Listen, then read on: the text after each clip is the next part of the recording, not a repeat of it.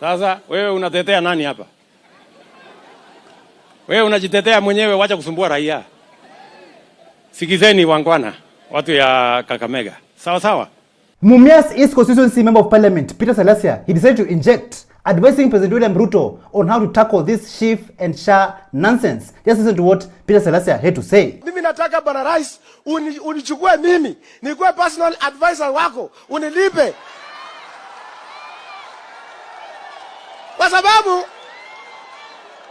Kwa sababu Bwana Rais, hao watu wako wakwambiangi ukweli.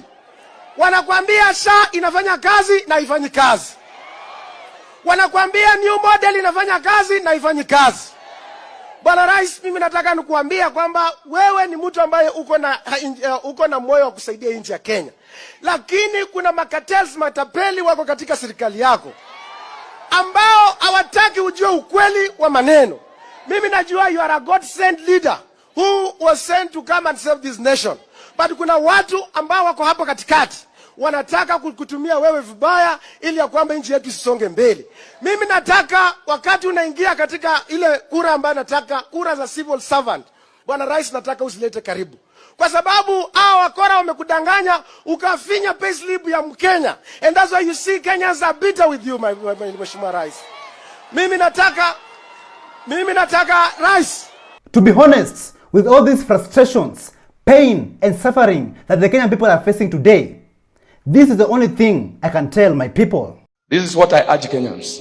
Kenyans, I want you to know one thing. This one thing you must know. God will not choose your president for you. God has never chosen a president for Kenya. Every time you've been told God chose a president, later you cried. It is these very unscrupulous leaders, useless leaders, wicked leaders who pay prophets. They buy prophets to prophesy they are from God, yet they are not from God. If they were from God, why do you cry after they assume office? God will not choose your president for you. Rise up and choose your president. You are first a Kenyan. The politicians have made you believe that you are first a Luo before you are a Kenyan. You are first a Kalenjin before you are a Kenyan. You are first a Kikuyu before you are a Kenyan. Kenyans can change it. You are first a Kenyan before you are a Luo. You are first a Kenyan before you are a Kikuyu. You are first a Kenyan before you are a Kalenjin. You are first a Kenyan before you are a Kamba. Please, don't see yourself with your tribe.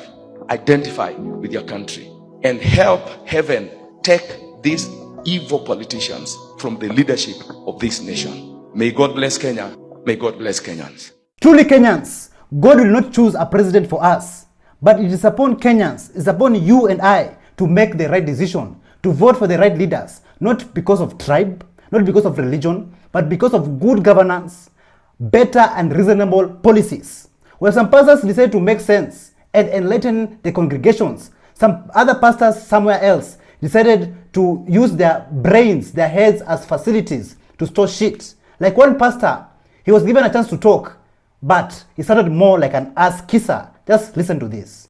And as clergy, Mheshimiwa Rais, nataka kusema ya kwamba even we have misbehaved. Wezi kutolea sadaka sisi tukakurudishia. Jaribu unipatie sahi kama nitakurudishia.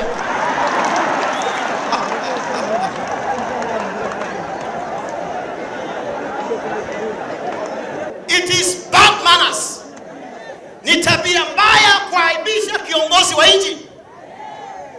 Na mimi nikiwa hapa kama askofu, afadhali mkubwa wangu anidunishe, lakini siwezi kuaibisha serikali yangu kwa sababu hii serikali imechaguliwa na Mungu. People are contradicting things, Mheshimiwa Rais. Na tungependa kwenda huko.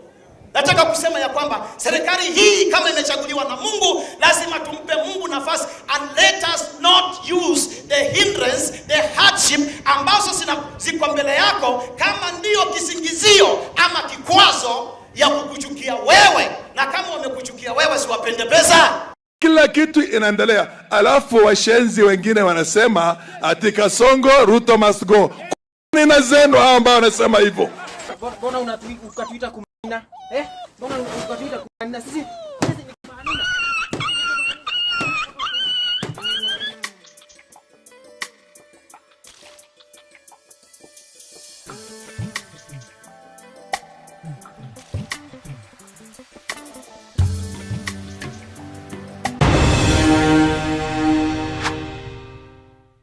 Thank you so much for joining us on today's show. I'm your host, Elvis Derry. See you in the next one. Bye-bye.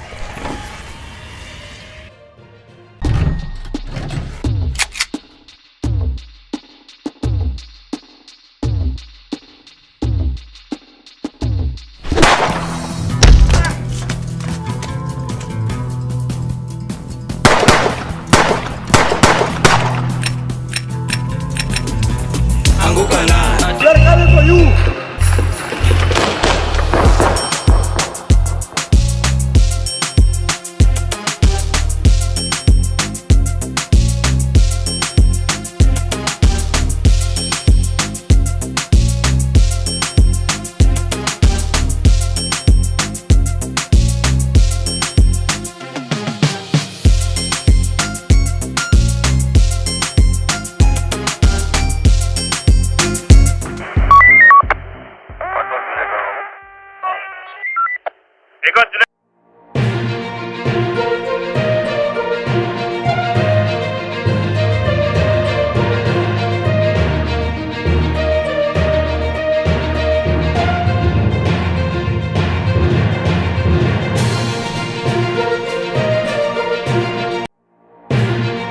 From Morara Kebaso enlightening Kenyans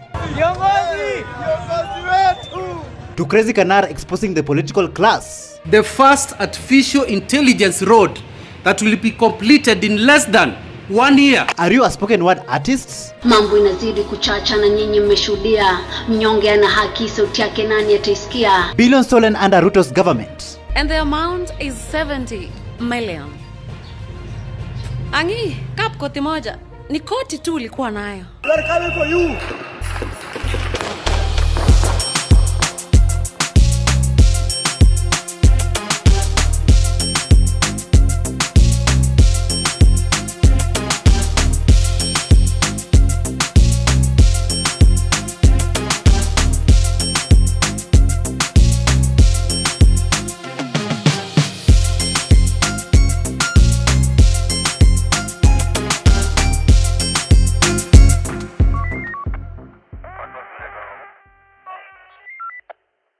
Hello, how are you? Welcome to ShowNewTrend. I'm your host of today and my name is Elvis Derry. A Gen Z by the name of Morara Kabeso has been traveling around Kenya, revealing and enlightening Kenyans about the ghost projects that have been launched by the President of Kenya, William Ruto. Take a look at this video of Morara Kabeso. Mheshimiwa Rais, nataka nikukumbushe kwamba hii mradi ambayo umezindua leo, kama kidogo ulikuwa umesahau, hii mradi uliizindua tena ukiwa naibu wa rais. Na hii mradi haikuanza na haikuendelea. Lakini tumefurahi umerudi tena ukiwa sasa rais na umeizindua tena kwa mara ya pili. Tunatumai ya kwamba hautakuwa tu unazindua, kwamba wakati huu kwa kweli hii mradi itaweza kuendelea. As you can see in the video, Morara Kabeso, he started with no crowds. But I will show you of this video of where Kenyans are appreciating Morara Kabeso's God's work. Take a look.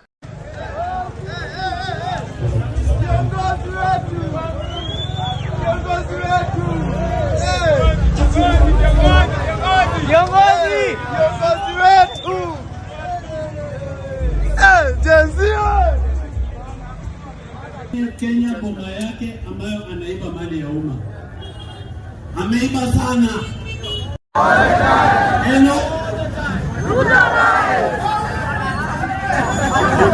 Wow.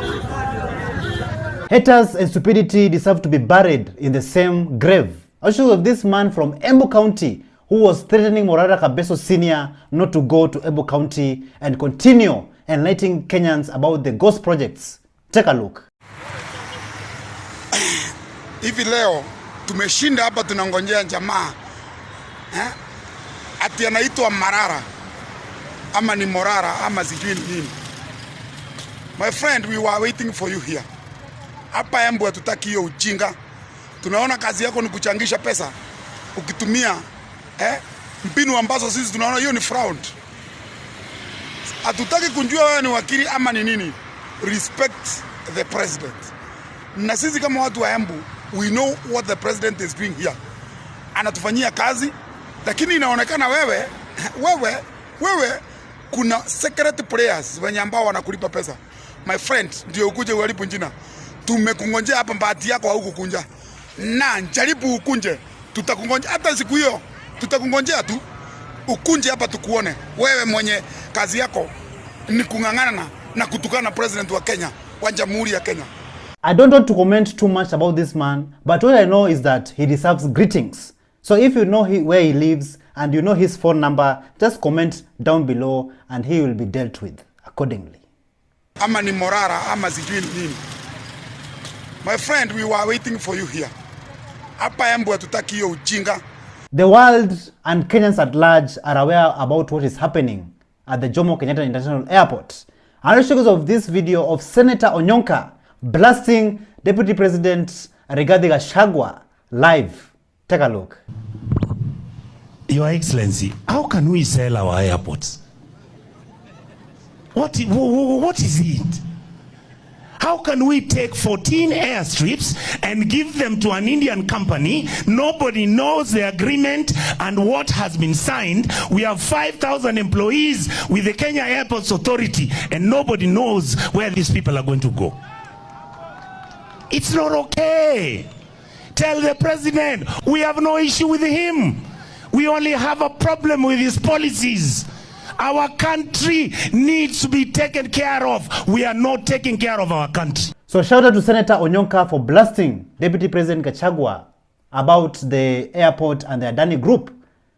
Later on Twitter, Morara went and tweeted, and this is what he said.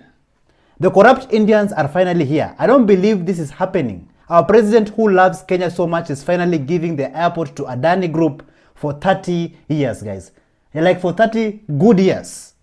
This is unbelievable. It's not okay. Tell the president we have no issue with him.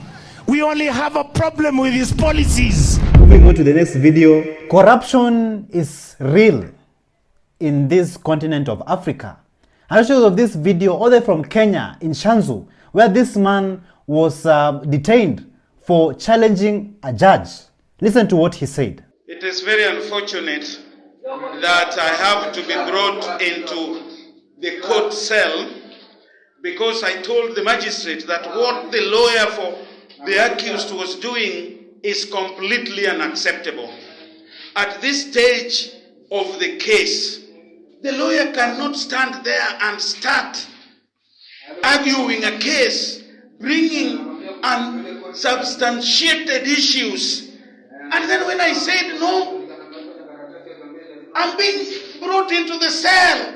What kind of justice is this? What kind of justice is this? The world must know. I already know this accused has got the capacity to corrupt the whole system.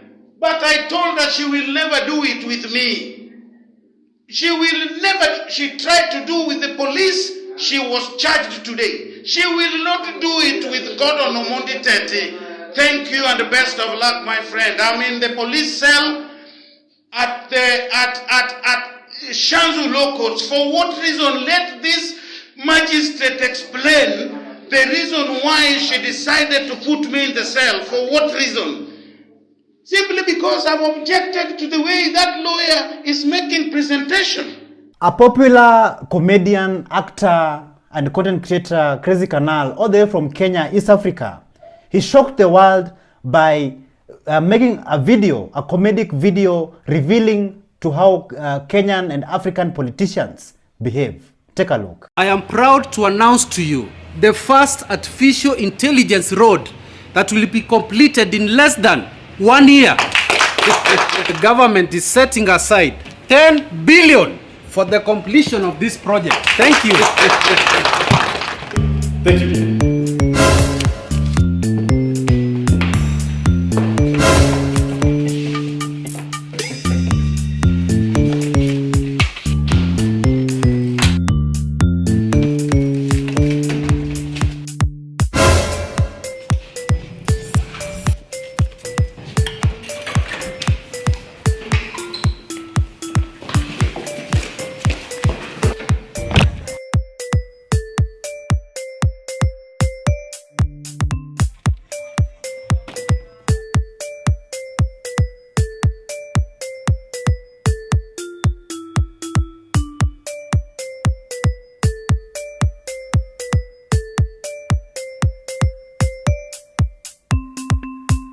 So tell me in the comments down below, how accurate do you think Crazy Kenar is in this video? Thank you.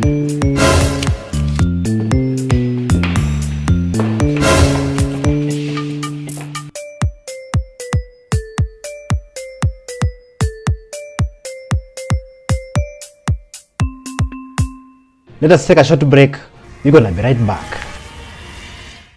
What's up, my good people of this dairy?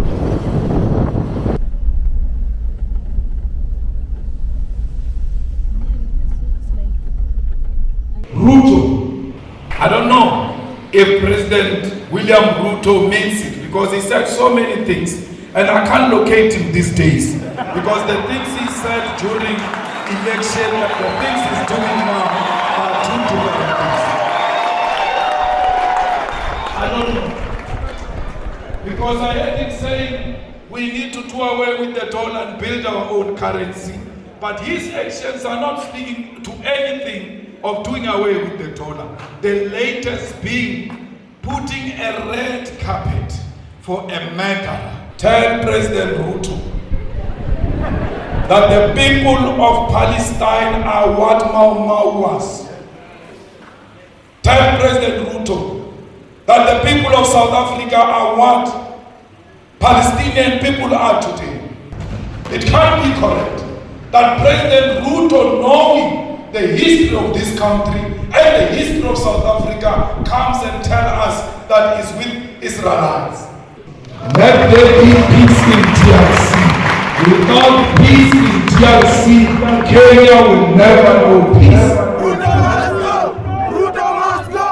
There are some people here are saying that Ruto must go, man. Go! Watu si wajinga bwana, wajinga waliisha Kenya. Watu si wajinga. Watu si wajinga. So guys, they are saying that Ruto must go. Ruto is the president, current president of Kenya, but they are saying that he should resign from government.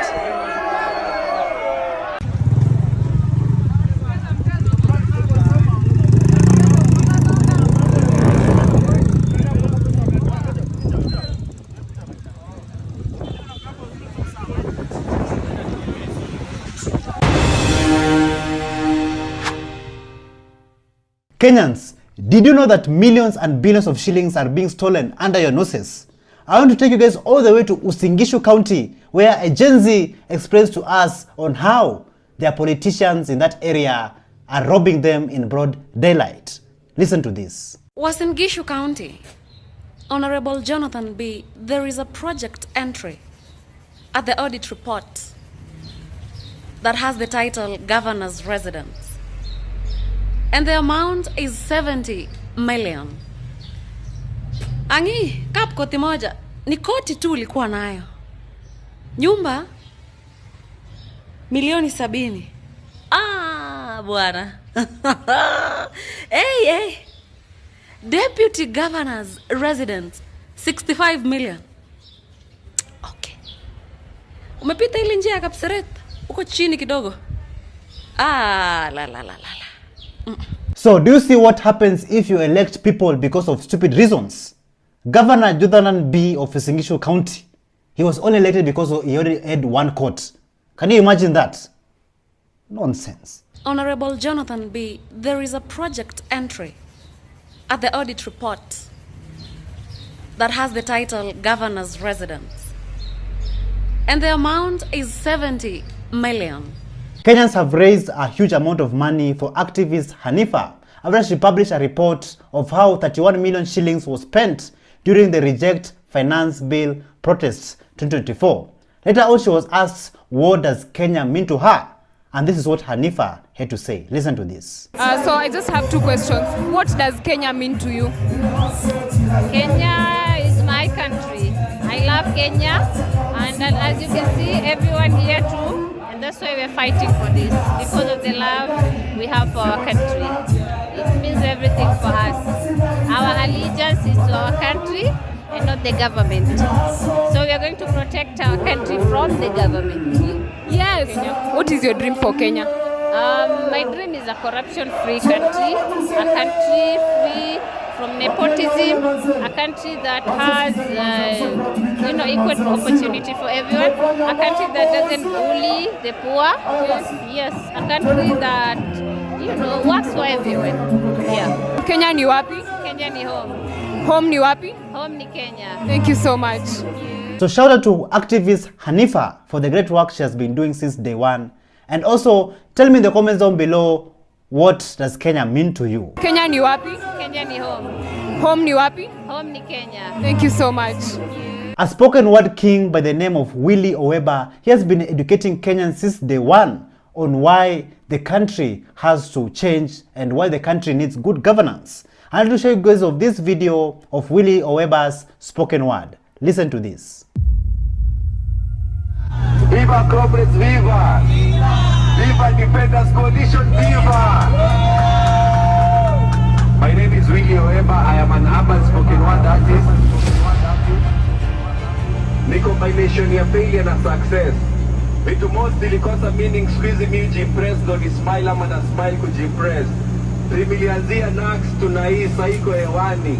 Main motive kujiexpress. Akili sio syllable sana, usistress. Usidigress, mkuwe muda wa diverse. Wape hata chorus wakidiverse. Isona when I wanna see my brother. Zakayo afanye nini?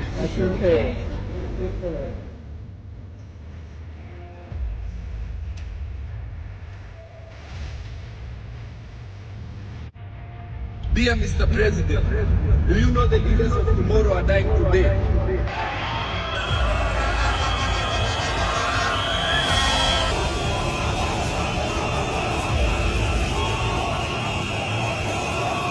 And that's not all, guys. A human rights defender and a spoken word artist by the name of Bennett the Poet also had a message to send to Kenyans and the world at large. Listen to what she had to say.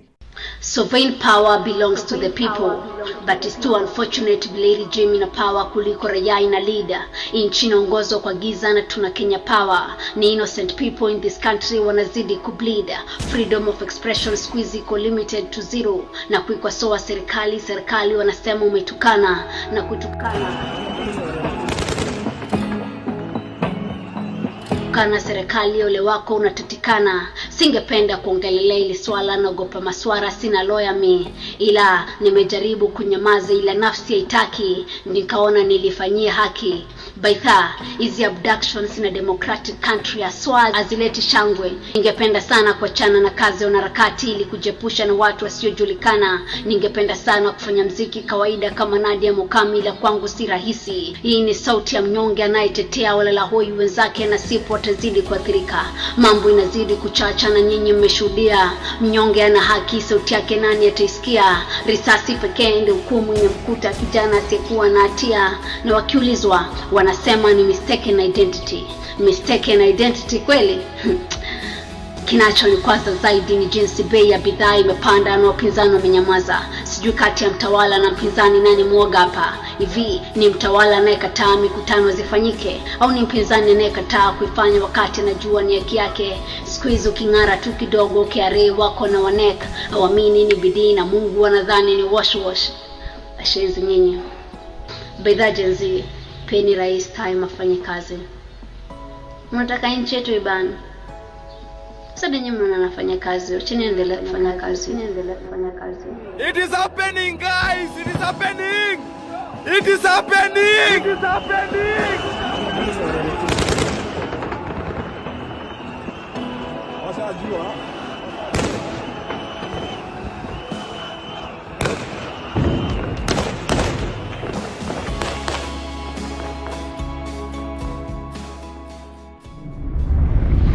A man staged a lone protest in Nairobi CBD after he was attacked by this gorilla, which it broke his arm on July 16th. Take a look at this video. Geuza hiyo kitu hivi.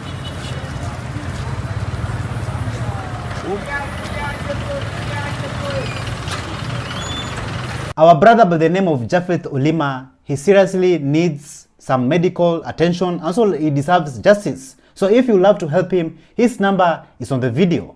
Geuza hiyo kitu hivi.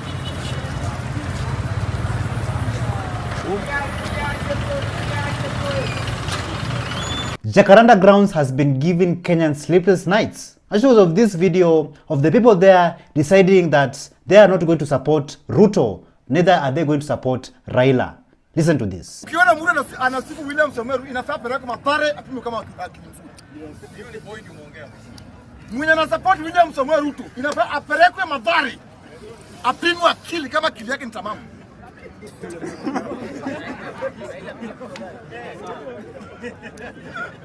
Yaani mnachukua sisi wajinga aje? Sasa hiyo wameendea pesa, wameingia Kenya 40 bilioni. Unapiga mdomo na wewe utalipa. Bado atumekaa chini. Unabudu na ila mwana baba amemaliza yake. Angalia maisha yako ya kesho. Raila Amolo Odinga amefanya venye anaweza. Na I think wenye nakuja kuongea, I think wengi wao kupiga kura. Ndio wanaweza ongea kitu kama hiyo. Mimi nakumbuka nilipiga kura 2017. Kidonda haikupona. Nikapiga kura 2022. Kidonda yangu ijapona. Ikaongeza yani ya 2017 ya 2022 ipata. Kama ijapona. So tell me in the comments down below what you think about Raila Odinga, of him being in previous governments and also in the current government. Do you think he's there to improve the life of Kenya and good governance? Or do you think he's there just to eat and satisfy his own personal needs? Mimi nakumbuka nilipiga kura 2017. Kidonda haikupona. Nikapiga kura 2022. Kidonda yangu ijapona. Ikaongeza yani ya 2017 ya 2022 ipata. Kama ijapona. Ongea na ongea hapo.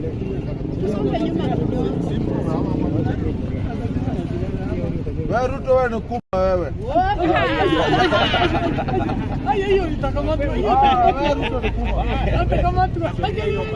Thank you so much for joining us on today's show. I'm your host Elvis Derry. See you in the next one. Bye bye. We're coming for you.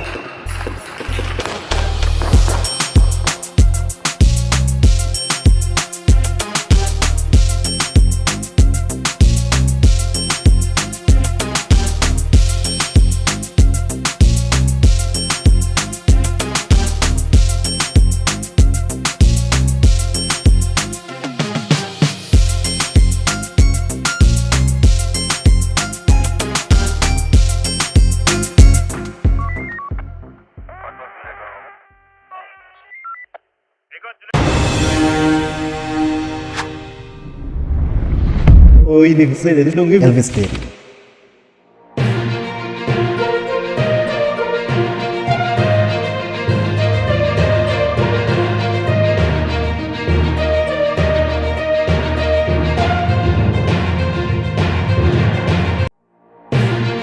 From Tanzanian activist abduction in Kenya to Nakuru abduction fail. Is Shakur the cop safe? For the past few days, I've been receiving anonymous messages. Pastor Nganga fights back. Jaji ndiye ataamua hii kesi, sio nyinyi mtaamua mkidnap. Ukiona mnaongea hivi mnajua.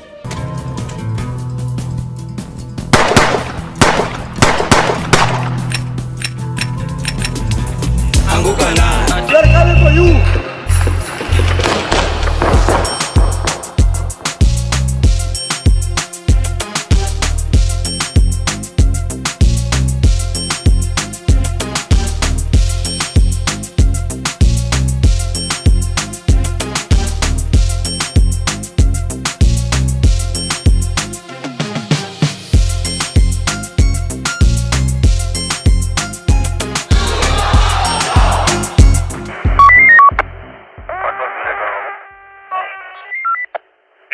Hello, how are you? Welcome back to ShowNewTrend. I'm of day and my name is Elvis Derry. Kenyans, the question of the day is, are we really safe in our own country?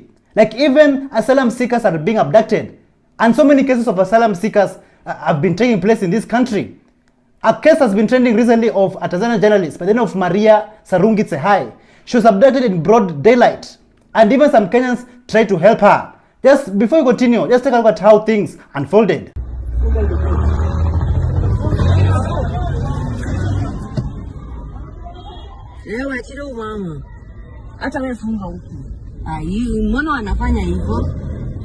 Yes.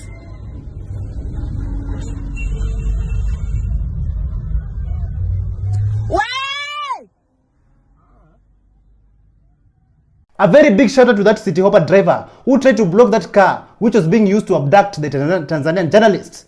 After the abduction, she was later on released, and this is what she said. Asanteni sana, nipo salama, Mungu ni mwema. Na kesho nitachukua muda niwashukuru vizuri. Naomba niwashukuru watu wa Kenya, watu wa Tanzania, and all the international people.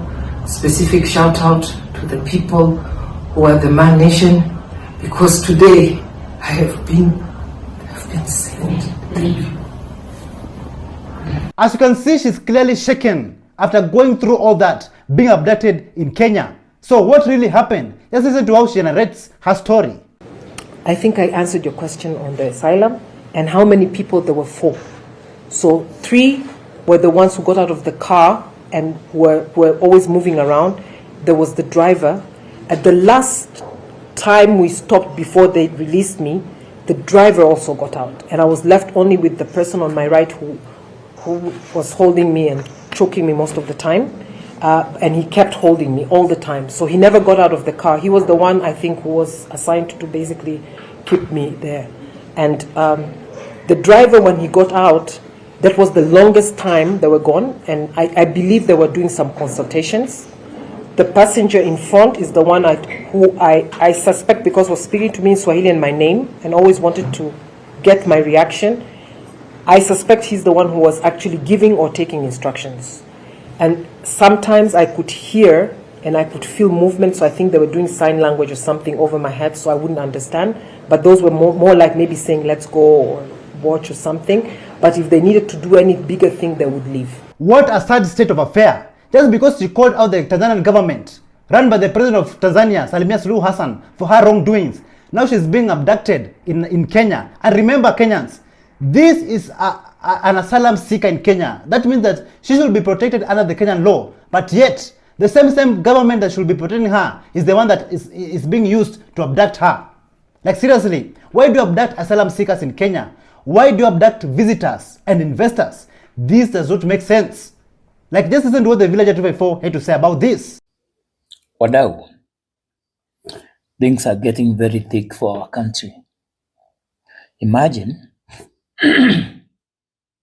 mwanaharakati, a critic of the government of Tanzania, has just been abducted just 4 kilometers from where I am, in my neighborhood. In my neighborhood, a foreigner who is a critic of the government of Tanzania has been abducted on Kenyan soil. Oh, wow, we have lost it. Kenya is not safe for anybody. Despite all this crap coming from the rogue regime, Tanzanians have stood with us. They have stood with us like a family, like brothers and sisters. Let's take a look at this video all the way from Tanzania, Zanzibar, supporting Kenya. Nilipokuwa kwenye matembezi ya mji mkongwe, niliona kundi za vijana wa kiume wadogo wakiwa wanazamia ndani ya maji ya bahari ya mji huo. Watu wengi kutoka nchi mbalimbali na hata wakaaji walikuwa wakiwazongea kutazama tukio hilo. Nilidhania ingelikuwa vizuri kama ningekwenda kutazama. Nilipofika do salale, hichi ndo nilichokiona. Mimi ni wenyu Elvis Deri. Welcome Zanzibar, karibu kuna matata. Kasongo! No. Kenya, welcome to Zanzibar.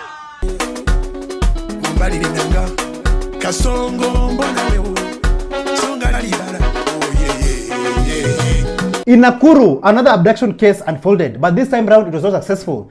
The residents there occupied, saving a patriot who was being abducted, and those abductors, they narrowly escaped death. Just take a look at how things unfolded.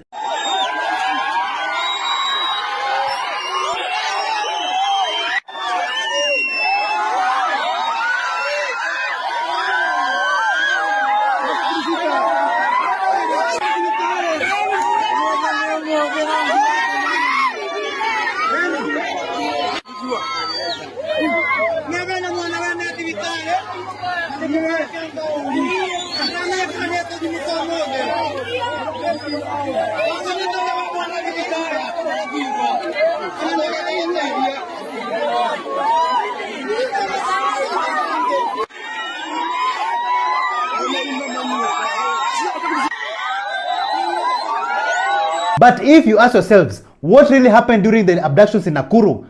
Listen to these statements from the locals. Kusikia sisi tukasikia kuna gari. Kufika kwa hapo kwa stage ya Nduthi, gari kapotea. Tukakimbilia gari. Jamaa mmoja wa Nduthi akigonga ukuta ni venye ametolewa bunduki. Akatishwa na wenyewe. Wakaniambia wanataka mchele. So juu niko na nibongo anauza mchele hapo nikawaambia iko. Wakaniambia niwapimie kilo 20. So venye walifika hapo kwa kazi wakanipigia wakaniambia wamefika. Kufika wakanionyesha kande za DCI. Nikawaambia kwanza nipigie bosi wangu simu, wakakataa. Gari kukuja, nichukua msichana na kumweka kwa mbuti.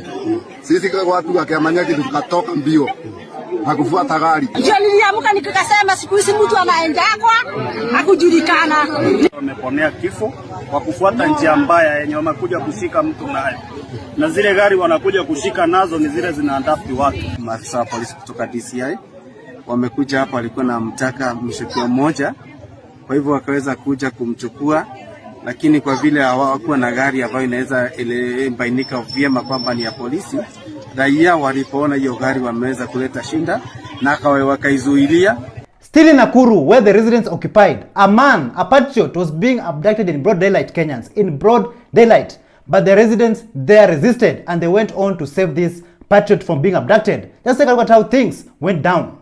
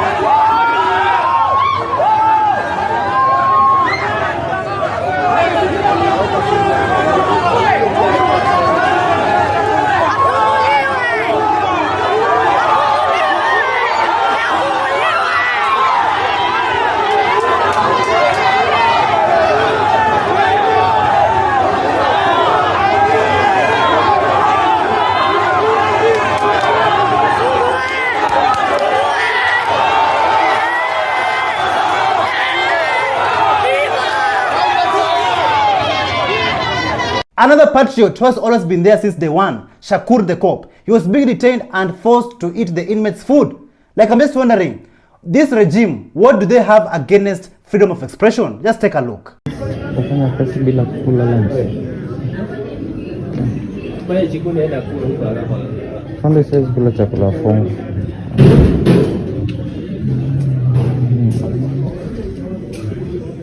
This clearly shows you that those officers who are detaining and forcing our brother, our patriot, Shakur the cop, they got orders from above.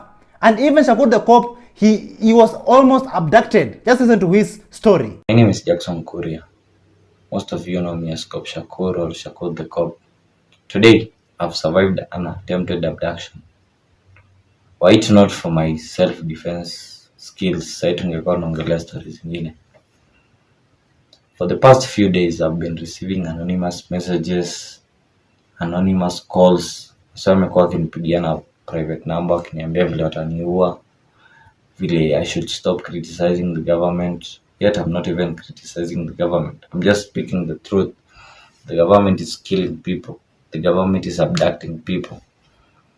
So today I have a message for the government of Kenya. Tomorrow I'll present myself to the police.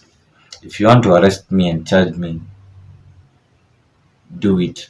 But stop coming to me at night na kunifanyia vitu zingine. I know it's the government of Kenya that is trying to do this because the people who are trying to abduct me, they had guns.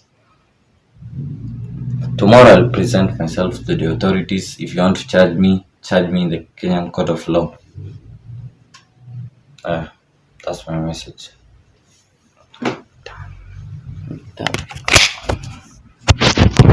During the past election, Shakur the Cop voted for President William Ruto, and currently he is regretting his actions. And why is that? Let's listen to what he had to say. Yeah, I personally went and voted for the current president. Tulikuwa tunasimamia election in Kiambu. I took an Uber to go and vote for him. I paid an Uber for 1,200 shillings. I think to and from it was around 1,200 shillings. And the allowance that we got was around 900 bob for that whole period. And as a young person, I'm just asking myself a question. Is this the country that I want my daughter and my son to live in? Is this the country that we want to have in future? And if we continue having this tribe thing, and these people are saying, we are going to be a complete mess as a country. Abductions.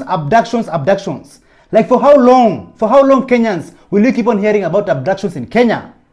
Paul Kalani Mwema, who was among the 4 abductees in Mlolongo, who are still missing, who remained missing since 16 December. His aunt by the name of Margaret Munyoto, she addressed the media with pain and sadness in her heart, and also urging Kenyans to pray for the families victims. Just take a look at this. Nafanya nini? Sasa mtoto atatoka wapi? Pia mama yake, hata ndugu yake. Kwa ufupi mimi nasikia shida. Mimi naomba serikali hata kama ndivyo na kuomba uwe ni sasa. Hata kama ulifanywa nini na hiyo watoto na kuomba uchukue kama mtoto yako. Na kuomba.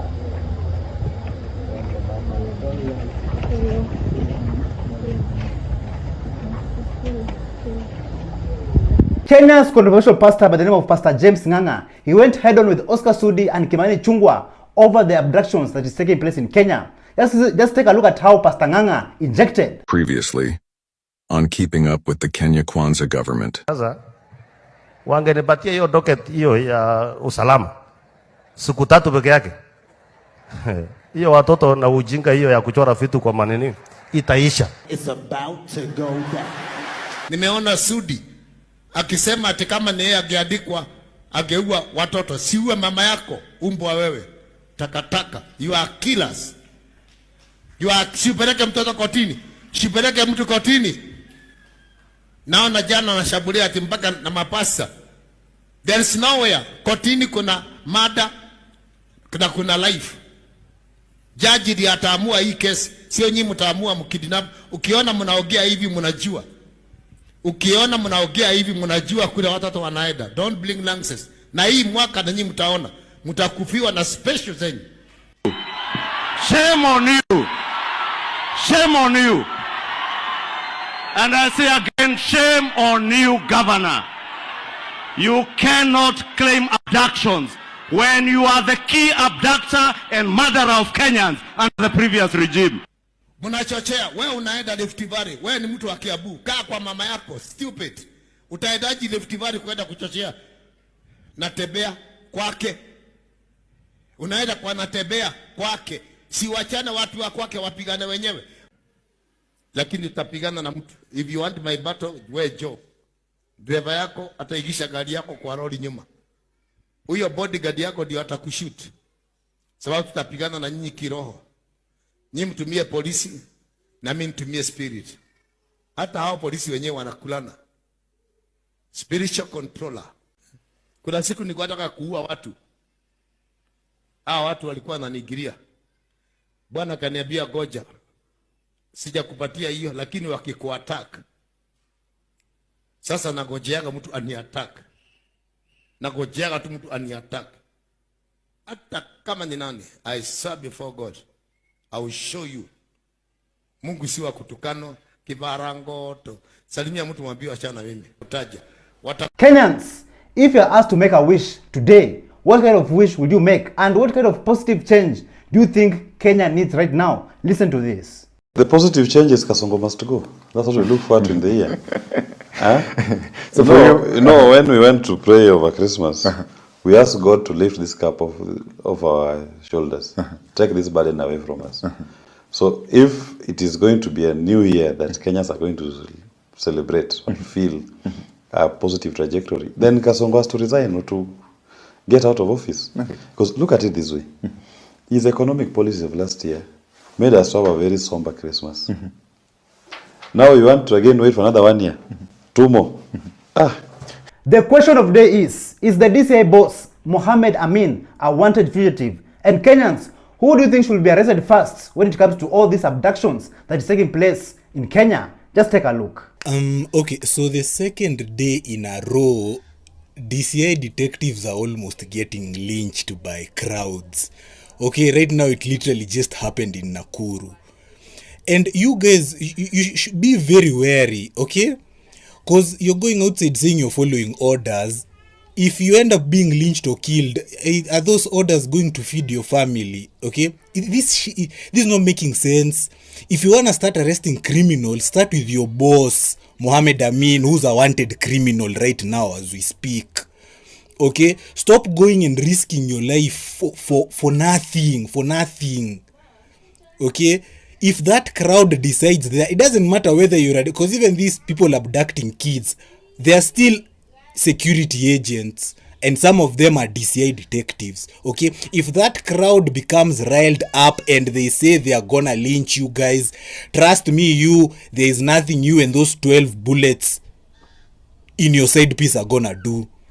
That is a fact, and you know that. In fact, actually shooting one person would mean you're actually gonna get killed even quicker. Okay, so if you wanna arrest criminals, before mfikia our swim swap and all of those funny criminal, go after the ones who are abducting and killing innocent citizens. Like, Kenyans are tired hearing about abductions, killings every day in this country, and people are coming with very creative and different ways on how to deal with these abductors. Just listen to this. Yes, nimeona William Ruto akiwa huko kwao Rift Valley amesema ati wale vijana wanamweka kwa coffin. Sasa atahakikisha kwamba amewaua kwa real. Atahakikisha kwamba amewaua. Na mimi nataka kukuambia William Ruto, labda ukuje wewe mwenyewe uwaue. Lakini ukitumana au mapolisi au ma-DCI au NIS, tutachoma hiyo magari ya serikali, tutapiga hawa na tutawavunja na hao ndio tutawaua. Na hata wewe ukikuja tutakuua. A president, and let me lecture you, Bwana William Ruto. A president should be a symbol of hope, a symbol of unity, a symbol of transparency, a symbol of integrity. But William Ruto, you've become a symbol of crimes against humanity. You've become a symbol of lies. You've become a symbol of hopelessness. You've become mediocre, and you are worse than Moi, Kenyatta, Uhuru, and Kibaki combined. Since Kenya became a republic, we've never had a president who is the second most corrupt in the whole world. It is you, William Ruto. Your time is up. Na sisi hatukuogopi. Even the former deputy president, Rigathi Gachagua, he came out and warned the president of Kenya, William Ruto, that he's going to be taken back to The Hague following the atrocities that took place in 2007-2008 post-election violence. Listen to what the former deputy president had to say. And I want to ask the president to remember that he was in Hague charged with the crimes against humanity. The route huyu waziri wako amechukua pale Lamu, na huyo ni waziri wako rais, ya kutisha jamii wale wamekaa pale Lamu by right because they are Kenyans, na kusema watafurushwa, na waziri ndio ameconvene hiyo mkutano. You must remember that journey to the Hague. Na vile mimi naona rais na watu wako mkiendelea, mtaenda hiyo barabara. Na mimi nataka kuambia watu ya Lamu wasitishwe na mtu yeyote. Every citizen has a right as per our constitution to settle anywhere within the Republic of Kenya. Lamu County is part of Kenya, and the people who stay there are Kenyans, and they are there by right, and nobody should threaten citizens of this country that they can displace them from one county to wherever. And we want our team that is working on ICC matters to document that meeting properly, so that we again put ICC in the know as to what is being planned in that county of Lamu. It seems like some people, they really don't understand why the Kenyan people, the Gen Zs, are fighting for better governance and holding the political class accountable. Some people don't really get it. Some people think that the Gen Zs, the Kenyan people, hate the president. No, we don't hate the president. The Gen Zs don't hate the president. What we don't like is the president's policies, lies, corruptions, abductions, and so many more. Kimani Mbugua, he decided to choose the wrong side, and just listen to what he had to say. Hello all, young people, Gen Z, millennial, and everyone who's under 35. Let me be very open with you. You know, when I was looking at you guys protest last year, I was very sad. That day in June was a very sad day for me. Because, let me just be honest with you guys. Violence, toxicity, and negativity is not the way to go. Mimi nataka niwasihi tafadhali. Please, respect the president. Respect him. There is a good reason why he is there. You know, it is only God who appoints leaders. And some leaders come for transitioning people from a tough time to a prosperous time. And some leaders come within a critical time. Of course, you all know that we are in a very critical time. But insulting the president, making nasty memes about him, that's not the way to go. Why would you want the president to be dead? Why would you celebrate? Do you not understand how high that office is? You see, this just shows your naivety. You may think that you're doing something good. Okay, so he's dead. So what? Are you going to take over? Are you going to solve our problems? So he's gone. Okay, so what? And of course, there's always light in every end of the tunnel. Kenyans are being praised everywhere around the world. Like Kenyans, let me tell you, we are not only injecting in Kenya, but also injecting in neighboring countries. Like Uganda, Pastor Sempa decided to praise Kenyans, and this is what he said about the Kenyan people who are in Uganda. I mean, even now in the city of Kampala, people would rather employ Kenyans, especially in higher level management jobs. You go to any hotel now, you go to banks, who do you find there? Kenyans. Mostly. Why? They are producing them with the capacity of self-confidence. The old school of Sempas, us, Mao, no but, Kulaije, okay, the late Jacob Oulanya, That is the last of the giants. Start with breaking news out of Nairobi, Kenya, where ongoing protests have now inflamed further. Hello and welcome to the programme. I'm Elizabeth Puranam. Fierce protests across Kenya, violent crackdown by police, and the worst unrest since President William Ruto came to power less than 2 years ago. We begin with breaking news from Kenya, where thousands of protesters have stormed Parliament. Several people have been shot dead after police opened fire. TV footage showed the governor's office and City Hall were also burning.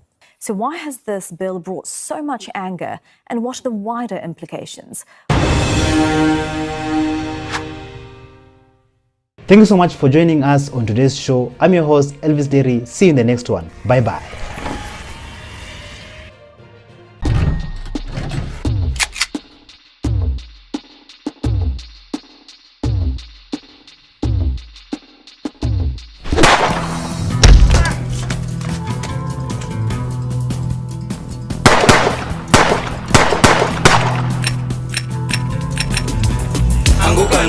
They're coming for you.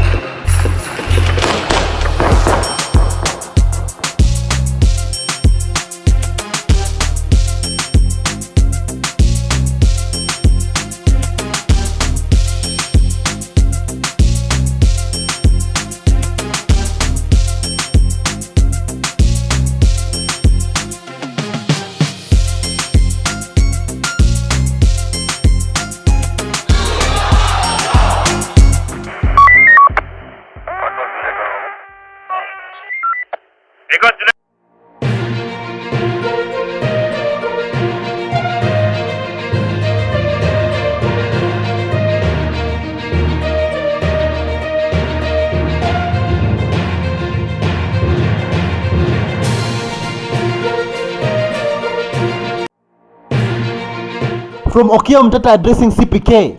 What have you given us? Is it a monarchy or a republic? To more identities revealed. Which one of us in here has taken over? Who is next for impeachment in Kenya? Mimi nakwambia wewe ndio next in victim. Why Raila should go home? It is an embarrassment. Raila Odinga ametuaibisha na we are so much surprised. Anguka na. They are coming for you.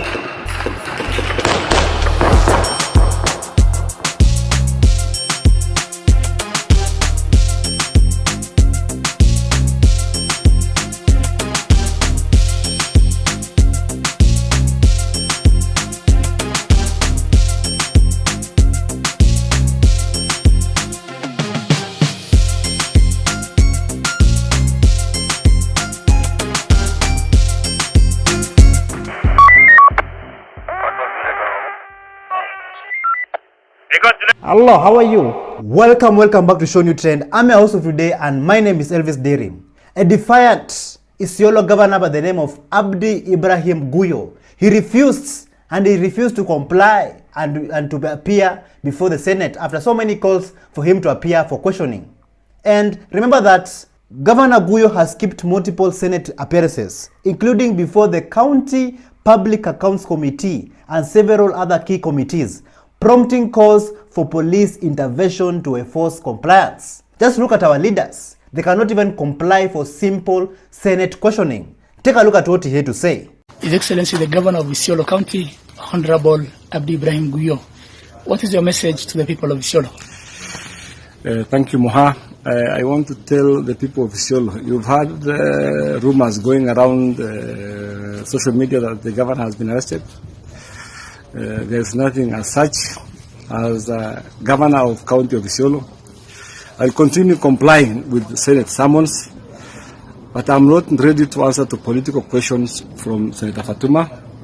But anything pertaining the audit query of Auditor General and any institution which is mandated by the Constitution to oversight me, I'll continue submitting them. Thank you, Omar. During the Gen Z revolution, so many churches were so quiet, even though people are being killed in the streets. Young people, Kenyans, were being killed in the streets. But it seems like these days, pastors are tired, churches are tired, preachers are tired, men of God are tired. And just listen to what this preacher had to say about the current regime. Wakati nilipokuwa naangalia Senator proceeding, nilifikiria hilo jambo na likanipeleka pia katika neno lingine nilipokuwa na tafakari katika Matthew chapter 7 and verse 2. And this is what is going to happen. Matthew 7 tunasema, for in the same way you judge others, you will be judged. And with the same measure you use, it will be used to you. Unajua hii serikali iliingia katika utawala kwa maombi. Na Mungu ndiye hakimu wa serikali hii. Na kwa sababu wametumia kipimo cha kuhukumu, sasa wameweka kipimo cha kuhukumiwa. Na utaona hukumu ya Mungu. Kwa sababu wamejiwekea kipimo wenyewe. Judgment will be set upon them with the same measure they have used. The same measure will be used upon them. Praise the name of the living God. So the question of today is, has the Gen Z revolution, the Kenyan revolution, reshaped the politics in this country? Has it changed everything? And how we see our politicians and how we see the politics in this country? Just listen to this. And our young generation have led, in my view, what we call the online revolution in this country. This is a generation that, in my view, kicked Uhuru out of Twitter, when he started speaking nonsense and not making sense to their lives. And this is a generation that is doing a revolution against William Ruto in terms of exposing him for his doublespeak. They are keeping him to check. They are calling him out for his mismanagement of our economy. They are documenting. So probably they believe, maybe somebody by design believes that one way to respond to this revolutionary attitude of our young people is to make sure that a majority of them don't have access to education. Right? Then maybe they'll not be able to use these tools that they're using to hold us to account. The crime rate has been increasing every day in Kenya, where people have resorted to stealing in order to survive. This story comes all the way from Kakamega County in Malava, where thieves went to steal. And they stole computers and other things and leaving behind a safe with over 4.3 million Kenya shillings. Like, where are we heading to as a country? Take a look at this.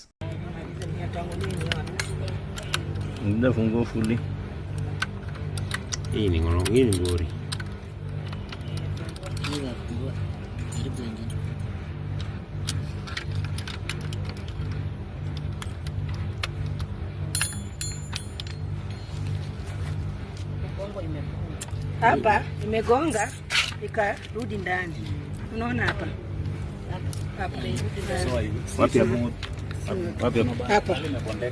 Unaona hapa? Wamegonga sasa, ukishafungua hizi nini, hii nini imeingia ndani. Sasa haiwezi, ikiachana haifunguki.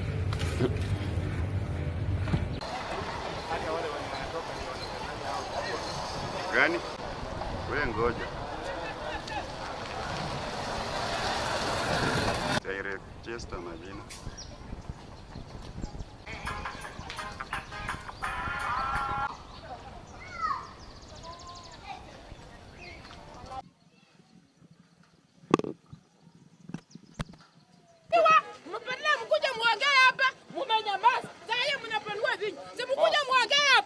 Many Kenyans are very disappointed with Raila Odinga, the former Prime Minister of Kenya, after he went on to support Adani taking over the international airport in Kenya, JKIA. And the ground is hostile, man. Like, people are very, very disappointed. And just listen to what people in the streets said about this. Wanajua pahali Kenya inaendelea. We have disowned one Raila Amolo Odinga. Because Raila Odinga cannot visit a press conference alafu anasema kwamba Adani is okay. That is an embarrassment. Raila Odinga ametuaibisha. Now we are so much surprised that Raila Odinga has not been fighting for the rights of the people of Kenya. He has been fighting for his own rights. Because Adani amechukua our own airport. Adani ameleta kitu to a ship. This ship cannot work anywhere. Adani is taking us our power generation activities. What is so special about this guy that we have so many industrialized people in this country that can run these things, and then one individual, one Indian person is taking all our interest? Moi University has had land disputes over the years, and an MP, a member of parliament, has stolen 13 acres of Moi University land. Just listen to what this politician had to say about what is really happening on the ground. Listen to this. The issue about Moi University is governance. Number two, Mr. Speaker, it is very disheartening that Moi University, with more than 3,000 hectares of land, which one of us in here has taken over and is stealing that land without paying Moi University. Truth be told. Number three, the assets of Moi University. The senator of Busia County, Okia Omtata, visited the CPK, Communist Party of Kenya, and he went to talk to them and tell them why William Samoei Ruto is a threat to the national project and why the president of Kenya, Ruto, should be removed from power immediately. Just listen to what Okia Omtata had to say. You are cracking your minds to find a formula for making Kenya a viable republic, a nation that could serve everybody. So, after the constitution was passed, he was asked by a group of people, what have you given us? Is it a monarchy or a republic? And he answered, it is a republic if you can keep it. At independence, Kenya was declared a republic. Even today, in its name, we call it the Republic of Kenya. A republic is a government of law. A republic is a government where a public office is used to serve the people, not to enrich the office holder. The debate should be about how do we get rid of Ruto before he gets rid of this country. That's what we have. It's an existential threat we are dealing with. And so, that's why we must not lose focus, that the focus is to get rid of Ruto, like yesterday. An urban spoken word artist and also a human rights defender by the name of Brian Silways, he went to inject to party goers and just see and hear and watch how things unfolded.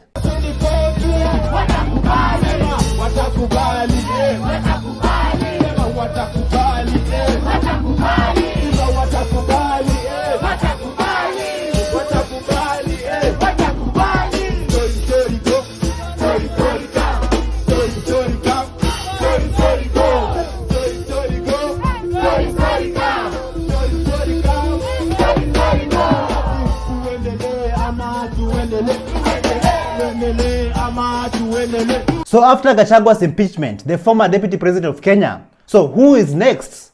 Who is next to be impeached in Kenya? Just listen to what this comrade had to say about this. Tangula, mimi nakwambia wewe ndio next in victim. Wewe ndio next victim. Wallahi bila wewe ndio next victim. Sasa nimesikia hapo wabunge wa ODM wanajipanga wanataka kuimpeach. Wewe kama speaker unataka kuimpeachiwa waweke Otiende ya Molo. Yo utaenda. Hata wewe Kimani Chungwa utabadilishwa hapo kama majority leader. Utaenda.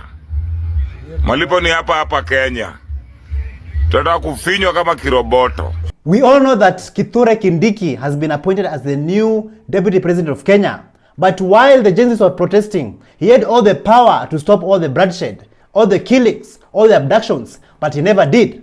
Just listen to this. Another person who was shot outside Parliament has been identified, guys. This is Eric Shieni, who was supposed to graduate from the UN in September with a business administration degree. He had just finished doing his CPA 6. He was living in South Bay with his brother, and his life was cut short. His brother says if you want to contact the family, support them in any way, you can reach them on 0702 281 381 0702 281 381.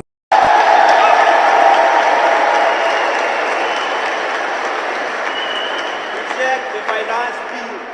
Reject the finance bill. Reject the finance bill. Reject the finance bill. Reject the finance bill. Reject the finance bill. Woo!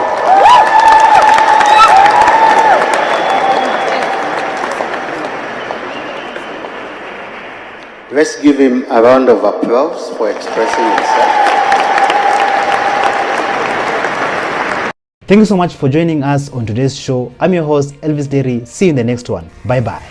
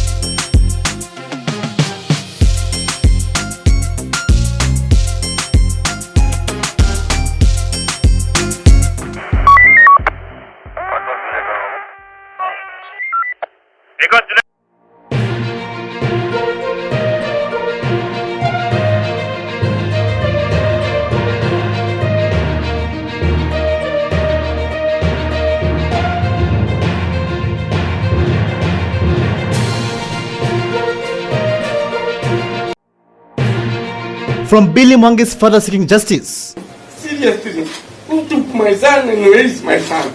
to unseen CCTV footage. Will abduction stop? Zakayo, kama umetahiriwa, kujo ni abduct. Zakayo, kama umetahiriwa. Larry Madowo takes action. Peter Muteti was abducted while he was at this store on Saturday morning. We are coming for you.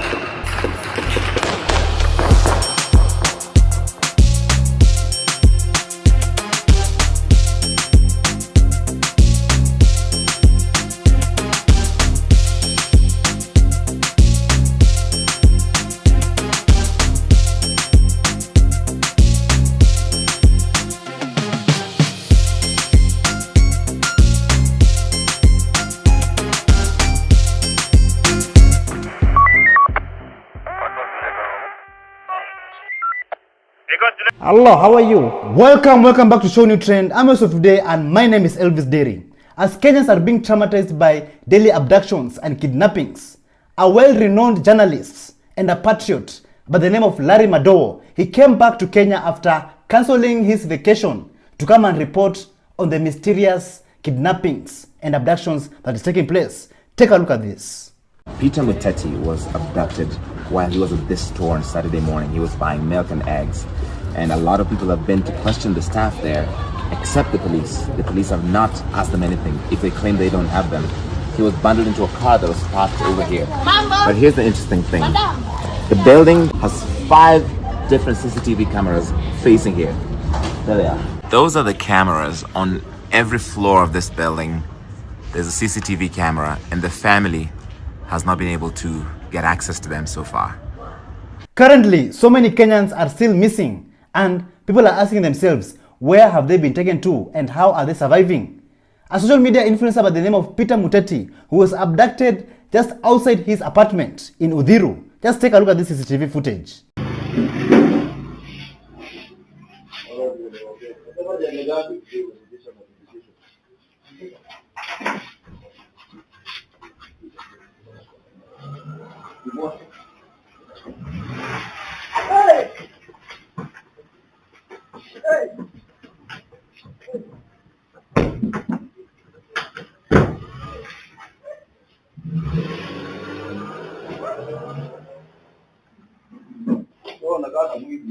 Later on, the relatives of Peter Muteti were interviewed by Citizen TV, and this is what his family had to say.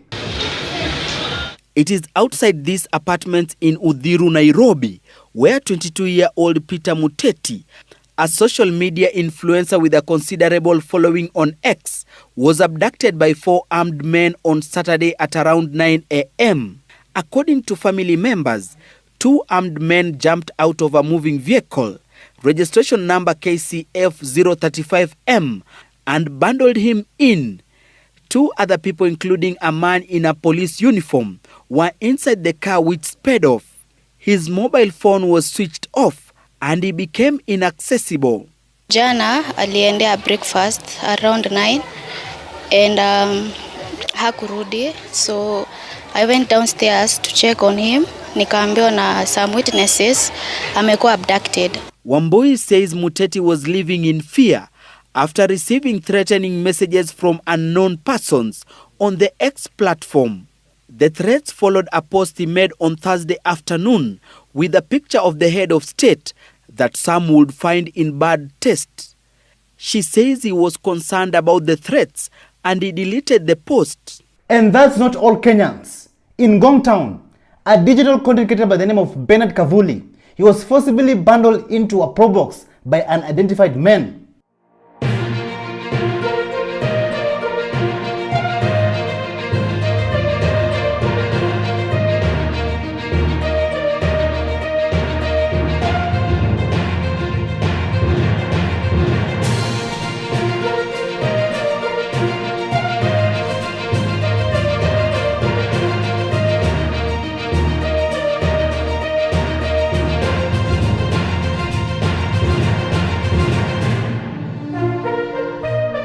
Kibet's sister, Mercy Cherotich, she gave out her statement on Citizen TV after his brother was abducted. And this is what she said after having a phone call. Just listen to this. Familia nyingine kaunti ya Nandi imejitokeza na kudai haki baada ya ndugu wawili kutoweka kwa njia tata. Gideon Kibet, almaarufu kama Kibet Bull mtandaoni, ambaye hutumia vibonzo kwenye mtandao wa X kushtumu serikali, alitoweka Jumanne. Wakakommunicate akasema ashapanda gari anarudi Kikuyu na hakufika. Since then akajaribu by 9 PM yesterday anajaribu kumpigia, tunajaribu pia hadi saa hii tunajaribu kupiga masimu offline, hapatikani, no communication, hatupati any communication. Cherotich anasema kabla ya Kibet kutoweka, nduguye Roni Kiplangat, ambaye si mtumizi wa mitandao ya kijamii, alitoweka kwa njia tata Jumamosi iliyopita eneo la Kikuyu na hadi sasa hajulikani aliko. We think it's related because I think Kibet hakuwa anakuja Nairobi sana. Alikuwa anasema he save on the other side because alikuwa anaona because anapost some things online yenye criticizing government inaweza mfanya maybe akuwa arrested or abducted. Familia inasema simu za wawili hao zilizimwa na hadi kufikia sasa hawajui waliko.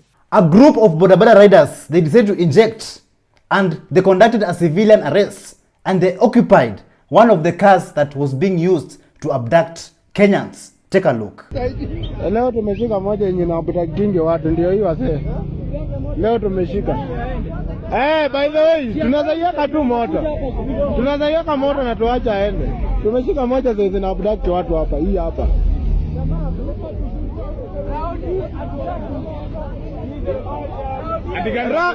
Round hii serikali ya huyu jamaa tunaimaliza. Wamezoea. Mumetuzoea. Lakini wamemalizana na huyo jamaa. Some sources claim that this picture that you see here, this was taken at Peponi Road. And they claim that the abductees might be in this NIS safe house. And mind you, don't forget that this safe house, this NIS safe house, is close to Red Hill Road, where Bob Njagi was found after he was abducted and went missing for several days.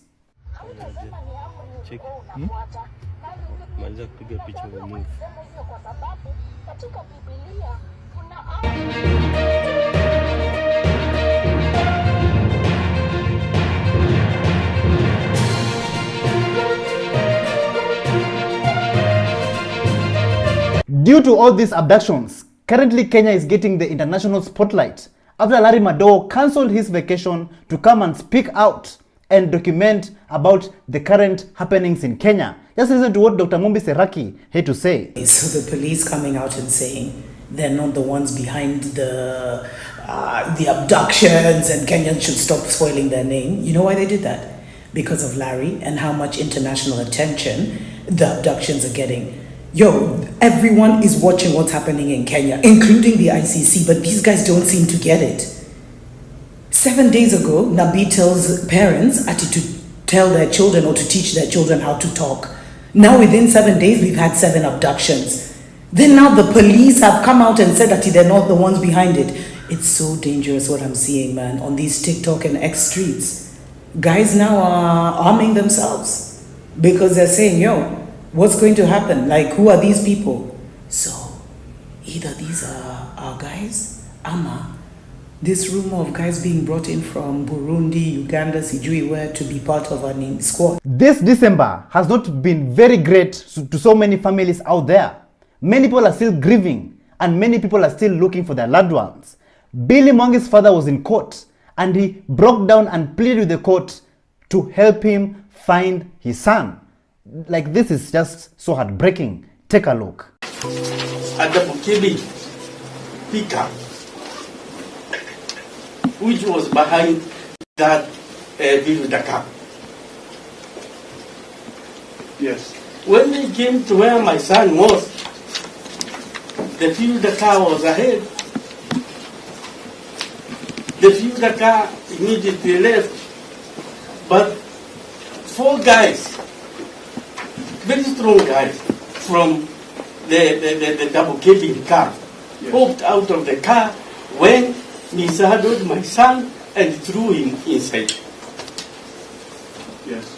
And he asked them, who are you? Where are you taking me? Wakasema utajulia pele. Yes. Simu ikazimika wakaenda naye. Mpaka saa hii yaona, I have no idea where my son is. I read these orders that he produced in court today. I was coming for him, and I've come from Embu. My wife has collapsed. She has collapsed so many times.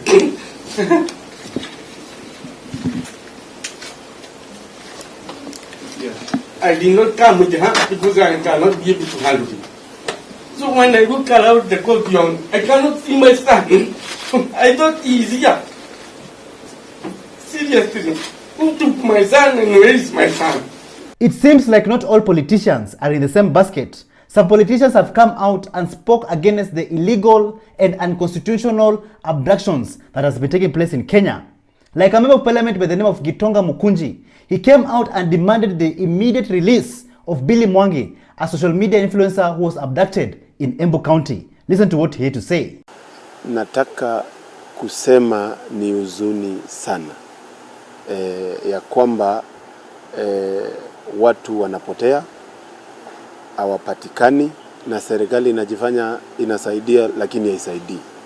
Na Embu katika constituency yangu kijana ambaye anaitwa Billy Mwangi amepotea sasa kwa siku 3, na serikali inasema inafanya uchunguzi na bado haijapeana hata jibu ya kusema hii maneno imefanyika hivi. Kwanza kabisa, I want to condemn jinsi ya kutumia what we call extrajudicial ways ya kufanya maneno ya sheria ikae kama haitumiki vizuri. Na I want to say that we expect the organs of law to produce Bill unharmed and alive. If in a way he is produced when he is harmed or he is not alive, we are going to stop everything in Embu. We are going to call demonstrations. We are going to close all government offices because we cannot accept the order of the day of losing our young people. Unity brings a country together and brings a people together. And let me tell you, if the people are united, nothing can stop them, and they can bring a huge change in a country. And since right now people are being abducted, if you abduct one person, then the whole country will erupt. The whole country will go into chaos, because even the abductions itself, it is now going regional. Bado tuko kwa abductions. Umenotice kitu difference na hii abductions ya this time around. One major difference is this. Kenyans have taken the abductions local. In short, Embu demonstrated because of Billy. Tuko salama, tuko sawa mpaka hapo. Then they have been followed by the Rakanithi. They are also demonstrating. And recently now, the MP or the senator or whoever it is from a politician from Kitui has also demanded the release of Bernard. And their hometown has also demonstrated. They have threatened to close the roads. This is what this government and the abductors did not foresee. They thought by abducting a young person like Bernard, like Muteti, and like Billy, it is only the parents who are going to be crying for their children. They didn't know that this thing is going local and it is going now regional. Despite all these abductions that have been taking place in Kenya, people are still fearless and Kenyans are still injecting every day. And just listen to Longton Brothers ordeal in captivity. And let me tell you, their story is very heartbreaking. Au ni nani anawasupport kifinancial kufanya maandamano? Nikawaambia mimi kuogopa Mungu, hakuna mtu yote amenipea pesa wala kunisupport kwa hii nchi kwenda kufanya haki ya mimi kama mzalendo wa Kenya. Nimeenda kama mwananchi kusaidiana na wale wananchi kulilia uchumi na hali ya maisha irudi chini. So mimi nikashift, nikapelekwa kwa ile room. Wakati nilipelekwa kwa ile room, mimi nadhani nilikuwa wananitoa ili ndugu yangu asione chenye nilikuwa nafanyiwa. Nadhani ndio ilikuwa lengo lao kunitoa pale. Na kila siku ule jamaa alikuwa akifungua mlango akiniletea chakula, lazima nipigwe. Hiyo number 1. Number 2, ataniuliza hiyo maswali ananiuliza kila siku, pesa ya maandamano na nani ni bosi wenyu. Nitaulizwa ndio nipewe chakula na maji. Na maji ni chupa ndogo hii, hata ifiki nusu lita. Macho kibuyu ya 5 lita ndio imekatwa, so ile kibuyu ndio naitumia kama choo, haja kubwa na haja ndogo. Baada ya kama siku 5 ndio unapeleka ikiwa imejaa kwa choo, uoshe na uisafishe na urudi ufungiwe. So mimi 32 days kimimi nilikuwa najua maisha yangu imeenda. Sioni kama nilikuwa na hope. Juu ile tocha nilikuwa napitia, nilikuwa najiona ni kama nafanywa kama mnyama, si kama mwananchi. Those abductors out there, they don't know that the more they abduct the people, the more the people become more stronger and more fearless. And even our sister here had a message, a very special message to the President of Kenya. Listen to what she had to say. Zakayo the abductor. Zakayo the abductor. Until you are saying you have decided you'll stop the abduction. Come and abduct me. No go in, no. Mushude. Zakayo abductor. Where is Zakayo abductor? Nakwambia tunakutoa kwa kiti next year. Una adabu wewe Zakayo, shadow. Kuja kama Zakayo, kama umetahiriwa, kuja ni abduct. Zakayo. Kama umetahiriwa, kuja ni abduct. Lade funda wewe. After the Inspector General of Police, Douglas Kanja, came out and said that the police and the government are not involved in the abductions, Kenyans have become more vocal about this issue. And one man came out and gave out a resolution on how to deal with the abductors. Listen to this. Umesema sio mapolisi. Sasa si tunataka kufanya hivi. Raia, ukisikia mtu amekuwa abducted, we piga binja, piga simu, tu block njia. Tukisha block hiyo njia, hiyo Subaru apite tuone. Si tunajua hiyo pistol ikibeba risasi mingi ni 5. Na 5 huo jamaa hizi piga yote. Atapiga 2 juu. Hizo 3 zitabaki za protection. Aji protect kama mbaya. Tukuje wengi. Hao jamaa wauliwe, Subaru ichomwe. Ndio tujue ni akina nani. Kanja akipiga kilele, maskari wake wameuliwa, tujue ni hao ni maskari. Apart from those abductors, those criminals, those goons who are abducting Kenyans for exercising their constitutional rights, what about the politicians in Kenya? How do we deal with them? Listen to this. This time maandamano atupeleki State House, eti sijui bunge. Tunaenda kwa nyumba zao. Hawa jamaa wapelekangi pesa kwa bank. Wanapelekanga pesa kwa nyumba. Unaweza pata jamaa ako na 1 billion ama 2 billion kwa nyumba, kwa makaton tu. Bas, tutaanza kuwatokelezea. Siku tunaamua maandamano, tunakuja kwenu. Tuone hiyo mnatukasirisha tu zaidi. After Kenyans have been pushed to the wall, it was now time to take action. And let me tell you, the people of Kenya, the Gen Zs, the activists, they went to the streets and they took over and they injected properly.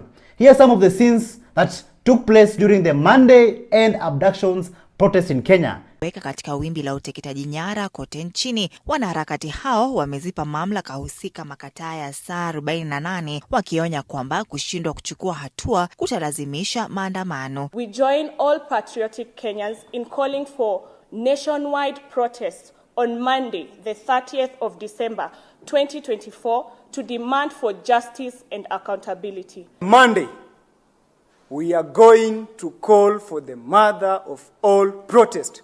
It's not only in Nairobi. We are going to call for the protest in all 47 counties. Wanaharakati hao wanaripoti kuwa katika rekodi zao watu 93 wametoweka tangu Juni, huku mwathiriwa wa hivi punde akiwa Kelvin Mudhomi mwenye umri wa miaka 23 ambaye inadaiwa alitekwa nyara eneo la Githurai, Nairobi hapo jana. Tunacheki Monday ni Monday. Tafadhali kila msee, sijui utakuwa wapi, manze tokea streets. We have a country to fight for. We have a republic to restore. Ndio tumefika tao, cops are there, but there's not really something we cannot deal with. But itakuwa mbaya sana ninyi mko wale wasema na protest tu online. It's very stupid. Hakutakuwa na any difference na nyinyi ati wasema wanakuwa abducted na nyinyi tu mko online mnapiga stories and what. Can you come out here? This is it.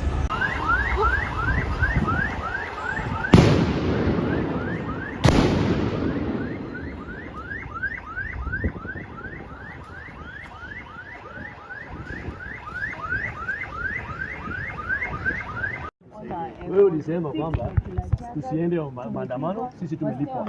Kwa hivyo hizo pesa zimefikia pia wewe. Na umekuja sasa kuchukua tu mileage. Umekuja tu mileage. Anifa. No, I'm also asking you, why did you go live and tell people that they don't come to the street? Yes. Today. Yes. Just show me the evidence. And told Live people that record live. wasije tumelipwa. Now let me tell you guys something. For sure. It's either you're with us or you're not with us. Let me tell you something. We have one enemy and that enemy is me. And the people I have never had you a should live. know that. Live on TikTok or where? Just TikTok, you know. I've never had a live for the last 3 months. Okay, but umekuwa Wait, the whole day. let's sort one issue at a time. No. One issue at a time. You said, I said. No. Nilisema kwamba mmelipwa. You don't. I have never been live for 3 months. No, let's focus So on when did this live happen? We are here to sort out issues of Mkia Mtata. You will not create chaos here. Nani alikupea habari? You will not create chaos here. You will not create chaos here. We are here. From today we agree on one thing. We need to stay united as a movement. And side shows, lies, misconceptions, those things we will not accept. We have to stand together. We have to stand together. We are as a here movement. to follow up on the release and the status of Mkia Mtata. The rest of the matters will be handled by the individuals concerned at their most appropriate. Perfect.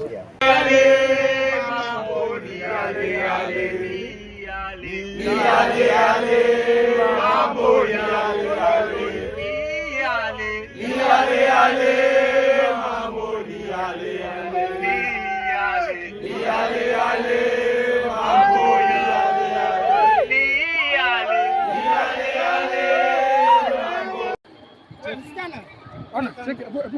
Hey, dogo. Cheki.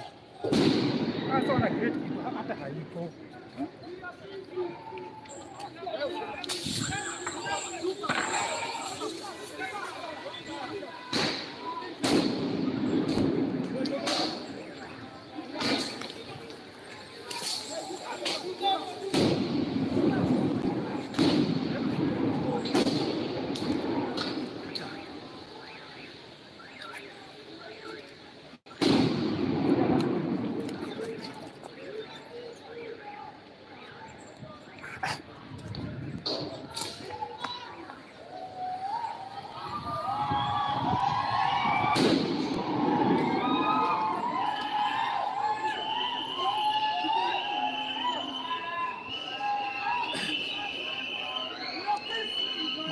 Sasa kwa nini wanatukisa?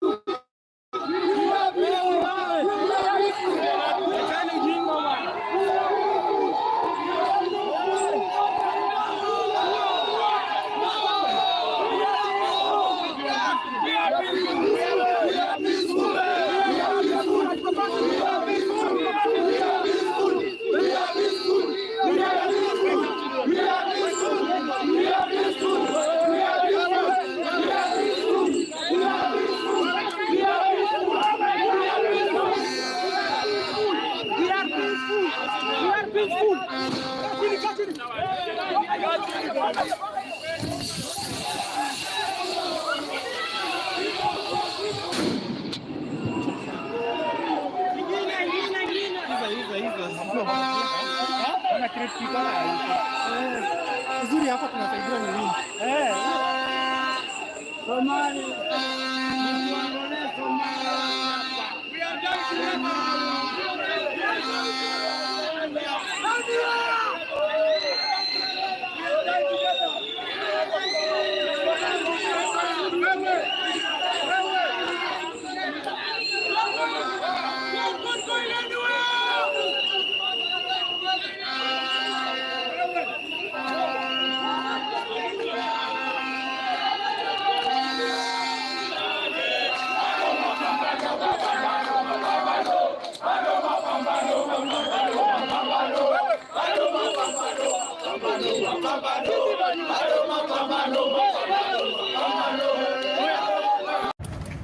Mazezo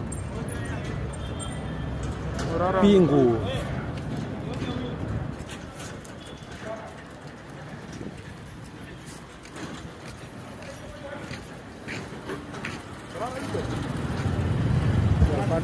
Pandiri dia mana? Saya nak kuat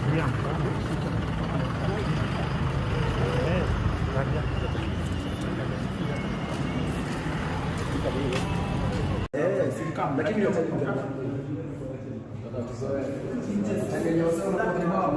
kushinda mapolisi tunaonyesha pesa hizi tunafanya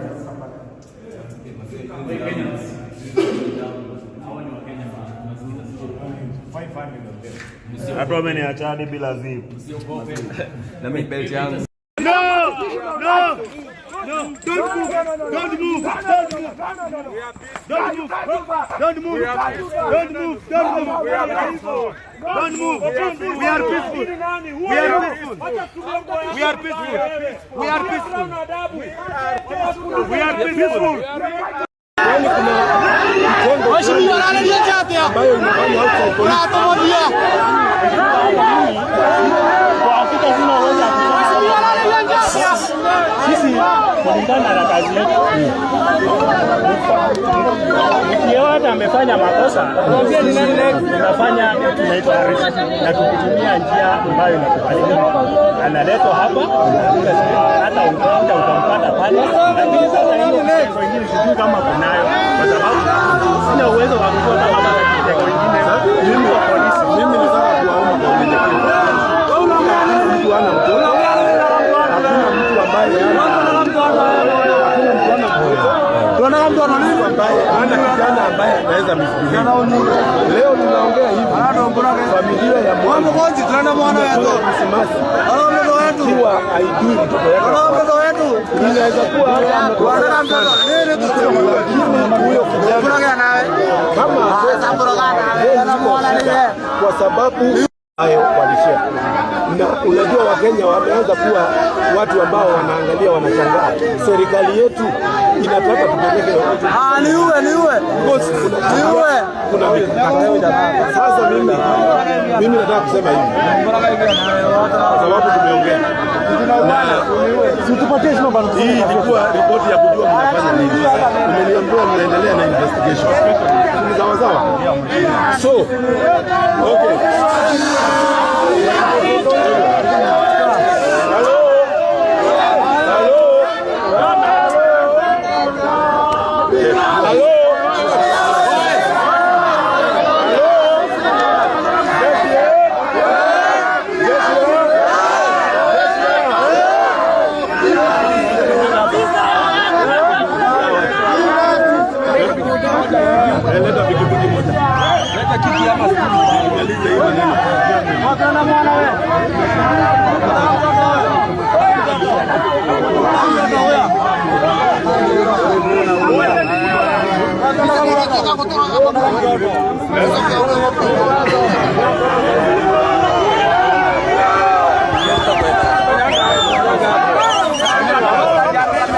Pita kidogo.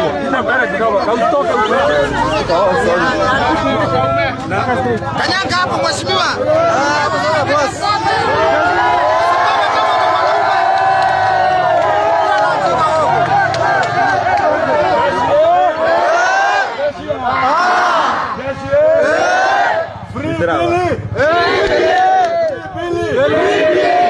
Sasa mimi nimeongea na maafisa hapa. wameniambia ya kwamba wanaendelea na uchunguzi.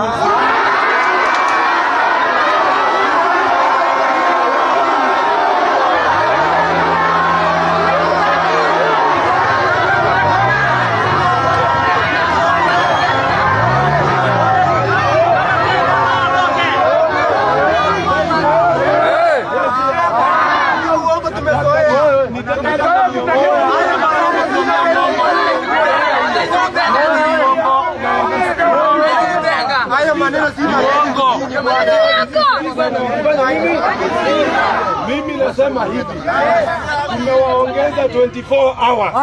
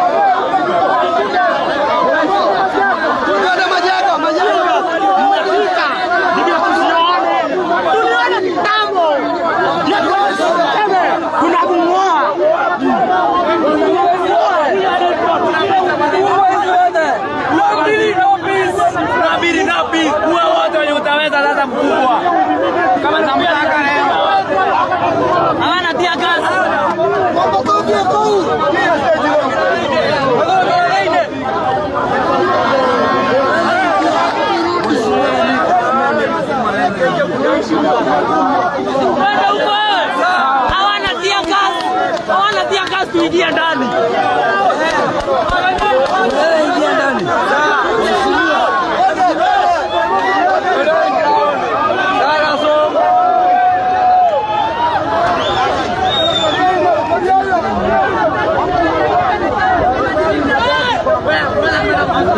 Mheshimiwa, waambie wao wasipite kwa klabu kuchukua pesa.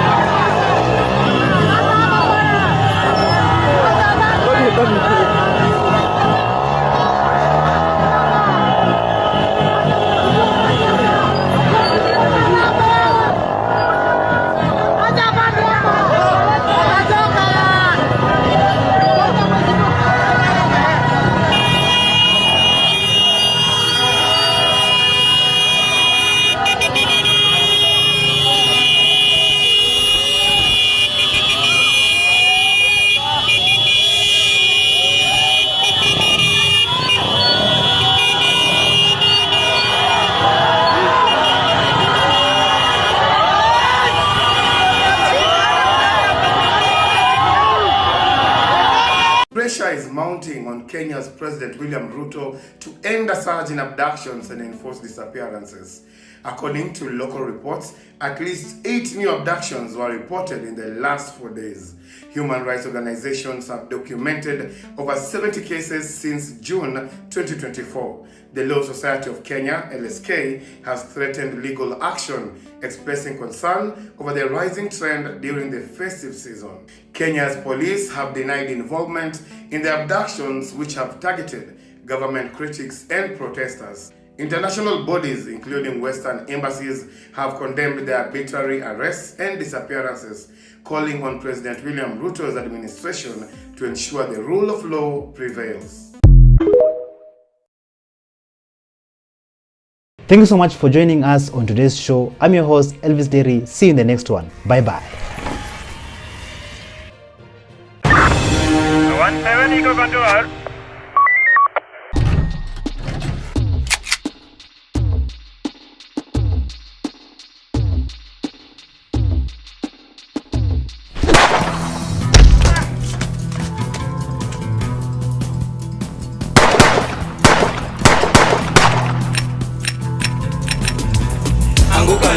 They're coming for you.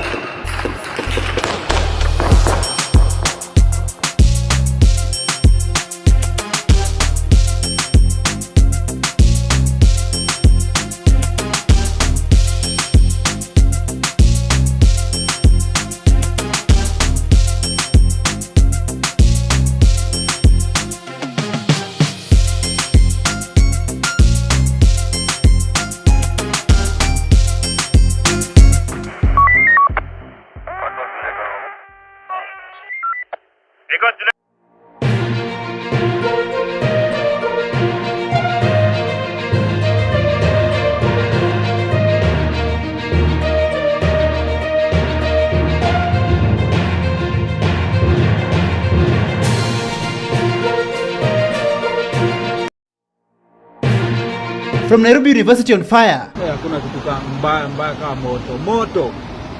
To Sunday dismantled in Nairobi. Are Kenyans being held hostage? Kenya has been held hostage. So I told you, one of the biggest implementations this New World Order agenda foresees. Avia House occupied. 20 patients. We have walked all the way from Kenyatta Hospital, coming here for treatment.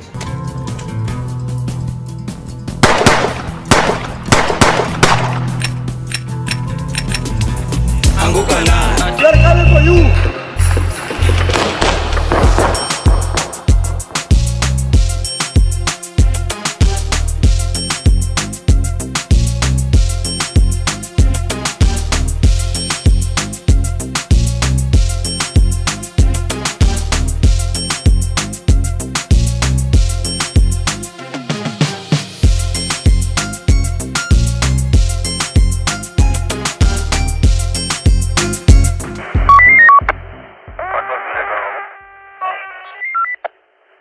Hello, how are you? Welcome back to ShowNewTrend. I'm also today, and my name is Elvis Derry. Patients, some of them carrying infants, they stormed Afya House in Nairobi, and they were protesting against the shift system glitches, as hundreds of patients are still stranded. Kenyans are still stranded at Kenyatta National Hospital, and I'm just wondering, what is CS Deborah Baraza doing? Is she really working for the people? Just take a look at how things unfolded. We are outside there waiting the gate. We are at the gate waiting. 20 patients. We have walked all the way from Kenyatta Hospital, coming here for treatment. From last week, Wednesday, the systems are not working. And I have come here to protest, to say that they are not working. There are patients in the ward who have been discharged, and they have not been treated. This man has a child. Come sit here. He has come all the way from Kibwezi. Come and sit here. His child has swollen a coin. From yesterday, he has been waiting for the SHA to work. It is not working. We have, ladies, please, if you want, you can come and join us down there. We have patients who are sitting out there waiting for that SHA, and it is not working. They are not approving. We have walked all the way to NHIF. We have been told that they are unable to access the portal. We have been in Kenyatta waiting for that portal to open, and it is not opening, it is not working. Please be aware, it is not working. Tunazungushwa tu, can't we just get answers surely? Tunaumia. You think coming here tunaumwa, we have to get the courage ufike mpaka hapa. Yani, Kenyans, You mean to tell me that we have been pushed the wall, the people of Kenya have been pushed the wall to the point where even patients have started activism so that they can access the system and hopefully get treatment? Like, where are we heading to as a country? System of a downgraded healthcare service pushed sick people to storm into Afya House during a press briefing. A woman who had undergone CS 2 weeks back and developed complications said she couldn't get treatment because of the inner refusal workings of SHA. I had CS done 2 weeks ago, and then there were some complications. Nikakuja Kenyatta again. Nothing is going to happen unless SHA approves. GOK is currently offering Schrodinger's healthcare coverage. Many of the patients who don't get pre-authorized end up paying out of pocket or abandoning treatment, and with push coming to CS, having to show up at a press briefing to be listened to. After patients and infants storming Afya House and protesting against the system glitch, the SHA system glitch, and the SHA shift nonsense, CS Deborah Baraza, she came out and said this. Now, today we have come just to assess the situation following the incidents and the concerns as well as grievances by Kenyans regarding the system interruption. And we acknowledge, yes, there was a system interruption, which is common with any system, as we can see, not only in Kenya, but globally. And so, having identified the system interruption, we've been able to first visit the labor ward as well as the maternity area. We have also seen the billing and discharge area in this facility. And we are happy to report that the system is up and running following great work. There was tireless and endless work among the technical team. I had instructed them to look at interventions to ensure that we don't have any kind of system interruption, have an alternative in case it do so happens. And we are happy to report to Kenyans that yes, we have an alternative system, and we have experienced and seen that there is no system interruption. The incidents occurred on the 14th and 15th up to 10 a.m. and the backlog has been sorted. Patients have again are receiving seamless services, and I want to assure Kenyans that health services will continue in the National Referral Hospital and other facilities, and will ensure that the services are seamless. Since the protest started, to the point where even the Gen Zs, they stormed the parliament building and set it ablaze, Kenya has gained a lot of international attention. And the question is the international community watching? Are they taking notes? Are they seeing what is happening in the Kenyan politics? Just listen to what Cherina 254 had to say. So I did a bit of reading on the ICC case that was, on President Ruto, and I just discovered that he was never acquitted. The court actually refused to acquit him, but the case was dismissed for lack of evidence. If I was President Ruto, I wouldn't let Kenya go where it's going, and I wouldn't let uncivilized, uneducated people like Sudi be talking the way they are talking, because Kenya is being watched. I live in the Netherlands and people are talking, and the ICC is watching Kenya. And one thing about a prosecutor, if he didn't catch you the first time, if he has an opportunity to catch you the second time, he's not going to rest. So for President Ruto, people are digging a grave for you. Don't let your loose dogs like Sudi be talking rubbish like that and polarizing the country before 2027. It's going to be trouble for you. Nairobi City County Chief Officer for Environment, Geoffrey Mosiria, together with this team, they went around at night in Nairobi City removing business signages in the streets. But not so many business owners were happy with these actions. Some of them claiming that those businesses signages are paid for and who will compensate them. Take a look at some of these scenes of Geoffrey Mosiria and his team removing businesses signages in the streets. These are the signage that block watu kupita. Na sasa pembeleza watu. Hii ni Sabina Joy. Sabina Joy wameficha signboard zote. Wameziweka, wamezipanganisha hapa. Wewe, hebu toa hiyo kubwa.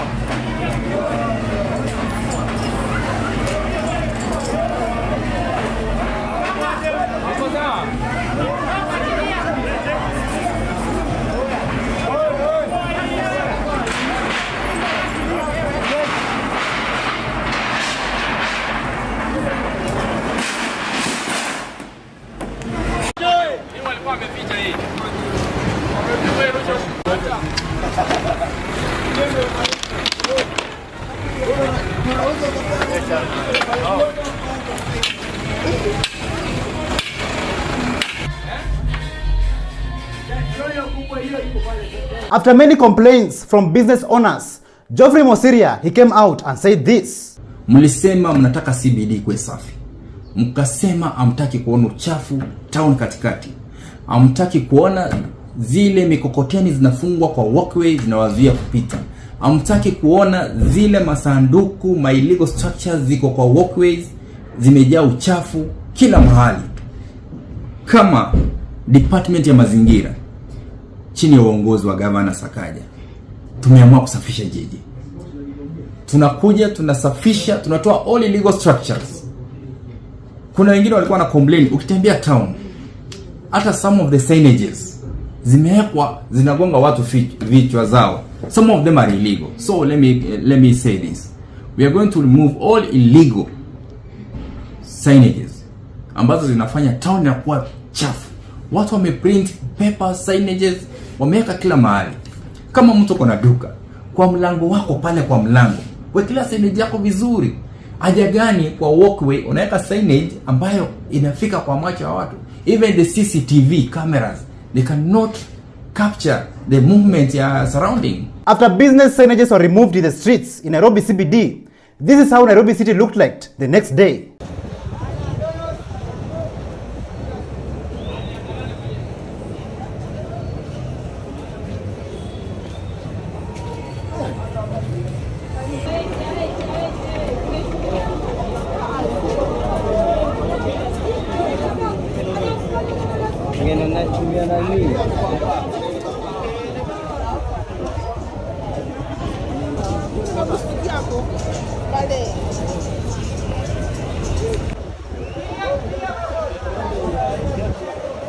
And in another shocking story, Nairobi University was on fire at night. And I'm just wondering, and many people are wondering out there, like, what caused this fire? What was the reason for this fire? And many people have been left speechless. So if you're from Nairobi University, a student from this university, tell us in the comments down below what really happened, what really took place at the university. Tell us some of these scenes of Nairobi University on fire. Hakuna kitu mbaya kama moto. Mimi na yetu moto kama selo. Mimi hadi uniue kuliko moto. Mimi naenda kwa lift kwa chini na ngoja. Moto gas itakuua.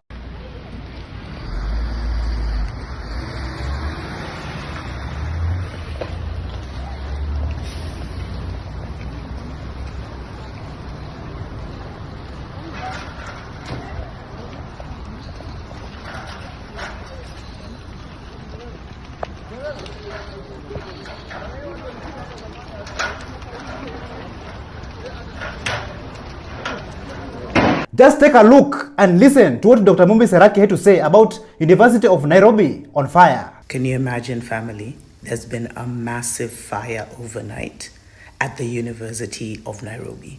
On the eve of the biggest demonstration that was supposed to happen today, where students from all over were going to be protesting against this new financing thing, HELB, whatever it is. I swear. These guys think, do they think we're such idiots? Do they think we're such fools? Have you ever heard? Me personally, I've never heard of a fire at University of Nairobi, like where the main campus is, where all the files, all the books, all the knowledge is.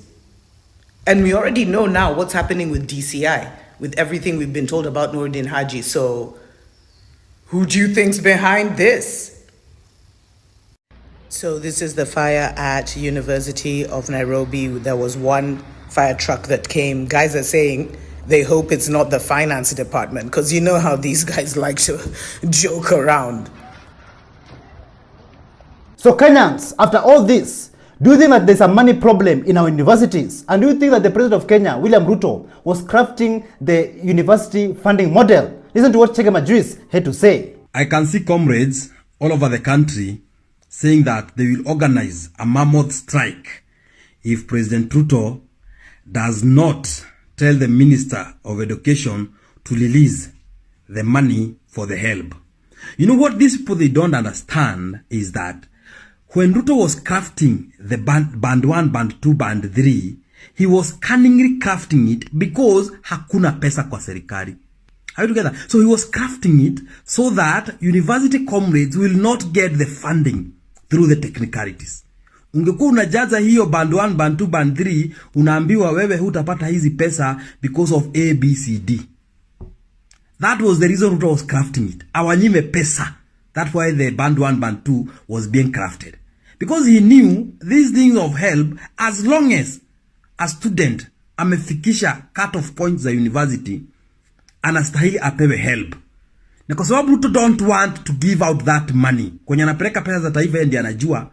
That's why he was crafting the band 1, band 2, band 3, band 4. Now that the court squashed that thing, you are putting Ruto to square zero. Aanze another plan ya ku make sure vile comrades hawatapata pesa zao. Here's a help. And I'm telling comrades, if you don't put pressure, my friend, nyinyi hamtasoma, hizo pesa hazitapatikana, my friend. Munasikia even some ministries, my friend, tissue paper inakosa, tissue paper, my friend. And still people are supporting Ruto. My friend, let me tell you, your country will collapse in your own eyes. Despite the challenges that our university students are facing each and every day, some of them are looking forward to graduate and some of them are almost graduating. And the only message I can leave them with is this. PLO is one who says a good dancer knows when to leave the dance floor. So I want to leave the dance floor now. I want you, as you leave this afternoon, go out there with the confidence of a Luo man. Go out there with the loyalty of a Kamba man. Carry the name of this institution with the beauty of a Taita woman. Oh, go out there and be angry at poverty and failure with the anger of a Kisii man. I want you to also go out there and be as brave as a Maasai warrior. I know sometimes things will be highs and lows, mountain and valley. Have the staying power of a Kalenjin runner. But please, there is a lot that life has to offer to you. May you have the appetite of a Luya man. God bless you and thank you very much. Kenyans, since President William Ruto took office, since the day he was sworn in, what has really changed in Kenya and what has been working for Kenya and Kenyans? Listen to how Ruben Kigame outlines what has been working for Kenya. Like they will not believe. Listen to this. You want us to speak about what is working, and I'll tell you what is working. What is working is insults of the citizens. What is working is abductions. What is working is increase of taxes. What is working is many Kenyans failing to receive services from SHA. What is working is parents not knowing whether their children are in primary school or high school. What is working is extra borrowing. In fact, I have had a preview of what the 2025-2026 budget looks like. And we are completely increasing our expenditure and going on high, expecting that miracles will happen from somewhere. For this government, the miracles look like borrowing. And I see, fascination with talk and talk. Let's bring down the cost of government, then you raise it. Let's stop foreign trips, then you increase them. Let's make life easy for Kenyans, you make it harder. You see, the measure of whether something is working is not statistics. The measure of if your wife or husband is happy is not a press statement. So we don't want gaslighting. We do not want the bravado and the pomp out there. What we want to see is the promises that were made to citizens being fulfilled. And the tragedy of this Kenya Kwanza government is broken promises. It's better not to promise than to promise and not fulfill. Do you remember this video of President William Ruto saying that the Wi-Fi in Kenya across the country is free? When we delivered the Wi-Fi across Kenya and made it free, we intended it to be used for good purposes, for people to access e-commerce space, to work on that internet. But sometimes it is used to send us encouraging messages. I'm just wondering, which are those Kenyans who are using free internet, free Wi-Fi? Please tell us in the comments down below. Because currently right now the government is seeking to hike license fees for satellite providers by over 10 times since Starlink entered the local market. Did you know that? Just listen to this. Things might change for satellite communication service providers operating in Kenya, such as the American company Starlink. Here's why. The Kenyan government, through its communications regulator, CA, plans to raise the license fees for the right it gives companies like Starlink.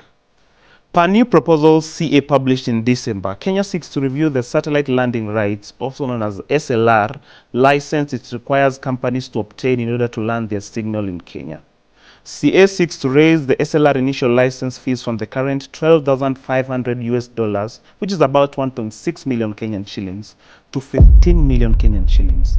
The regulator further wants to introduce an annual operating fee of 4 million shillings or 0.4% of the company's annual gross turnover, whichever is higher. Stakeholders have until January 23 to submit their comments on the proposals, which CA plans to implement in the 2025-2026 financial year. CA says the review is meant to address and remove certain market entry and operational barriers identified over time. So do you think the internet, the Wi-Fi, will be free or not? Because in the looks of things, this sounds and looks different from what the president said. When we delivered Wi-Fi across Kenya and made it free, we intended it to be used for good purposes, not for sending us some of these messages. Musiniingilie, those are not my words. Those are the words of your president. Amesema the Kenya Kwanza government has delivered Wi-Fi for free across the country. Wewe kama kwenu hakuna Wi-Fi ya huko Kenya. Rudi Kenya. Huku Kenya, we are enjoying free Wi-Fi. Hey, every time you just want to think something positive about your country, they just make it worse. Aki, si mtu ambie tu Ruto anyamaze. Angoje tu 2027 sasa. Juu, we. Free Wi-Fi. This clearly shows you that the economy is being held hostage and is being crushed to deliberately have total control of the masses. Kenya has been held hostage. So I told you, one of the biggest implementations this New World Order agenda foresees is creation of what you call CBDCs, the central bank digital currencies. And for that to happen, the first thing they have to do is to ensure they crash the economies of all these countries. See, it's simple. If I want to build an economy of a country, I only have to do one thing. I have to ensure everyone has money in their pockets. Yeah. Because economies are built by circulation, money in circulation. When I have money and you have money and he has money, we all spend. The government is earning through VAT and all those things. But if you look at the Kenyan situation, all these taxes being brought in. Today you're told more than 245, 250 international companies have already left Kenya. Yeah. They are moving to Tanzania. Today, from number 1, we are number 5 in terms of GDP growth. Rwanda is leading with 6.9. Number 2 is Uganda, 5.6. South Sudan has a 5.6.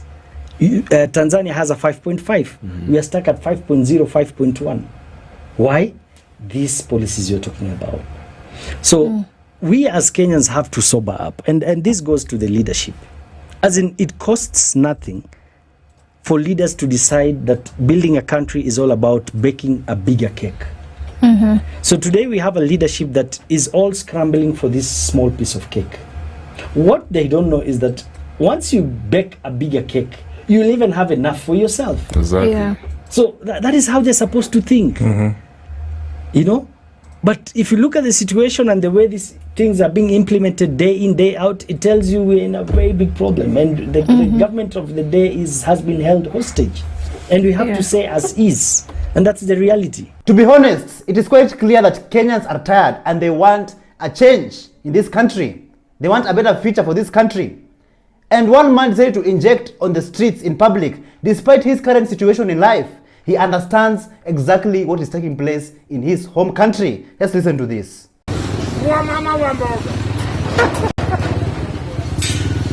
Vijana wa bodaboda, wale watu wanafanya biashara ndogo ndogo, na tumepanga. Acha kucheka, tutachukua video.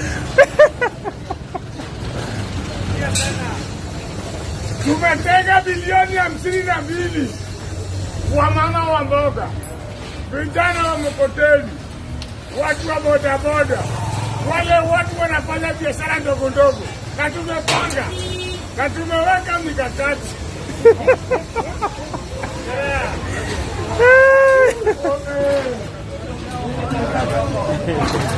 Na tumeweka mikakati.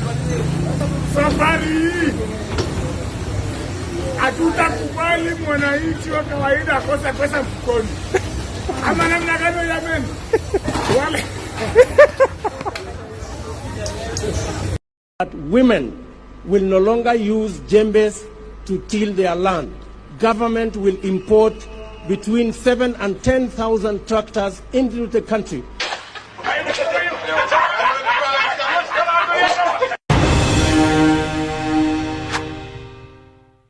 Thank you so much for joining us on today's show. I'm your host, Elvis Derry. See you in the next one. Bye-bye.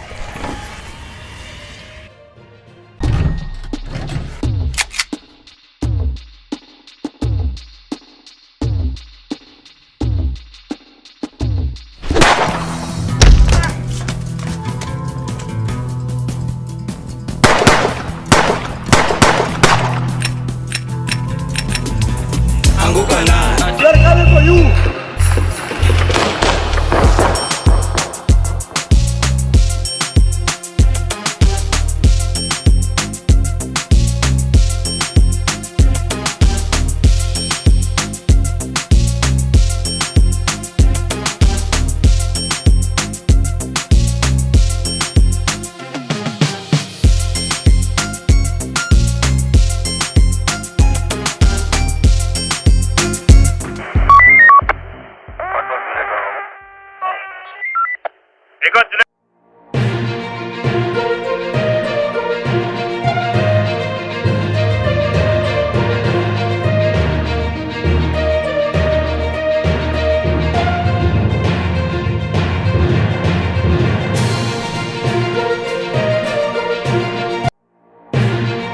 From accidents during Christmas to Eric Omondi Women's Prison Surprise. Did your grandfather invest? Hi, Buka. Merry Christmas. It's different. Police officer beaten up. Aya, ona ule amemtandika polisi. The guy just fight the police. They're coming for you.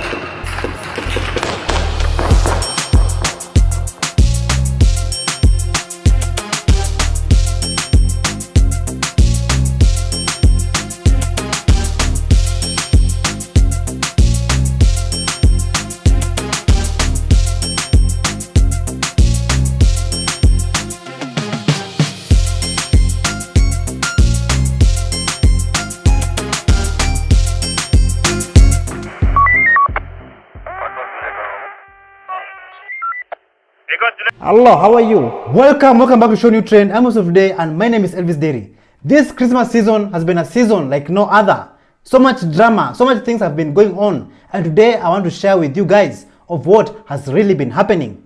An internet personality by the name of King Kalala, she came out to advise relatives and visitors. Listen to this. Long live the clan. Merry Christmas to the entire clan. Najua mko mahali saizi with your family having a good time. So please mazee enjoy. Lakini of course lazima niingie huko kwanza na vita na kukorofishana sawa. Now to our relatives. Tuanze na wale wa majuu.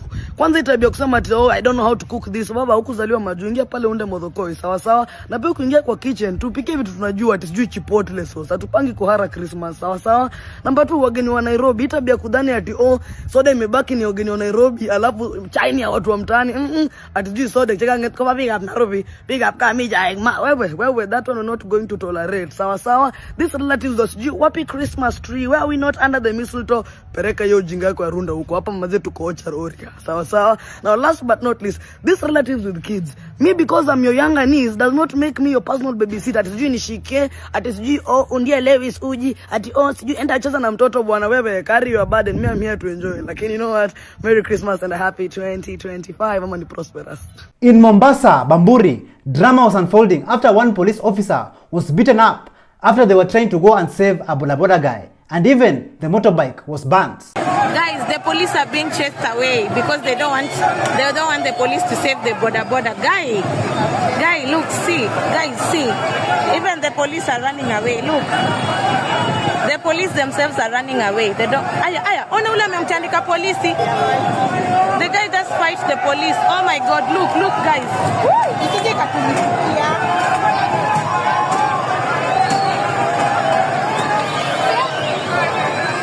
Guys, it's burning, Mazee. It's burning. Look.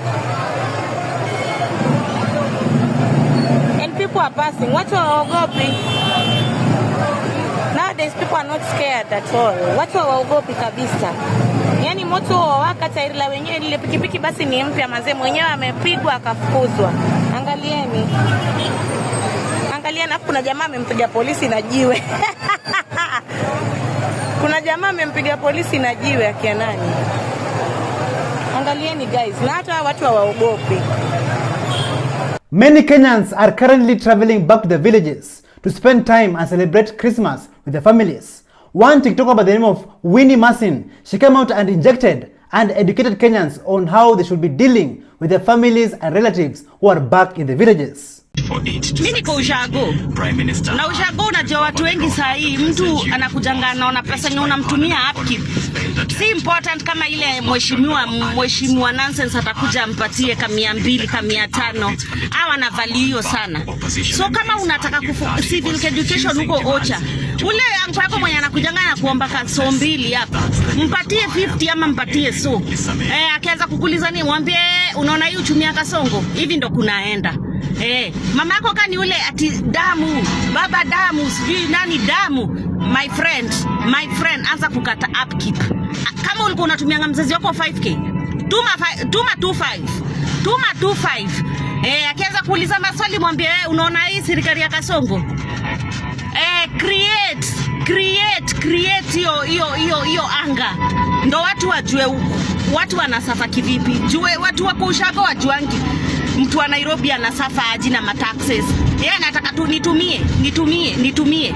Sasa yenye umekuwa ukimtumia, mtumie nusu yenye umekuwa ukimtumia. Ndo waingie in line na sisi. Some politicians wished Kenyans a happy new year, even to the point of having big billboards on the streets, but Kenyans were not pleased with it. Honorable Beth Nyawera, peleka upuzi nyumbani. What is this you have put for us? Beth Nyawera, hata una adabu wewe. What are this? We don't want your Merry Christmas. Shame on yourself. Beth Nyawera, shame on yourself. We don't want your Merry Christmas. Bloody. Nairobi City looked deserted after so many Kenyans went back to their villages to celebrate Christmas with their families. One comedian by the name of Nusru Hassan, she came out and said this. Wara, iko mganga amebaka sisi mafuta magongo wakati amesema kona mtumbo.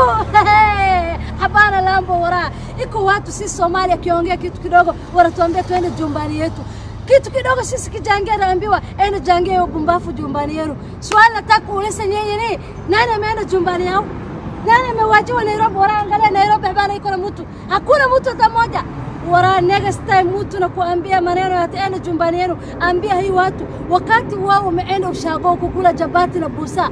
Nani amejiunga Nairobi? Nani amekuwa washman na jungia wao vitu yao? Sasa ni wakati yetu ya kutawala Nairobi. Wara, sisi ni watu wa biashara, lazima anafanya vitu yote harash. Kitu unataka niambie mimi ndo nimeshikilia kifungue Nairobi, mimi ndo nimeshikilia. Wara, hii parliament na nataka parliament. Wara, Osman tachukua parliament takupatia 150 peke yake. Mahmud sisi waekelea wara 200 peke yake. Abana Supreme kadha ameshachukua mimi. Bas Mahmud ameshachukua KICC. A 3-time Olympic champion winner, Faith Kipyegon, she was caught on camera cooking and preparing cooking ugali for her family.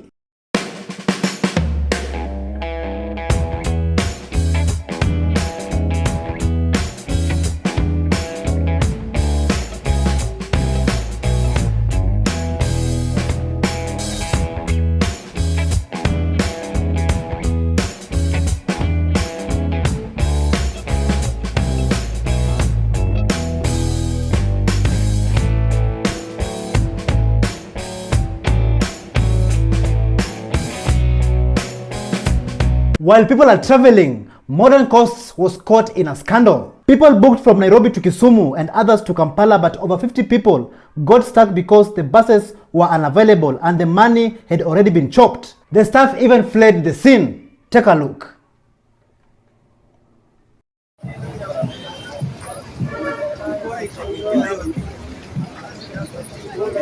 2024 has been a tough year for so many Kenyans. Eric Omondi went to bail out some women who are wrongfully incarcerated. Some of them were arrested and imprisoned for simply trying to put food on the table.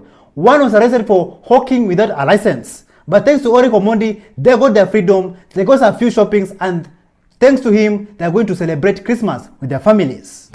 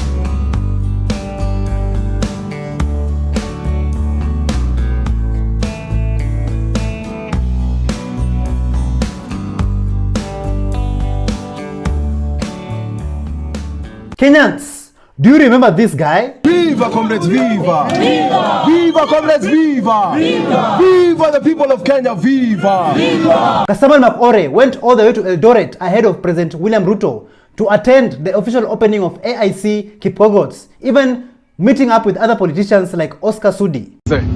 Hapa ni wapi? Hapa ni Kipkogot, Ainapkoi. Tumekuja kuona hekalu la Bwana likifunguliwa. Ndio. Na tunashukuru na furahi sana kwa hapa. Ndio. Yes. Wapi baba? Baba amenituma. Ndio huyu mimi hapa. Asante. Asante sana tuko. Ndio sisi hapa bado.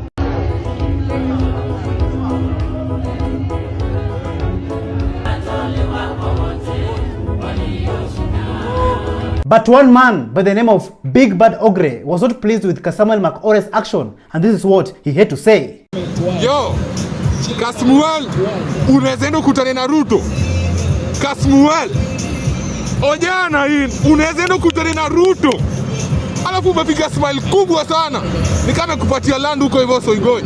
Kasmuel unakuwaga sawa. Yaani zile vitu zote tulikuwa tunapitia Gen Z tunapigania, unajipendekeza. Kamera ikitokea ndio huyo wewe umefika. Kidogo unataka uende mkutano zote, mkutano yote imetokea. Wewe huyo mdomo. Ukijifanya niko na to represent. Sasa hii umepata chance ya kutugeuka uende kwa government, unakimbilia Ruto bro. I hope hizo helicopter unapanda saa hii they are worth it. I hope hizo salamu unasalimia kubwa they are worth it. Because remember at the end of the day sisi utagrow up na sisi. Hawa wazazi unajichocha nao utawaacha nyuma. Unashinda ukisema wazazi wetu wanakupenda. Wazazi wetu wanakupenda. Remember mjinga hii. Sisi ndio utagrow nao. Sisi ndio tunaenda na wewe. Na wewe umetugeuka. Yako na sisi imeisha. Remember, yako na sisi imeisha Kasmuel. You are dead to us. How can you go and sleep with the government yenye imekuwa ikituua, ikitutesa, ikitunyanyasa? Unajifanya ni moja wetu kumbe ulikuwa unatutumia ndio uingie government. Wewe ni fala sana na wewe ni umbwa sana. Na wewe yako imeisha umbwa. In this festive season, Kenyans have been traveling day and night. But some of them are not lucky in arriving to their destination. An accident occurred at Kimende Road where a bus fell off a bridge while trying to avoid head-on collision.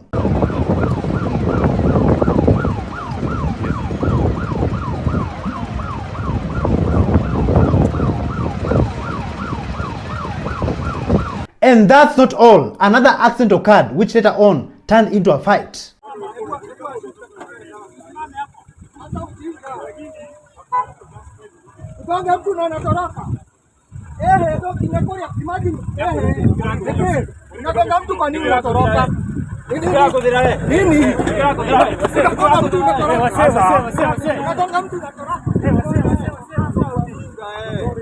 Ako na mawe na anaogopa. Shit. Mawe imeanguka sasa, katembee. Nini anashinda akivuta huko nyuma? Even the SGR was not left behind during this Christmas and festive season after it was upgraded with the SGR Premium Coach, making your travels more luxurious, having a better experience. Let's take a look at this review.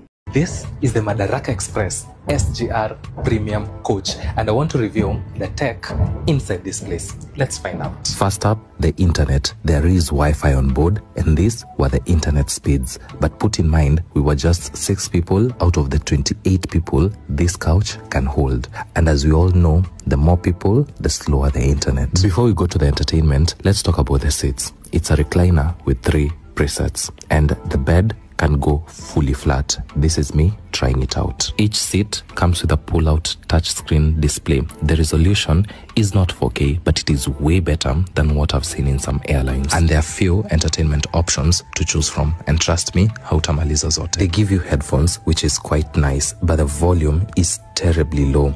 I wish they could switch this to some noise-cancelling headphones, considering that inside a train, there's a lot of ambient noise. At the back of your seat, you can charge your devices. There are 2 USB-A plug and 1 Type-G plug, the standard UK one. You also get a wireless charging pad for your wireless charging devices. I tried it on my phone, it worked. I tried it on earbuds, it worked. And I also tried it on my Apple Watch, but it didn't. I mean, this is a different technology, it's understandable. You also get an adjustable reading lights with 2 levels of brightness if you're into those kind of things. Pro tip, if you're going to Mombasa, sit on seat number 26, and here's the reason why. Your view is not blocked, but on the other side, it's a bit weird. You're seated facing one direction, but the window is on another direction. I don't know if that even makes sense. But on seat number 26, you get a perfect view of outside and your screen at the same time. Also be cautious of other seats that don't have a view. But again, these seats can rotate. So wanaweza wakazungusha na upate hiyo seat number 26, it's the one without a view. But I'm sure if you're going from Nairobi to Mombasa,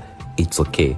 But going back, wanaweza tu wakazungusha hiyo kiti na ukose view. There's food on board. I honestly don't know how to review food, but it was just sweet. The customer service is amazing. We had 1 stop at Voi, and since it's the premium class, it's the last wagon, you get a view of outside from the back.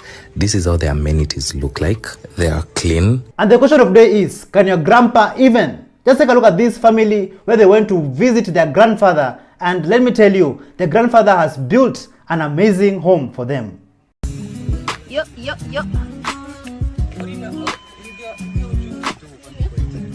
Hi, Guka.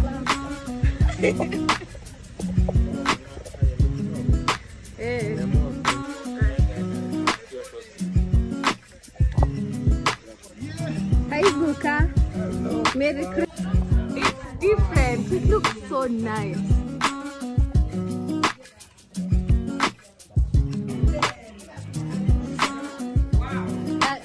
Merry Christmas. Yes.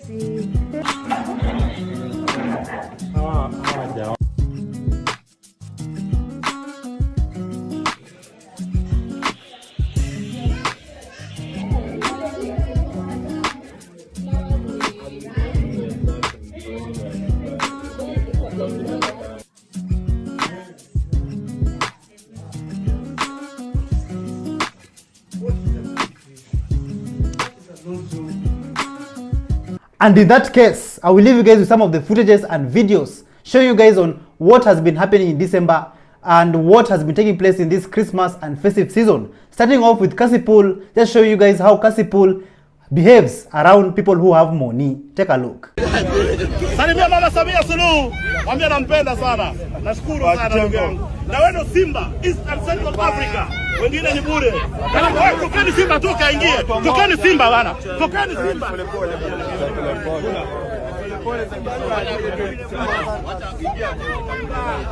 Simba Sarkaz. Wanangote. Msogeni basi hapa. Dada msogeni hapo tutakuja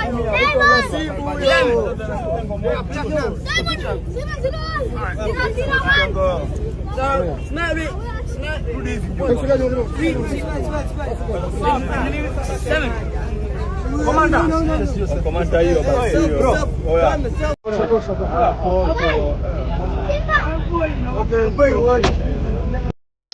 Sawa na nguvu spin.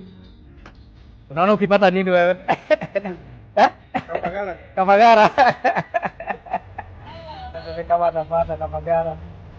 Ndio hiyo. Ndio hiyo.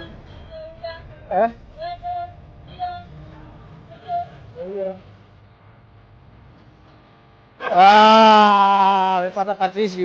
Ndio hiyo.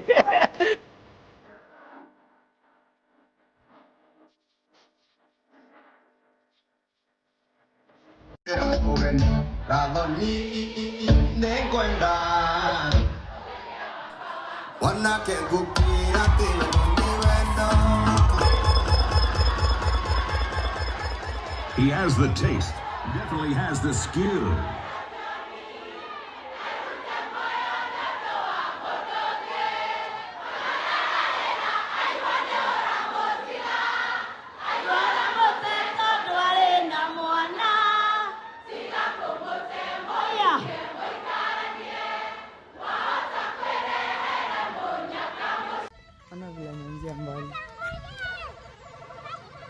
Kachukua pia.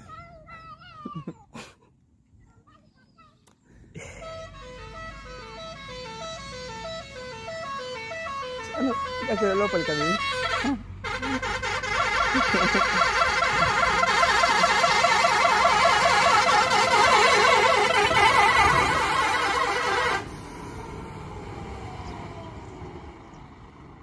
Sijawahi jua Kenya kuna unity bana. Until nikaona hiyo video ya majamu wanacheza futa bana. Kulikuwa na jam Nairobi Nakuru highway. Imagine amjuani mtu anatoka kwa gari yake au muulizi hata anaitwa nani. Na the best you guys wenye mnaweza fanya ni mkaamua mchukue football mcheze bana. Walai wa Kenya nawapenda manze. Mimi napenda tu unity tuko nayo tu. Anyway guys, Merry Christmas and a Happy New Year manze.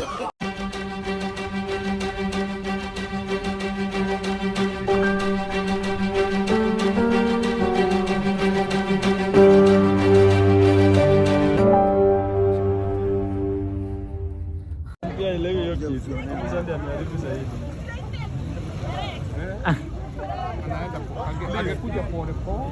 Huyu ni mwoga. Hii ndio kile 4-wheel. Hapana, hii ni 4-wheel pole pole. Ni 4-wheel, ni 4-wheel. Hii inaenda pole pole, zikuja hizi. Wanasemanga gari iko na nguvu. Baada kufunga anafunga brake. Inaonekana welcome iende tu. Wanasema gari iko na nguvu. Welcome to Kenya. Welcome to Kenya where we have no. Acha tuone hiyo nguvu iko. I think Kenya. Penye amefika. Sawa. Nini? Builder.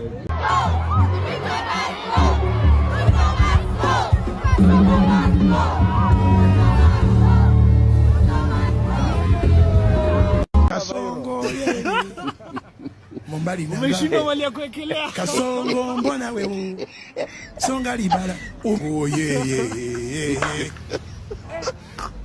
Kasongo mbona wewe Mombali na ngai ngadi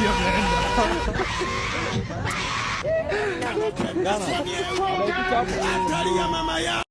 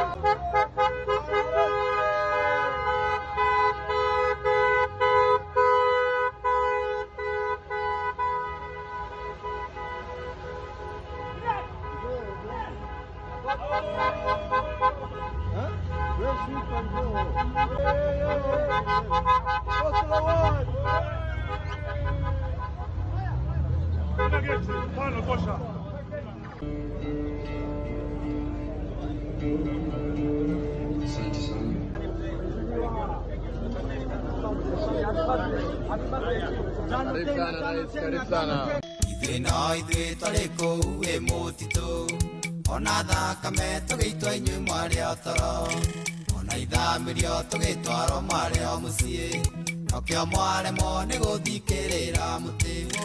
Ciũngũyũ iria nene no ciambecirie nyeki, thamaki iria nini nĩ thibiria-inĩ, mbera yamerire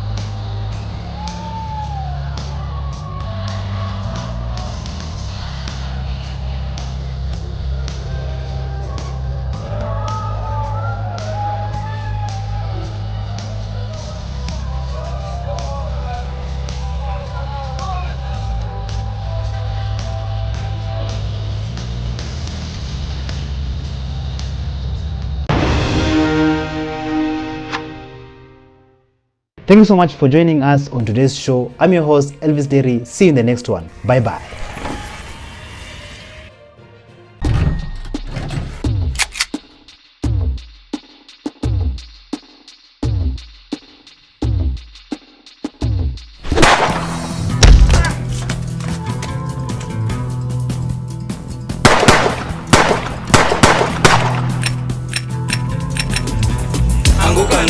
We are coming for you.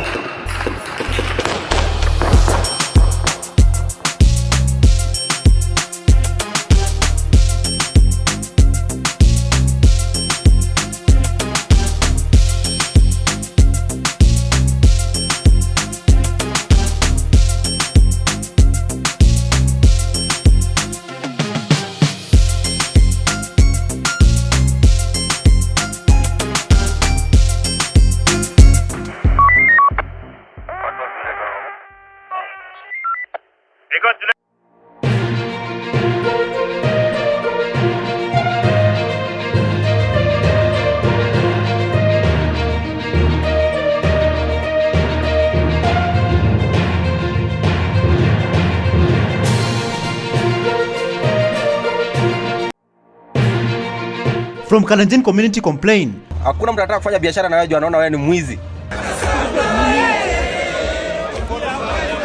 To why Gen Zs are feared. We know that the government is scared. They are scared by the Gen Zs. Is Kenya's economy great? And Your Excellency, because the economy has improved, it is doing well. Magical Moha's strong message. If not for corruption, the money collected from the tourism industry alone can run this country for the next 100 years without even taxing your own citizens.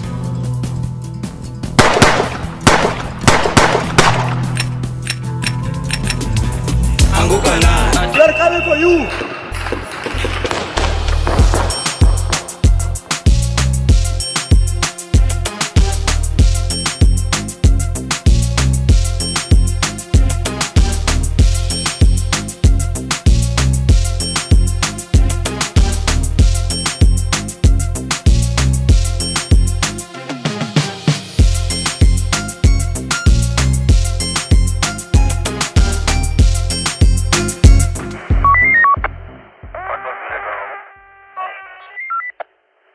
Hello, how are you?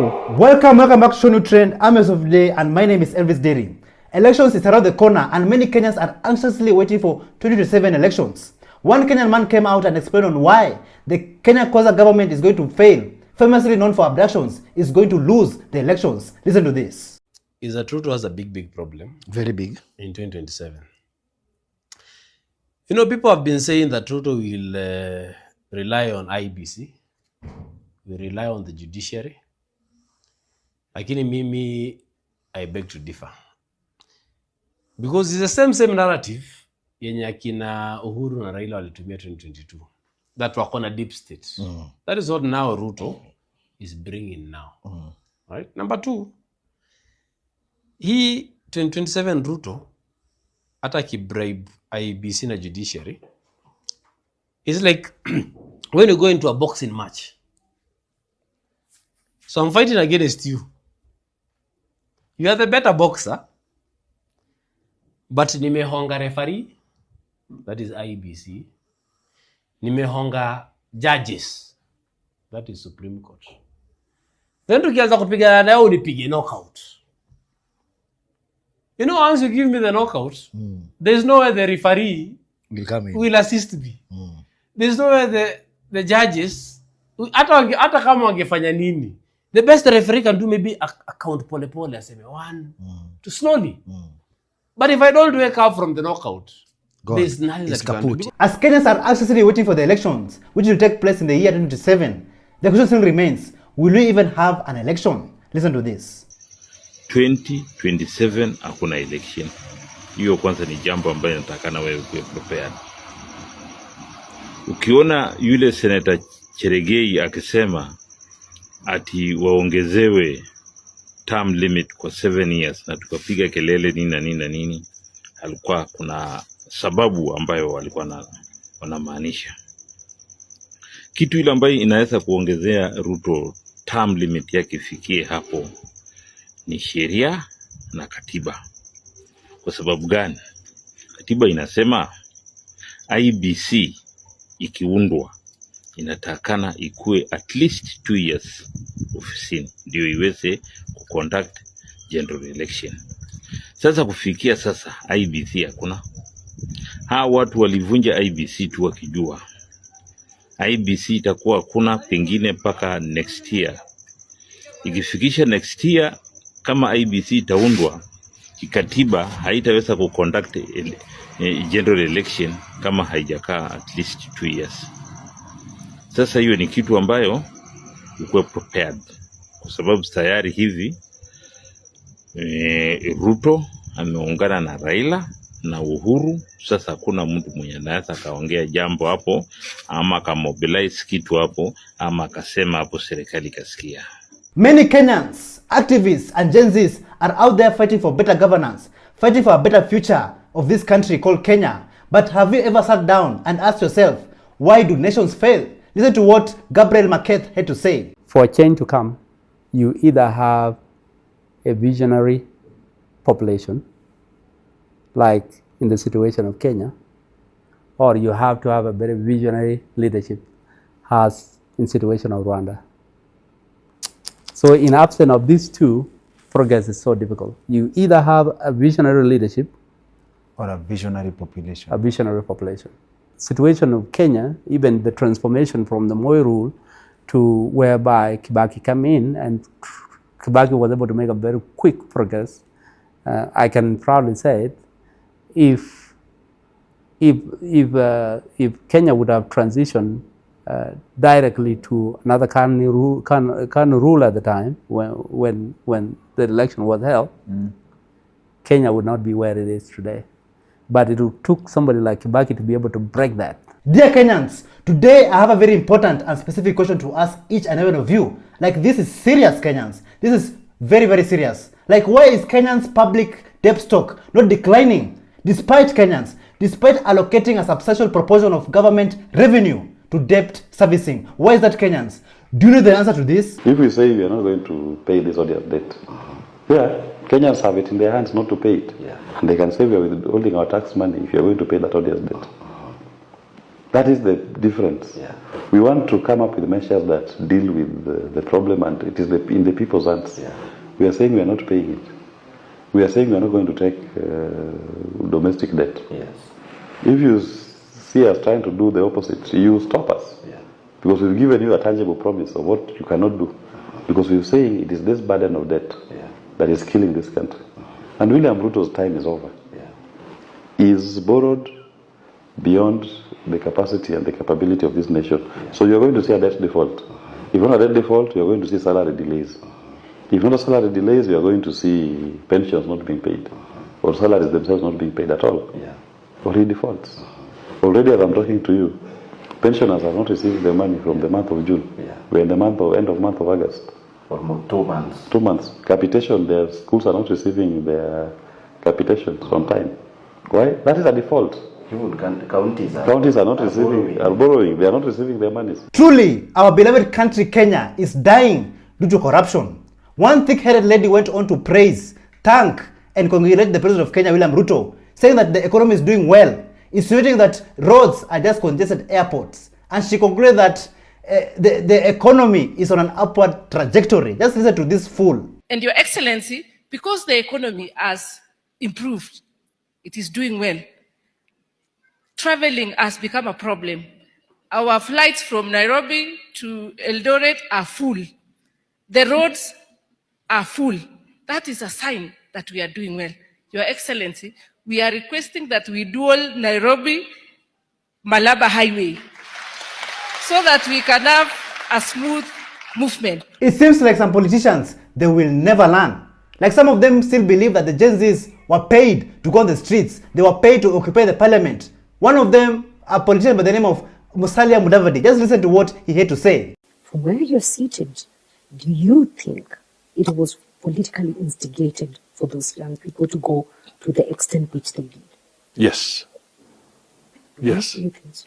Because in all the times that we've had Maandamano, even talk about the Maandamano earlier, because this was around getting closer to June, But earlier there had been maandamano. Did they invade parliament?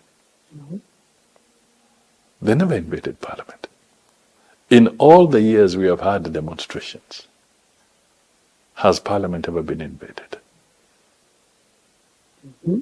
Even at the peak of perhaps the worst crisis we ever had, that is after the 2007, 2008 elections, before the formation of the Grand Coalition government, Parliament was never invaded. All right? So this was a different situation. Which, from where you're seated, you think someone or somebody was trying to propel the wrong thing. To be honest, this is what I can say to this government. Hatupangwingwi, umepangwa, Gen Z wamekupanga, Gen Z wamekupanga. Recently, we have been faced by abductions and killings of Gen Zs who are being vocal and trying to fight for better governance in this country. One man, a father, he came out to lecture the government and to lecture the President of Kenya, William Ruto, over the Gen Z deaths that have been taking place. Sasa ukiwaua hivyo, hawa watoto na mama zao wanalia kila saa katika television zote. Sasa we ni nani? We ni nani?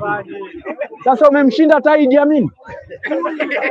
Umemshinda Hitler. Fuha pia umemshinda.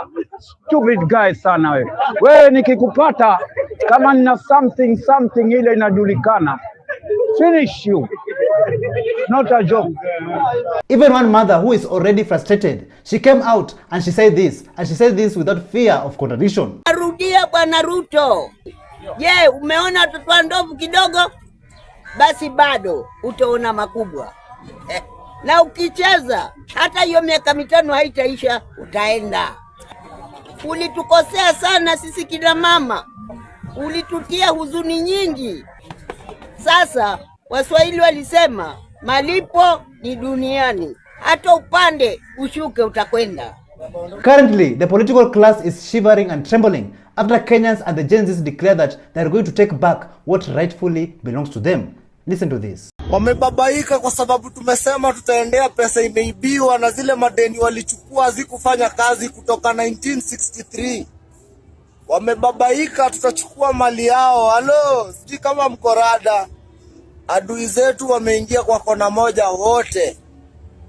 Na thanks to Mr. Lice amewaweka pamoja. Sasa at least ana maadui wote wakiwa pamoja. Hakuna mwenye atajifanya ako na sisi na Wakenya, kwa sababu maadui wako kwa kona moja.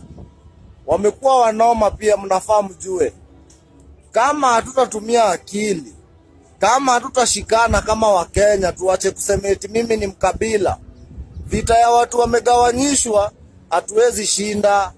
Wao wameshashikana, ndo maana huyo Jaden ameshikana na Baba Fua, wakakuja pia na Mr. Lice.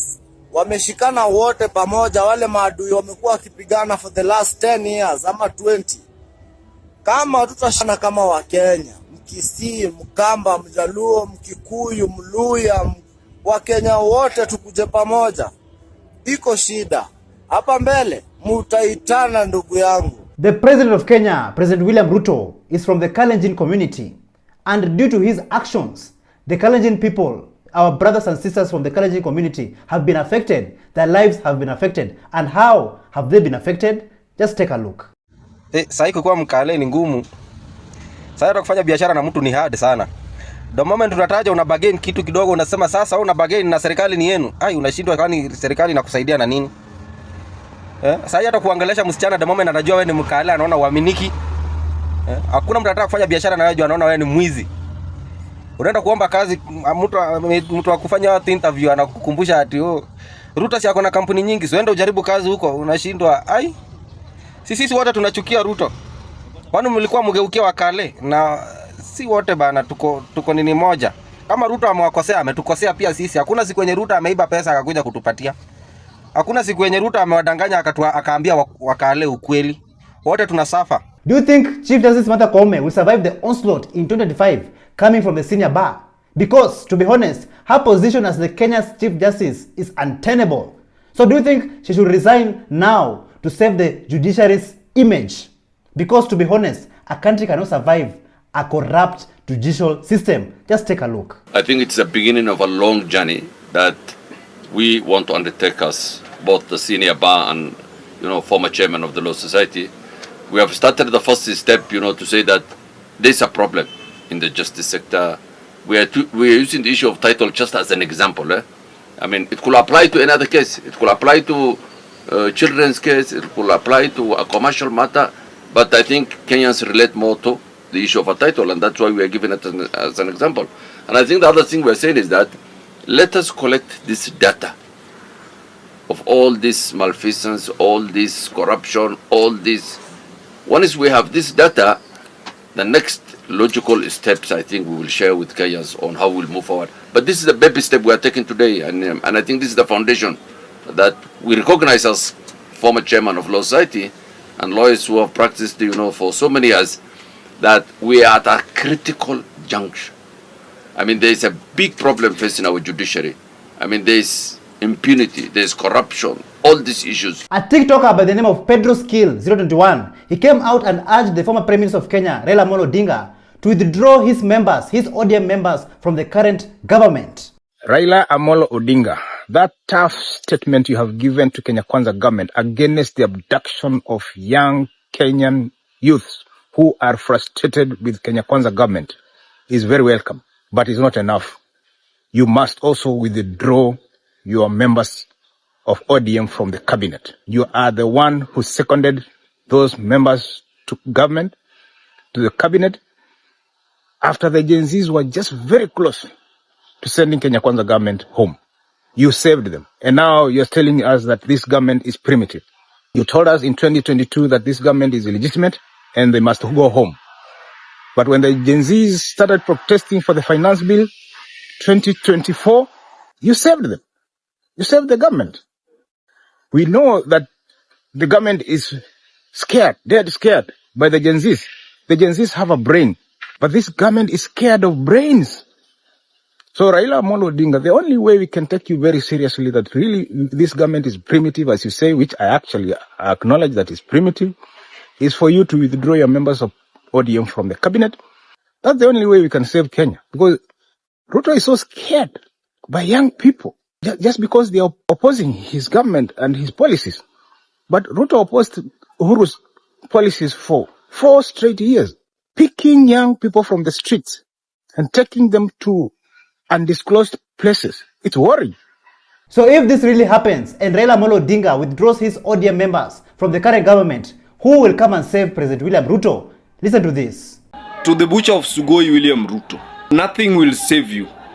Not a retired dying president. Not skunks like Mbadi.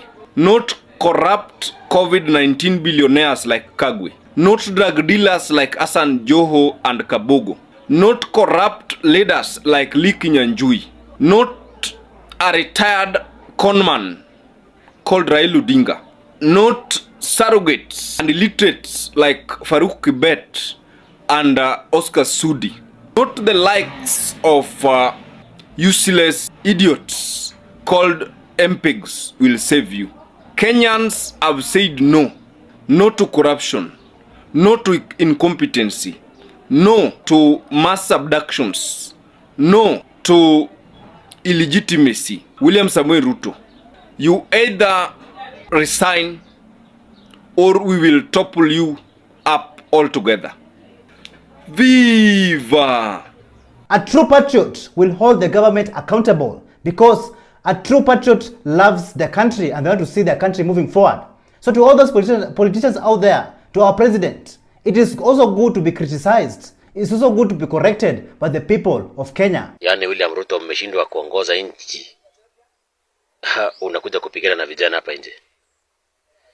Nani alikwambia ukiwa kiongozi hauwezi tukanwa na watu?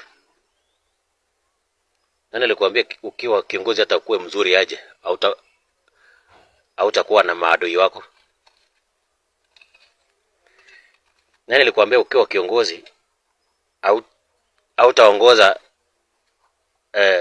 mad people and good people? Nani alikwambia ukiwa kiongozi hautaongoza wenye wanavuta bangi na wenye hawavuti bangi? Kwani unafikiria unaongoza watu wa kanisa peke yake kwa hii nchi? Hii nchi kuna watu wengi my friend. Kuna vichaa, watu wameharibika kichwa, kuna watoto, kuna wamama, kuna wababa, na unajua hao lazima waongoze wote. Uliona wapi Kibaki akipishana na watoto, akikimbizana hapa na watoto na Subaru? Uliona wapi Uhuru akikimbizana na watoto na Subaru ati kwa sababu amechokozwa? Yani, if you argue with a fool, you are the most fool. In that case, Magical Moha came out to lecture the political class, and this is what he had to say. How do you feel as a leader, sleeping in comfort in your luxurious home in Kileleshwa, Runda, Kilimani, Lavington, taking your kids and assets abroad, while people who voted for you are suffering back at home? Wengine wenu hata hamuna huruma. You don't have humanity in you. Some of you are so arrogant, too greedy, walking in pride as if you own this world, forgetting that your final space, your final home is 8 feet long and 3 feet wide. Mnajua mahali ambao mnaenda, lakini tamaa na maringo inawapeleka hadi mnajiona nyinyi ndio mko sawa kuliko wengine. You are not. Hata ile pesa ambayo imetengewa watoto mayatima mnakula. Sasa mtawacha nini? Mtawacha ya wananchi wa kawaida? Si possible. Ile pesa ambayo mnatenga tena mnarudisha kwa mfuko wenu. Sasa what is the need? We don't need your bursaries. Just make education free for all. There's no any tangible result. Hakuna development. Sisi ndo tuko mashinani na tunaona.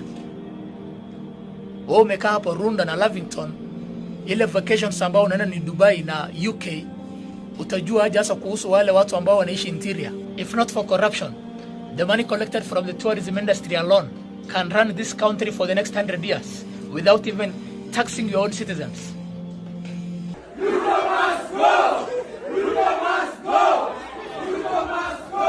Yeah, so I want to dedicate a song to all the lives that we lost.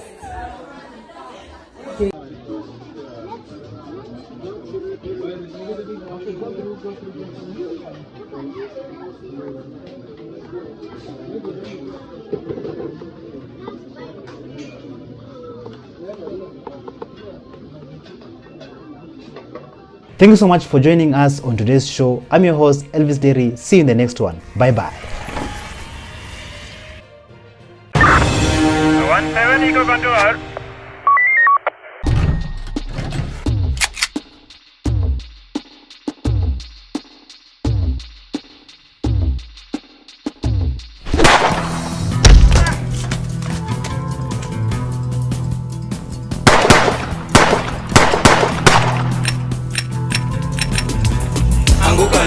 We are coming for you.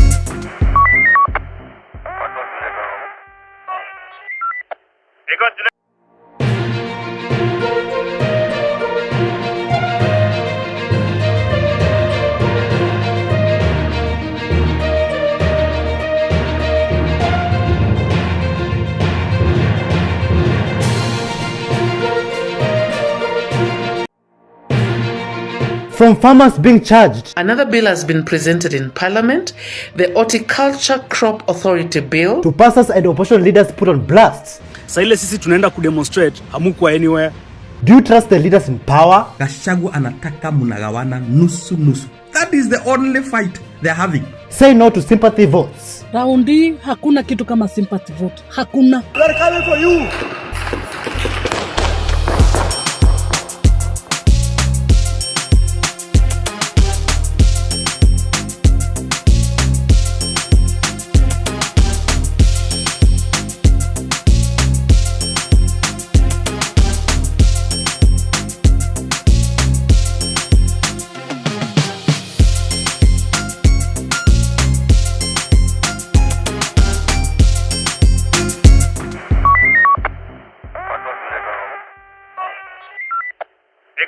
Hello, how are you? My fellow Gen Zs and Kenyans at large, welcome back to ShowNewTrend, and I'm your host of the day. My name is Elvis Derry. I know many of you are wondering, like, where did this guy go?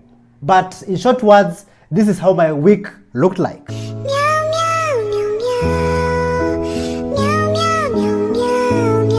Back to business. Bills are being passed in parliament left to right. And some of those bills, to be honest, are very, very evil. And the question of the day is, why are they legislating on all our food crops? Listen to this. My Kenyan people, focus. Okay, focus. Stop the sideshows. We are up for an auction. Wake up, guys, and see what is going on. Another bill has been presented in Parliament, the Horticulture Crop Authority Bill, that requires even a farmer to be registered to be able to plant crops, to plant vegetables, skuma, terere, cabbage. You must be registered. For you to be part of the chain process, the buying from the farm, supplying to the market, down to the consumer, you need to be registered to do that in a county, in a county government. Guys, they're coming for everything. Let me tell you, the day GMOs were legalized in this country, a floodgate of bills were going to follow.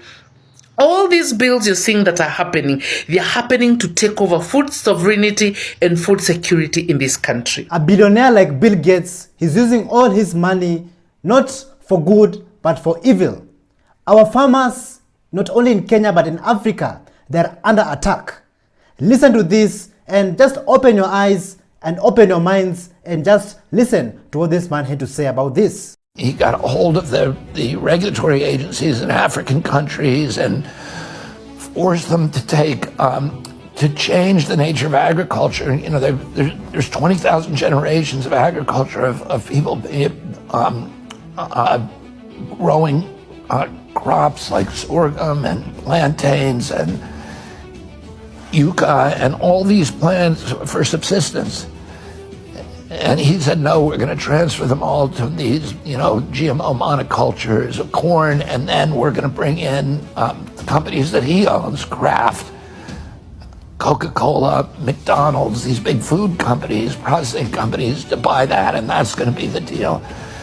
And then, of course, during COVID, all of that shut down, and you had, there's 30 million Africans now as a direct result of Gates' policy who are now on the edge of starvation. And if we don't be vocal about these things, like, things are getting worse day by day. Right now, like, people are supposed to pay, like the farmers are supposed to pay. Gone are those days where you can just wake up in the morning, go to your farm, take some fruits, some vegetables, go and cook in your house, or go and sell in the market. Just listen to how people are being extorted in this country. So, have you heard the latest? Farmers will be needing 5,000 shillings to get certified to practice farming in Kenya for fruits and vegetables. Now, the 5,000 shillings is not even the big deal. The big deal is they'll need to pay another 2,500 for soil tests. They'll need to pay another 4,700 for water tests. They'll need to pay 60,000 Kenyan shillings for pest control board. They will also need to, for them to get this 5,000 bob certification, they will also need to go through a 2-year training where they will pay 15,000. Now, where do you come in? If you buy from a farmer who is unlicensed, who has not gone through all those steps, you could get jailed. So they want to criminalize the fruits and vegetables enterprise, and that could affect about 3 to 4 million farmers in Kenya who are growing their fruits and vegetables, because it's not possible for them to pay all that, especially when it comes to the 2-year training where you're paying 15,000, 60,000 to the pest control. I mean, that is too much. And knowing how nepotism and tribalism in Kenya works, when you apply for these 5,000 Kenya shillings to get the license, what are the chances you'll be among the farmers? Will be amongst the farmers who will get the license in the first place. Now, we are going back to the days when colonialists were here, when they would determine which Africans were worthwhile to grow tea, coffee, any farming that was large scale that would bring income. The white people had, or the colonialists had put in a bureaucratic system that made sure that Africans were not licensed or were not allowed and did not meet the criteria to grow the cash crops. Now we are doing that with our food. Not only our farmers are under threat, even the same lands that they are using to plant our foods here in Kenya are also under threat. Listen to what Martha Karua had to say about our lands in Kenya. Cases of land grabbing are also on the rise, with both private and public land being targeted. The state appears to be under the control and capture of corruption cartels. That is why currently everybody in Kenya are very vocal about Ruto must go and Gachagua must go. Listen to what our brother here had to say about these two individuals who are in power. Adani Airport, he can be taking 250 billion, yeye anachukua maybe 200 billion, then anapea Gachagua maybe 1 billion. Hapana, Gachagua anataka kama munauza Adani, because both are equal, hapo munajua venye nasema, both are equal, bad guys. Kama munauza Adani Airport 250 billion, Gachagua anataka munagawana nusu. That is the only fight they're having. The formula of sharing the route. That's the only problem they're having with Gachagua. And even Ruto knows that even if he comes 2027 back, he will not have a comfortable time again with Gachagua. Because kama watauza KICC, wauze maybe 38 billion. Gachagua anataka 19 billion, Naruto achukue 19 billion. Naruto does not want that. There's a guy in Jacaranda, akiongea, alisema, mufanye mistake kidogo hivi, murudishe Ruto 2027, mutakuwa. And that is the plan. Nini nawaambia 2027 Ruto akipita, na anajua ni tamu yake ya mwisho, atatuchinja sisi wote. Kenyans, do you see where tribal votes and sympathy votes take this country to? It is taking us straight to the gutter. And it's time to say no and let us vote with wisdom and understanding. So listen to this. Raundi hakuna kitu kama sympathy vote. Hakuna. Munakumbuka 2018 mkikuja hapa mkisema nyinyi munajua kuhaso ni kusema nini? Munajua venye mtu anaunguaka na jua akiuza, munajua venye mtu ananyesheagwa, munajua venye mtu anahangaika akihaso. Tukafikiria tumechagua wetu mwenye anajua shida.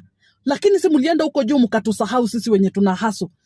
Mukatutupa na mukatutenga na mukatusahau kabisa. Raundi hakuna kitu kama sympathy vote.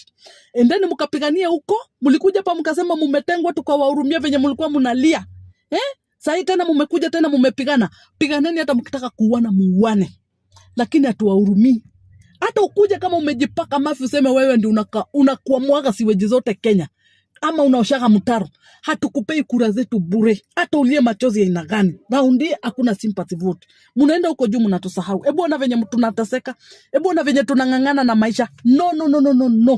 Let us take a short break. We're gonna be right back.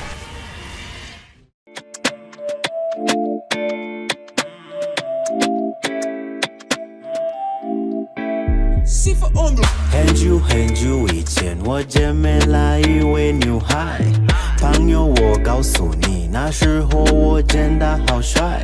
然后我就问他美女，你今天怎么样？然后他告诉我，帅哥我爱你怎么办？我就笑，然后我加他的微信，他给我他的手机扫描他的微信。晚上我在家跟他说话，跟他聊天，我们一起谈谈。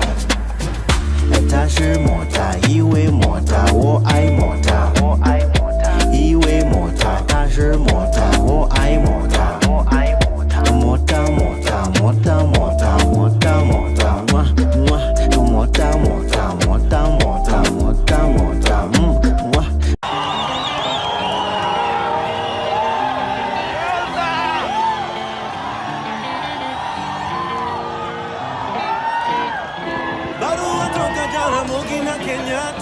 wanauliza kama Kenya kuko sawa, nikawajibu Kenya tuko na disaster, watoto wetu wanazidi kuzikana, na Tomboya ameshika tamu, alituacha kama angali kijana. This man is awesome. Oh my God. Let's welcome Broski Albisteli. Our Kenyan farmers are being punished by this corrupt regime, even though they strive every day from morning till evening on their farms. But yet their efforts and hard work are not being appreciated. Listen to what the Village 254 had to say about how our farmers are being oppressed. By the way, something is very wrong with our country. Can you imagine? They will charge farmers almost 10,000 to give them license to farm fruit and vegetables. They will charge farmers 60,000 to get license or permit for pest control. You're being punished to eradicate pests. Why are you punishing people providing food for this nation? What's happening, by the way, in our farming industry? Because from yesterday, we've been talking about this over legislation of farmers and farming and seeds and everything, animals and so on and so forth. What's happening? I can tell you what is happening. Globalists. And it's only globalists who want to control. They've been controlling business for the longest. Now they have gone down to the farmers. Who has done all this? President William Ruto. He has sold our country, its soul and everything else, to the globalists. Not only our farmers, our foods, and also our lands is being attacked. Even the affordable housing that Kenyans are being promised every day are also not in safe hands. Listen to this and just listen to what this woman had to say. Hapa ni nyumba ya affordable housing opposite Kariako. Nimekuja kuchunguza ni akina nani waliuziwa kabla ya nyumba kukamilika. Nimepata report hii nyumba imeuziwa. The majority people are able people, rich people. And the houses were made for middle class and lower. And now I'm here to record of what is happening. Wakenya wanatoswa levies za housing.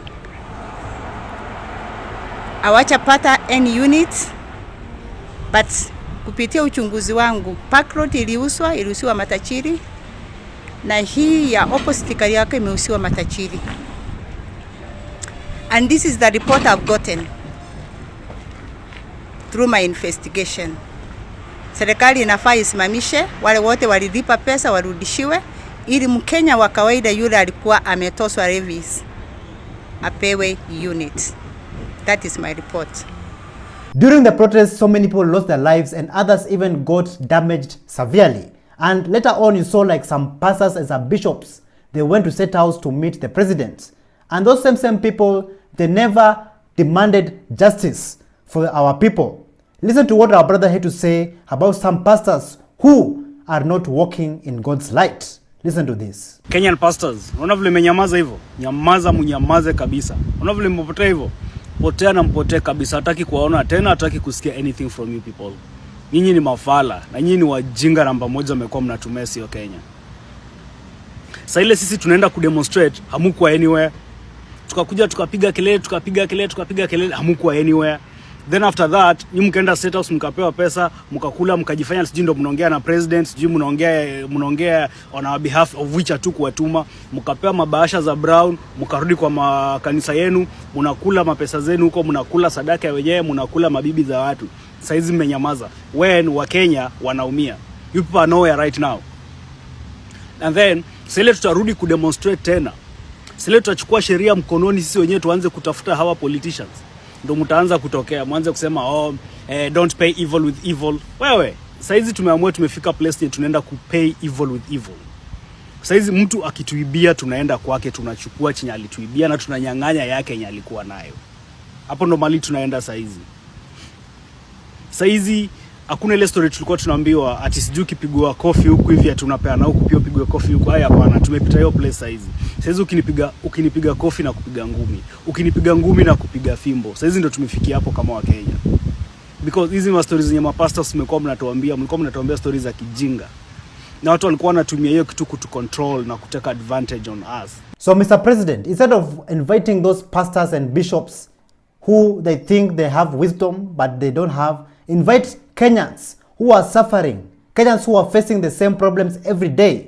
Invite them. Those are the people who will open your mind and show you what is really happening on the ground. Like our brother here had to say this, had a message to send to the president. Listen to this. Mimi nataka kuambia Ruto kitu moja. Mimi naweza kuwa personal advisor wake. Sitaki pesa, sitaki gari, nataka tu unisikie. Nataka nikufunze kuna kitu inaitwa frequency.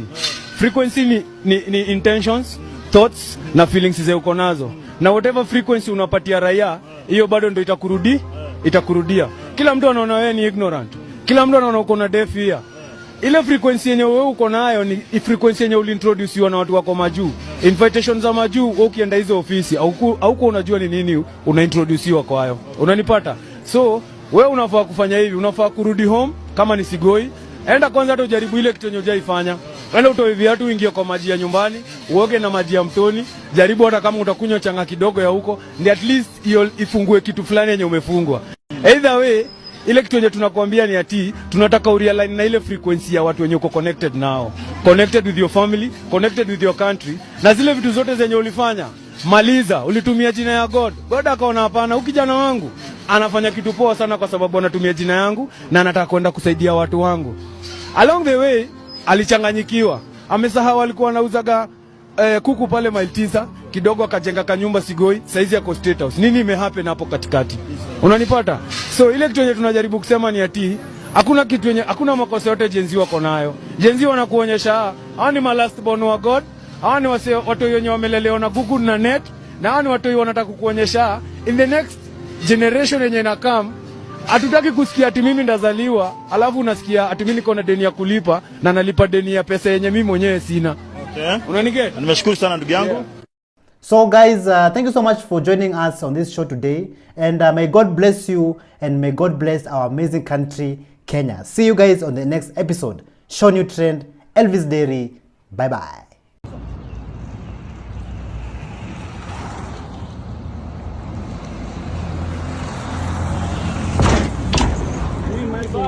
This is the middle of a city. Ndio imeua ile mtu pikipiki, ile mtu pikipiki pale kando ya city katikati. Katikati kwa hiyo. Mtu amerudi kabisa.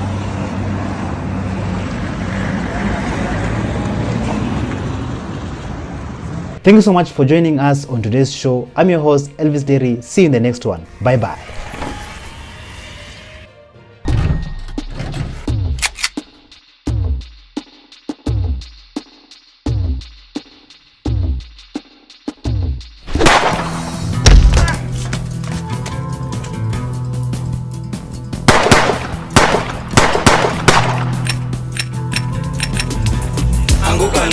We are coming for you.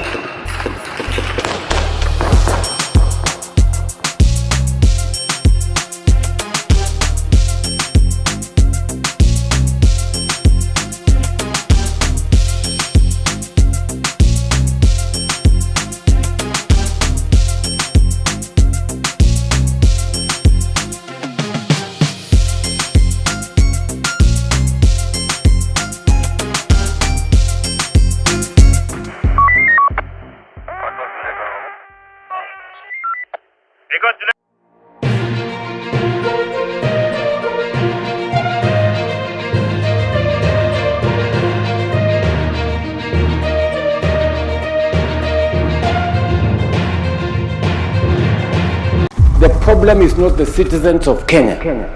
The problem is the leadership. From Inspector General Kancha ashamed. I'm never happy. Every other time I hear that there is a traffic officer who has been arrested collecting bribes. To Brian Odembo's body discovered. Si watupee tu hiyo mwili, tuende tuzike, tukue na amani, hawatatuona kwa barabara. How do authoritarians shut down critics? Authoritarians begin by arresting and charging anybody that criticizes them. Corruption caught on camera. Day 20.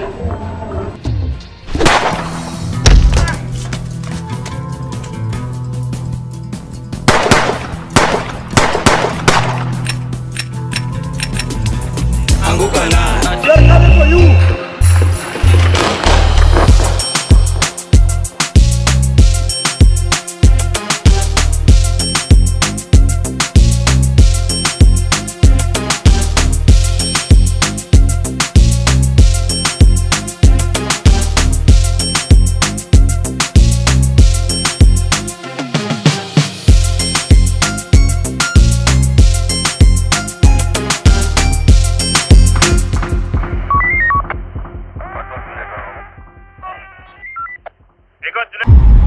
We cannot continue to be rude like this.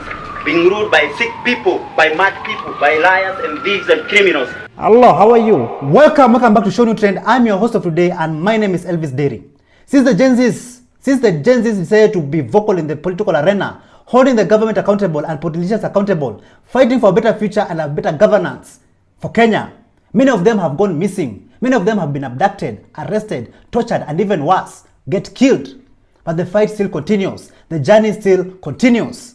Authoritarians are using their full power to silence Kenyans, to silence the Gen Zs, and to shut down critics. Just listen to what journalist Larry Madowo had to say about this. Authoritarians begin by arresting and charging anybody that criticizes them in the hope that it instills fear in the people. When that does not work, they restrict social media. They ban certain social media companies. And when that does not work, they shut down the internet.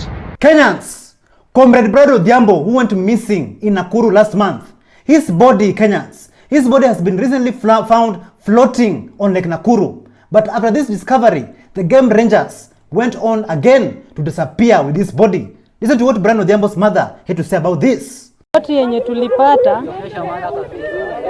vijana walipata kijana wangu kwa maji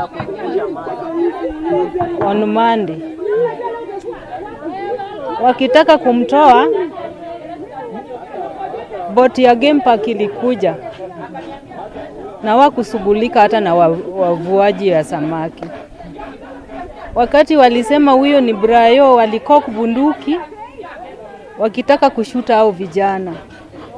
Hao vijana wakatoka na wakachukua tu hiyo mwili na wakaenda. Hawakusugulika hata na hao vijana. Ni hiyo mwili walisugulika nayo wakachukua na wakaenda nayo. Sasa naomba tu kwenye walichukua hiyo mwili wakapeleka. Vijana tulienda kwa Jack kuangalia kama kuna mwili yote imeingia hii wiki. Tukapata hakuna mwili yote imeingia kwa Jack hii wiki. Si watupe tu hiyo mwili, tuende tuzike, tukue na amani, hawatatuona kwa barabara.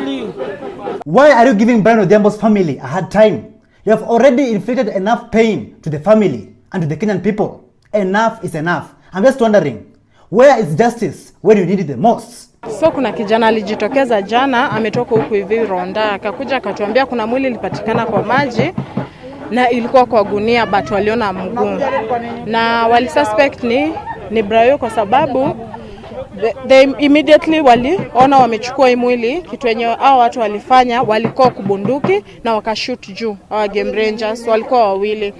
Na vijana hawangeweza kufanya anything kwa sababu pia walikuwa wawili. So ile by the time walikuwa wanataka kubeba waitoe nje ya maji, ikape nao hao walikuwa shafika na boat. So sisi tunashindwa je, hii mwili yuko kwa Jack? Hii mwili hayuko mahali popote kwenye sisi tunaweza itrace.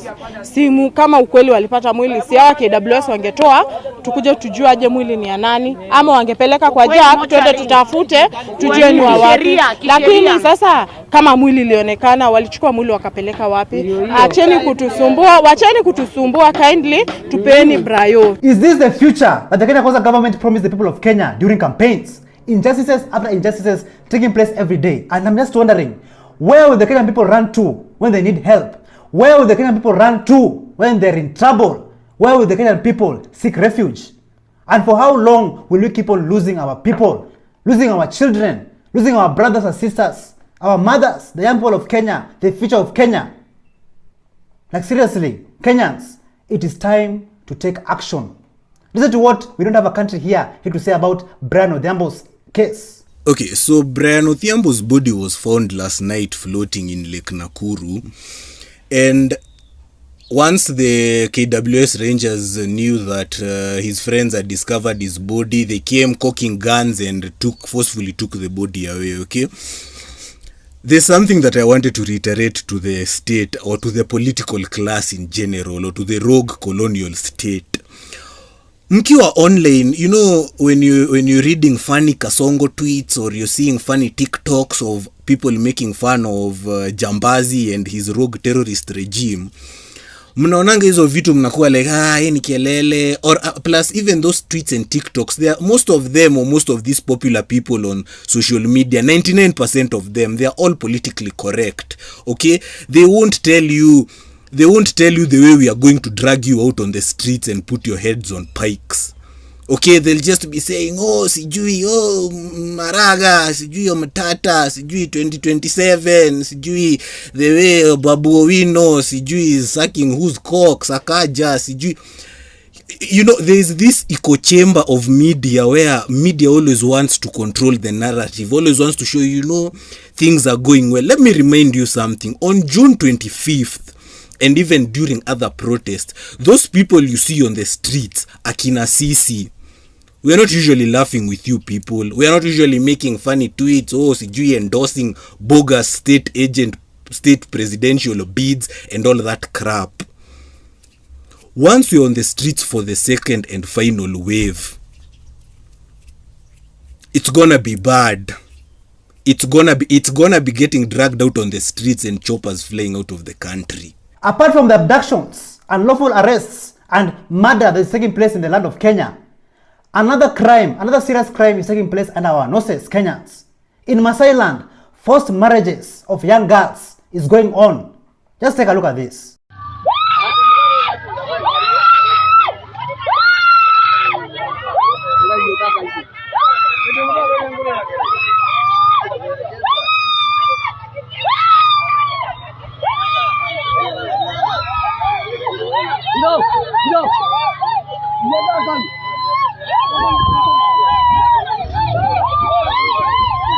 How is this possible, Kenyans? Forced marriages in these modern times in our country. Like, where are we heading towards a country, Kenyans? Northeastern and coastal leaders are also another problem. Pure jokers, just looting. And when it comes to corruption, they will put their religion aside and fill their stomachs and blame other regions for being underdeveloped. Just listen to this. Angalia kaunti zote ambaye wanaongozwa na viongozi wa Waislamu kimaendeleo wako nyuma. Kwa sababu gani? Wote wamekuwa leo wafisadi. Kila mmoja anataka kutengeneza nyumba Karen, kila mmoja anataka kununua Prado ya V8, kila mmoja anataka kuweka na kusave pesa nje ya nchi. Nani atasaidia hawa Waislamu maskini ambaye kwamba muliapa na Qur'an ya kuwa wallahi tutawasaidia, tutajenga barabara, tutawapatia maji, tutawapatia uhai na dawa na afya wapi? Lakini mjue yeyote katika Waislamu ambaye atakufa ati kwa ajili ya amekosa dawa, ama atakufa kwa ajili ya amekosa maji, ama atataabika kwa ajili ya amekosa barabara, na hiyo hali ikamtatiza mpaka akakufa, na wewe uko juu ya kiti na umeapa na Qur'an, wallahi kesho tayarisha maswali yako mbele ya Allah. Fama aljawabu idha suilna wa rabbuna Allahu shahidun bima fa'alna. Viongozi wamche Allah, waogope Allah. Uongozi unakuja leo na unaondoka. Hii dhulma ambayo mnafanya, hii pesa ya umma ambayo mnaiba, hii mambo ambayo kwamba mnafanya juu ya ardhi, wallahi kuna siku ambayo kwamba hesabu yake itakuwa ni kubwa mbele ya Allah, na hiyo siku muandae na mtayarishe majibu yake. Mandera County Secretary by the name of Bilo Isaac Hassan has hit the headlines by flaunting a luxurious car in Dubai. Despite receiving 12 billion annually, Mandera people are still dying of hunger and thirst. Kenyans, just take a look at how your taxpayers' money is being wasted.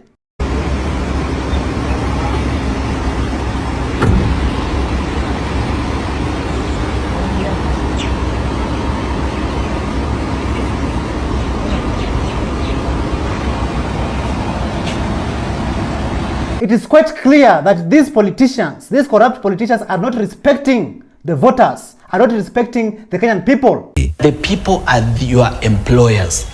They are the ones who make you popular. The money you have, you drive public money. You live on public money. You are popular because of public money. So please, respect the Kenyan people. Do not betray them. Even the Inspector General of Police, Douglas Kanja, is ashamed of the amount of corruption that is taking place in Kenya, to the point where even his own children are holding him accountable. Recently, I've seen on social media and on the news, traffic police officers have been arrested for taking bribes from motorists. Let's listen to what Douglas Kanja, Inspector General, had to say. I'm never happy. Every other time I hear that there is a traffic officer who has been arrested collecting bribes out there. Hata nyinyi mnasikia kabaya. Sifurahi mtoto wangu akiniambia, "Ai, umeona hiyo video nimekutumia?" You know, And you see, hawa watoto wananitumia as a matter of urgency. It's not fair, sio? It's not very fair when you see that daddy, umeona hii, unajua hii watu hii wanasema wanaokota pesa walete huko juu. Sasa huko juu wakati wako. Former police officer turned activist Shakur the Cop, he talked about what is done to police officers who defy unlawful orders. How police officers are recruited without undergoing psychological assessments. Kenyans, did you know that some police officers out there are holding and carrying guns every day, but they are mentally incapacitated?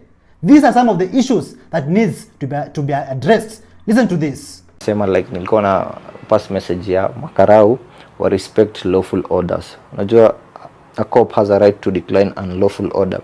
If me, for example, if I'm told to go and kill someone that I know is innocent, I'm not supposed to do that. I'm supposed to say no. Why do you think some of these people made this decision to actually take the lives of young people who are just holding a placard and a bottle of water trying to speak? Yeah, maybe I think maybe kuna wase tu ni trigger happy. They think like life ni kama video game. So unapata mse maybe anafurahia, maybe amepewa order, unlawful order. Yeah, vitu kama hizo, alafu maybe unapata maybe, but me according to me like when tulikuwa tunatrainiwa, sikuona place wali test mse brain yake, unaona.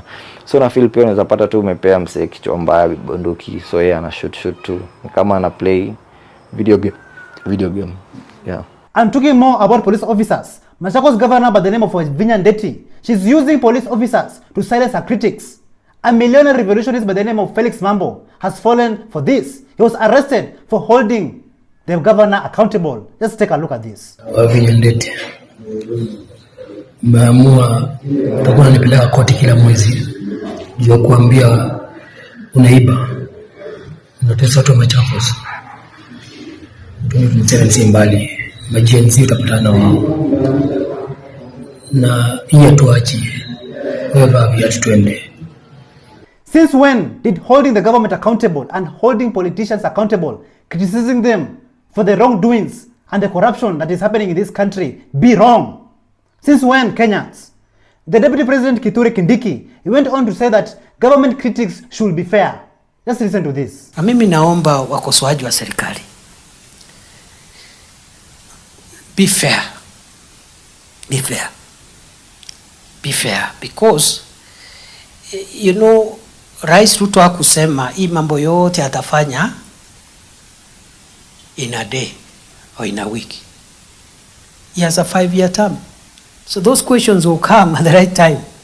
Lakini also we don't mind you reminding us what we said, because you are helping us achieve our targets. Kwa sababu sasa once we achieve our targets, I wonder what these characters will say. Sababu sasa hii wanasema hii haijaanza, hii haijakamilika, itakamilika. And then you will have no story. I'm just wondering, how can government critics be fair? But when they criticize, they end up being abducted, unlawfully arrested, killed, tortured, and disappearing without a trace. How can they be fair? Mr. Deputy President Kithure Kindiki, tell us in the comments down below. Mambo ya abductions katika Kenya yetu ya watoto iishe. Na abductions doesn't matter whether you are in Kenya Kwanza or in Azimio or in which party. Mambo ya kushika watoto wetu kwa barabara bila kujua anapelekwa wapi iishe. Japhet Mayora Isaboke, who is Kilgoris Principal Protection Council, he was caught on live camera Kenyans, receiving bribes. Like it seems like these people, they don't understand why we are fighting for better governance and a better future for this country. They really don't understand. They're still taking part in corruption on a daily basis. Kenyans, everything that is hidden shall come to light. Take a look at this. So thank you. So no, huyu madam aliniambia the moment DPP anapeana tunakwambia ni sawa peana. De 20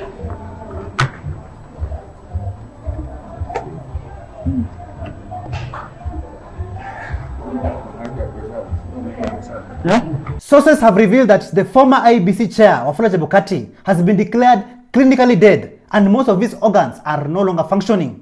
And this family has been asked to make a decision on whether to switch off the life-supporting machines. Listen to what Dr. Bombi Seraki had to say about this. Have you seen what's happened to Wafula Chebukati, where the head of IEBC, they're saying he's either already checked out or he's like on life support. Barely 48 hours after Baba lost the African Union chair election. Isn't that just a little? And you know, now with everything that's being revealed about USAID supporting Boko Haram and all these guys, there's also these rumors and allegations going around that the Alphabet Boys are the ones who actually installed Nabi, and that's why even Akina Megi Dearest were defending him literally, even in the face of everything he was doing. We all know that the IEBC, that is the Independent Electoral and Boundaries Commission, has been corrupt, especially during election season. And currently many Kenyans, many young Kenyans, the Gen Zs, want to vote in the coming elections, but they're being frustrated. And how are they being frustrated? Just take a look at this. Nimetoka kwa ofisi za IEBC na wananiambia siwezi kuwa registered as a voter juu hakuna commissioners. Nyie muone kama kuko na shida. Process yenye inafaa kuwa continuous according to Article 82 Clause 1C of the Constitution. Hiyo process haifanyiki sahi. Hamuoni kama kuko na shida. Despite them frustrating the Gen Zs, they should know one thing about the Gen Zs. The Gen Zs are fearless, unshakable, unstoppable, unboggable. Like the Gen Zs are the future. They are already the future of this country. And the Gen Zs have the power to rise their own presidential candidate. Listen to what Anthony Samba had to say. Ni wana underestimate watu wanaitwa Gen Z. Ndio. Wana underestimate kabisa. Ndio. Tutaona the true character ya Gen Z baada ya IBC commissioners kuselectiwa. So you wanted to seek Gen Z katika Kenya office pale vile? Hakukuwa na Gen Z pale. Pale ni vigogo tu, watu wenye wamekuwa kwa siasa miaka sijui tangu tukue primary school. No, nakuuliza, tayari is that a formation? Huo ni muungano tayari? Hiyo si information ya watu washabonga? No. Hiyo ni formation ya wale status quo. Hivyo ndio itakuwa. Hiyo ni formation ya status quo. Utakuwa na third force, ndio nakwambia. Hii third force, Gen Z wanaweza toa hata presidential candidate wao. Na waseme ni Mwashumbe candidate wetu, tunaenda naye mpaka mwisho. Kwa sababu kumbuka yale maneno ambayo Gen Z wali raise hayajakuwa addressed to date. Watu bado ni kama wamewa neglect, wamewa ignore. Wanasema hawa vijana hawana mwelekeo, hawana msingi ya kikabila, hawana political base. Political base yao ni zile ideology ambazo walijaribu kuleta wakati ya protest. Okay. Usijaribu kuunderestimate nguvu ya vijana ambao wako frustrated, hawana kazi. So dear government of Kenya, do not underestimate the power of the Gen Zs. The Gen Zs are here to stay, and the Gen Zs are patiently waiting for 2027 elections. And let me tell you, they are going to drain the swamp. May I never hear another boomer talk about, oh, your generation, oh, Gen Zs, mnakuanga tu kichwa ngumu. Because when you're celebrating the finance bill being rejected, understand it's the Gen Zs that were on the streets and some of the reformed millennials who know better. But it was never the boomers, because the boomers were sitting at home waiting for fate to take over because they have no backbone or no spine. So never say that Gen Zs do not stand for anything or that we're just impatient people. We know our worth. Never forget that. And the question of the day is, are the voters sometimes wrong? Were the voters wrong for giving us William Ruto as the president? Listen to what a former Raila Odinga supporter, Fanya Mambo Kinuthia, had to say about this. If you think the voter is never wrong, they gave us William Ruto for president. Now you know that voters are wrong. We even had a pastor on that ballot called Mwaure. I wish they even voted for him. So all I'm saying, there was a time when Mother Karua or we even had Wajakoya. Even Wajakoya, afadhali hata tungekuwa tunauza hizo vitu za fisi. So Mother Karua had vied at some point, and I hear she's vying right now. Yeah, she said she won't deputize anyone. Yes, and she's had a good track record. She's one person I am yet to hear scandals. Will Kenyans vote for her? So that's why I tell you many times, Kenyans are wrong. So we stop, voters, please stop being emotional and get yourself to vote with the brain, not the heart, yeah? Because the heart is emotion. Kenyans are really tired with the daily corruption that is taking place in the Republic of Kenya. Are you not tired? Even banks have had to play some dirty games. Imagine working hard for years, saving money for future investments. Then one day you decide to go and check your bank account balance and you find there's nothing, 0 shillings, and the bank tells you that there is no money. What will you do? Just listen to this. Hiko maajabu inafanyika Kenya. Sijui ni mimi peke yangu ama watu wote. Nilifanya kazi kwa bidii. Nimetafuta pesa yangu. Nimeweka pesa kwa bank. Maajabu, nimeenda kwa bank mara 4. Wananiambia mimi hakuna pesa. At bank hawana cash. Jamani, kunaendelea nini? Tangu nisaliwe sijawahi kusikia bank wamekosa pesa. Juzi ndio nimeenda sasa kutafuta pesa yangu, naambiwa bank hawana pesa. Sitaki kutaja ni benki gani hiyo.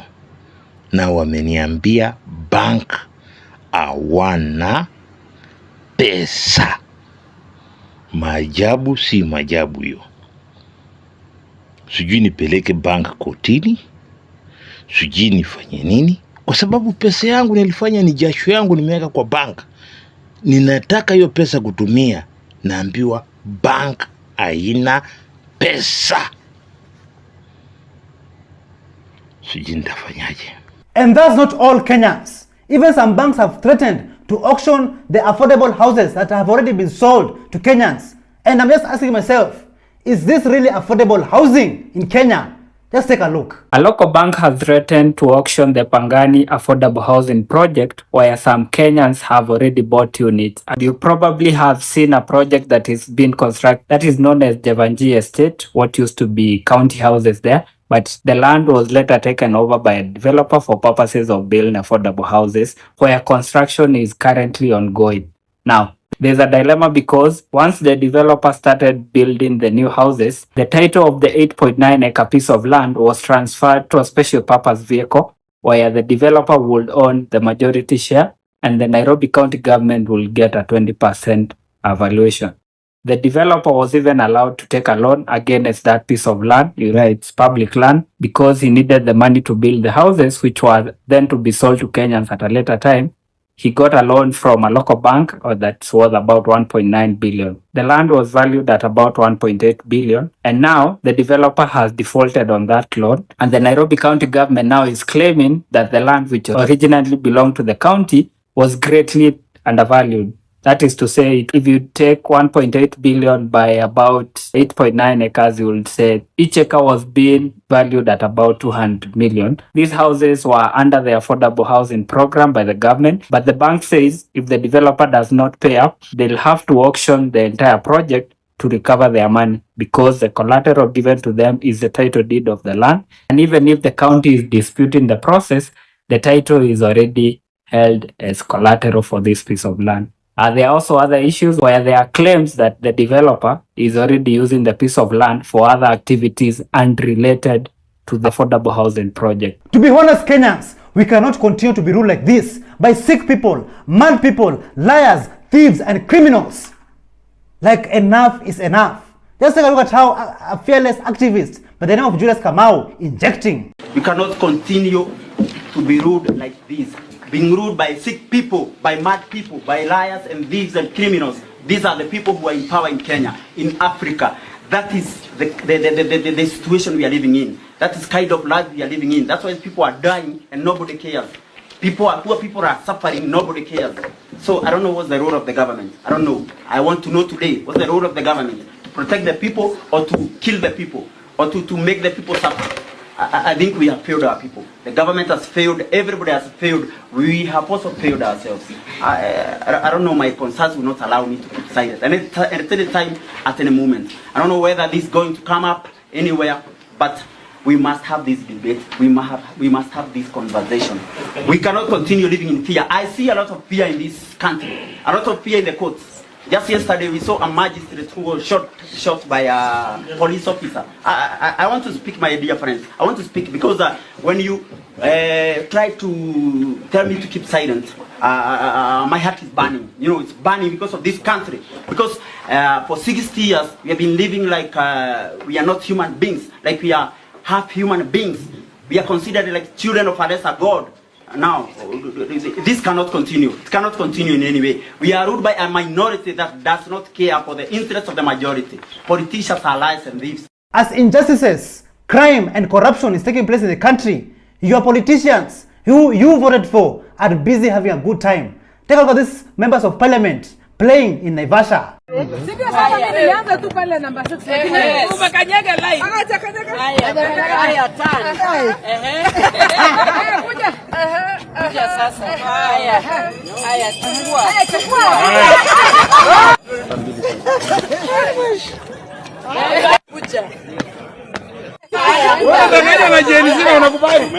Umedanganywa na James.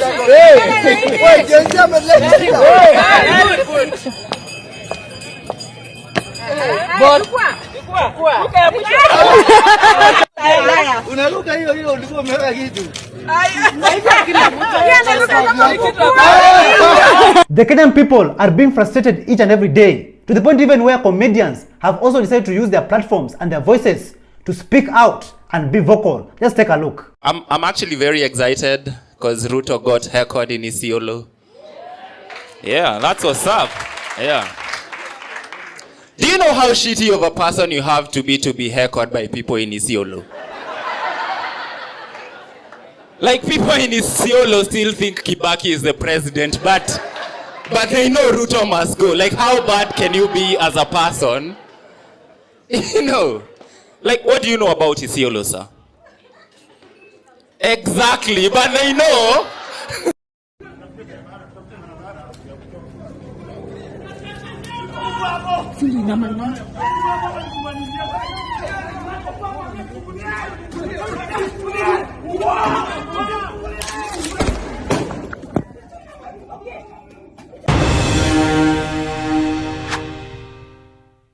Thank you so much for joining us on today's show. I'm your host, Elvis Derry. See you in the next one. Bye-bye.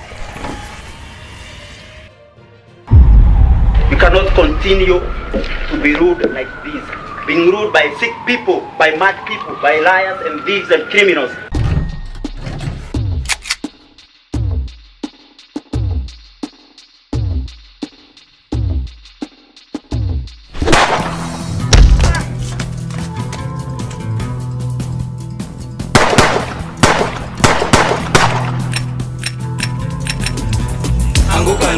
They're coming for you.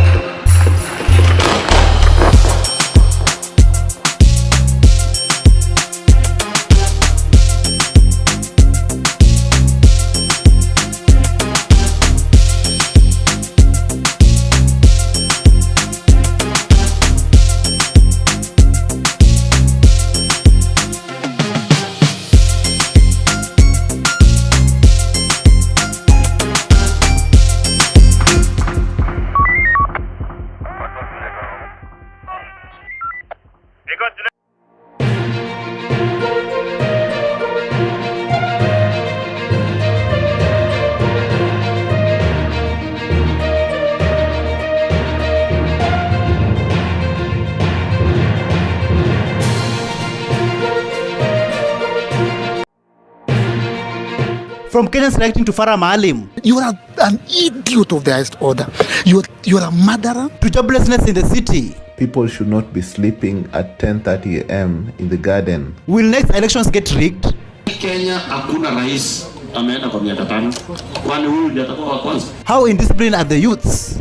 Who exactly has the bar to say, or the standard to say, that we are being indisciplined?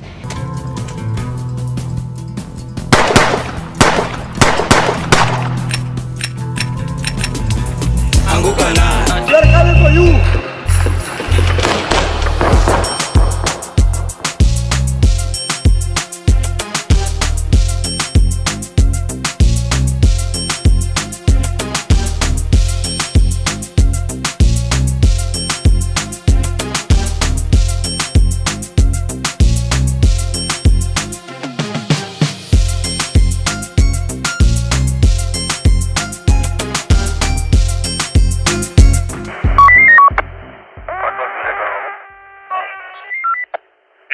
Hello, how are you? Welcome back to ShowNewTrend. I'm Mr. of today and my name is Elvis Derry. Kenyans, do you remember this video of Farah Maalim abusing you? Alafu washenzi wengine wanasema ati Kasongo Ruto must go.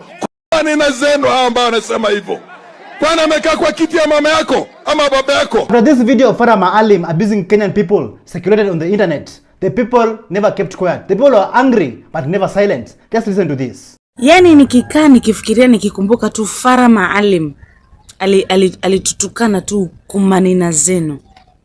Nasikia tu kumshika hivi. Farah Maalim. Because you know what? The first 4 letters of that kumanina means vagina. And the second 4 letters of that word means mother. In our Swahili language. You get? So hata hajatutukana sisi. Hajatutukana sisi. Ametutukania mama zetu. That what Farah Maalim. Yani hivyo ndio Farah Maalim alifanya. And then, yani mtu mzima na akili zake, kiongozi mzima wa Kenya amesimama mbele ya umati, mbele ya watu, mbele ya viongozi wengine kututukana tu kumanina zenu. Na hakuna kiongozi ambaye ameongelelea hilo swala. Hakuna kiongozi ambaye amesema ni makosa. Hakuna kiongozi yote ambaye amesimama kwenye stage akasema what Farah Maalim did was actually very wrong.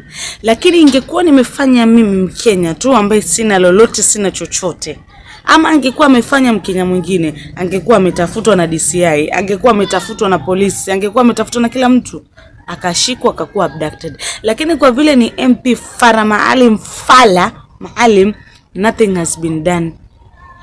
Alafu nyinyi viongozi mnataka sisi tuwaheshimu. Tunawaheshimuje nyinyi ikiwa nyinyi wenyewe hamtuheshimu? Even the former deputy president of Kenya, Rigathi Gachagua, he came and said that the president laughs anytime a politician abuses Kenyans because he's the one who sends them. Let's listen to what Rigathi Gachagua had to say. Waja nikwambie Meja Dong, usikashifu hawa viongozi. Najua mimi nimekaa na rais sana. Mimi namjua. Ukiona hao wajumbe wakitukanana, ukimwangalia anacheka. Anakuanga yeye ndiye amewatuma. Si mimi namjua? Yeah, I know him. If you check when they are abusing people, wakitukana anatembea kama umemwangalia hapo nyuma, alikuwa anapiga mguu namna hii. Even Eric Omondi, the president of Comedy in Africa and an activist, he came and said this. Farah Maalim, wewe ni fala, una akili, unanikasirisha, ni mpumbavu, he's stupid, he's an idiot. How can you go to a microphone like this? You are not even a parent, you are not a human being, you are a demon. This is what happened in Rwanda. You are very stupid, Mr. Farah. Wacha nikutukane because you deserve it. You are idiotic. You are nonsensical. You are a murderer. You do not deserve to be a leader. By all means, Farah Maalim, I was shaking. I don't understand how you are still in office. You need to resign. It is going to be very bad for him. Genuinely, I just lost. You are a fool. If I met you, I would go to jail. I would punch you so hard. I don't know if you have children. We are all humans, and God. You are an idiot of the highest order. You are a murderer. If I were you, I would leave this country for at least 20 years. You are an idiot, and if I meet you, I will beat you.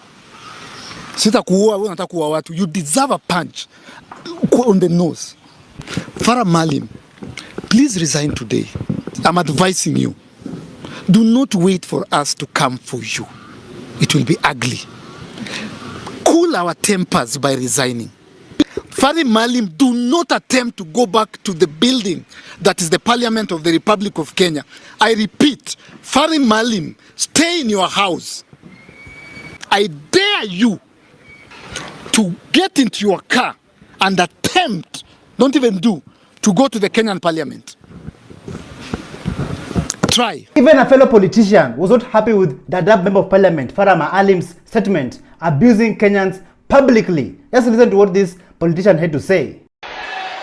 Jana niliona mzee, nilikuwa nasoma nikiwa mtoto mdogo, anaitwa Farah Maalim, akiongea vitu zenye hata zieleweki. Lakini Waswahili wanasema usione mvi kwa kichwa mtu kadhani ni hekima, wajinga pia wanazeeka. Na Farah tu ni fala tu. Hawezi ongea hivyo wakati nchi yetu imefika hapa. but we shall teach you a lesson. Na watu wanasema mambo ya mlima. Kenya mzima vijana wote wamekasirika. Wamama wamekasirika, wazee wamekasirika. Wacha kusema mambo ya mlima. Wote wana moto 2027 ndio utajua hii Kenya ni ya mama zetu. Asanteni sana na gayomo ya mradhi. To be honest, instead of these politicians working for the people who voted for them, they are busy moving around Kenya in rallies, just talking nonsense and abusing the Kenyan people. Like Kenyans, must you go and listen to what they have to say? If you see them, just ignore them and continue minding your own business. Alafu washenzi wengine wanasema ati Kasongo Ruto must go. Kwa nina zenu hao ambao wanasema hivyo? Kwani amekaa kwa kiti ya mama yako ama baba yako? Truly, Farah Maalim is a shame. He's a shame to the political class. Like those people who voted for him, that people, like what are you thinking voting for Farah Maalim? Anyway, let's continue. In Lebanon, our people, our Kenyan people are still stranded there since the war started in October 2024.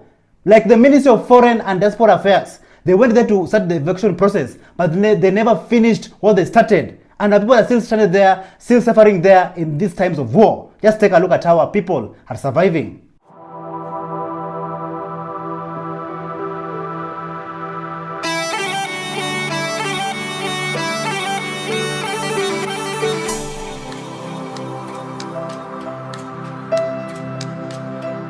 The ministry didn't finish the eviction process, and our Kenyans, our own people, they're stranded in Lebanon in shelters. There's no work, no money, no communications for 3 good months. And those shelters were opened because of the war, and currently they're being closed down. We are in the year 2025. And where will our people go? Where will our Kenyans live and stay? Will they be sleeping in the streets of Lebanon? Just listen to what Dr. Mambe Serikali had to say about how many Kenyans are stuck in Lebanon. Family, 26,000 Kenyans, actually more than 26,000 Kenyans are stranded in Lebanon. And you know, Israel has been ninnying Lebanon like crazy. Even the Lebanese themselves have been trying to leave Lebanon. There's been long queues of cars. Guys have been appealing, the families of those guys have been appealing to the government. The government is silent, they're just joyriding in New York. But no word. They're saying that the embassy, the Kenyan embassy in Lebanon is not helping guys. Is it because these are the Watus? Is it because mainly they're maids and all these things? Why is the government so silent? Anyway, family, I've been talking about this a lot on my YouTube channel. It's time to come home. As we're fixing our country, it's also time to come home because the world's about to get crazy. The number could be even more higher than that. Take a look at some of these videos of how our Kenyans are surviving in Lebanon. Wametulipua. Siwezi toka dadangu mpaka wakuja wanitoe. Hii ndio situation hapa sasa hivi venye naongea na wewe. Nyumba inaenda chini. Mimi niko siwezi toka. Sijui venye nitatoka nje kuna waka moto.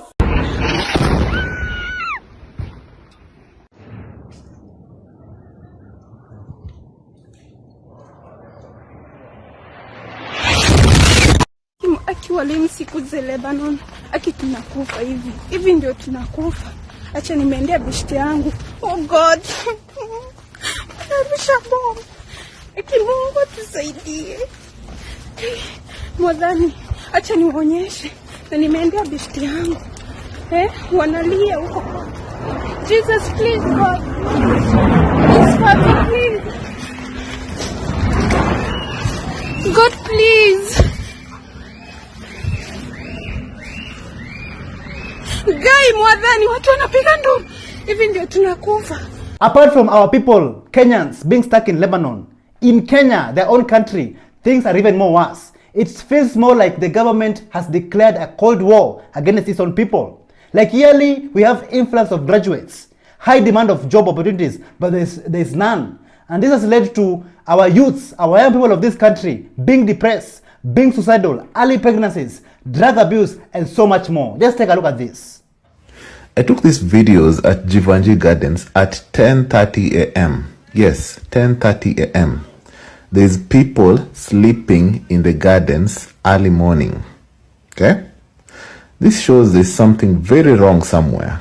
Either it's unemployment or it's homelessness. But either way, people should not be sleeping at 10:30 a.m. in the garden. It's not right. Okay? So, please, can we create a good life for our people?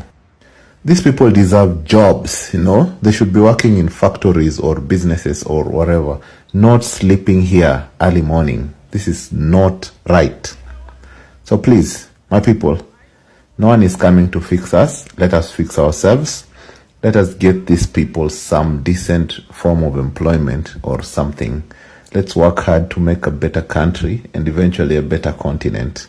The late president of Kenya, Mwai Kibaki, he never supported sending our people to foreign countries to go and work there, to go and die there, to go and get mistreated there. But he advocated for creating opportunities here in Kenya. Just listen to what he had to say.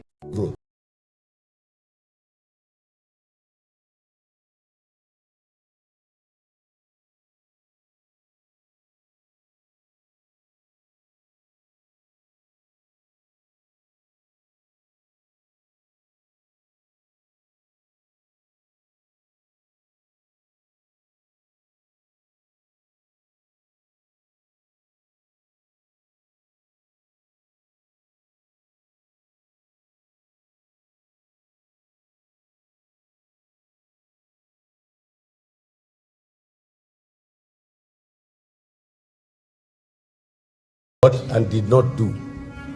Let us focus on things which require doing, and there are very many things which require doing. Instead of politicians putting politics aside and serving the people of Kenya, working for the people who voted for them, they are busy playing politics, going around in rallies all the time, and even some of them are planning on how they're going to be rigging the 27 elections. Just listen to what Osa Sudi had to say about this. Kenya hakuna rais ameenda kwa miaka 5. Kwani huyu ndiye atakuwa wa kwanza? Kama tunafanya nini? Kama tumelala wapi? Kama nini imefanyika? Kwani Kenya ni yenu? Mjue William Ruto aende mahali. Makawas. Hapo ndumba nyigura hili kinyiti.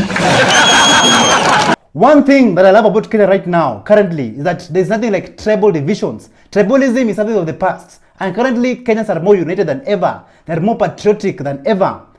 2027 elections is going to be hot, and it's just around the corner. And this government, they're very scared of the unity that Kenyans have right now. And they're going to do everything in their power to clinch onto that seat.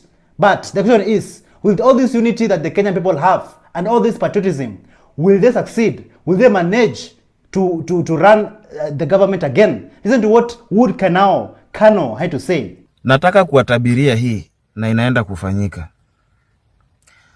2027 January hapo February tutakuwa tunaelekea uchaguzi. Na wanaenda kununua tear gas mingi sana. Wanaenda kununua rubber bullets mingi sana. Hata the real ones watanunua mingi sana. Na wanaenda kununua water cannons mingi sana. Wanaenda kununua gari za polisi, hizi Mariamu, zile lori mingi sana. Wanaenda kununua farasi mingi sana. Wanaenda kununua rungu mingi sana. Wanaenda kununua vitu mingi sana ya kudeal na mwananchi. Wajua kwa nini? Raundi hii Mkenya aende kupangwa kulingana na kabila. Ati sisi kama jamii tunasikiza kingpin wetu anasema nini? No. Na maskini ameamka. 2027 inaenda kudecide. The few watabaki wakinunua belt za 200,000, viatu za 1 million, chopper, mansions, the few. Wale wachache. Alafu wanakuja kuturingia. Mtu amevaa saa ya 1 million, alafu anaongea na kiburi tena ndani ya kanisa. For the first time ukiangalia hata kanisa yenyewe inarudisha sadaka. People have woken up. Na wamejua tumeamka. Mpango ya kukatalia kiti, kwanza ile ya juu. Wacha nicheke kwa sababu mimi niko huku kwa ground na walala hoi na wasikia vile wanaongea. Hii kura inakuja 2027. Whether mtengeze IBC ama mkatai kutengeza, watu wanaenda nyumbani. Even Dini Nyoro asked these politicians to stop wasting and misusing public time. Just listen to this. You must stop misusing public time with nonsense.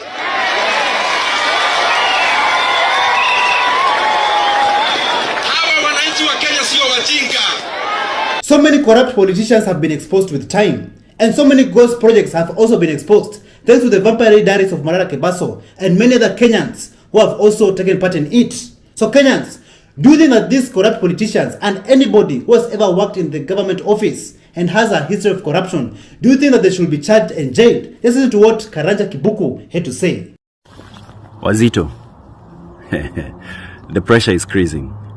Ukiona watu wanabweka, watu kama Kemanongo, Faramalim, and all those crooks around Ruto, when you see them backing as harshly as they are, then you know we're getting somewhere. They're backing from a position of fear. Tunashinda. Hawa watu lazima waishie prison. Hawa watu tunataka wote ikifika 2027 wakue wako Kamete prison. Na kama sio Kamete, ICC. On that note, by the way, kuna shughuli hapa inahitaji Mbogi. Email ndio hii. Nataka tuanze kutuma emails kwa hiyo address, highlighting all the ills, all the evils, all the wicked things these people are doing to our people, to our children, abductions, forced appearances, crimes against humanity. Let's do this. I got you. We've got Kenya. God bless us all. Cheers. When we talk about integrity, then Peter Mbaye is a man of integrity. He was the head of government delivery service, but he resigned, saying that you cannot achieve development in a toxic political environment, adding that toxicity cannot go hand in hand with service delivery. Just listen to what he had to say. One of the issues that came up, I was there, I've been appointed, and I went to my seniors and I told them this is how we want to structure delivery in the Republic of Kenya. Because we discovered there are so many offices, so many centers doing the same thing. And they said it's not possible. Because not unless we want to do this so that every office can feel they are doing something to please the head of state. I said, can we help the president in a better way? Can we corrupt all these small things, like 5 or 6, into one? I have the people, we're able to work so that we can deliver. Now, a lot of what I proposed was not done. There is a lot of structural issues, many issues about, you're supposed to work, what happens, the issue of the working issues and other issues. In short, there's been a lot of frustrations, and I don't want my name. I have a history, I have a record where I've come from for the last 10, 20 years, where I've worked before in my county of Nakuru. What I've done, I don't want to come and mess it here because I got a job. If the work cannot be done, I don't want to be associated, because what will happen, one day somebody will ask me, why didn't you deliver? Then I'll say I had issues. They will ask me, why didn't you say then? Why now? Then something will happen. Everybody will go. It will be said that the guy who is head of GDS is this one. I better speak early today to say, I don't think the kind of how the government tracking delivery work is being done is going to produce the results that we promised Kenyans. That is what I think. George Ruto, who is also the president's son, he owns matatus within Nairobi City. And let me tell you, Kenyans, these matatus are being driven recklessly on our roads, and they are breaking traffic laws. But yet, the people are still boarding these matatus. Why, Kenyans? Why? Like, this can even cost you your own lives because of how they're driving on the roads. Just listen to this. What is wrong with you? Mnapanda manifest kwa nini? Kwa nini mnapea hiyo matatu bees? Mnajua vile ina harass the rest of the PSVs kwa hiyo stage yenu. Mnajua vile inafanyia hao matatu zingine. And then mnakuja mnapanda na hauko sure kama utafika, because you can be, unaweza jipata uko heaven. Burnt offerings. You can be burnt offerings. And then uneno unapanda, it is the coolest matatu. Guys, please, mnajua ni ya nani? You know whose son hizo matatu ni za nani? Zina overtake vile zinajisikia. Hata hazitaki kujua kama the next cars ziko na watu. Hazitaki kujua kama watoto wako anywhere near the roads. Barabara ni yao, inchi ni yao. No, hii inchi ni yetu, it is ours. Si ya mtu, hata mimi si yangu, ni yetu. Kenyans, us, not me, not you, us. So, before Ruto akuje ambia wazazi wetu vile they have done a horrible job in raising us, we are so disrespectful, you have done a horrible job in raising your children. Kenyans, if you ask yourselves, what is the meaning of education? I would say that education is the cornerstone of any nation's progress.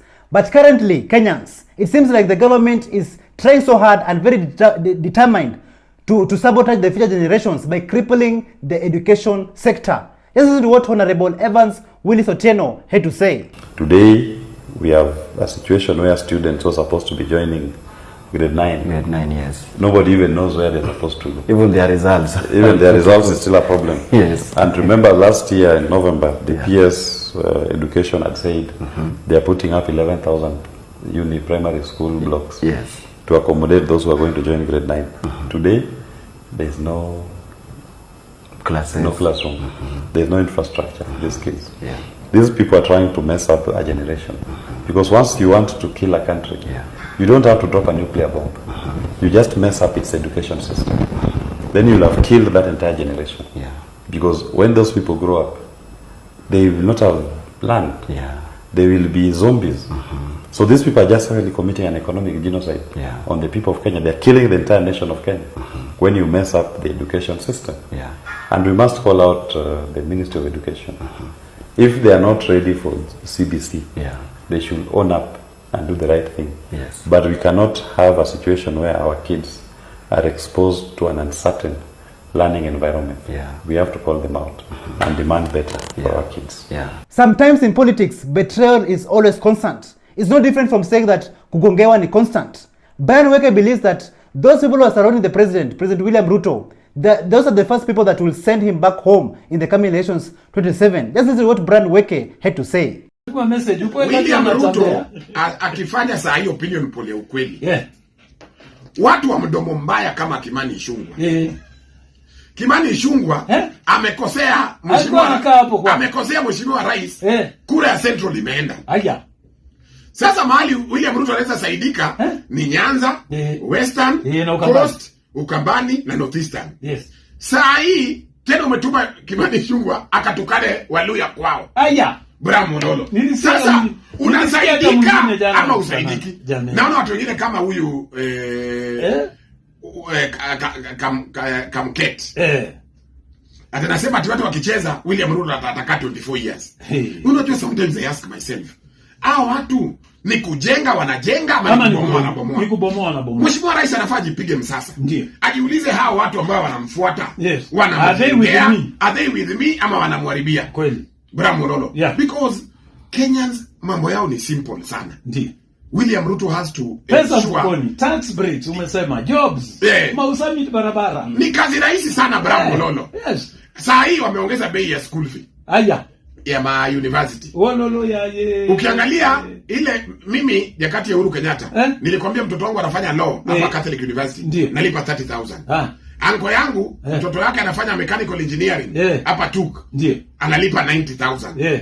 Na asije kwa bande ngapi? Na hii pesa ambayo ameongeza lecturers hawalipwi. Sasa lecturers wanasema hii funding model ambayo iko na hii ya kulipa school fee na nini, na sisi hatulipwi. Bravo Lolo. Inaenda wapi?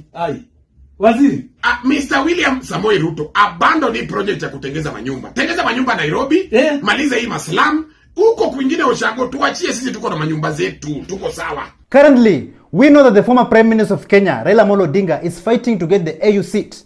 But it's quite clear that the Kenyan people are not on his side. And even his own supporters have started to question him. Just listen to this. If he loses and comes back, what will the comeback of Raila have in the political space?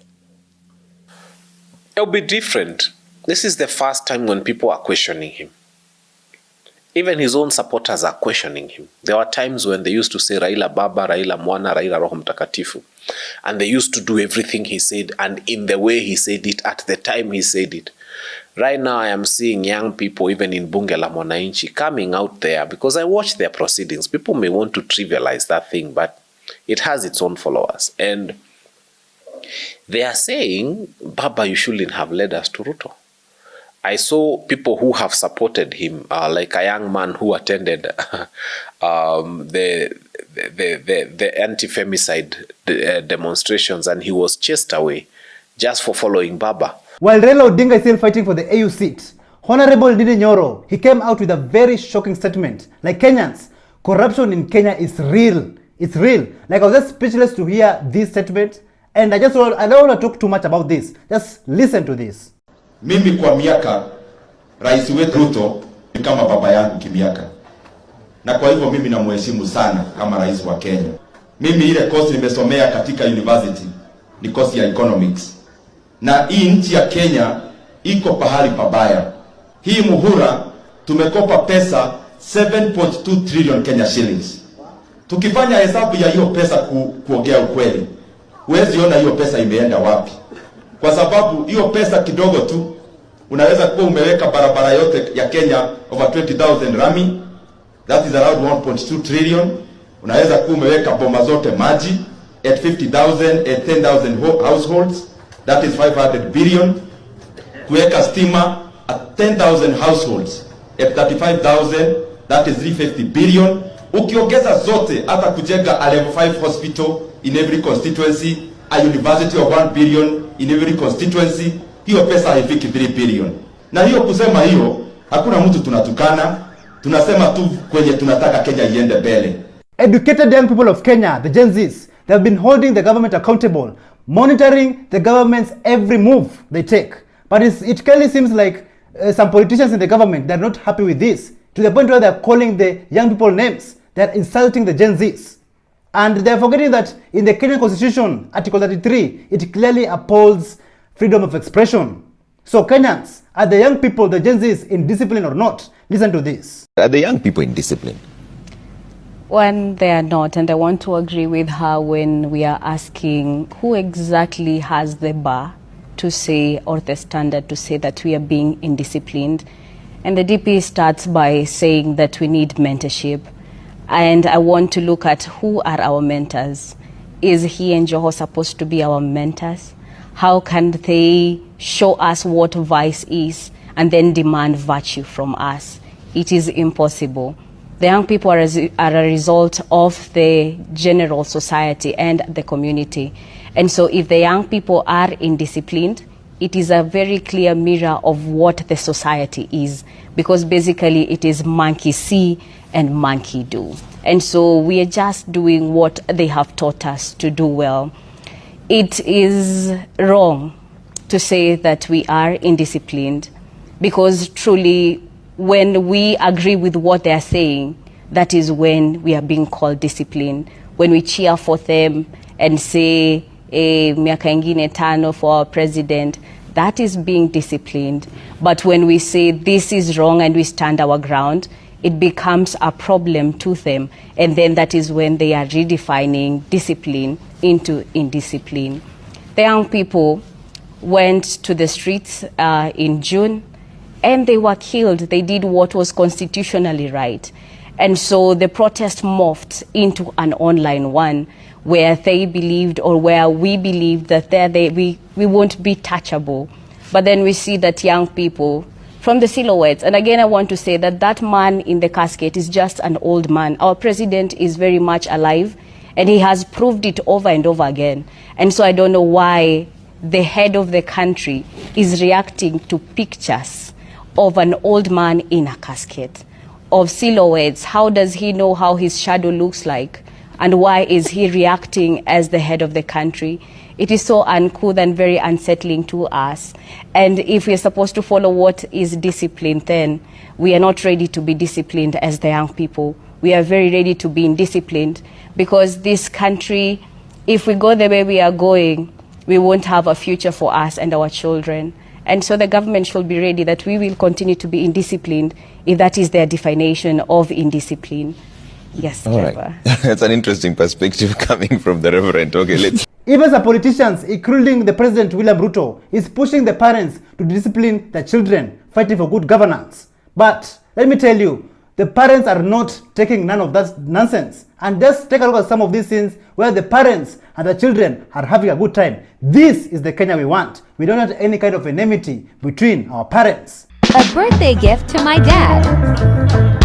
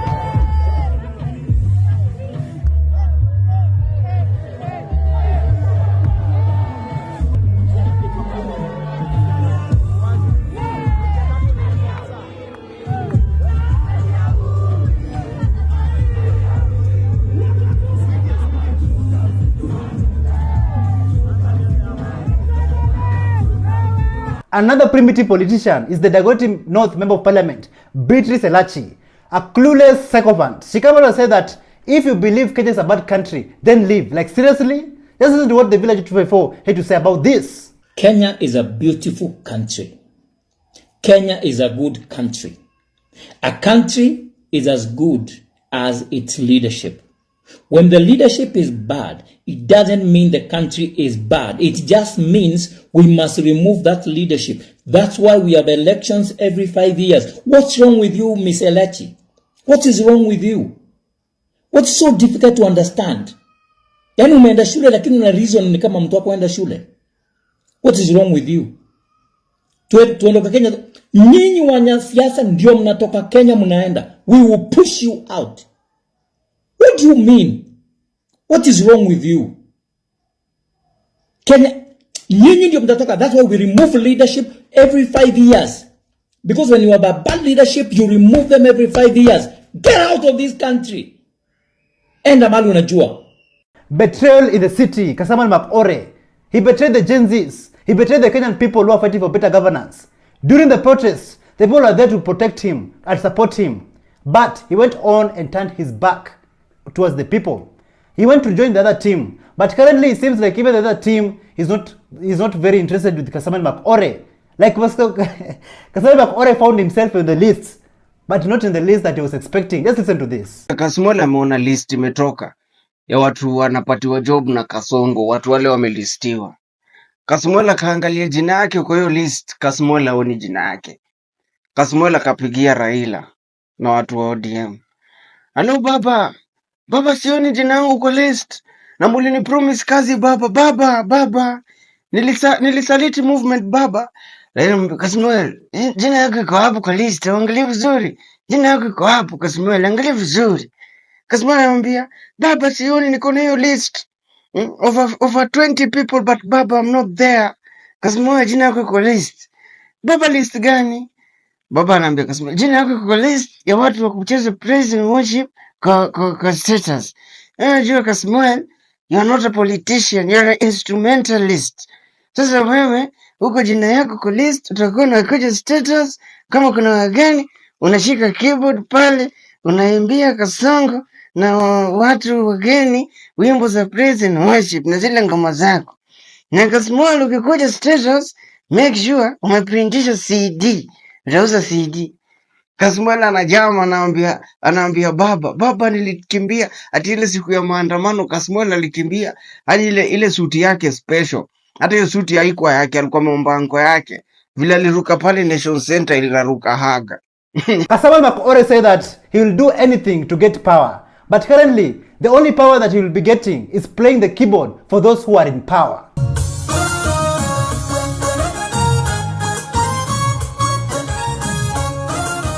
Currently, some rogue politicians are talking about how they are going to be rigging the 27 elections. But do you think that this will happen? Listen to this. Kazi ya kushinda ukipiga kelele vile mta extend the term ya president to 24 years. Extend it.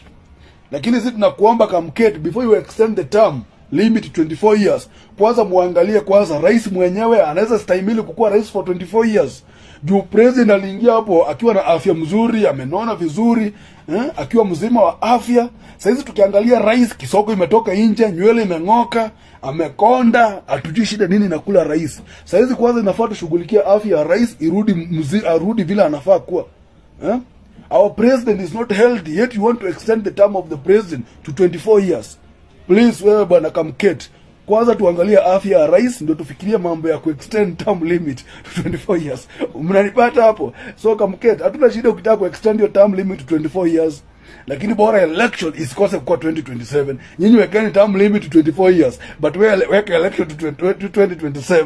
Alafu tuonyeshe vile kunaendanga, mapema saa mbili hivi hiyo 24 years mnaongea, tutakuwa tumepatia rais mwingine akayo 24 years. Lakini William Ruto 5 years na mtosha, Sugoi Express. The Kenya Kwanza regime portrays itself as very religious, going to all these churches and donating huge amounts of money. But do you think there's more to that? Do you think that this is just another case of a hyena wearing the sheep's skin? Do you think so? Just listen to what Eska Orunga had to say about Freemasonry in Kenya. For any unbeliever, go and Google Ali Bongo. Yeah, Kenyans. I want Kenyans to open their eyes and see how this country is really run. Google Ali Bongo and go into churchofsatanism.com. Under the website Church of Satanism. If you have the guts. I'm going to do it. Yeah, you are? Good. I hope everybody does it. churchofsatanism.com. Go under history, media circus, yeah, and go under 582, type in a code 582/KE. In there you will find a name of one of Wilson's very close business associates.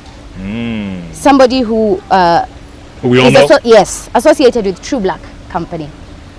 Wow. I'll leave that for you. So that, I started doing investigations into Wilson because I thought, is this guy a human trafficker, killer? What is he? And then I came across this Freemason information and I unearthed so much stuff. And that is why they are so angry. They're so angry. I have content and I have many more names. Okay, is it true that somebody was planning to kill you not too long ago? That is true. If you had this information, they would be planning to kill you as well. They failed. How? They sent gunmen. I was supposed to have a car accident. Yeah. We listen but we don't judge. Nimepepa pesa milioni 300 ya kulipa wakulima. We listen but we don't judge. Kufika jioni leo, kila mkulima atakuwa amelipwa pesa yake. We listen but we don't judge. Pesa karibu shilingi bilioni 1 inapatikana kila siku kutokana na biashara ya bodaboda. We listen but we don't judge. Thank you so much for joining us on today's show. I'm your host, Elvis Derry. See you in the next one. Bye-bye.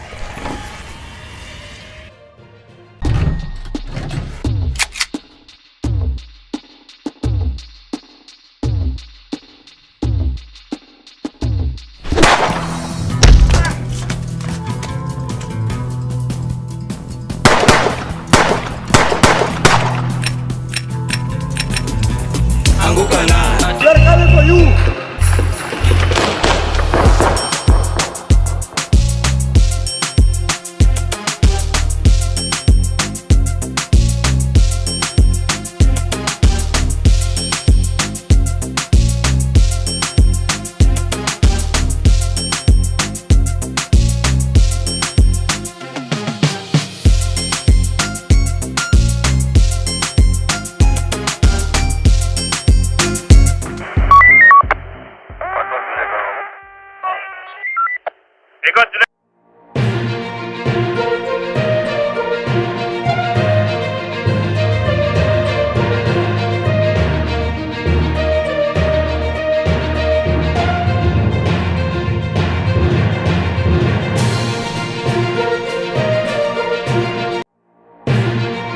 From 2 men arrested for selling dog meat. Hata hivyo polisi waliokoa na kuwapeleka hadi katika kituo cha polisi cha Narok Central. To house help collaboration with thugs.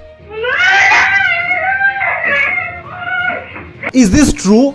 He was expelled from the University of Nairobi for raping a second year's lady. Where are the children rights activists? They are coming for you.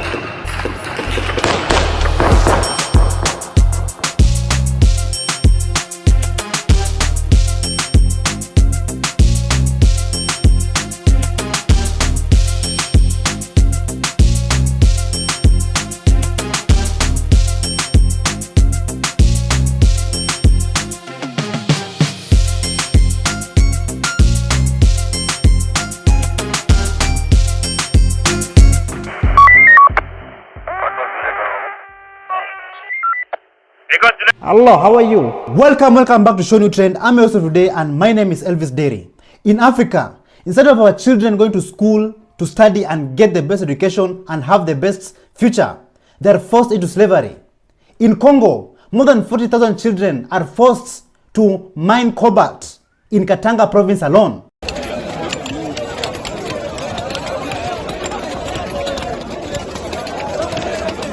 A few days ago in Kenya, in Kakamega County, 2 children, 14 years and 18 years respectively, lost their lives while mining gold.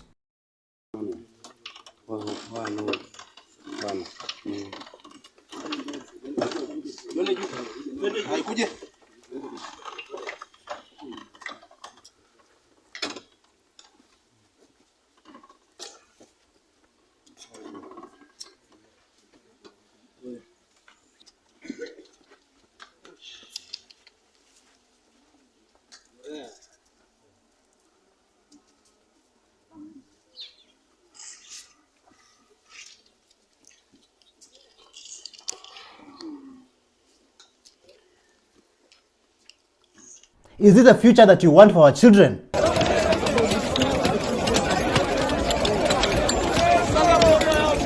The end of the year is near and so many celebrations will be happening. People will be traveling and this is the time for us to be safe while driving on the roads.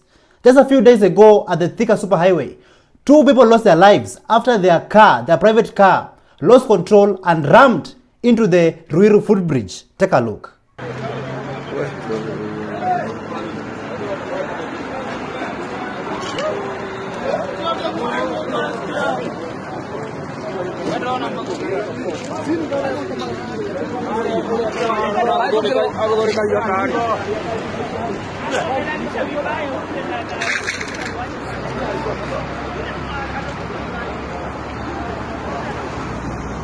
And that's not all. Another man decided to ditch his car after he rammed through an electric pole and also on someone's shop.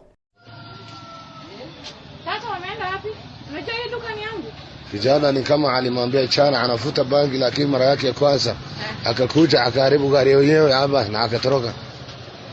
Hii gari amebeba sitima watu wote anaona. Hii imevunjwa ni yako? Wallahi. Sini ile ice cream mama. Oh. Gari iko amebeba sitima kila mtu shuhudia. Sitima amebeba gari. So for many of those who will be traveling these coming holidays, these coming celebrations, the end of the year, may you all be safe. Drive safely.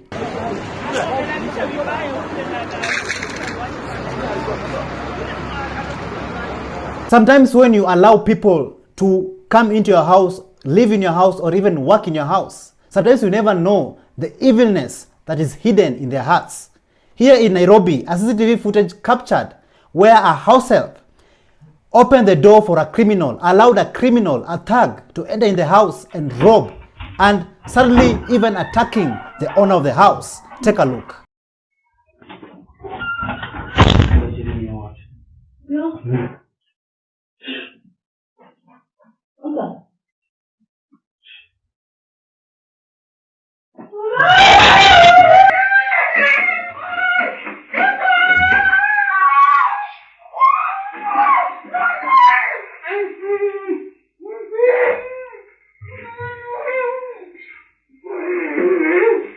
Back in the day when Babu Owino was still at the University of Nairobi, he revealed a very shocking information to the people. And this information, it involves Geoffrey Musiria, who is the Nairobi City County Environment Officer. Listen to what Babu Owino had to say. One Geoffrey Musiria, he was expelled from the University of Nairobi for raping a second year's lady. I'm the one who brought him back. Ask him. The other day, he's barely a month in the university when he was expelled 2 years ago. I'm the one who brought him back. Now he wants to fight. We will tell him the reason why a baby can play with the mother's boobs in public, but the same baby will never play with the father's testicles in public. Never. The same Geoffrey Musiria, he slapped a lady, a fresher, at 3 a.m. in the morning. When the security reported and he was suspended 1 year ago, I'm the one who brought him back. Now, why must these people fight? Were they brought back so that they can be used by the administration to fight the current regime? No. Nobody will have a coup in this zone. This zone is as strong as it is called. Zone is feared by both the opposition and the government. I will not talk about administration because administration is useless. You all have seen the work that Geoffrey Mosiria has been doing around Nairobi City County, moving from one place to another and convincing the people, the residents and the public, the citizens, to do the right thing. But this time he was not lucky. When he visited Impala grounds, the ground was hostile. Take a look.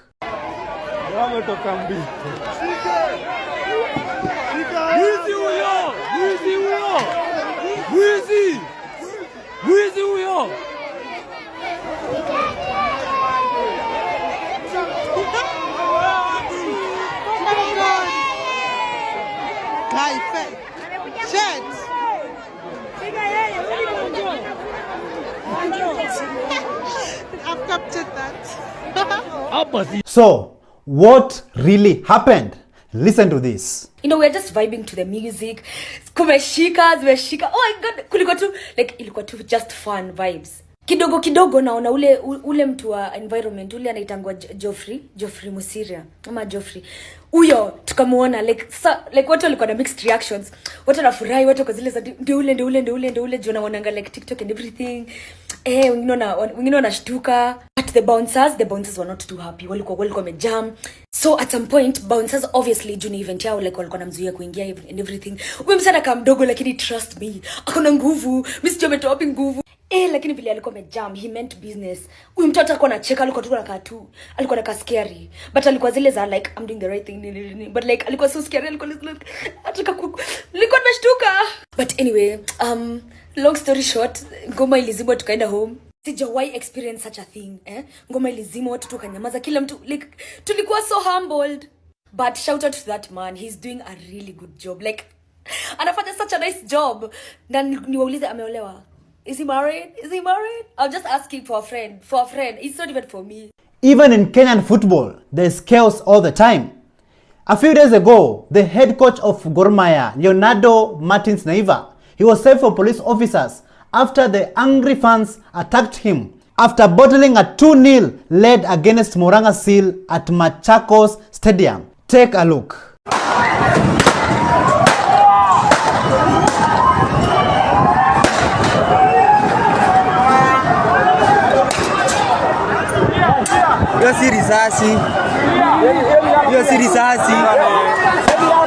Apart from the chaos that is happening around Kenya, also Kenyans are representing internationally. They are representing worldwide.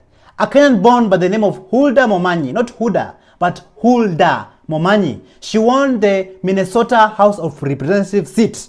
All right, this is what I'm going to say right here. It is official. We have, for the first time in history, for the first time in Minnesota, for the first time in the United States, Congresswoman, Hulda History, Minnesota. This is the DNA. Come on, people, I hear the music. Give me the music.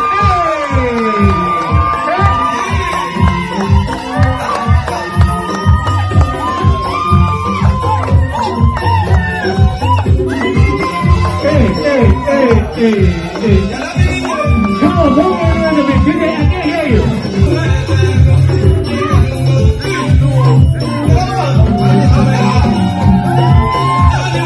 Ladies and gentlemen, the question of the day is, have you been eating dog meat or even cat meat?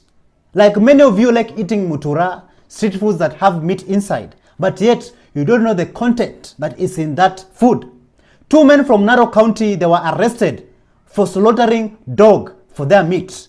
Just take a look. Kwamba watu wawili walinusurika kifo baada ya kufumaniwa na wakazi wa eneo la Total, kumradhi, kaunti ya Narok, wakiwa na nyama ya mbwa.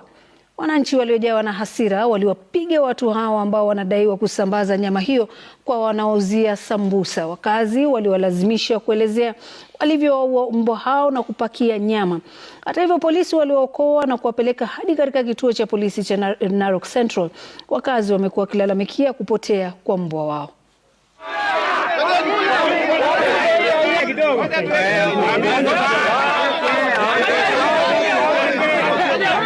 Kila siku bwana tunakula mutura. Kwanza mimi ni customer mkubwa sana. Na anashangaa bwana, hii mbwa ni tamu, ni kama wanaongeza kachumbari, sijui wanaongeza nini. Kila mahali kunauzwa mutura na hata hakuna buchari. Tunashangaa tunakula nyama gani? Mbwa yangu ilipotea.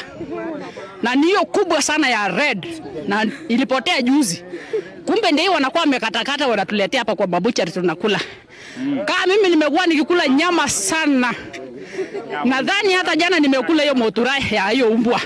Hata sisi wanabiashara wenye wanauza substitute kama omena, samaki, saizi hatuna biashara mzuri kwa sababu hata sisi bei yetu tunapungua because tunajaribu catch up na market yao pia. Sasa yenye tumeomba the Kenya Meat Authority tafadhali itilie maanani nyama zenye wanabuchari wanauza na pia waangalie mazingira hizo nyama.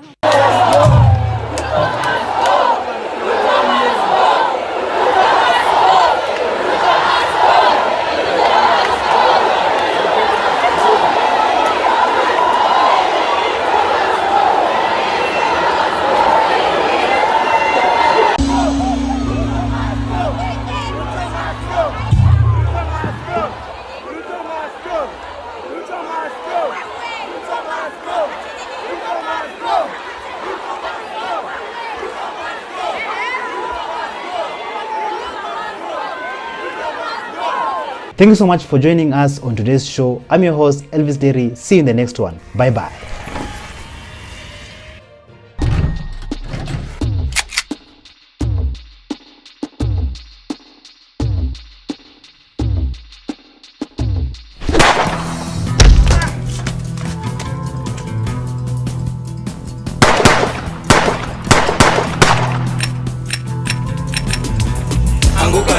We are coming for you.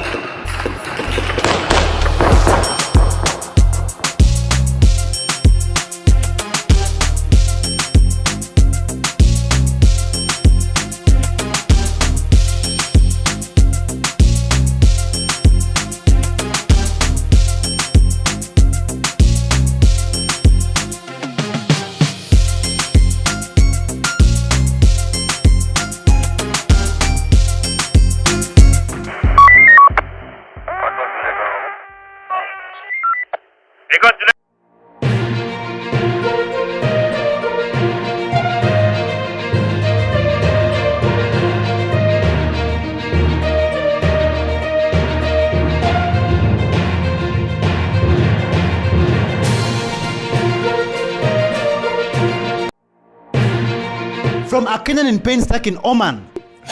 Unisaidie kabisa nirudi nyumbani. Mimi ni mgonjwa. To mass traffic. Sai kumeshikana, nobody, we can't move.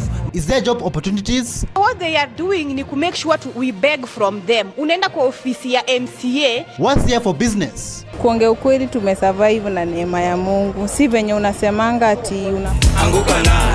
Parliament, we are coming. We are coming for you. We are coming for you.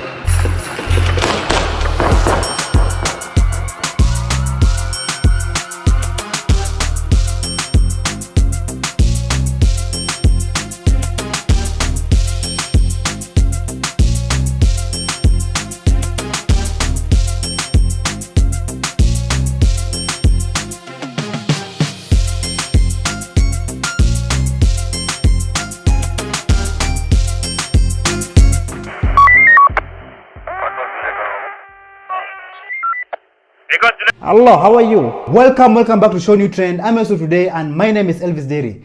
Job opportunities in Kenya. This has been an issue for quite some time. Like if you go to Nairobi CBD or in any other county in Kenya, so many young men and women, the future of this country, are tamarking, looking for jobs everywhere but they cannot find.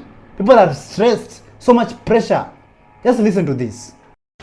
Our government is made in such a way yenye ita make sure the youth remain poor na tukwe tuna depend on them.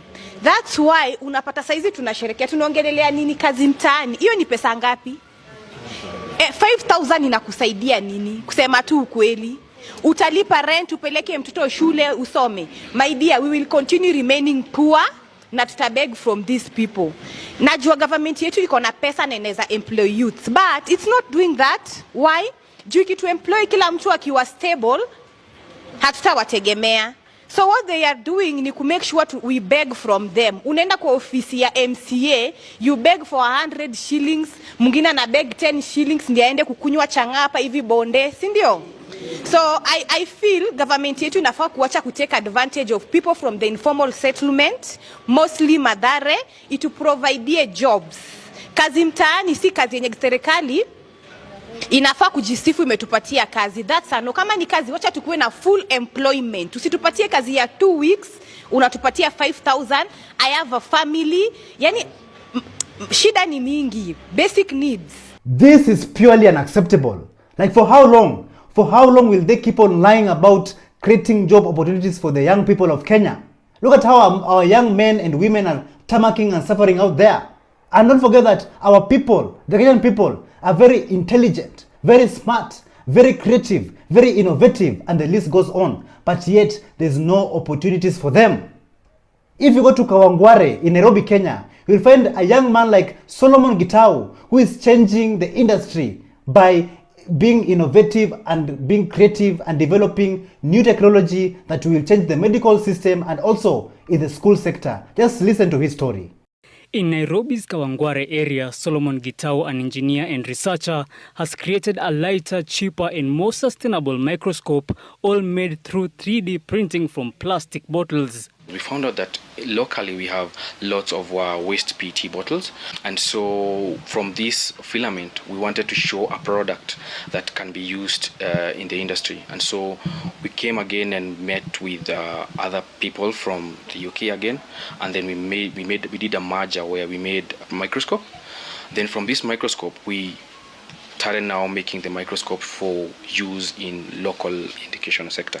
The microscopes cost 7,000 Kenyan shillings, about half that of standard microscopes in the market. Each microscope is made from 10 recycled plastic bottles. Learners get an added advantage of viewing subjects through a digital screen connected via a USB cable instead of the smaller built-in lenses. Why I chose to use the phone is because I was not thinking about students who are able to access laptops in Nairobi. I'm thinking about students who are not able to access laptops in Wajir, Garissa. A phone is something that is now a basic commodity. And with the application that we downloaded anywhere in this country, it gives access to all the students.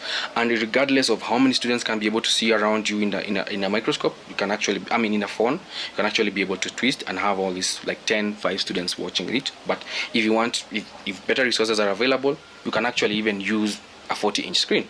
With 3D printing being a fairly new technique in the country, Solomon believes it serves as a great tool for innovators with ideas to produce physical items. 3D printing is a good tool, especially when you want to rapidly test things.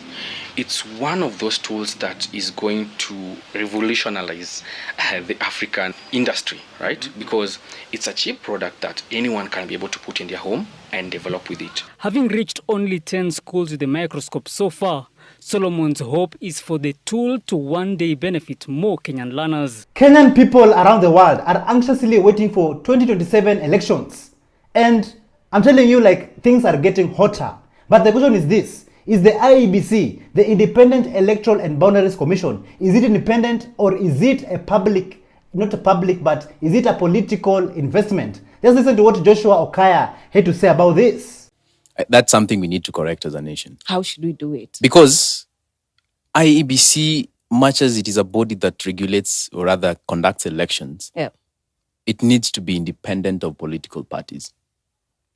But we've made it look like it's an investment. Yeah. All right? It's a political investment. It's a political investment where every political party invests somebody, an individual there. Yeah. You understand? Yeah. So that each political party has a share.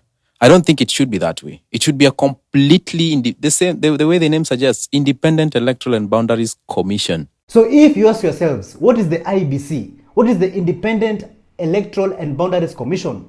This is an independent regulatory agency that was founded in the year 2011 through the making of the current Kenyan Constitution. And I personally believe that it is high time that we in this country have a fair and credible elections. Ladies and gentlemen, 2027 elections is going to be messy. It's going to be hot. And currently, things are boiling nicely. But we've made it look like it's an investment. Yeah.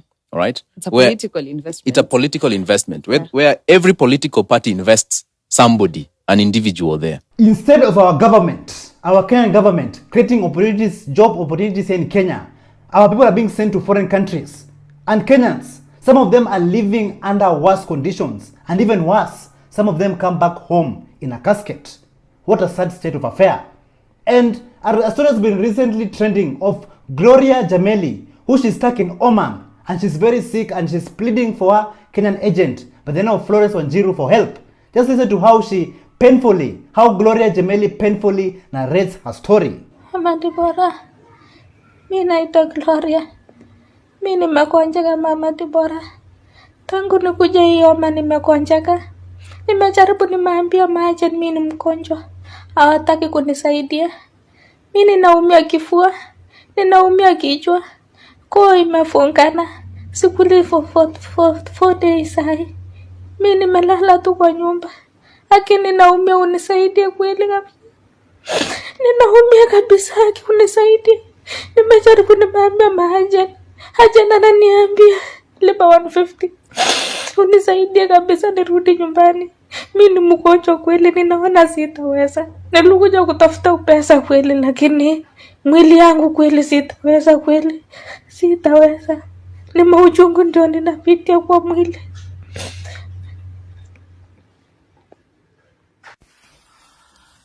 Hi family, this is the Luck Mom here. Deborah is my name. I'm an ex-housemaid of Saudi Arabia. I create awareness on what happens in the Middle East, and I do help those domestic workers who are stuck in the Middle East. If you are facing any challenge, you can just reach me out. My number is on my bio. Guys, you've heard, huyu msichana anaitwa Gloria Jamel. Gloria Jamel ndio mmeona analia ako mgonjwa. This is totally heartbreaking. Like, where are we heading to as a country, Kenyans? Like, instead of creating a safe haven for all people here in Kenya, they're being sent to foreign countries to go and die there, to go and be humiliated and to suffer in foreign countries. Have you seen how our own Africans, our people, are being forcefully deported from the Middle East at gunpoint? Just take a look at this video. Sir!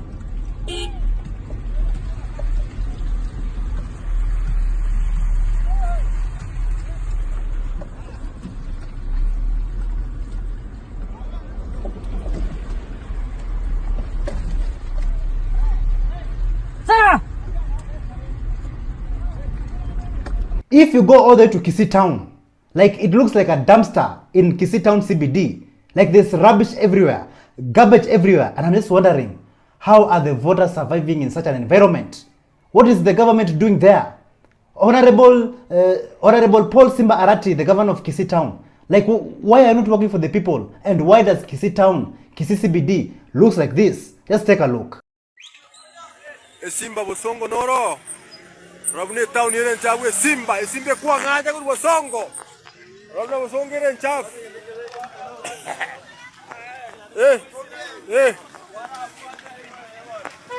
Simba ya nganye Simba timaiti ya mareke ba motika Robne Bosongo yene chafu tata gaki. Aki Bosongo. Aki Simba mareka ako tiketa ibueka gaki town inga kiere ga Simba Arati. Simba wakirora, Simba wakirora, rora, urutayo kokonya Bosongo.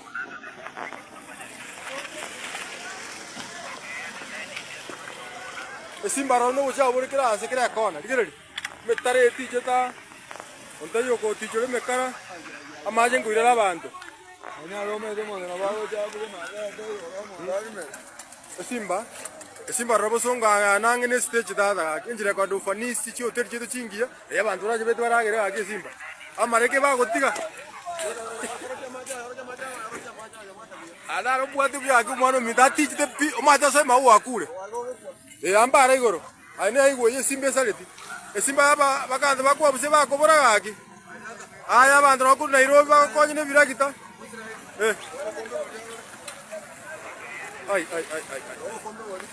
As we fight for good governance, better governance, and a better future for this country, we are always faced with new challenges every day. A journalist by the name of Noah Kepkemboi has exposed the scandal, the corruption scandal in the KRA, that is the Kenya Revenue Authority. Just listen to what he had to say. Now let's talk corruption within the Kenya Revenue Authority. This touches the agency itself and the people working within the agency. Now, in the first quarter of this financial year, so between July, August, and September, the Kenya Revenue Authority had to dismiss or fire 25 of its employees because of matters to do with graft. They call it summary dismissal, where you are actually immediately terminated from employment. 25 of them. Remember, Kenya Revenue Authority has over 8,000 employees across the country. So 25 is the numbers for the first quarter, but even bigger issue, because last year they did what they call actually a lifestyle audit.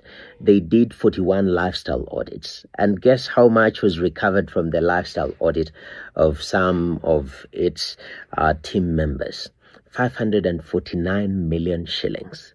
It means graft is rife within the organization. So human resource within Kenya Revenue Authority is critical, but systems have to be put in place to counter this. So KRA says that it has a platform called iWhistle, where it is a web-based platform. People can report anonymously, the public, issues to do with corruption and tax evasion. And through this particular instrument, in the last financial year, they're able to recover 4.22 billion shillings. They also have a reward scheme to incentivize people to inform on matters corruption, and you get 5% of the total tax collected, or capped at 5 million shillings per case. But the bigger issue is about taking care of the people, because organizations are run by people. And to put it, the way the Cabinet Secretary for Treasury put it, is that we can't milk from a cow that is not well fed. He said this actually. We must feed this cow. I said it at my vetting interview, that this cow is not properly fed, yet we want to milk the cow. And to be able to take care of the KRA staff, he says that if we are able to take care of the staff, then cases of graft within the organization will be tackled. How do you expect someone to collect money and bring to you when he has a child or she has a sick child in hospital? It's not possible. And how does he plan to do that? Is to increase budgetary allocation to the Kenya Revenue Authority at a minimum of a 30% increase in the next financial year, according to CS Mbadi. We must increase the budget of KRA with not less than 30% in this coming financial year. So now, from where you said, do you think when KRA staff are remunerated better or they're paid better, do you think this will reduce cases of graft within the organization? Corruption, corruption, corruption. Like, for how long will we keep on talking about corruption in this country? For how long will they keep on stealing from the voters, stealing from the Kenyan people? For how long? Like, people are tired. People are fighting for accountability, but there's no accountability. And the same politicians are still being given jobs, being given seats in new offices. And yet, they still have corruption scandals, corruption cases from the past. Like, almost all the politicians in the government, they have corruption cases. Just listen to this. Why is it that Kipchumba Murkomen keeps being shifted from one ministry into another? Like, in 1 year, this is going to become like the third office is occupying as a cabinet secretary. And that tells you one thing. Either he's a very big hard worker, or he's a very big failure that now he has to be given multiple chances to prove himself. Which is very interesting, because I'm just thinking, he didn't do so well when he was the transport minister. That's why we had the Adani deal, and that's where we had the problem that has faced Kenyans for a very long time. It's been like infighting. It has caused a lot of division. It has even caused the division to the point where the former deputy president was actually dismissed. And he went to the sports ministry, and we lost it. We lost a very important tournament to Rwanda. And it begs the question, what is he going to do different in a docket that is very critical to the government of Kenya? I don't know who advises the president, but here we are. Of course, he's going to be approved by the parliament. I don't even understand why the president keeps on choosing him. And reshuffling doesn't mean that it's going to work. It just means you have a problem that is ongoing that you can't really find a solution to. That's exactly what is happening. It means even the people who have been moved around, like Kababu na Mwamba, it means he's not working. That's why he's being moved to the UN and like somewhere very, very dormant. And that's a problem because whoever is advising our president is not really getting the point. The people that have been chosen, I still don't understand why Murkomen is getting such a serious cabinet ministry. That guy is not a performer. Clearly, he doesn't perform. But I think because of his friendship and his affiliation with the president still keeps on choosing him, keeps on making the same mistake. He's not listening to Kenyans. To the government, I think what you're doing is solidifying the opposition. And the opposition here is the people of Kenya. The people of Kenya are going to be more opposed to this government than they were before. Because you are you're just making mistakes after mistakes after mistakes. It doesn't even make sense.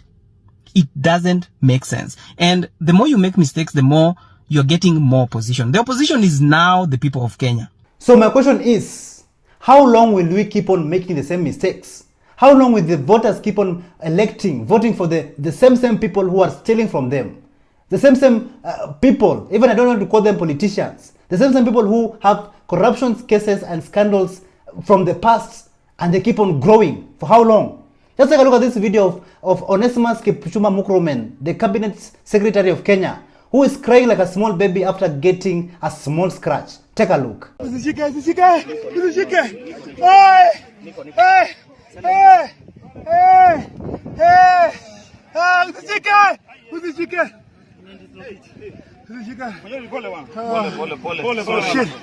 Dear Kenyans, dear voters, it is high time that we bring a change in this country. It is high time that we vote wisely. For the first time, let us vote wisely, Kenyans, and make this country, Kenya, great again.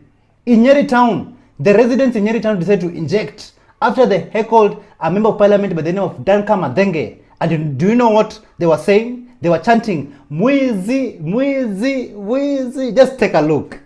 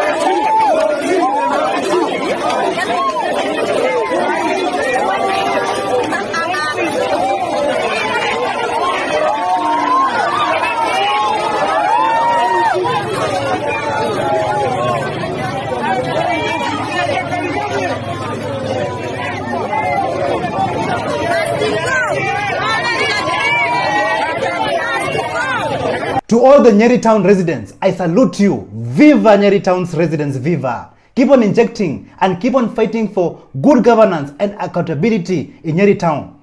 On live TV, one man decided to inject, and he said that the president of Kenya has hidden lots and lots of cash. Just listen to what this man had to say. Naitwa Salim Ganga. Ile kitu ambayo nataka kuambia Wakenya ni kwamba pesa zimefichwa na kasongo. Kwa sababu kitu ya kwanza Wakenya walikosea mahesabu kuchukua mtu asiyojua anafanya nini. Mimi najua Kasongo ule wimbo ule. Kasongo ni upi? Kuna mzee ambaye sasa kwa siku hizi anaitwa Kasongo. Kwa ufupi kiongozi ambaye ni wa nchi hii ndiye mwenyewe haelewi, ndiposa watu wako katika matatizo ya juu, kwa sababu wale ambao wameajiliwa wanapata asilimia 46 ya mshahara yao inaenda kwa tax. na hakuna chochote ambacho kinafanyika. Kenya imerudi hali mbaya kiwango kwamba hatujai kuwa tangu mwaka 63, kwa sababu ukiangalia Kenya imekuwa is a country of consumer, nchi ambayo hakuna chochote ambacho tunatengeneza Kenya, kwa sababu ya wale ambao tumeweka pale, ambaye tunasema kwamba kiongozi wao ni kama ile ambaye anaitwa Alibaba na waizi 40. Amekuwa kwanza yeye mwenyewe ni yeye na wakona tupu, ambaye hakuna kufikiria, unafikiria kuhusu wananchi. Diposa ambaye sasa hii unaona tuko hapa hivi leo tarehe 18 ambaye ni Disemba, hakuna mtu anayeongea mambo ya kwenda Christmas, wale wa Kristo na wasio wa Kristo, kwa sababu hali si hali. Akijaribu kwenda nyumbani atarudi, na ajaribu kusema kaya hapa ni shida tupu. Kwa hivyo tuko kwa hali ambaye haiwezi kuzungumzika, ila mtu Mwenyezi Mungu atusaidie kutoka kwa hii mikononi mwake dikteta Kasongo. Asante. Anasema kwamba ni Christmas lakini hawaje. Due to corruption cases in this country, corruption scandals every day, it has affected so many people. It has affected the lives of the Kenyan people. Business owners are crying and complaining that this year has not been a good year for them. Just listen to this resident from all the way from Nakuru, who she said that this year has not been a good year for her business. Ni biashara inafanyanga vizuri sana, especially msimu huu wa Krismasi. But kwa huu mwaka hata si Krismasi peke yake, kutoka mwanzo wa hii mwaka ama kutoka last year hapo haijakuwa ikifanya vizuri sana. Kuongea ukweli, tumesurvive na neema ya Mungu. Si venye unasemanga ati unapata pesa hadi unaweza kufanya vitu zingine. Imefika pahali unafanya kazi ya hand to mouth. Juu biashara ziko chini. Kama saizi ni Krismasi, salons zinakuanga zimejaa. Zinakuanga zimefurika hadi bookings, hauwezi pata bookings in between December. But as for now, unapata hata mnamalizia mteja mmoja, mnakaa chini, mnangojea mwingine. So kuongea ukweli, watu hawana pesa. Si ati hawataki hiyo urembo. Utapata hata mteja anakuambia nataka kutengenezwa but sina hiyo pesa. Unaweza kuja kunifanyia na credit. Si ati hataki, hana hiyo desire ya kufanyiwa hiyo service, but ni pesa hana. Labda umelazimika kupunguza bei ili kuweza kuwaleta wale wateja wako karibu. Yes, inabidi sasa upunguze bei, upeane offers, vitu kama offers ndio wateja waweze kukuja. Haya, saa zingine hata inalazimika we mwenyewe unapigia mteja one by one kuwauliza umepotea aje. Mtu anakuambia hata siku kataa nakataa kukuja kutengenezwa, ni pesa sina.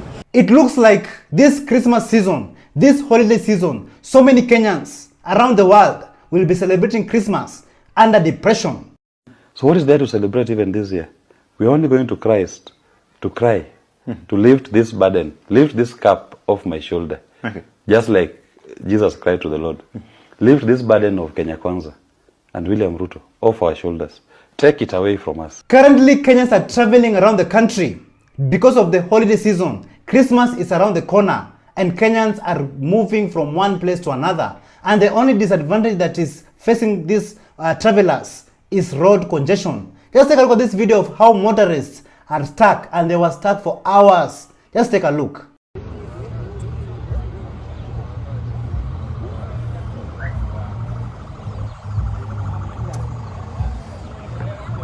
I think Kenyans, you are the most indisciplined people in the whole world.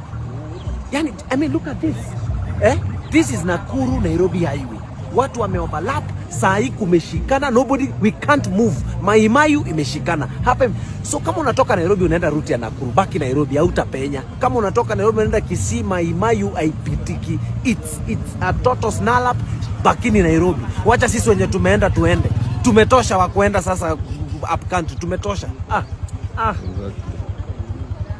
Okay, this is Nairobi Nakuru highway. Kama you are planning to kuja kupita hii njia kwenda Nakuru ama on way from Nakuru to Nairobi, this is how it looks.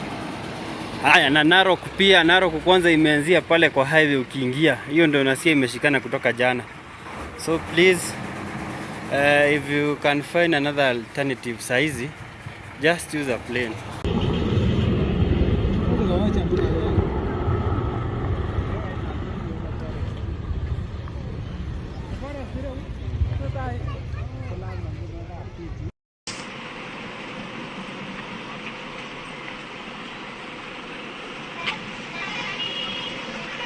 But Kenyans, Don't worry, relax. The President of Kenya has promised us that the roads that are supposed to be built this year and finished this year will be finished by January next year, 2025. Mukirudi Januari, tumutaenda Christmas. Mukirudi Januari, mutakuta hii barabara imekamilika. Morara Kebaso Senior. Morara Kebaso Senior has wished Kenyans a Merry Christmas and a Happy New Year, and also leaving the young generation with some great and important advice. Let's listen to what Honorable Morara Kebaso had to say. What's Gen Z? This is your president, Morara Kebaso. I just want to wish you a Merry Christmas and to remind you of the heroes that lost their lives this year as we did the Gen Z demonstration. Let us remember their names. Let us write their names in our hearts. These are the heroes of our country. As we go into 2025, just want to give you a little encouragement that it is possible, that none of you is too young to lead, not just in the political space, even in the private spaces, even in business. Don't be told that you're too young, you should just be a waiter and not a hotel manager. Don't be told that you're too young to be a high court judge. Don't be told that you're too young to start a company. You're not too young to own your own house. You're not too young to drive a car. You're not too young to be a president. It is possible. We can do it because we are the future. And the future is not tomorrow. The future is now. From now on, let us purpose in 2025 to take back our country, which has been bedeviled by corruption, impunity, theft of public funds, and a complete ignorance of human rights, police brutality. This year, we are going to bring back our country, which has been stolen from us, which has been captured. And you are going to make it possible. I wish you a Merry Christmas and a happy 2025 from your President Morara Kebaso, aka Gucci Party Leader. Thank you so much for joining us on today's show. I'm your host, Elvis Derry. See you in the next one. Bye-bye.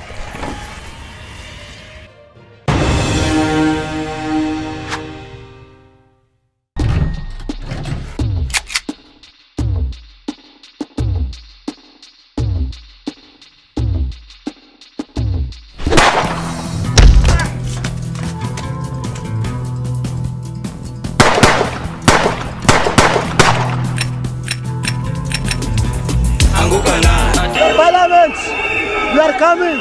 We are coming for you. We are coming for you.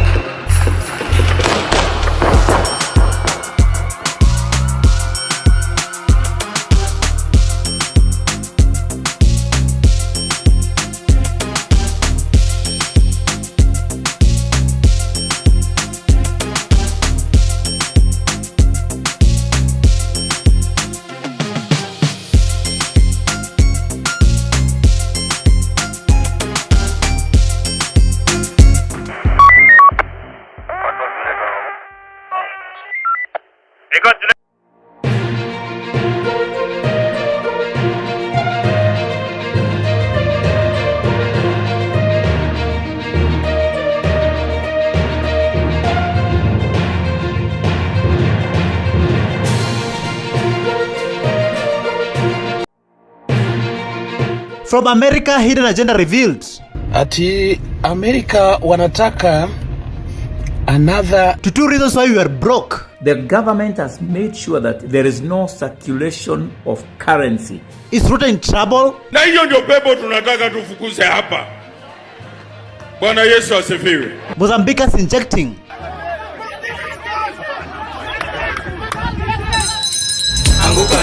We are coming for you.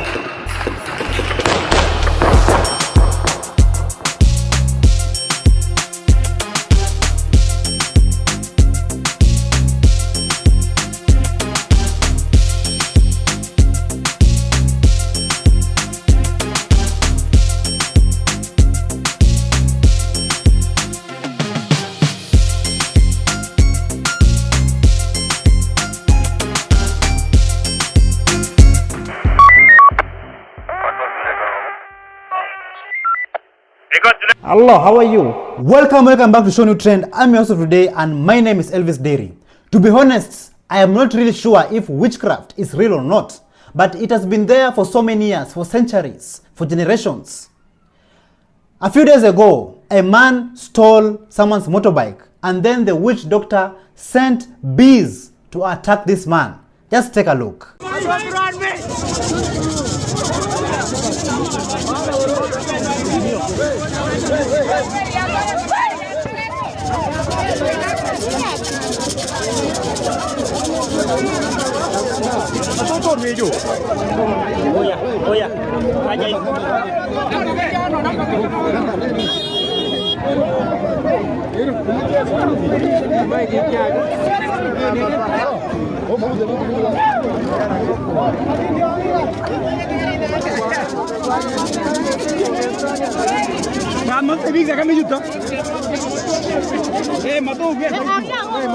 Apart from the witch doctor sending bees to attack that man, in Embakasi East, a woman was caught trying to steal a 3-year-old baby, and the public wanted to burn her alive, but the police intervened. Just take a look and see how things unfolded.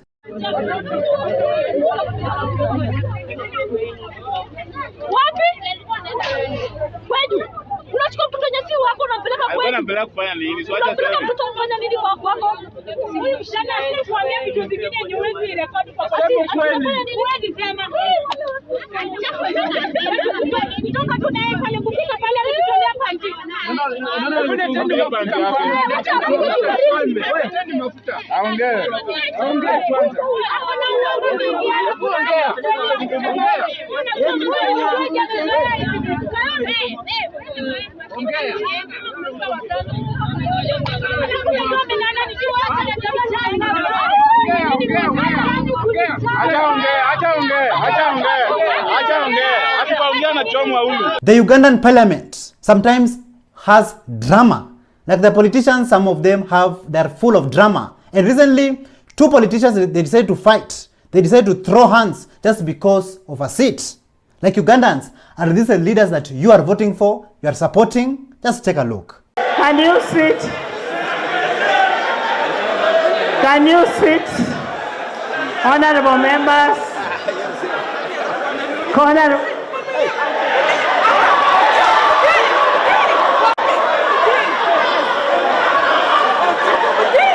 Dear Africans, we know that the West has always been interfering with our progress. Recently, a shocking news arrived in Kenya where the US military want to open 2 bases in Kenya urgently. Listen to what a Kenyan radio presenter from Radio Jambo, Gidi Ogidi, had to say about this.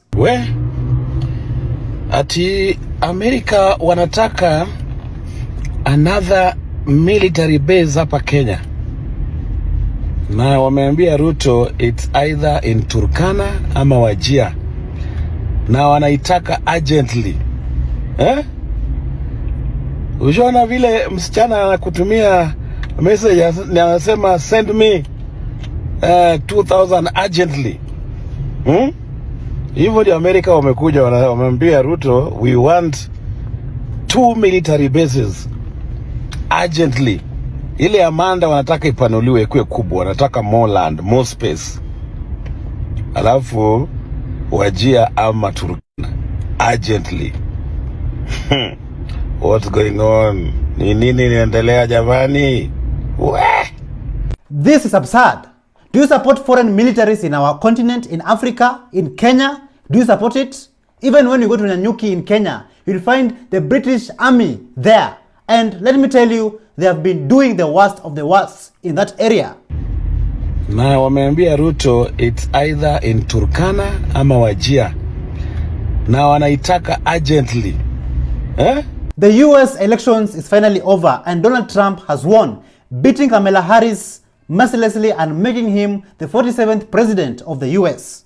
This means that a new administration will be taking over and the policy between Kenya and the US will also change. So do you think that the current Kenyan regime will be in trouble? If the rumors are right, I've just heard that Trump just won the election, then that means for Ruto, you're in trouble, man. You are in trouble. You're not gonna get support, man. No more support to keep us enslaved, man. I kind of feel with the win of Trump, this is a win for us Kenyans and the world. Woo! Trump! Just recently, Nuru Okanga met Oscar Sudi at Oga Obina's live show. And Oscar Sudi promised Nuru Okanga some goodies, some gifts, and later on, which he gave him some money. Nuru Okanga went and bought a Porsche, but that Porsche didn't last. It got stolen. Just listen to what Nuru Okanga had to say. Sahi kisiagi imepotea. Naweza ongea mambo matatu juu ya kisiagi. Ongea dakika moja. Ikipotea, mtu ya kwanza mwenye maiba ni Nuru. Mtu ya pili mwenye anaiba kisiagi ni Sudi. Mtu ya tatu mwenye anaiba kisiagi ya Nuru ni Ruto.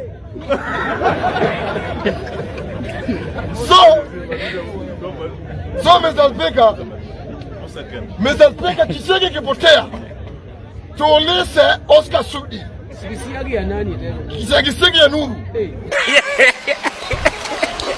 Bila hiyo tingatinga, mtakuwa mmeharibu maisha ya huyo kijana. The president of Kenya, William Ruto, went to visit a church, and a man of God, the man of God, decided to inject, and he injected without fear of contradiction. And he was saying that when he went to the State House, he saw a demon, and he decided to ban that demon in State House. And he was saying this in the presence of the president of Kenya, William Ruto. Just listen to what this man of God had to say.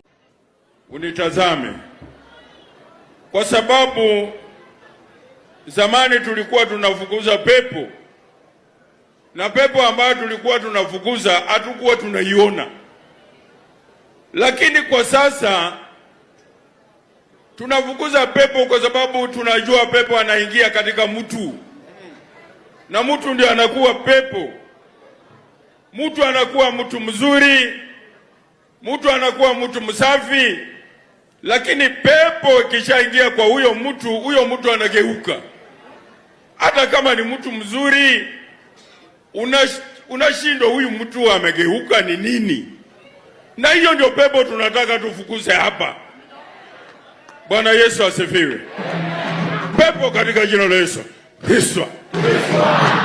Even the people from a country from the southern part of Africa, Mozambique, they decided to inject after a fraudulent elections. But before I show you how people are injecting and protesting, just listen to what really happened. Things are boiling in Mozambique. Massive protests witnessed in the capital city Maputo after Daniel Chapo, the candidate for the ruling party Frelimo, which has ruled the country for over 48 years, was declared the winner in the elections that happened on the 9th of October. It took about 2 weeks for the results to be announced, and after that, all hell broke loose. Now, the independent candidate, Venancio Mondlane, who had some massive support from the youth and still has, called for protests, and the youth turned up in their numbers. The footage you've just seen is that of the youth hanging on an army truck, and instead of the army officers, meting out violence on them, they sort of said, peace, as long as you're peaceful, we are not going to harm you. SADC has already called for a crisis meeting regarding that situation in Mozambique. Many brave Mozambicans came out to protest and say no to fraudulent elections. Just watch this video and see how things were boiling on the ground.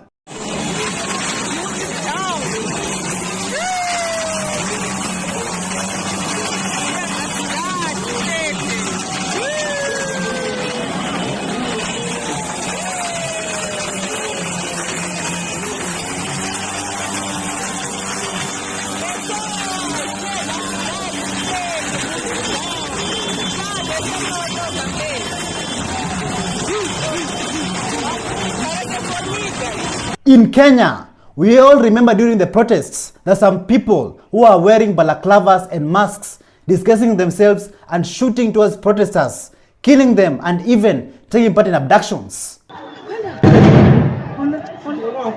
The killer cop. Hana uniform. Hana uniform. Killer cop. What the fuck? Anaangalia dina. But back in Mozambique, the ground was hostile for this kind of people. One secret serviceman who was walking around and shooting people, he ran out of ammunition, and the protesters decided to delete him. He was unalived. Take a look at how things unfolded.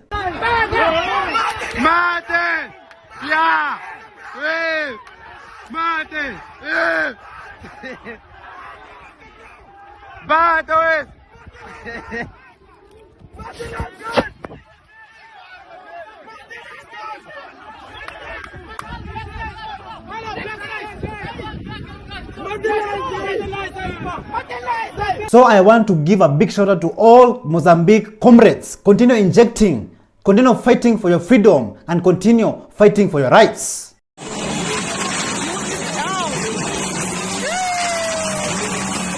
With all these natural resources, minerals, and all these blessings that we have in our country and in our motherland, why are so many people still broke? Why are so many people still suffering? Take a look at this video where the Villager 254 explains to us on two reasons on why there is no money. There's no money in the economy. Listen to this. The government of Kenya has borrowed over 5 trillion Kenya shillings from the domestic market, meaning banks. That's why when you go to the bank, they have no money for you. They give you conditions you cannot meet and they tell you you're not qualified. Why? Because banks are no longer interested in lending Kenyans. Why? They are lending to the government. Two things have contributed to the banks not lending you money. Part number one is because they are lending to the government, over 5 trillion. Reason number two is because the government has made sure that there is no circulation of currency. There is no money circulating in the economy. How have they succeeded in doing this? Remember, the government is the biggest business partner, is the biggest contributor to micro SMEs and medium SMEs and small enterprises. All of these, the government is the biggest supporter. So most of the money comes from the government. Remember, the government has a budget of 4 trillion to spend 4 trillion. The government spends a lot of money, and by government spending money, local businesses make money. When government does not spend this money locally, local businesses don't make money. So how have we lost? Why is it that there is no money in the economy? It is simply because whenever the government is giving contract to companies, and this, I'm talking about contracts that are millions, hundreds of millions, or even billions. We are talking in terms of billions. All the contracts for billions are given to international companies. Call it construction companies, call it consultancy companies, call it what companies. All of them, they are being given these contracts, big contracts. In London, African Summit was being organized. At the same time, Bien, a well-known and famous artist from Kenya, also had his concert there. And at that concert, the people decided to inject. People were protesting, and this is what they were chanting.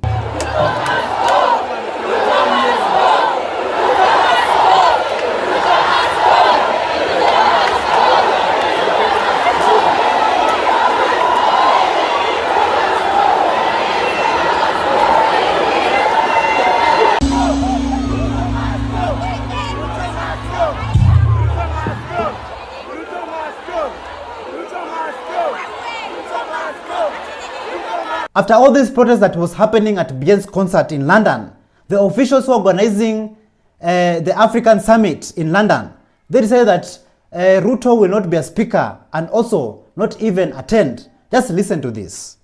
Kenya, nyinyi ni watu amazing. Si nyinyi ni watu amazing. Ai!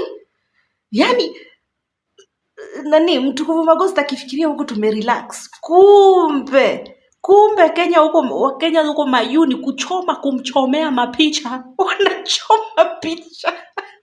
Sasa kulikuwa na hii nini African Summit inafaa kuhappen hapo London. Na nabii Mr. Magost alikuwa ametengwa kama one of the speakers.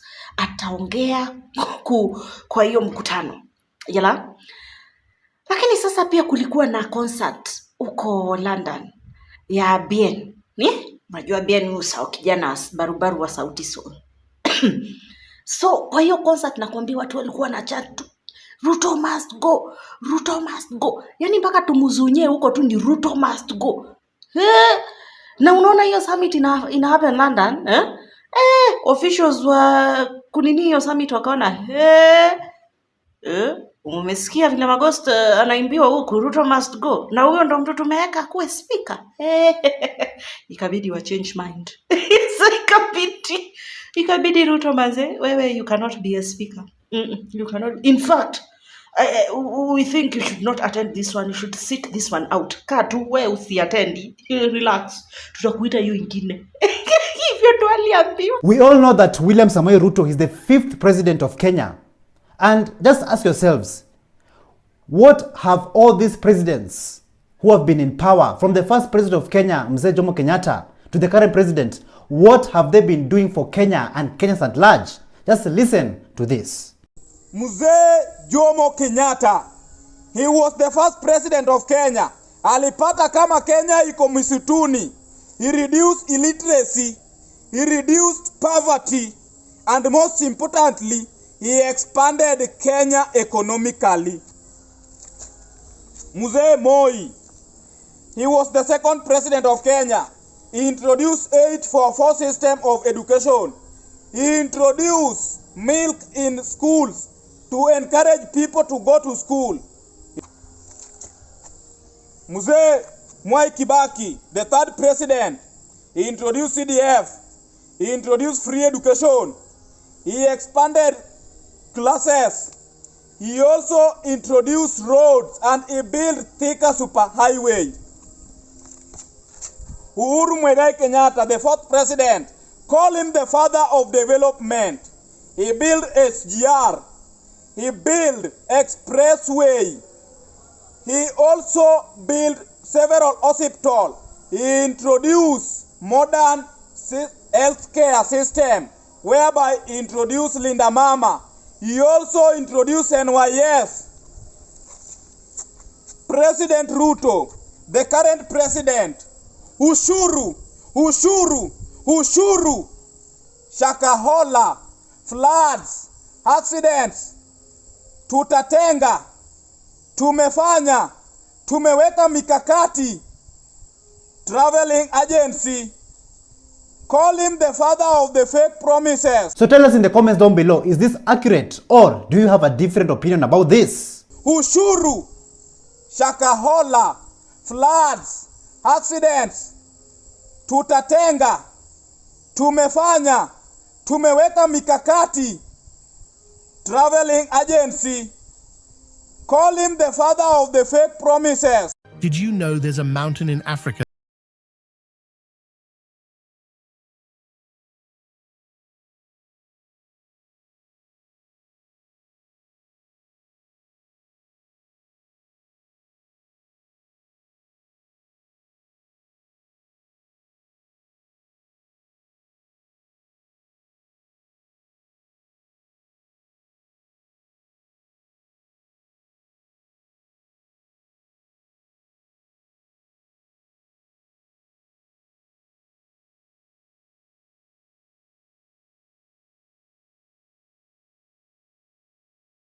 Thank you so much for joining us on today's show. I'm your host, Elvis Derry. See you in the next one. Bye-bye.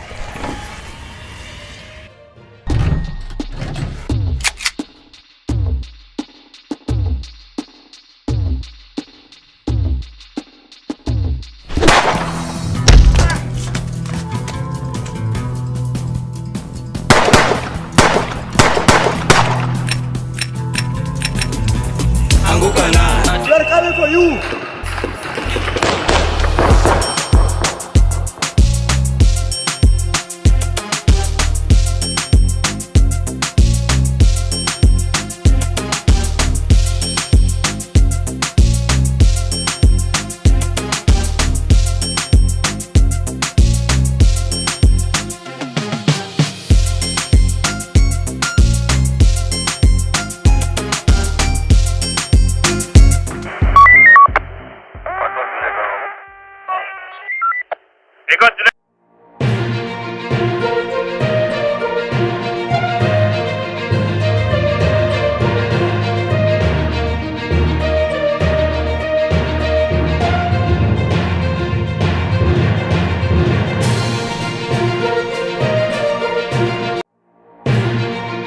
From Muslims joining Catholics, mimi nasema isiwe ni wa Catholic, hata viongozi wa kidini wote, to Anglican Church on fire. Separate yourself from William Ruto. That's the voice of God. Is the end times near? Kwa hivyo wakati nitamuita maandamano, mutoke.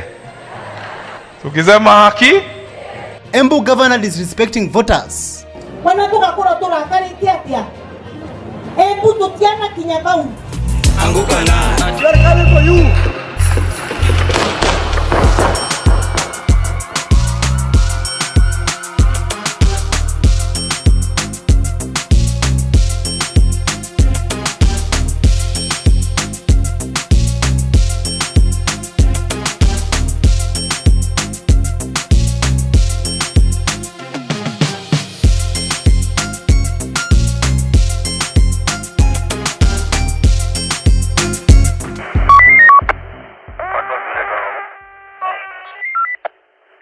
Hello, how are you? Welcome back to ShowNewTrend. I'm also today and my name is Elvis Diri. During the Gen Z protests, you also saw that the church was quiet, even though the young people who went to fight for the freedom of this country, they were being killed on the streets like animals. The church was silent to the point where they went to meet the president in State House. But currently, I'm seeing like the church is starting to wake up and realizing their mistakes. The Catholic Archdiocese of Nairobi, they say that they will be no longer taking political donations from Governor Sakaja, from Nairobi Governor Sakaja and President William Ruto. And they released a statement, and this is what the statement said. The Catholic Church strongly discourages the use of church events such as fundraisers and gatherings as platforms for political self-promotion. Politicians are urged to refrain from turning the pulpit into a stage of politics. To be honest, they will have released this statement long time ago. Where were they when Rex Masai, the first comrade who was gunned down during the protests, where were they when the Gen Zs, Kenyan people were being abducted, killed and tortured? Where were they? Let us go all the way to the Anglican Church, where Jackson Olesapit decided to inject and sending a very strong message to Ruto and Raila. Listen to this. This time I want to talk to the Right Honorable Raila Amolo Odinga. Separate yourself from William Ruto. That's the voice of God. Separate yourself from William Ruto. I know you are a man very difficult to accept prophecies and even difficult to accept advice. You are a man that is strong-headed, and what you determine to do, nobody dissuades you. At times even God cannot dissuade you. It is upon you to take this or leave it. But you have time between now and next year, June, to separate yourself from William Ruto. What will come after that, don't blame anyone, blame yourself. That is the voice of God. Birds of the same feathers flock together. There's no difference between Raila and Ruto. They are all the same. Even their names starts with the letter R. How can you put your hopes on somebody who already sold the country by supporting Adani? He went on and supported Adani Group taking over the JKIA International Airport in Nairobi. I have therefore followed with a lot of interest the current debate surrounding the efforts to improve JKIA and our energy sector through PPP arrangements. And do you know why Raila Amolo Odinga didn't hesitate to support Adani? Just listen to this. It is very well choreographed. He just came in. The process started. You know, Adani is one of the big Indian companies. And Raila Odinga has admitted that he knew these companies up to 2010 when he was Prime Minister. And it was one of the companies sponsoring his campaign so that he becomes president in 2012. Kenyans, this is what we call mchezo wa town. Even I know Henry the whistleblower who went to protest against the Adani deal.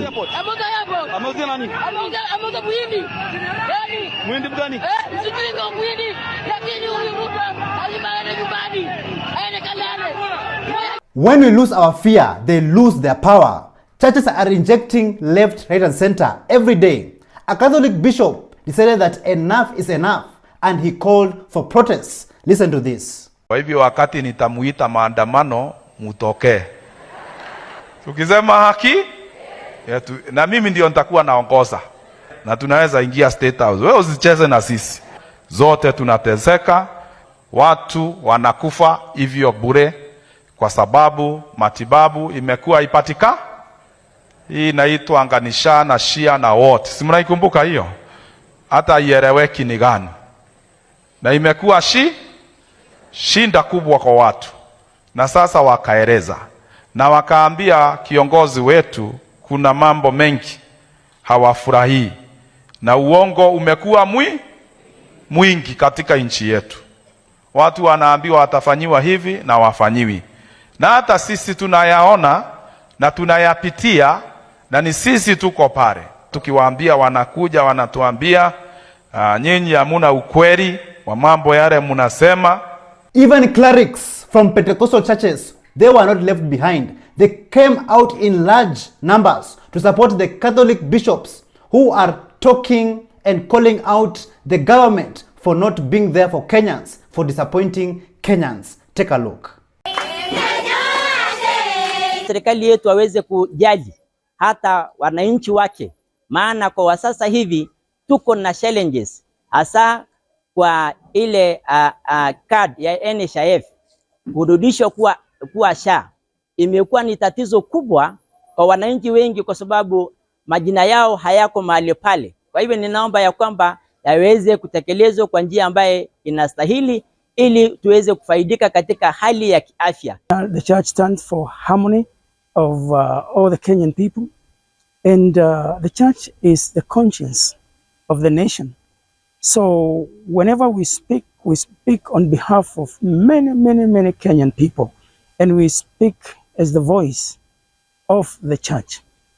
We would want to register our support of our brothers, the bishops of the Catholic Church. We are all one church, and we all believe in the same God. We serve the same Kenyan people. So the observations that they have made and aired before us are what we also would want to affirm, because that is what is in the ground. And we would want to ask our leaders, especially the elected leaders, to be connected to the ground, to the people who elected them. So to you clerics from Pentecostal churches, listen, there's no time to connect with deceit, corruption, abductors, and many other evil things that they have subjected to the Kenyan people. The Kenyan people's blood has already been shed. This is what the Kenyan people really want.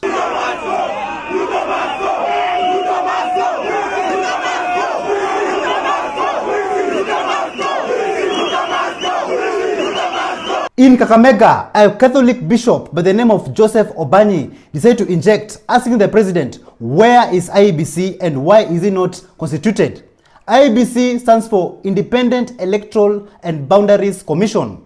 This is an independent regulatory agency which was founded in 2011 through the making of the current Kenyan constitution. Just listen. So the question of IEBC, where is it?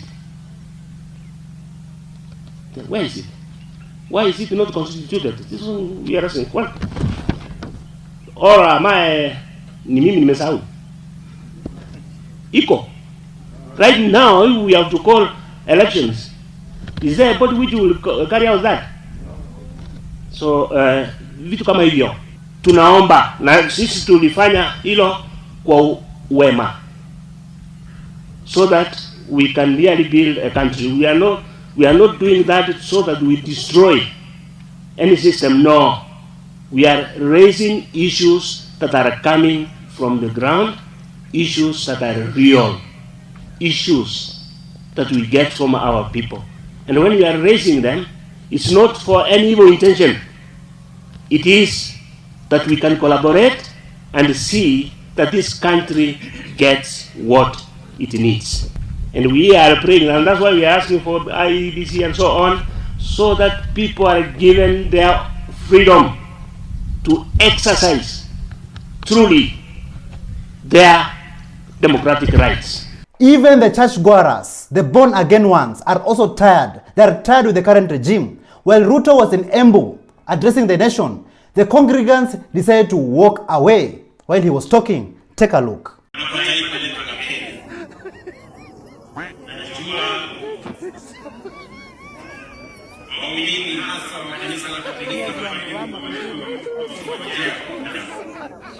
Leo tumekuja hapa kumshukuru Mungu na pia hapa wetu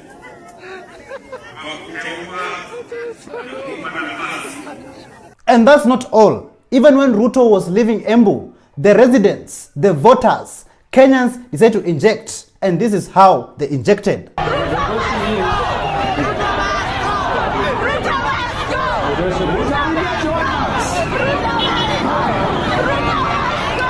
After all that, the governor of Embu, Mbarire Sasile, came back to lecture the voters, lecture the residents of Embu, and lecture the Kenyan people for them just expressing themselves. Rosio, niturenda doko itire gutumwa.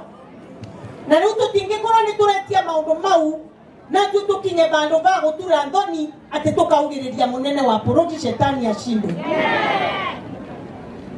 Wana tugakora turakarite atia. Embu tutiana kinya bau bakugiriria muthamaki. Na turutetwe siasa cia mbara, cia kuganiriria, cia irumi, ni atongoria marenda ture njira. This definitely sounds like an ass kisser to me. In the Kenyan Constitution and the Kenyan law, Kenyans have the right to speech and express their views and opinions. So class, is the pressure increasing or decreasing?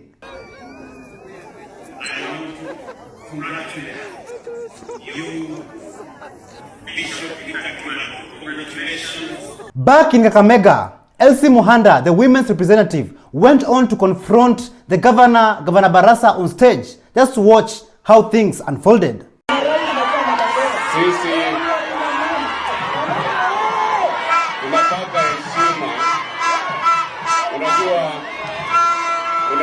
Reverend Tegu Mutahi decided to inject, talking about the she and sha nonsense that the government has forced it on the people of Kenya. Also talking about the new university funding model. Just take a look at what he had to say. A number of things that are not going right in this country, particularly the transition from NHIF to SHIF. This has gone terribly wrong. We have patients going to hospital, they cannot access medical care. Some are suffering at home. Some of them have died. So sad. But the government keep on saying that things are going right. It is unfortunate. Just as the bishop said, and we have also been saying it as the President Church of East Africa, that transition ought to have been managed better, because Kenyans are suffering in a very big way. And we are sad that the government is still saying it is going on well, yet there are very vivid pictures of people who are suffering all over the country, in all counties. They can't access medical care. The cards that are being transited to SHIF, it has not been fully done. It's an issue of great concern. The other issue of great concern is university education. One, there is the new university funding model that is, segmenting the students, saying some should pay this amount, some another ratio. It is going to create discrimination in education. A North Rift chairman, Council of Imams and a preacher of Kenya, Sheikh Abubakar Bini, he came out and supported the Catholic priests, the bishops, the pastors, and all other religious leaders who are being vocal against the corrupt regime. And just listen to what Sheikh Abubakar Bini had to say. Tumeona kwa muda huu siasa ambazo zinazoendelea ni viongozi wa kidini, hasa dhehebu kubwa la Catholic, maaskofu kujitokeza na kutoa ushauri kwa serikali. Hili tusilitukue ni kwa kuwa ni ukosoaji, bali ni ushauri.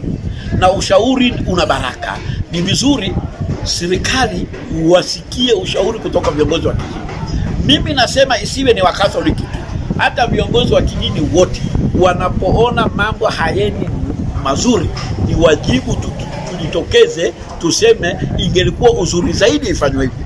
Na inapokuwa mazuri tupongeze serikali, tumpongeze kiongozi ya kwa kuwa unalolifanya ni zuri na uendelee hapo, shikilia hapo. Kwa sababu isitafsiriwe mtu viongozi wa kidini kutoa maoni yao waone kama ni wameegemea mrengo. Hapana. Wao ndio wanaostahiki kutoa mwongozo wa maisha ya kidunia na ya milele. Anapiga watoto wetu risasi kama wanyama. Hiyo ni masaka ya Kenya. Hiyo ameanza masaka Kenya. Tafadhali mtuue sisi wazee. Mmetuasia nani? Sasa huyo kijana amekufa hapo. Mama yake amewaswa na nani? Kama baba yake. Akituua ataongoza nani shetani?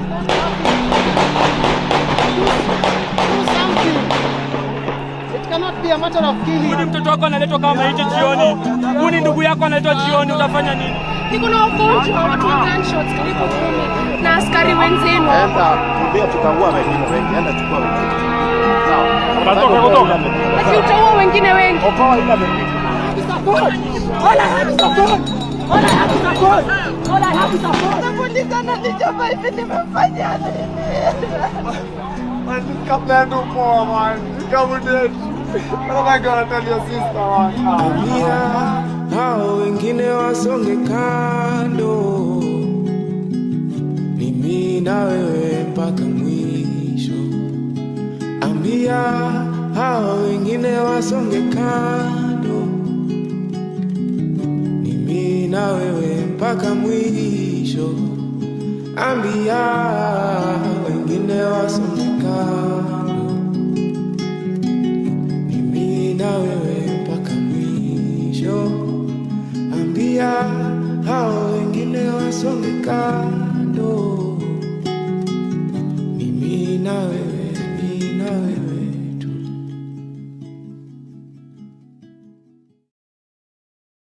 Thank you so much for joining us on today's show. I'm your host, Elvis Derry. See you in the next one. Bye-bye.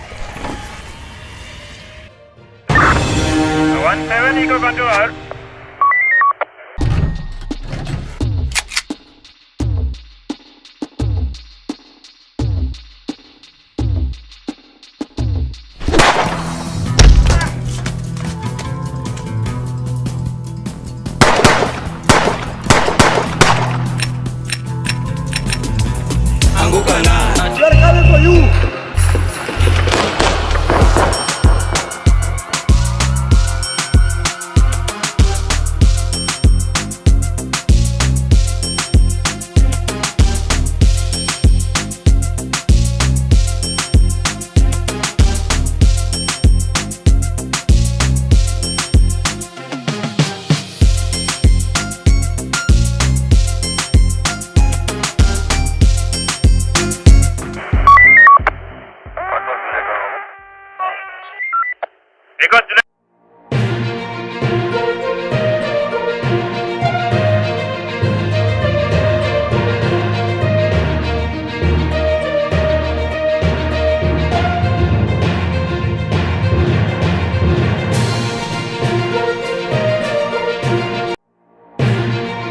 From Afande Deno arresting a thief, najua Afande ni Deno siku zombo na ni utumishi kwa wote, to overhaul of Kenya Forest Service. Why is one of Kenya's source of water supplying millions, including Nairobi, under threat? When does the president work? I feel like this guy doesn't spend time working. You get? Kenyans turned into beggars. Parliament,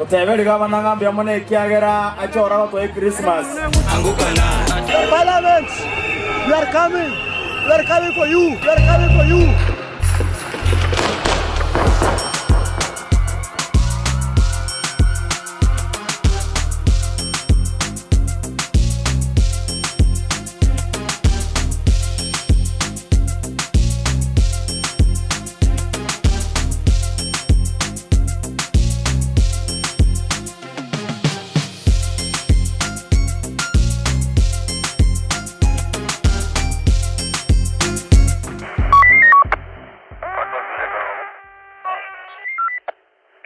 Hello, how are you? Welcome back to ShowNewTrend. I'm also today and my name is Elvis Derry.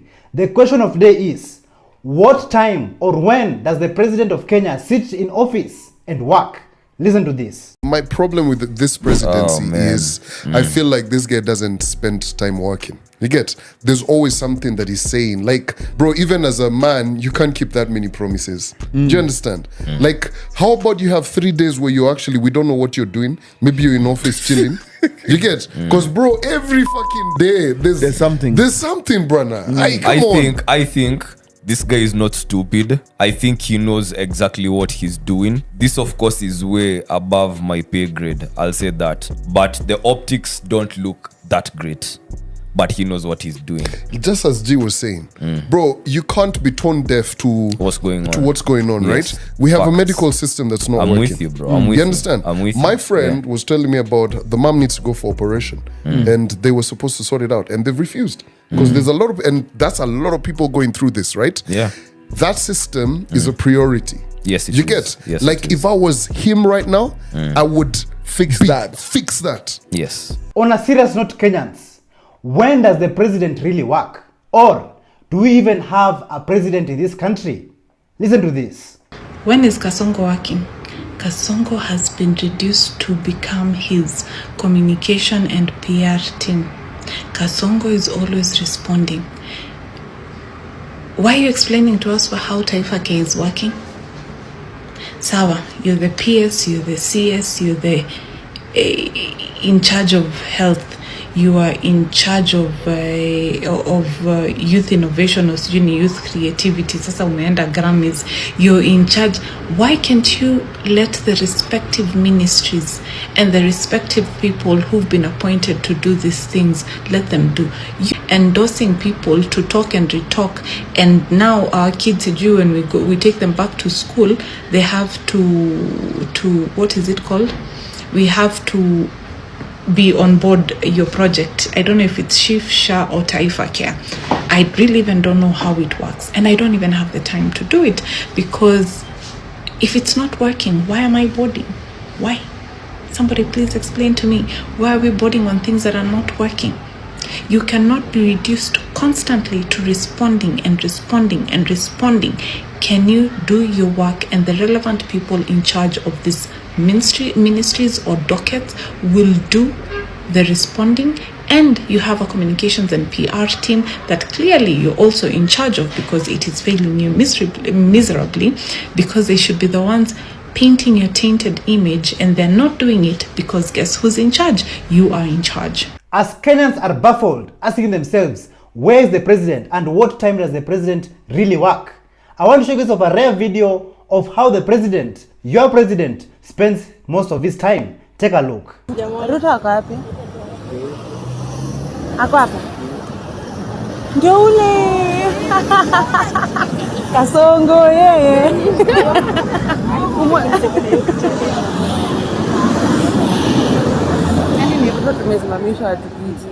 A well-known and great police officer by the name of Afande Deno has made headlines after he caught a criminal stealing solar panel from a billboard owned by AdSite, an advertisement company. Just take a look at how things unfolded. Tunasema shughuli ni gani? Uni Afande Deno, na kila siku mnambiangaje makajana usipojituma utatumwa, si ndio?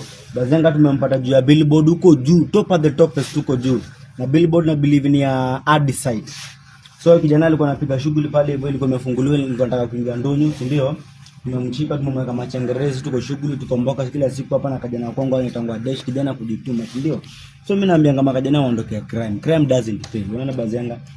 Aina kulala tu ndino, si ndio? So wase wangu wa AdSite, hii billboard yenu iko hapa from GM, Mombasa from GM. Mumeka hiyo whatever ya Jambo Jet. Advert ya Jambo Jet. Hii shughuli ni yenu, tumetoa hapo. Bazenga alikuwa hapo juu, alikuwa anajaribu kusongana. Najua Afande ni Deno siku zombo na ni utumishi kwa wote, tumeamua kutumikia nani? Huyo kijana unaona vizuri, hatujamguza, hatujampanguza, tumemshughulikia vizuri. Hiyo ndio utumishi kwa wote, ndio community policy. Na pia wase wa AdSite, advertisement company, tumewapigia shughuli moja safi. Hii kitu haijakufa, wamulikia cameraman. Karibia, usiogope kitu. Unaona vizuri hii haijakufa. Jamaa tumemwekea makachengerere, tunaenda pale kumbuku, tumweke into books. We need more police officers like Afande Deno, serving the people of Kenya, protecting our communities and fighting crime in our communities. I want to show you guys of a video of a young man who was conned, and just listen to how he narrated his story. Kumeenda aje? Ndio kumeenda aje, napanda hivi. Mzee ako mbele, kuna mzee ako mbele yangu anaangusha makapa. Mwenye ako nyuma yangu anakuja anachukua, anishow aje. Simseti peto gawiane. Sisi tunaenda hivyo. Mwenye ameangusha anakuja anatufuata, anasema atushuka. Sisi tunamwambia kuna mmoja mwingine basi amechukua, anarudi. Mwenye akaoneza makapa, pay.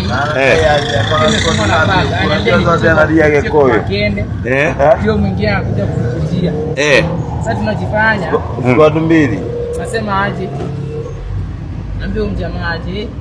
Huyu ni fundi aenda kutengenezea simu. Sinamwekea password. Ati nikutumie. Mwenye ameangusha dua na sio aje tuachanishe tukaachana shuku tumeona kugawiana dosi. Tunaachana hivyo tenje inaenda.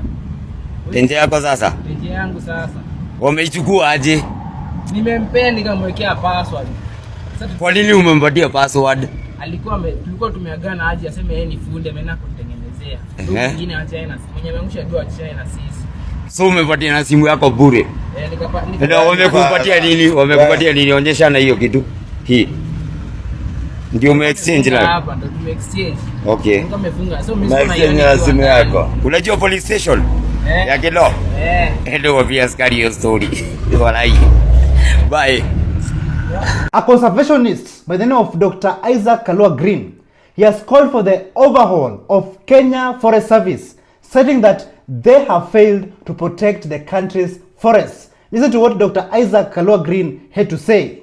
The trees that are cut in our forests, the timber that is produced to do the biggest construction, just because someone is in authority as a chair of Kenya Forest Service, conservator being misused. In fact, I should be calling for those people, sincerely speaking, to resign if we have to change the culture of our country. Because all that these people have been doing is known. It is bare. Charcoal is moving from different places every single day. Teak wood and trees that are so precious for this country of medicinal value are being exported out of this country. Just because it is your time, inakuwa ni wakati wako wa kukula. I think this has come to an end. I started this war when I was a young man, and I think time has come. At my old age, where I am, I determined it as old. I think we must just do what is right for God's glory. Dear Kenyans, our forests are under threat. This means that the indigenous natural vegetation, even the animals that call the forests home, are all under threat. Deforestation without afforestation. Just listen to this. Why is one of Kenya's source of water supplying millions, including Nairobi, under threat? A road. A road called Mau Mau that has been approved by the government of Kenya will be passing through the heart of Aberdare Forest. This means 286 acres of indigenous and natural vegetation will be cleared. How does this align with the initiative to plant 15 billion trees? Endangered species will face a greater risk. Increased human-wildlife conflict will disrupt their habitats, pushing them to closer extinction. It will further expose the forest to development, land grabbing and logging, compromising the water sources and offsetting the irreplaceable benefits of this ecosystem. Let us know what you think in the comments.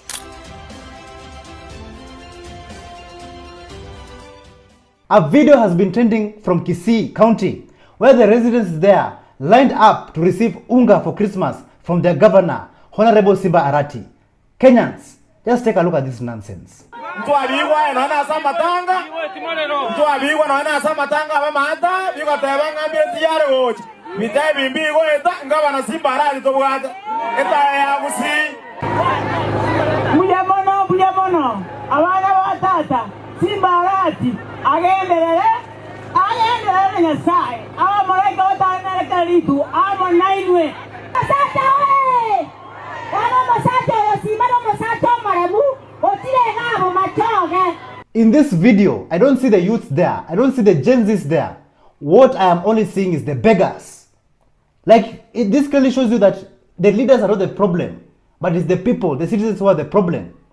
We seriously need more civic education in our communities. Kuna usingili fulani nimeona kwa hii nchi. Yani politician wanataka wa turn into beggars ili mweze kuwawashi.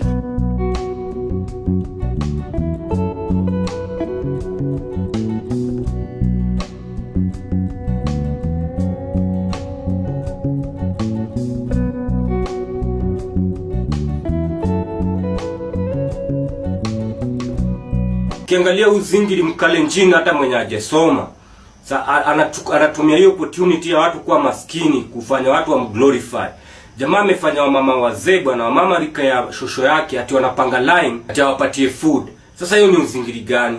Yaani ama politician wanatakanga tubaki pua ili tuendelee kuwa beg. Lakini ukiangalia countries zenye ziko led tu vizuri, country kama Japan, unapata kila mtu ako na do. Hakuna mtu anaenda kupanga line kwa politician ati apewe food, alafu ndiye aanze kuwa praise akiwapigia makofi kila mahali.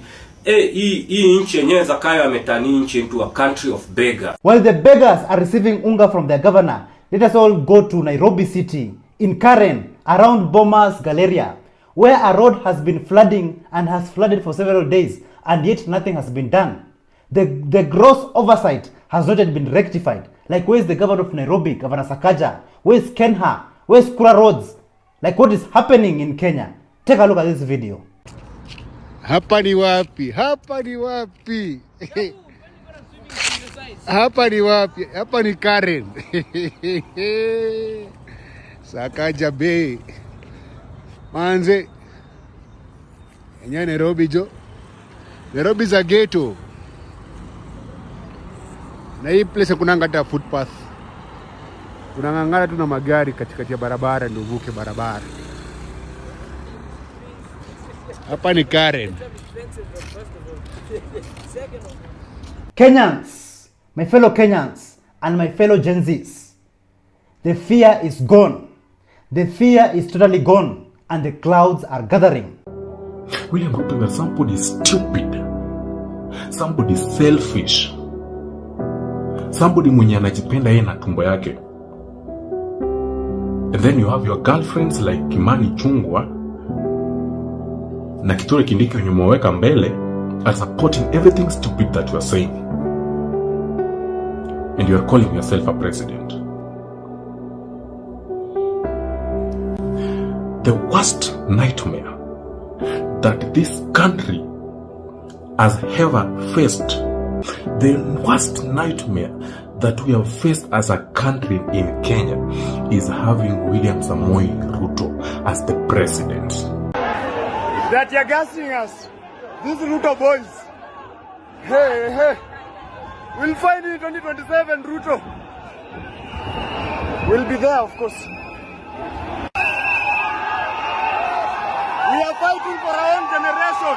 We want all the taxes to be removed. We don't want any tax. We don't want any tax. Mkate mnapandisha juu, ng'ombe mnapandisha juu. Thank you so much for joining us on today's show. I'm your host, Elvis Derry. See you in the next one. Bye-bye.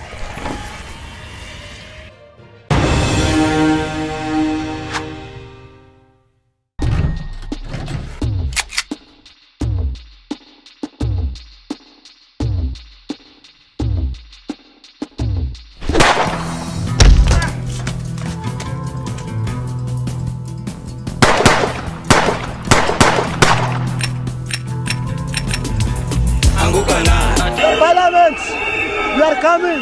We are coming for you. We are coming for you.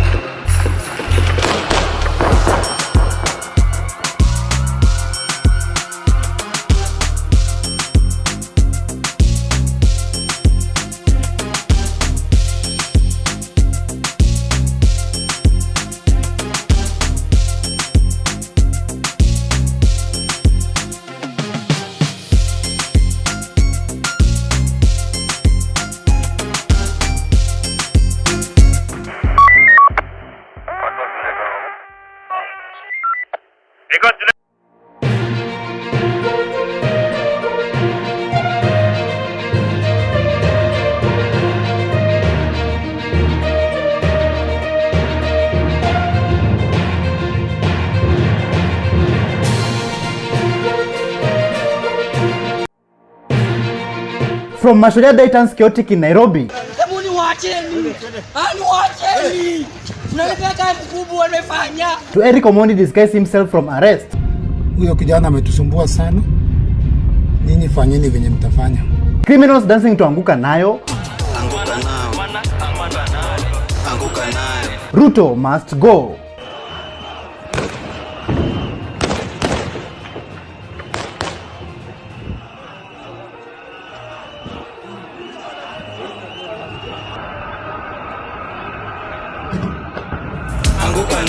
We are coming for you.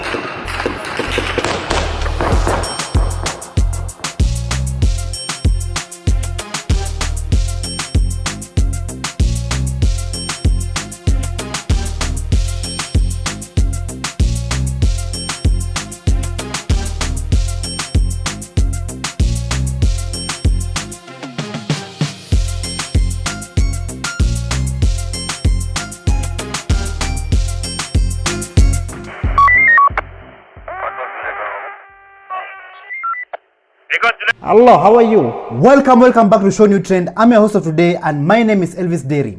October Sunday 20th, 2024, Mashujaa Day in Kenya. Many Kenyans, Gen Zs, millennials, activists went to Uhuru Park to celebrate and also remember our heroes, our Kenyan heroes who took to the streets to challenge the corrupt government. And many of them lost their lives, many of them were injured, and many of them are still missing till date. Take a look at this video of Eric Omondi urging Kenyans to show up at Uhuru Park. Tomorrow, Sunday, I'm urging and requesting Kenyans from all walks of this country, let us meet at Uhuru Park from 6 a.m. to 3 p.m. We will be celebrating our fallen heroes, our brothers and sisters who died during the protests. Please come carrying a candle, please come wearing black, and please come carrying a flag. We will be with the parents and families of our fallen heroes. Finally, it is Mashujaa Day, and many Gen Zs, millennials, Kenyans, and activists woke up very early in the morning to go and occupy Uhuru Park. But when they arrived there, to their shock, they were denied access. Take a look at some of these scenes on how things unfolded when the people of Kenya arrived at Uhuru Park.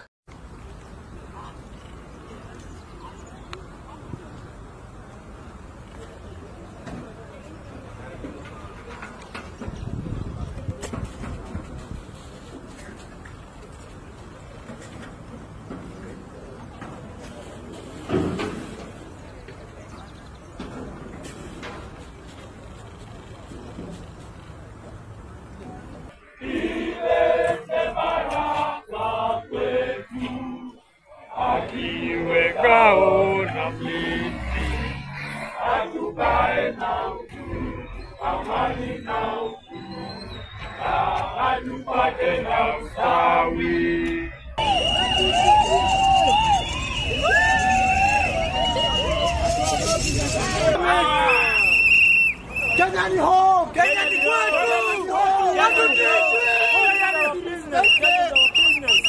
Yes. Wanatuzuia tuingie kwa ndani juu ya nini? Hatuna silaha, hatuna bunduki, tuko na candle, tuko na bendera, nakwambia nini? Enough is enough. Kenya is our business, na tuogopi. Hatutishiki mazee. Hatutishiki. As you can see with your own two eyes, many Kenyans, patriotic Kenyans, were denied access to the public park, Uhuru Park. And this is what Governor Sakaja tweeted before the Mashujaa Day arrived. This is what he said in his X account. Uhuru Park has been opened and remains open to the public every day. Every Kenyan is allowed to come and is welcome to enjoy their park. You can also book for events. A public park is, however, not available to be reserved for exclusive use during the public holiday. Other Kenyans will also want to enjoy. It can be reserved to any other day. This is totally nonsense.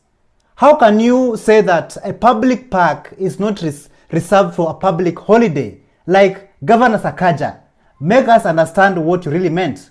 And instead of typing and tweeting nonsense on X, you should have come and gave us a solution, gave the Kenyan people a solution to where they should go and celebrate their Mashujaa Day. So to me personally, this tweet is just purely nonsense, because those other Kenyans are still Kenyans who wants to come and enjoy the Uhuru Park. But yet everybody, every Kenyan were denied access. This is nonsense.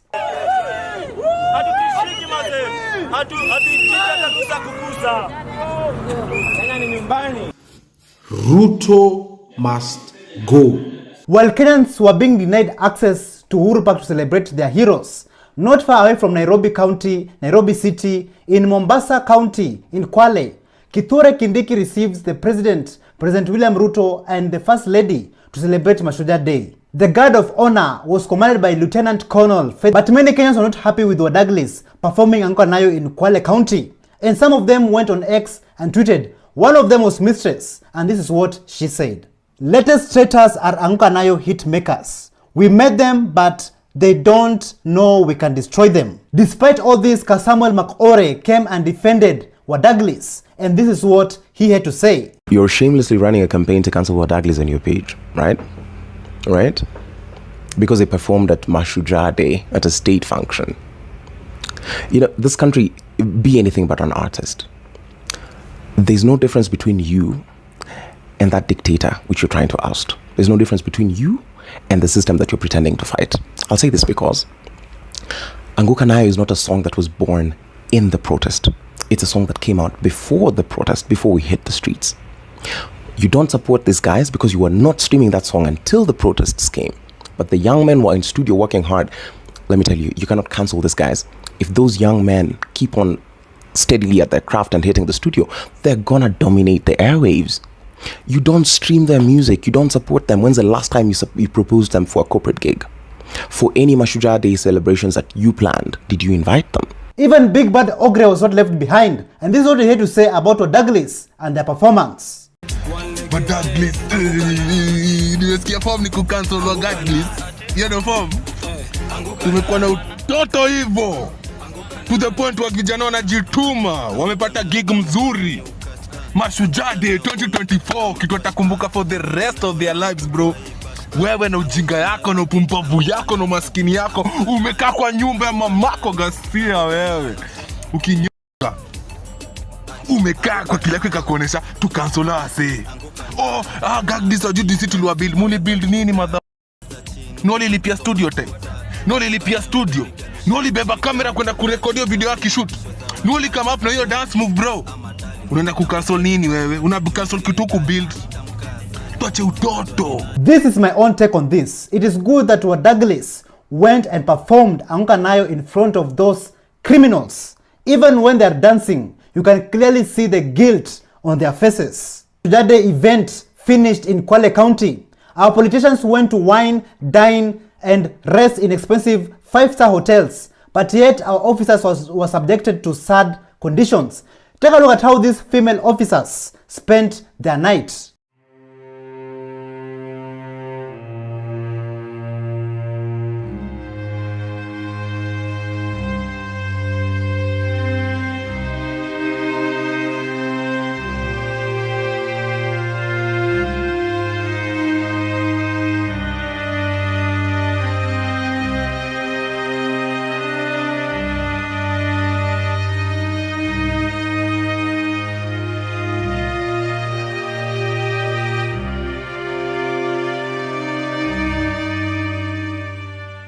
So as you can see, Kenyans, this is how our female officers spent their night after the event.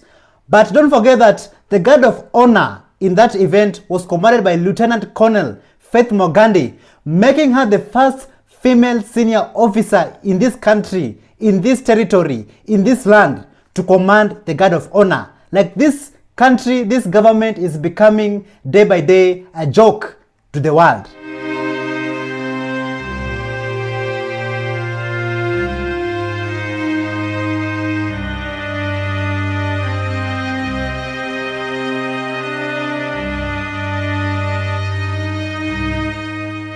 Despite Mashujaa Day being celebrated in Kwale County, did you know that the Kaya elders boycotted Mashujaa Day celebrations in Kwale?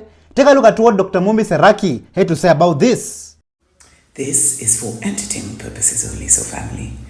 A lot of people are talking about this, but the Kaya elders are not in attendance at the Mashujaa Day celebrations. They stood down and they said they were not planning to attend.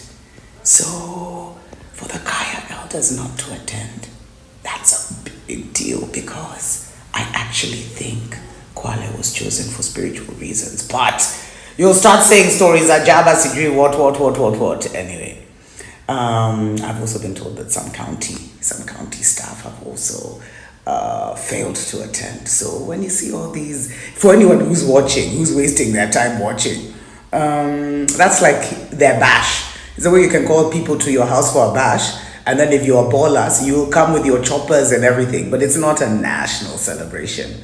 Guys are heading to occupy Uhuru Park. Back in Nairobi County, Nairobi City, Nairobi, Kenya, while Kenyans, Gen Zs, millennials, and activists were striving to access Uhuru Park and celebrate their heroes, some politicians, some government officials were seen accessing freely the Uhuru Park with so much impunity. Take a look at this.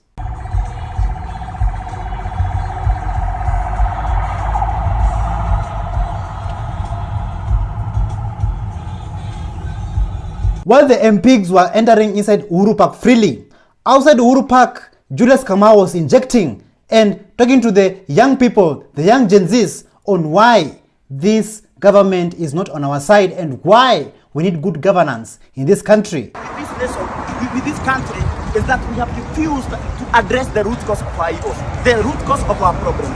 Police killings have said so many times in this country is a colonial vestige. And now we must address the root cause of this problem. It happens because we have refused to address the root cause of our problems. While Julius Kamau was addressing the nation, he was violently arrested, and this is how things went down. I'm ready to die for freedom. Freedom is a sacred right. Yes, freedom. Freedom is a sacred right. And you must fight for freedom. You must unite. Kenyans unite. You are people from Kenya unite. I'm not Kenny, they're just arresting everyone. And that's not all. Even Geoffrey Mosiria, Environment Chief Officer of Nairobi City, was also arrested when he went to tell the people that you cannot access this place. You cannot access Uhuru Park during public holidays. But little did he know that he will also be arrested. Take a look. Events are not held there because families come there to enjoy. Sasawa. Sasawa. Chief Officer, please. Okay. Here it now. Check it. Media rudi huko bwana.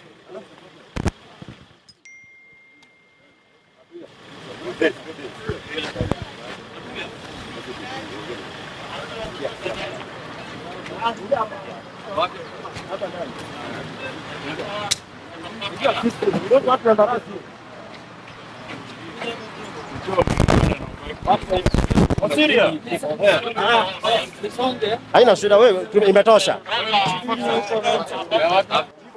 Chief Officer have been arrested. Wait, Nairobi. Patriotic young Kenyans had high hopes to be allowed and given access to Uhuru Park and celebrate their heroes during Mashujaa Day. But yet they were met with violence and brutality. Look at how these young Kenyans are being mishandled. Hebu niwacheni. Niwacheni. Mnanipeleka mkubwa wamefanya. Walimefanya nini mnanipeleka wapi? Hebu niwacheni. Walimefanya nini mnanipeleka wapi mkubwa? Walimefanya nini? Mnanipeleka wapi?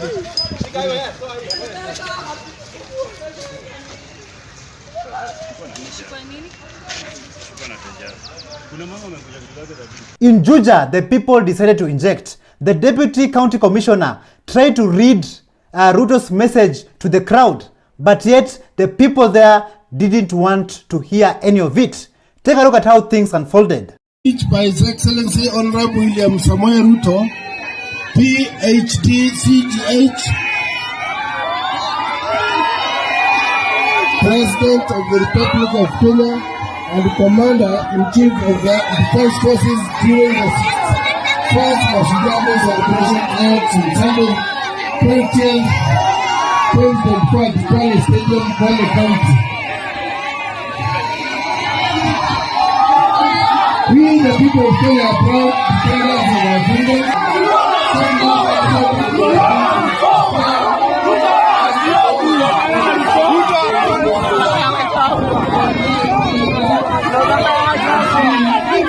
While Juja comrades were mercilessly injecting and not wanting to hear Ruto's message, back in Nairobi City, Hussein Khalid, a man who has always been fighting for the rights and the freedoms of the people, he was also arrested. And not only him, but 30 other young Kenyans were also arrested. Take a look at how Hussein Khalid, was violently arrested. Huyu. Ule, wewe umesema tunaweza ongea? Umesema tunaweza ongea? Hakuna kuongea hapa.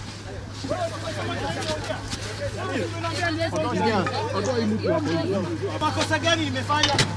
Why are you arresting me? Why are you arresting me? For what mistake? addressing the media. Is that an offense? Why are you arresting me? Where mkubwa? Why are you arresting me for addressing the media? This is why we need to change this country. Lazima tutabadilisha hii nchi. Things got so violent to the point that even Hesbon Bahati, an award-winning poet, was also shot with a rubber bullet, and he got a fracture, and that fracture, it requires surgery. This is crazy. During Mashujaa Day, when Kenyans were still striving and fighting to access Uhuru Park and celebrate, many people are complaining that Eric Omondi never showed up, but he showed up and he had to disguise himself because he got some information that some people were planning to assassinate him. Listen to this. So a certain Gen Z policeman called me today at 6:30 in the morning, and they told me they've been given orders to deal with me once and for all. His exact words were, huyo kijana ametusumbua sana, nyinyi fanyeni venye mtafanya. So I'm here at Uhuru Park because I have to show up. Ndio hawa hapa. Polisi ndio hawa. Polisi ndio hawa. Polisi ndio hawa. Polisi ndio hawa. Gen Z ndio hawa. Gen Z ndio hawa. Ndio hawa Gen Z. Ndio hawa Gen Z. Ndio hawa Gen Z. Guys, I'm in town. The police are there. They don't even know I've passed them. Even a fearless Gen Z, Marvin Mabonga, Kyoto Sonko, he was representing well in the streets, and he urged Kenyans, people to come out and represent and fight for the freedom of this country. Take a look. Mbona mnakaa huko? Simkujeni trao bana. Sisi tunataka kufanya tu hapa a small task to remember our fallen soldiers. Ndio tunakimbizwa, sijui kama mnaona. Kujeni trao majamaa. I don't feel, like why do you fear coming to town? Hakuna mtu anapigwa huku. Just come. Man, just come, please. Because we need to do this. Else itakuwa noma, si ndio? Wase wakamu, wase watokee. Majamaa ndio hao makarao, sijui wanaenda aje. Lakini wametupiga hapa tear gas. Wanakuja hii side yetu.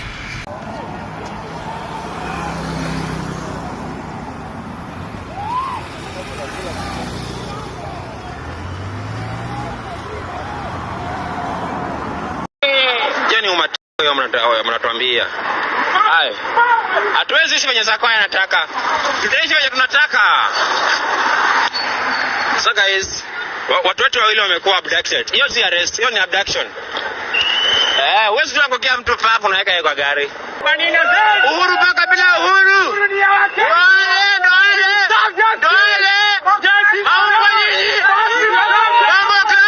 Wanakuja inside kapo. Wanakuja inside. Tuepe. Maumbwa zenu. Maumbwa.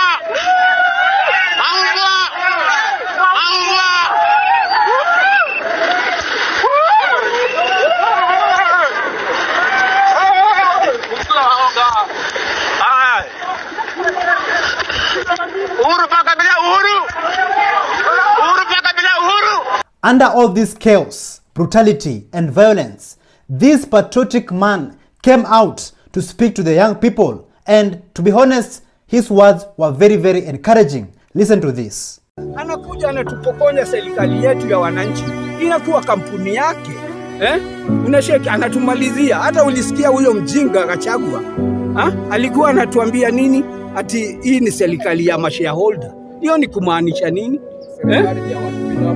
Unacheki. Kwa hivyo nyinyi vijana mshikamane na msikubali kugawanywa na hiyo siasa ya ujinga ya ukabila, kwa sababu umoja ni nguvu.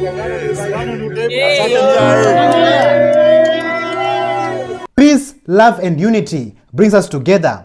Do you guys remember that tweet where Governor Sakaja said that Uhuru Park is not meant for public holidays, but meant for other people who want to enjoy themselves? Take a look at this video of this tourist who came to Kenya to enjoy himself, but yet he was denied access to Uhuru Park. How come Kenyan police are shooting me? They shoot tear gas at me walking down the street. They tell me to go home. Why? What is the problem? I don't know what the problem is. They shoot tear gas at me, and then they told me, the police tell me to go home. I shouldn't be here. Why? Where are you going? To the park. I'm coming from my hotel.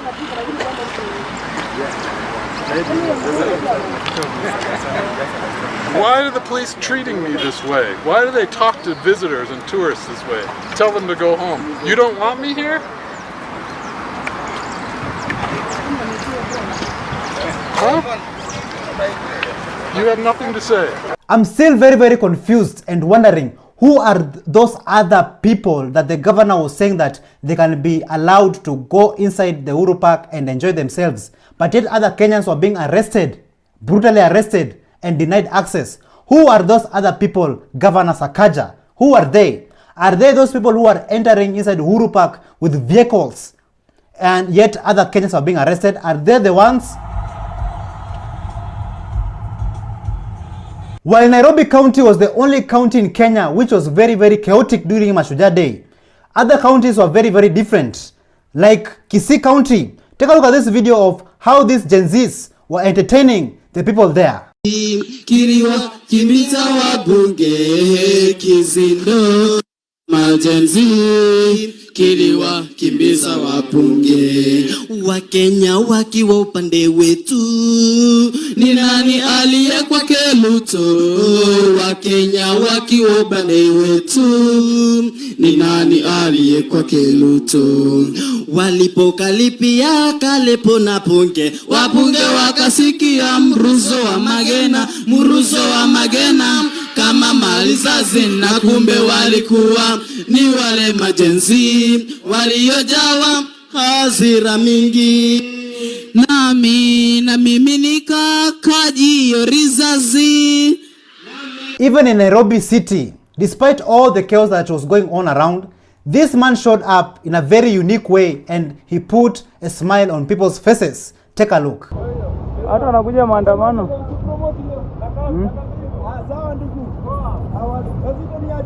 Buda tuko maandamano hizi ni gani bwana?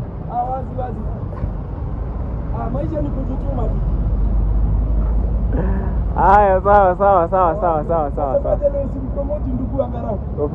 Tough and patriotic Kenyans continued to fight for their freedom, to fight for access to Uhuru Park and celebrate their heroes. Take a look at some of these scenes on how things went down.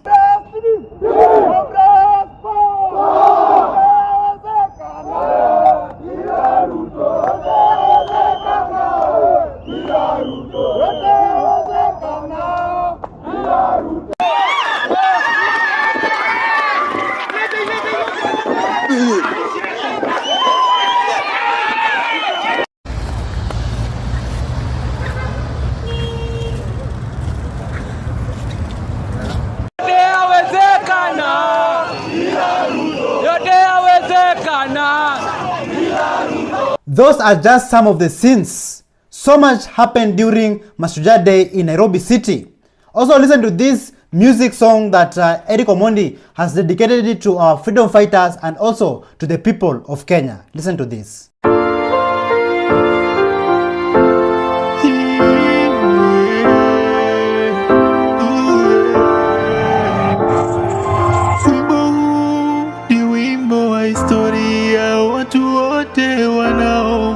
Msikize kwa makini. Ilikuwa Juni 25, vijana walishikana kupigania haki zao. Tulipoteza vijana kwa risasi, ili hali walikuwa kwa amani wakitembea. Eric Shieni, David Chege na Ibrahim wote walipoteza maisha yao nje ya bunge.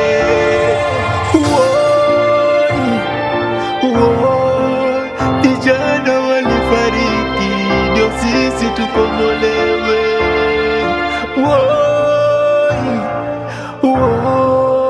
Vijana walifariki ndio sisi tukombolewe. Rex Kadike, Kennedy Onyango, abdikadir. Walipoteza maisha yao wakitafuta ukombozi.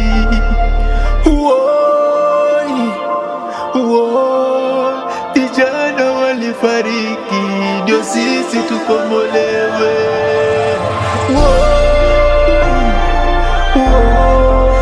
Vijana walifariki ndio sisi tukombolewe. Tunamkumbuka shujaa Besli Kamau aliyepotea na baadaye akapatikana ameaga. Tunawakumbuka mashujaa wote, hatutawasahau kamwe. Tunaendelea na safari ya ukombozi wa Kenya kwa ajili na kwa heshima yenu. Ruto must go. Ruto must go. Ruto must go. Ruto must go. Ruto must go. Ruto must go. Ruto must go. Ruto must go. Ruto must go. Ruto must go. Ruto must go. Ruto must go. Thank you so much for joining us on today's show. I'm your host, Elvis Derry. See you in the next one. Bye-bye.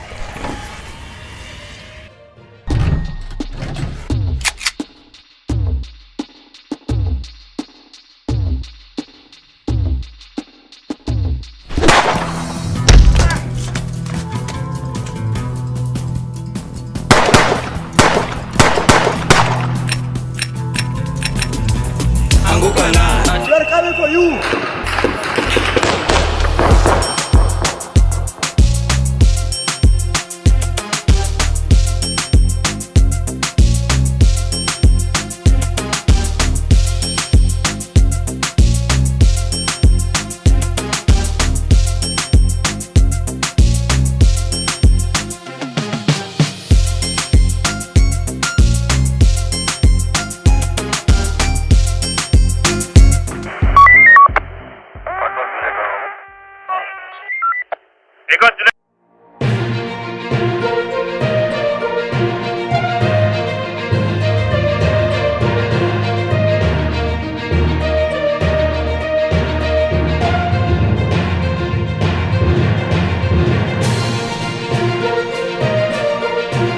The problem is not the citizens of Kenya. The problem is the leadership. From Raila Odinga losing African Union chairmanship seat, Excellency Mahmoud Ali Yusuf from Djibouti, 33. to Deputy President Kithure Kindiki chased away. Did Raila Odinga betray the Gen Zs? Well, do you feel betrayed?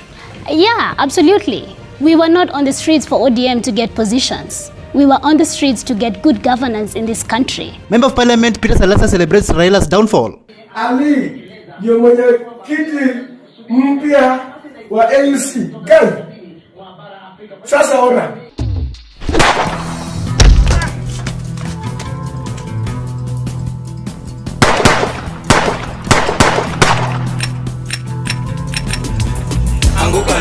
We're coming for you.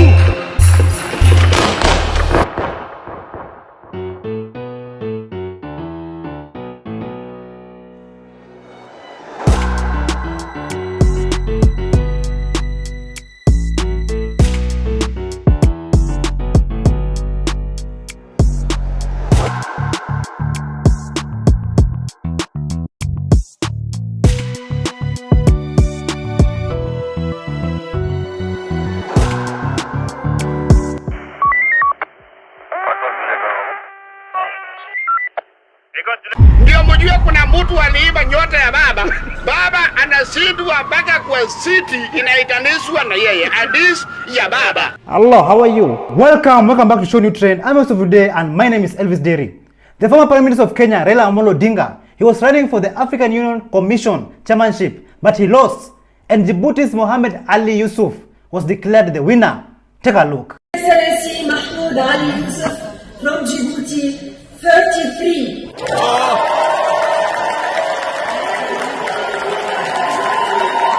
After Mohamed Ali Yusuf winning the African Union Commission chairmanship, he went on to say that they had more power, more money, more big friends, but we defeated them because of God. And he delivered this speech in Djibouti. ومعجزتي مدحوينه الشيغي علبا نغا هريي نغا awood badan naga maal badan naga dad badan naga maxaan ku dhahay waxa doontiin raaciya haddana ilaahay baa yidhi maxamuud cali yuusuf baa guulaysan. After Raila Odinga losing the African Union Commission chairmanship, it sent shockwaves in Kenya and around Africa. And a Kenyan politician by the name of Peter Salasia, he could not hold his tongue, and this is what he had to say. Mambo imeenda aje? Amepita. Ama bara amepita. Mahmoud Yusuf Ali ndio mwenyekiti mpya wa AUC. Gai. Sasa ona hii maneno hii. Unajua tamaa ni kitu mbaya sana. Kama baba angetulia tu, aache huyu jamaa afanye tu all blunders zake zote. Pesa yenye baba mpana ni mingi. Yenye angesema tu mimi hata sina haja na pesa. Jamaa wanamcheza. Because mimi nilisema jana ya kwamba uliona wale wa Sadik walitoa position. Mimi ni member wa committee nyingine inaitwa Regional Integration. And mimi naelewa maneno ya integration. Ya kwamba kama sisi EACC iko under sisi, angekuwa ameanza na hawa EACC yani East African Community ambayo Djibouti is not a member. I convince Uganda, Kenya na hizi ambiane nasema na tuandike statement because huyo ndio mwenye akukotika eneo letu peke yake. So if you ask yourselves, why did Raila Amolo Odinga lose the African Union Commission chairmanship? What would you say? Listen to this. Why did we lose? Why did Baba lose? And she told me that Kenya does not have a very good name out there. And it's not because we are bad people. People think of us as being, this was her exact answer, that there was an election going on at the Pan-African level, nice. And Kenya had presented a candidate, and when they were campaigning, she told me someone from Morocco just came and told her, you know what, you guys are not going to win. And she asked why. She was told, you people are too loud and obnoxious. Despite the former Prime Minister of Kenya, Raila Amolo Odinga, losing the African Union Commission chairmanship, Uganda's President Yoweri Museveni showed his support towards Raila, and this is what he said. There was a young man from Djibouti, he came.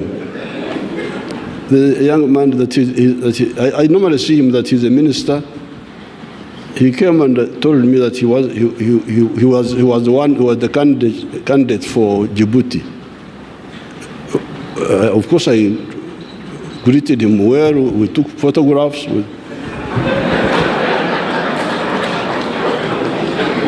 We had a cup of tea. But I told him, I said, no. I actually told him that I was coming here to support Right Honorable Raila because he's a candidate who is fit for this job. While Ugandan President Yoweri Museveni showed tremendous support for former Prime Minister of Kenya Raila Amolo Odinga to win the African Union Commission chairmanship, Professor Philip Lumumba had a different opinion. He said that at the age of 80, Raila Amolo Odinga should be thinking about his family and writing his final book. Listen to this. I pray and hope that Mr. Odinga will not listen to his immediate circle, that he does not get into Kenyan politics at 80. Let me repeat, at 80 years of age, it is his time now to reflect, to be on the speaking circuit. If he has a foundation, it is his time now to do what the late Sam Nujoma did. Went to the farm, and what Mandela did, went to the farm and said, don't call me unless I call you. When he does that, he will be respected. Let him write his final book. If he did that, but if he is persuaded by his political hangers-on, who will tell him we are going to be orphans and who want to use his name to come to parliament, to go to Senate or to be governors, he will be embarrassed. He will be embarrassed. Of course, his base constituency will always be with him. All right. But his value in the political mortgage market is thoroughly compromised. Of course, the president, given the nature of our ethnic politics, will want to tangle with him. But this is the time for Kenya to re-examine. I was intimately involved in the process of constitution making. And one of the things that we did was to say that we wanted to create political parties which were of national character. Unfortunately, that has failed. We all know that Raila Amolo Odinga has been in the political game for quite some time, like he has been there since forever. One of his diehard supporters, she came around and expressed disgust in his politics, advising him to exit the stage and leave it for the younger people, the younger politicians, the Gen Zs. Listen to this. Baba, I'm so mad with you. How could you do that to us? How on earth? When our children are almost getting a breakthrough, unakuja na we. Who are we? What people have been talking about you, I've been your supporter for the last over 20 years. People have come with so many stories about you, the way you are a con man. We tetea you, we say no, Baba is good and he's trying to bring us out of this shit that the other people are. Baba, I am so mad. I am so mad. When our children are almost getting a breakthrough, unakuja to we have discussed and we have accepted. You and who? You, wewe na nani? The last time I saw you, and I was still digesting this, I saw you in Uganda with Museveni and Ruto in Museveni's shamba. People were mocking us, your supporters, saying, here is your con man with the killers. I was still digesting that. But now, nimekutoka. Kura ikipigwa leo, ujipeleke kiwanjani, you will get 100 votes. Toka hapo. Tokayo. Muluya anasema tokayo. Wachia watoto. Mumeshindwa, wachieni watoto wetu wafanye kazi. Who sent you? Ni nani alikutuma? The day these kids started the movement, walikuambia vizuri, Baba, you have fought for us, tuachie. Na ukasema yes. Imekuwaje sasa umeenda ni kinyume after watoto wetu wameuawa? You are going to say that we have decided. You and who? Kenyans, after Raila Amolo Odinga losing the African Commission chairmanship, do you think that devolution will work this time round? Do you think that we need to fix this mess of devolution? Listen to this. Watu wenye wote wana support Raila na Ruto, be it government bloggers ama politicians, endeleeni kupiga kelele X. We really don't care. Amwezi to blackmail emotionally, mkitu turn patriotic, alafu mnafikiria we are both hurt by being called unpatriotic. If we're being honest with ourselves, the only thing Baba has done for this country other than kupiga kelele after every election is devolution. And devolution as we know it has turned out to be the biggest scam this country has ever seen. So yeah, keep calling us unpatriotic, keep saying that we are giving this country a bad rep. Endeleeni kusema tunaibisha hii country, but mjue nyinyi ndo mlianza kuibisha hii country before we did. Sisi tulichukulia tu mahali wazimu yenu iliishia ndo yetu ilianzia. And yeah, before I forget, Baba alipoteza AUC set. And a lot of Kenyans, myself included, are very happy about it. Now the next government that is coming into office, you people need to fix this mess called devolution. Instead of moving forward, ile pesa inaibiwa kwa hii government right now as we speak is just despicable. Tungebaki tu na provinces, hii country ingepemenda mbali sana. We all have seen President William Ruto supporting Raila Amolo Odinga to win the African Union Commission chairmanship. But Kenyans, do you know who was Raila's chief campaigner? Listen to what Honorable Willis Evans Otieno had to say. Who decampaigned Raila Odinga first to all the African heads of states? When Raila was the AU Special Envoy on Infrastructure, one of the first things William Ruto did was to write to the AU to demand that Raila Odinga be removed as the Special Envoy of the AU on Infrastructure. And the AU removed him. Raila actually had to stand down as the Special Envoy of the AU. Now, you wrote to the same body, to the same presidents, telling them this man is destabilizing my country. Then now you go back to them and ask them, can you please make this man the chairman of the same commission? I mean, it's ridiculous. A few months ago, Raila Amolo Odinga was advised to separate himself from President William Ruto. Apostle Michael Band sent a strong message to Raila Amolo Odinga, but it seems like his advice of separation fell into deaf ears. Listen to this. Odinga, this is the second time the voice of God. Separate yourself from William Samoei Ruto. You have up to June this year. 6 months exactly from now. Separate yourself from William Ruto. If you don't, what will happen after that? Don't blame anyone. Don't say you are not. We all remember during the Gen Z protests, Raila Amolo Odinga betrayed the Kenyan people. He betrayed the Gen Zs, going for a handshake with the Kenya Kwanza regime. That was the highest amount of betrayal.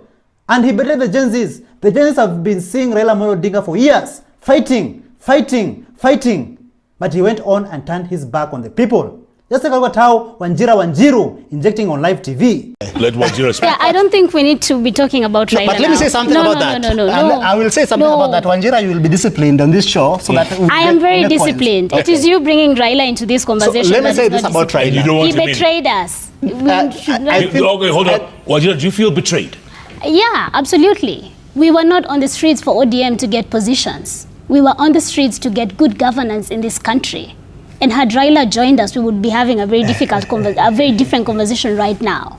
So we cannot start bringing him here and talking about how he was not respected. I don't know what, all of that history, honestly, it was rubbished the day he betrayed the Gen Z movement.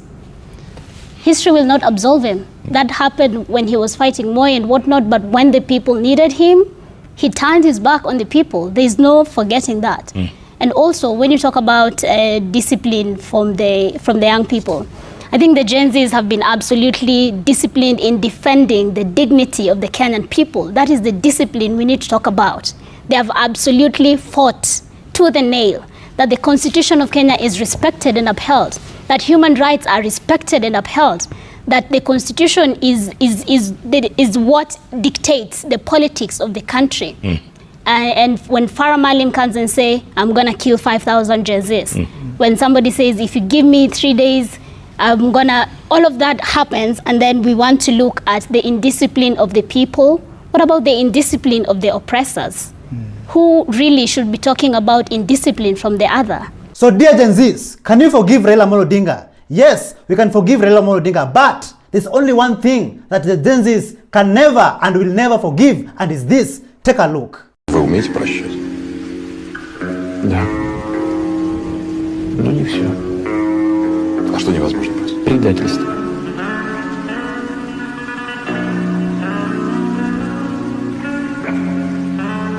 Despite Raila Amolo Odinga turning his back on the people, betraying the Gen Zs, politician Millie Odhiambo had a different view and a different opinion. And this is what he said about those people who are criticizing Raila Amolo Odinga. Listen to this. I've seen a narrative that people are trying to sell, that Raila always loses.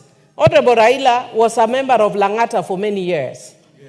Madam Speaker, he even resigned his position and went for by-election and won.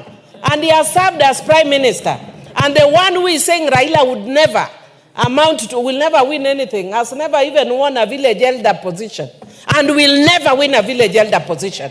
So really, be factual and wish your fellow Kenyan well is when God will bless you. One of Bunge la Mwananchi brilliant political analysts by the name of Joachim Simiu, he came on and gave his honest opinion after Raila Amolo Odinga losing the African Union Commission chairmanship, and this is what he had to say. Listen to this. Wakati uko na kijana kwa boma, muda imefika ya kuoa na mnaona haoi.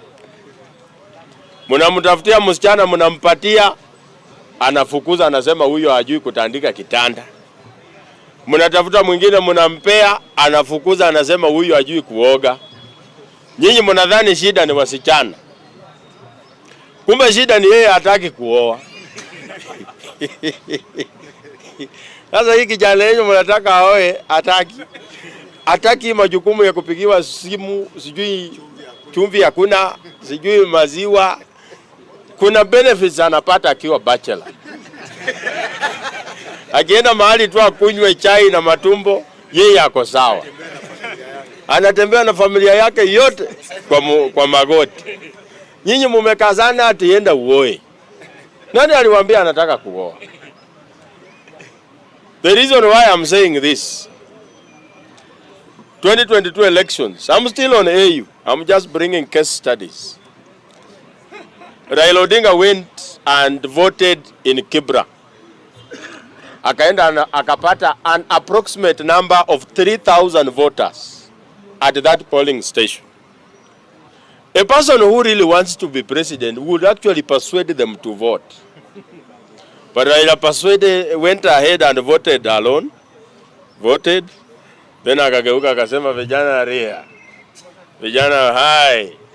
Akapanda juu ya gari. Watu wote wakamfuata. Akaenda akawaacha mbali sana na polling station. Na hakuwahi panda juu ya gari akamwambia rudini mpige kura. Hakusema. Akaenda na kura 1000 ngapi? 3. Deputy President Kithure Kindiki organized a meeting and invited leaders from the Meru community only for him to be chased away. Like it's quite clear that this Kenya Kwanza regime, the Kenya Kwanza government, will not see or even reach 2027 peacefully. Just take a look at how the people injected. Ruto must go.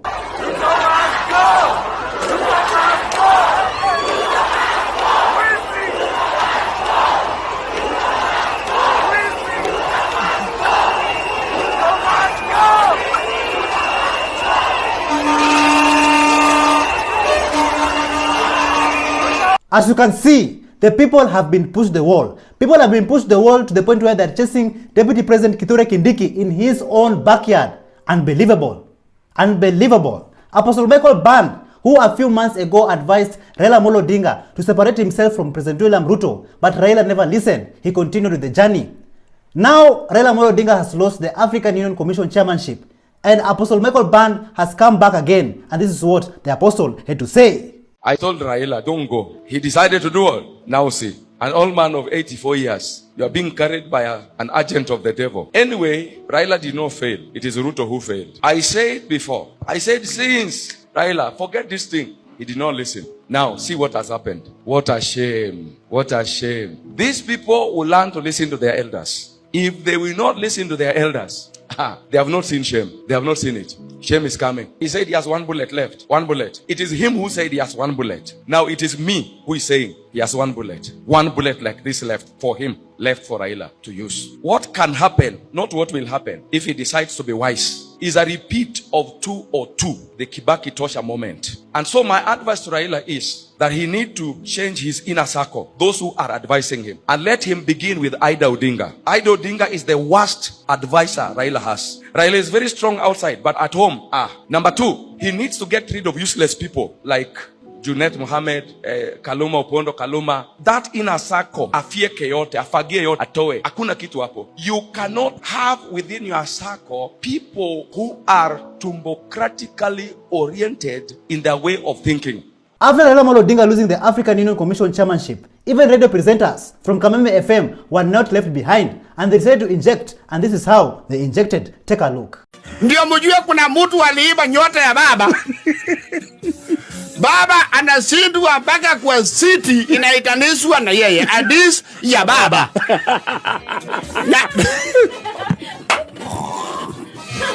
Hadis ni ya baba. Alafu mnapea sijui Djibouti. Hao ni nani? Hao ni nani? Bimu semu weupe mole. Djibouti iko wapi? Djibouti imepakana na nchi gani? Djibouti. Hiyo ni kama vile mumerudia vile Raila alishindwa na kura ya Tharaka-Nithi. Hatujasahau. We don't forget. Hatujasahau Tharaka-Nithi. Sasa mkatuletea Djibouti. Fadhali ingekuwa Nigeria, nchi kubwa. Na baba alikuwa ameongoza mara ya kwanza. Baba aliongoza mara ya kwanza. Ya pili wakasokomana. Ya tatu wakaengage gear 4. Ya nne tukaenda overdrive. Ya tano tukasema sasa ndio hii. Ya sita kabum. Hiyo ni nini? Na unajua sida ni mnasindiwa mahali ambayo tukipiga hesabu ya kuenda maandamano atona kitu. Many Raila supporters out there were never happy when Djibouti's Mohamed Ali Yusuf was declared the winner of the African Union Commission chairmanship. And this is how many of Raila's supporters reacted. Take a look.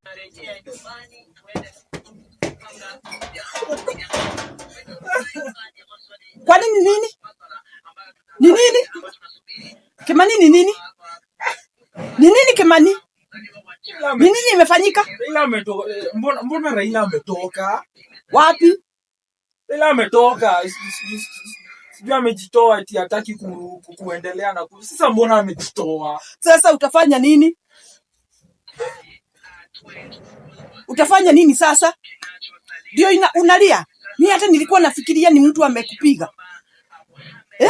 Basi akuje Kenya, mimi nampatia kura basi. Akuje Kenya basi nimpatie kura. Sawa, hata ukamgojea kwake. Watu ya bodaboda hawa. Hakuna system ina work. Cripple the healthcare system. Sahi mna cripple education. We all know that funding model is a disaster. Mme cripple agriculture na fake fertilizer. Pregnant women have to pay for deliveries. Tumetoa mpaka policy ya kulinda mama. Patients wa dialysis wanna pay out of pocket. Sayo mna launch shares juu shift. This Taifa doesn't care. Even the banking industry is collapsing. Mna launch projects just to feed your ego. Put your ego aside na mtuskize for a minute. We gave you the benefit of doubt na mka abuse our trust. Je, huu ni ungwana kweli? Mnatuonyesha mambo kama Leonard Mbotela.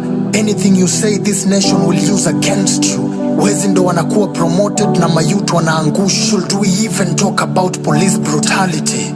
Polisi wenyewe animals, kumbe you reap what? You saw what they did to that multimedia student. Hao watu wanaua hata kushinda armed robbers. Goons wana camouflage in police uniform ndo watuwe tukispeak our minds. The police force is compromised. Nyia muoni kwani? This is Moi all over again. Nikiturn left, an 8-year-old has been shot dead. Nikiturn right, Kebaso is being arrested juu ya kutupigania. There's a target on my back na mbele naona news. Kwa hiyo news umse anauliza if the boy that was shot is still alive. Nikatag ya ule producer flani. Yani, chenye umse anafanya kwa ofisi ni same na letter G in paradigm. Haina impact yoyote. Tunabebeshwa taxes kama punda. Anatukunja in all styles uteza dhani kama sutra. Bila bugdha umse anatugeuza bila shuka. 10% of Kenyans wanna go days bila kula. Sayo payslip wame-stretch ka ile logo ya Puma. Now I'm sorry for being vulgar but umse ni cool. It may be getting hotter, but look at the document, compose yourself and read. I apologize basi. Kuna leader every month anabadilisha BMW. Na mwananchi akigonjeka yuko covered na bima. I swear mnatupima. Not Hamadi but umse aki-aim ku-raise taxes Hamisi. Mna flosi na net worth na nido ya public mnadishi. 10 billion is missing, something is fishy. I mean, how greedy can someone really be? Leader flani yako online ana flex na kibunda. Mi siezi elect these people, I'd rather vote for Sifuna. Bron mejituma, but the system is working against me. Thank you so much for joining us on today's show. I'm your host, Elvis Derry. See you in the next one. Bye-bye. Ndio mjue kuna mtu aliiba nyota ya baba. Baba anashindwa mpaka kwa city inaitanishwa na yeye. Hadisi ya baba.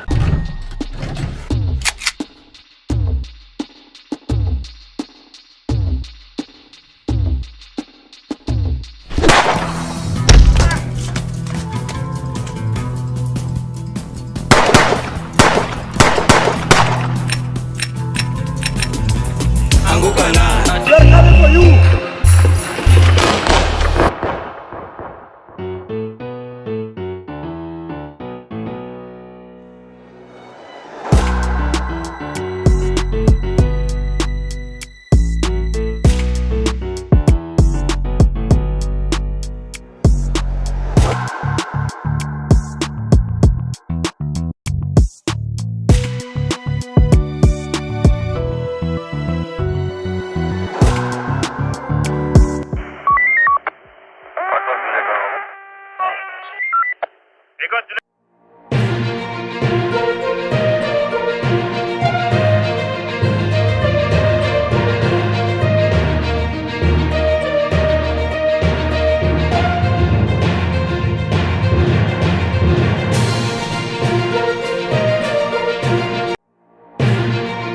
From Adani using Kenyan influencers. I was there for actually 7 good hours. And off we go to my final destination. To advocate Ndegwa Njiru's special message. Hii nchi iko na shida. Watu wako na shida mingi sana, nchi iko na shida. Do you regret as a voter? Me, I voted for you, but I'm now regretting, Bana. I'm now regretting this. American rapper 50 Cent in Kenya. 12 years ago, Octopuzzo hosted 50 Cent in Kibera. Wanted to see the fight again. They're coming for you.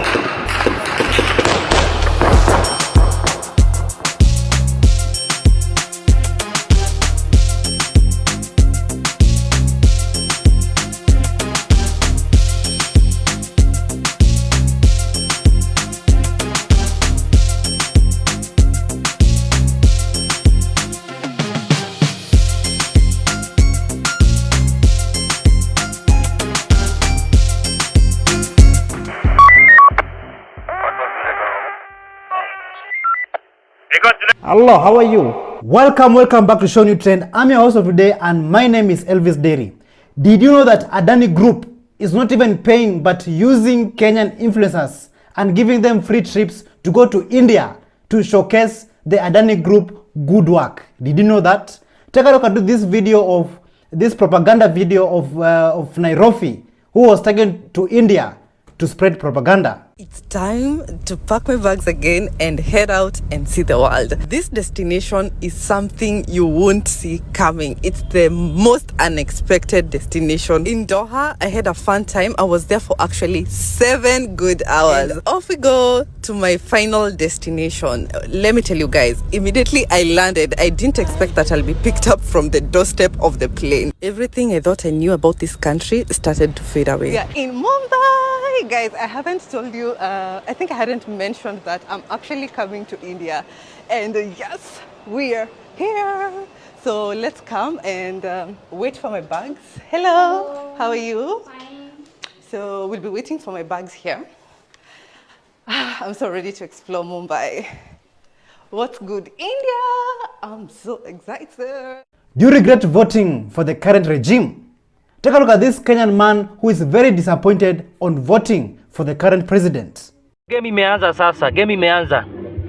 Senate imeimpeach Gachagua. Game imeanza. Game imeanza. Usidhani uko safe, Mr. President. Ruto, usidhani uko safe. Me, I voted for you, but I'm now regretting, bana. I'm now regretting this. Huh? Once rains is over and Amra becomes a burden to everyone. Ni sawa. Ni sawa, umetumia Gachagua vile mnataka. Ni sawa.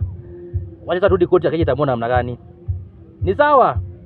Venye mnafanya Gachagua, Mr. President, unafanya Gachagua saa hizi. Siasa sio mzuri. It's a bad game. Chunga na wewe. Me, I voted for you here in Siaya. Huh? Mr. President, mimi nilikukampeni hapa Siaya nikakupiga kura mimi mwenyewe. And I stand with you. Huh? Lakini kitu umefanya Gachagua, my friend, no problem. Huh? Karma is a bitch. So if you regret like this man, tell us in the comments down below, why do you regret voting for William Ruto? Me, I voted for you, but I'm now regretting, bana. I'm now regretting this. It is only a few years to Kenyan elections, 2027, and currently Kenyans are tired, and it seems like they will be sending so many politicians packing, so many politicians will be going back home.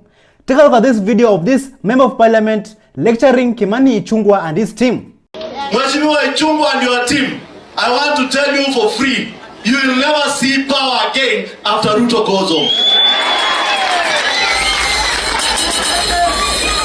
Mutakuwa mkionea huo uongozi na power kwa view sasa. Na tutawaambia ukweli mchana na hatutaki nyenyenye. La mwisho, the government of the day, you are killing devolution. No wonder President William Ruto, you voted no during the referendum. You didn't want this country to be devolved. That's why when you have gotten to power, the county governments cannot get money for development, for drugs, for the people in Kenya. We demand devolution is here to stay and must be protected. It's not a favor, and money being released to all the 47 counties for Kenyans to get service. We don't want your shenanigans of impeachment so that we can forget about Adani Group. We can forget about not sending money to the counties. We can forget you are not employing teachers. You are just there to make sure that Kenyans are oppressed and oppressed and oppressed. We want to say this. 2027. Freedom is coming tomorrow. Mheshimiwa Kioni, nikipita hapo nitakuwa nimekukosea. India Secretary General. So apart from Kimani Ichung'wah, which other politician would you like to go home? Mheshimiwa Ichung'wah and your team, I want to tell you for free, you will never see power again after Ruto goes home. As you all know, Israel has committed war crimes And did you know that the former Prime Minister of Kenya, Raila Odinga, is being protected by Israelis? Listen to this. Africa. Yes. Raila anachezanga mchezo. Raila never wants to be the president. Raila anachezanga mchezo ndio akule nje kuliko ndani. Tenda zote anapata na hawajibiki. Mimi have worked as I know. Mimi niliona wale Maisraeli watatu ambao walikuja hapa Supreme Court. Because wake nini? Ambao walikuja kuchocheza majudges. Niliende AIC Kibira Church kuambia Raila kina mdomo bagi alinifukuza. Nikakuja nikaambia baadaye Sheikh Sisi na cheki endelea. Raila's security guard has been trained in Israel. Why? Why will Israel protect you if you are an enemy? Lakini sinasemekana yule nani? Sitaki kama mtoto wake yule mwenye anakuanga Israel. Ndio security. Ndio nakwambia no, but why Israel? I don't know other countries which can provide security. Why Israel? Why? You guys, you don't know what is going on. But the story of security from Israel, nimesikia mara mingi sana. In the last national prayer breakfast, there's a rabbi that I know. He's called Rabbi Netanyahu. He's married to one of the Israeli envoys, and he's a former military personnel. And he was supposed to lead the prayers for the Jews at the national prayer breakfast. I walked up to the director of Mr. Oven and I told him this cannot be allowed. A guy who is killing children and women cannot lead our prayers. But mzuri alichelewa. Kama sivyo kungekuwa na nini moja kubwa sana. No, I was ready to go. Awesome, me too. I would have been there. I would have need in front of Ruto. Mimi sitaki kujua. Utatuombeshaje na wewe ni mtu ambao huo watu? Bravo. True. Just because that you today are a rabbi. Who told you are a rabbi? We don't have other rabbis. Why is it that by coincidence he's an Israeli envoy? He's married to an Israeli envoy. What a coincidence. And he's a military personnel. And then Kenya does not have Jews, so why should he be allowed to pray? A Kenyan political analyst, Herman Manyora, explains to us on why some Kenyan politicians have destroyed their careers. And why is that? Some of them took part in impeaching the former deputy president, Rigathi Gachagua. Just listen to this. The impeachment was childish. So let's not talk about anybody. Even the senators trying to bring out the support, they were at the pains and they looked stupid and they knew it. They looked so bad, especially intelligent people. When God has given you a brain, I keep telling even my students, when God has given you a brain, you have to be very careful. The moment you are engaging in something, you are even ashamed yourself, you feel stupid. That's what it was coming out. So you cannot say there was anything Sifuna was defending or explaining. There was nothing to defend. There was nothing to explain. I better keep quiet and even walk out of that chamber than open my mouth and make a fool of myself. But why am I singling out Sifuna and Otiende Amolo? Otiende Amolo has a small ground in Nyanza, very tiny ground in Rarieda, where he's unmatched. But within the wider space of Luo Nyanza, he's nothing. They are heavyweights. Sifuna, a name Sifuna even in Western, who is Sifuna? But at the national level, Otiende Amolo and Sifuna have a serious constituency, have a serious following of people who believe these are very, very intelligent, serious future leaders. And then, so that constituency is the one I'm talking about, which is Sifuna and Otiende Amolo are allowing themselves to lose. So for Sifuna, he starts in a unique way into leadership of this country. He starts at the top. And once the Luya nation realizes, this star there is ours, then they own him. Then pop, the sky is the limit. The same for Otiende Amolo. Which is what Babu is playing at. You see, Babu is trying to merge the two. Yeah. He has a name at the national level, especially with young people. He has now moved on the ground to create a following on the ground in Luo Nyanza. Now to merge with the national thing, and Babu will go very far. Take it from me. And that is the route I thought Sifuna would be intelligent enough to see. So many abductions have been taking place in Kenya. And do all politicians or some politicians who are in power, do they have their own mercenaries? Do you have people that they hire to go and abduct people and even worse, kill people? Just listen to this. Every political leader in the world has a squad of people who kills for him or her. If you didn't know, please know. Na msome history, comparative history ya dunia. We have presidents in this world who even have squad that kill their enemies from whichever corner of the world they are, na atakufuata na atakuua. They will follow you and they kill you. In the name of getting that seat. I want to sit on the right. I want to sit on the left. But she is my block. So, aodolewe. Remove her. Removing her includes even killing. That is called selfishness. We can become great, not by breaking others, by actually elevating others. True greatness comes when we elevate others. This is a very serious conversation. So tell us what you think in the comments down below about this, about the abductions, the killings, and the tortures that have been happening. Are our politicians behind it? We have presidents in this world who even have schools that kill their enemies from whichever corner of the world they are. Na atakufuata na atakuua. They will follow you and they kill you. Kenyans, did you know that American rapper 50 Cent came to Kenya 12 years ago under the World Food Program? He went to Kibera. But since that time till date, nothing has changed. Because of the corruption that took place at that time and the corruption that is currently taking place till today. Just take a look at this. 12 years ago, Octopuzzo hosted 50 Cent in Kibera. Wanted to see the fight against hunger firsthand. So in early 2012, he flew to the Horn of Africa to see WFP's work there. He's already part of the fight against hunger because he's donating to WFP money from the sales of a new energy drink called Street King. For every unit sold, he has pledged to donate a meal to a hungry child. I provided 3.5 million meals, but I'm gonna do a lot more before I'm done. I'm shooting for 1 billion meals. You know, I'm trying to work it out. And I get a chance to influence some of my peers and other young entrepreneurs to do the same thing, so be able to affect things in a major way. During his trip, Jackson went to a school in a Nairobi slum where WFP provides meals every day. He met children, many of them orphans, and saw how their daily meal was cooked. This nutritious lunch helps them to concentrate in class. And for many of these children, it may be the only meal they get in the day. I'm just excited to be able to have an organization that actually is reaching the people. It's really important for me, like my project, and this is confirmation of that. Jackson clearly enjoyed his time with the kids at the school, and they were clearly charmed by him. So the question of the day is a referendum coming to Kenya very soon? Take a look at this video, just listen to it carefully and tell us what you think about it in the comments down below. Looking at a referendum next year, by all means.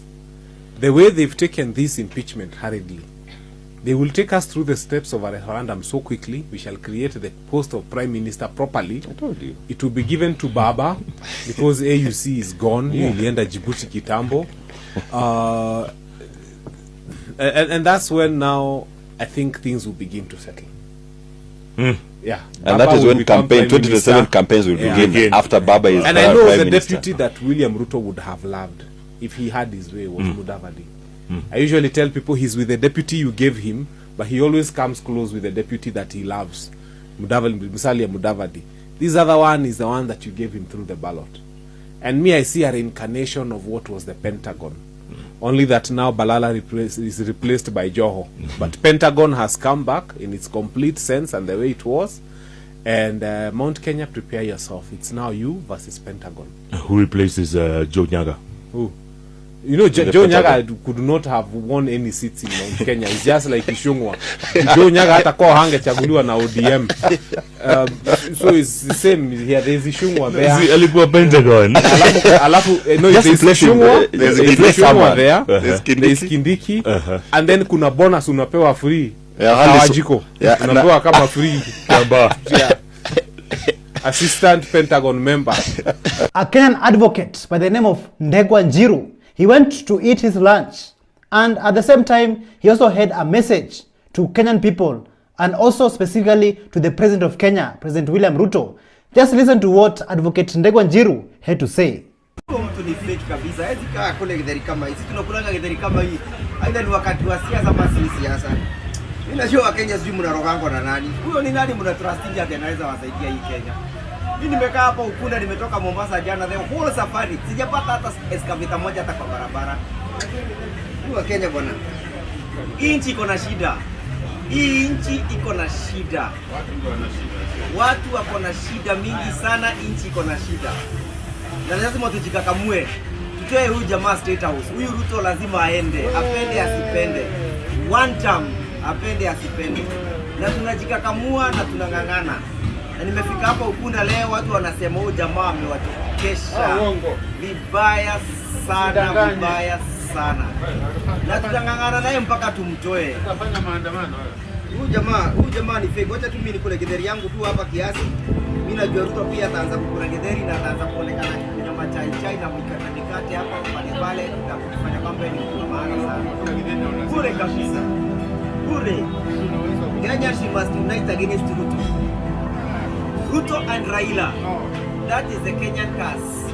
Asante. So this man deploys a military, watu wako na makombora, against people whose only weapon is a hashtag. A couple of people get killed, and then he goes on national television to say he has no blood on his hands. This is some diabolical shit. Alafu utapata delinquents 2027 wakimkampenia tena. Yo. Thank you so much for joining us on today's show. I'm your host, Elvis Derry. See you in the next one. Bye-bye.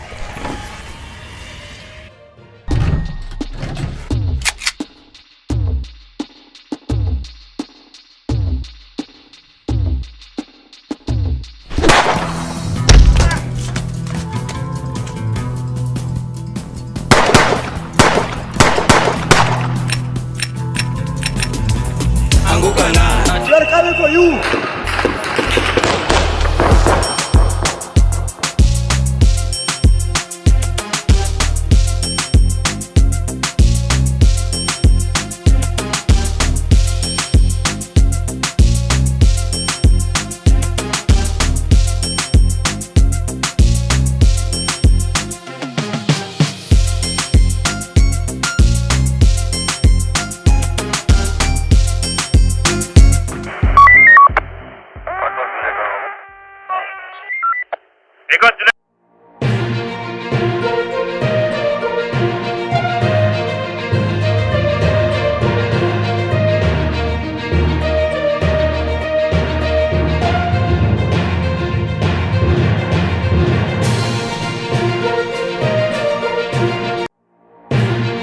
From Kenyans celebrating Christmas Crash, people die, relationships fall apart. to overlapping driver dealt with, Mama, who threw the tear gas, police officer caught on camera, unampeleka ndani kwa sababu amefanya nini? Anguka na. We are coming for you.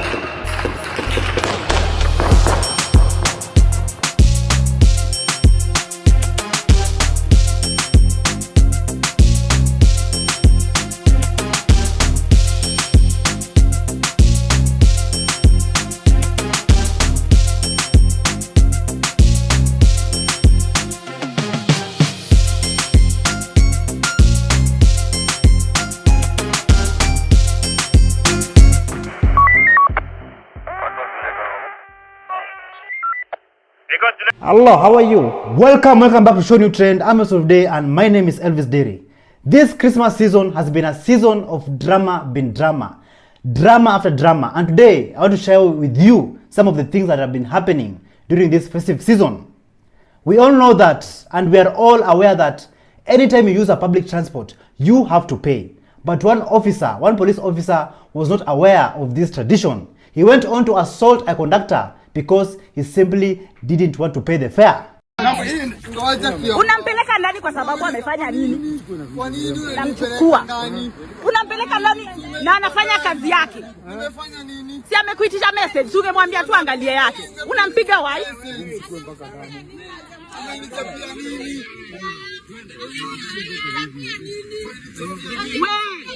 Behave. Kukua askari maanisha unafaa kubehave venye unataka. You can't treat people the way you want simply because when you are askari.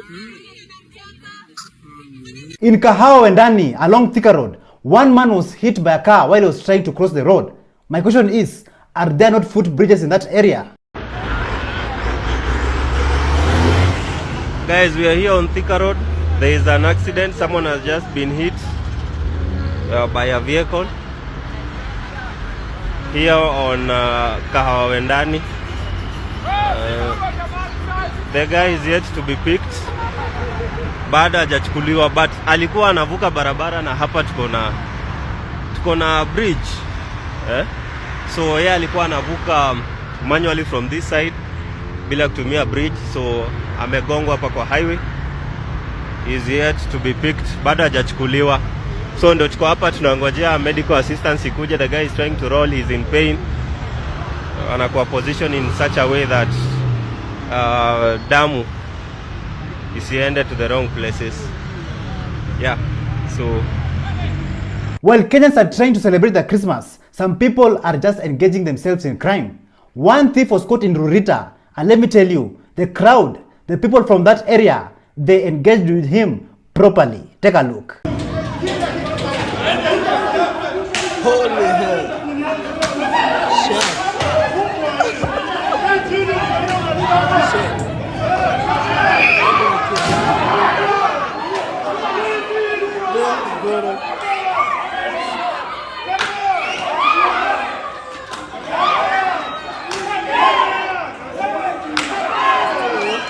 Recently, the President of Kenya, William Ruto, reshuffled his cabinet, and the people of Baringo had sleepless nights. The Baringo residents, they went on to celebrate with crates of sodas. Even the Bible says that our people will perish because of lack of knowledge. Take a look.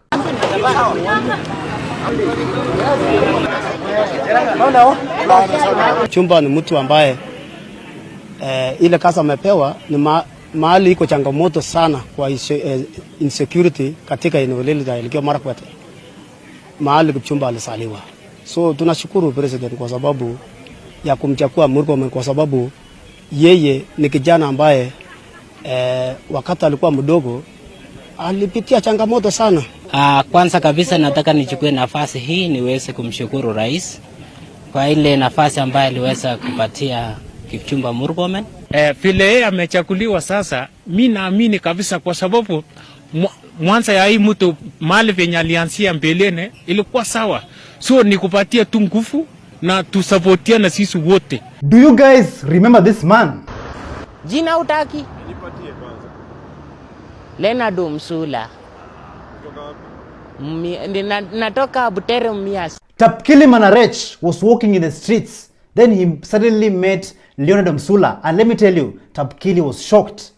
Like, Leonard Msula was trending before, and then an MP claimed to have offered him a job at Bunge Towers. But Leonard Msula said that he was never given any job and is back on the streets as an alcoholic. Just listen to his side of the story. I swear before God, hakuna kazi yenye nimefanya huko ndani kwa Bunge Towers. Tinde Mwale. Na Mheshimiwa Tindi Mwale. Alisema wale waende kwanza, ningoje na bado nangoja. Unafanya nini downtown?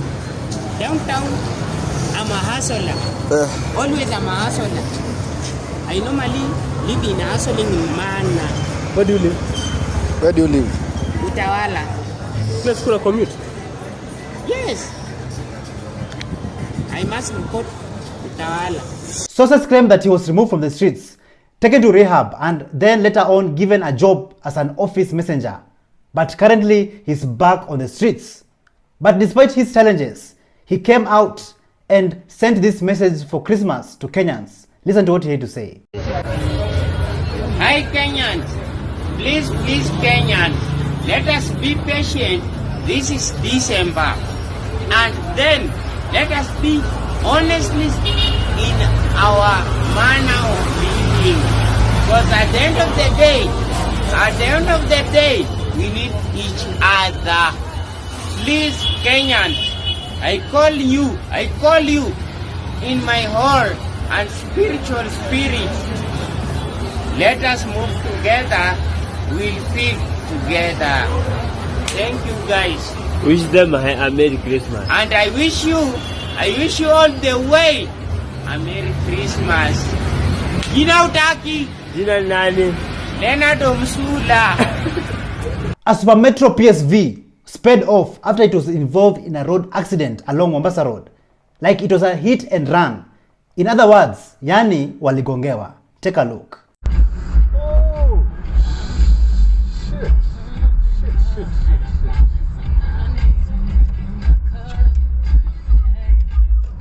Even Kenyan prisoners were not left behind during Christmas season. Take a look at this video of them cooking chapati to prepare for their celebrations.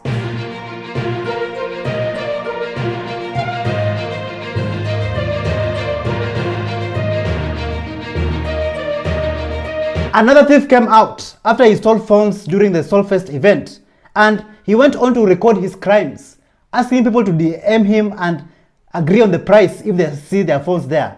Like, these people are just crazy. Take a look. Kama ulikuwa Solfest jana, too bad for you, lakini bahati kwangu, Kama ulipoteza simu yako, na kuna zenye zinapigwa hapa. Gani hii inalia? Haina haja ningangane hapa kuuza simu. Kama unaona simu yako manzee hapa, wewe DM tu. Kwanza hizi ni Samsung. Bro, hizo ma iPhone zingine ziko. Zishaenda. Kama hapa unaona simu yako, kwanza hizi zote ni za mamdem. Unaona zinakaa. Kama unaona simu yako hapa, wewe DM. Haina haja niende ningangane huko kutafuta ma customer. Na ni kitu tunaweza malizana tuishe mbio. Hii hadi iko na ID. What the fuck? Hii nani hii? We? Hii hadi iko na ID. Okay, sawa. Kama ulipoteza simu yako, wewe DM tu. Lakini sasa hadi nyinyi mnamkona vala. Hizi simu gani hizi? Tecno. Hizi tu ndo simu za maana hapa. Hizi ma Samsung. Kwanza hii Samsung hii ni S24 ama ni S20 nini? Hii hata ishazima. Kama unaona simu yako hapa, wewe DM tu tufanye biashara. Sina iPhone zishaenda kwa soko. Manze, kama unaona simu yako hapa, wewe DM tu. As people are traveling during Christmas season, one passenger was not happy with Tahmid Express services after they booked 3 seats from Mtwapa to Nairobi only at 2,500 shillings. But the passenger was not happy with the services. Let's take a look at the seat which this passenger was given. Kila mtu apambane na hali yake. Uitome huyu.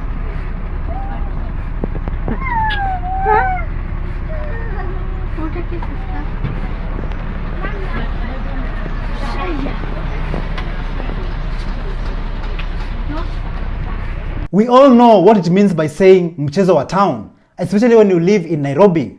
One man was scammed in Nairobi CBD after he went to change his phone screen. But later on, he got the shock. He got the surprise, the shock of his lifetime. Take a look. Ya walaji afanya fiti hapo man. Sasa mlipata ngapi? Nimekula 1600. Walai. 1600 man amekuzia ma screen. Hizo master walai. Nilikuwa ndani ya batiki hadi nilikuwa nimeacha simu nyingine kwa fundi ndio. So kama nikuzia tu tenje hapa hivi. Mimi nauza tenje. Nilikuwa nimechukua nimeitisha kwa msee. Wow. While Christmas is taking a toll on some Kenyans, politicians continue doing what they do. Nyandarua Senator by the name of Methu joined me here. He was addressing the nation, addressing the people. Afterwards, the police lobbed tear gas in his direction. But let me tell you, he never flinched, he never moved, and he pocketed nonchalantly and continued addressing the people. Take a look.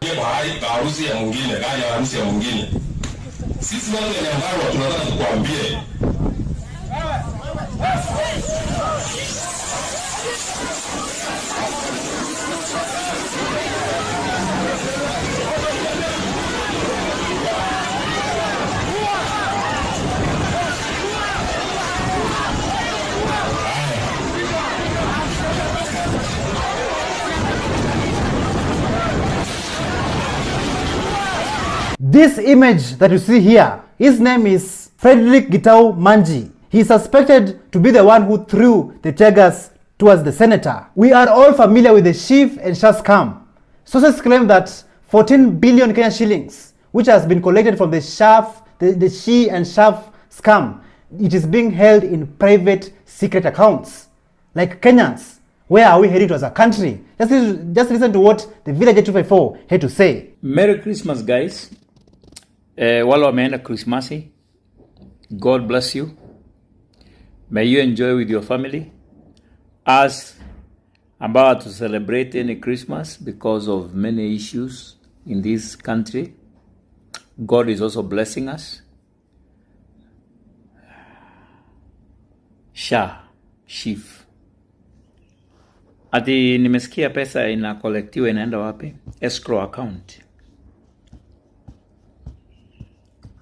Lakini acting CEO anasema hiyo pesa inaenda in 6 banks that have been integrated.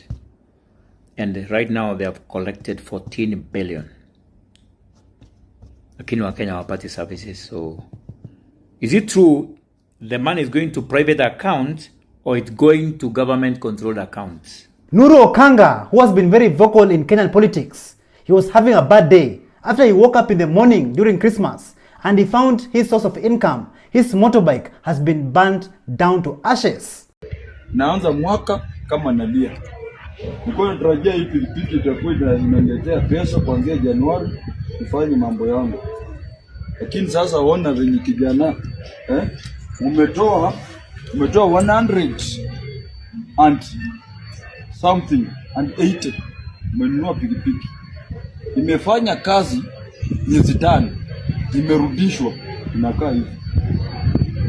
Na hii pesa sio ati mimi nimeandikwa mahali, ni ya mashabiki wenye wananitumia 10, 30, 40, mwingine anaweka 1 bob, naweka mahali.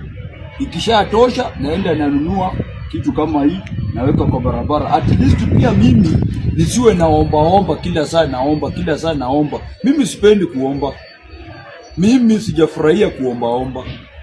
Guys, mimi naomba support, mnisaidie tukipeleka hii scrap tupate pikipiki nyingine mpya, kwa sababu hii ndio nilikuwa nimeweka hapa Nairobi, nilikuwa inaletea mama maziwa, omena, mkate asubuhi, pikipiki ilikuwa ni 400 per day.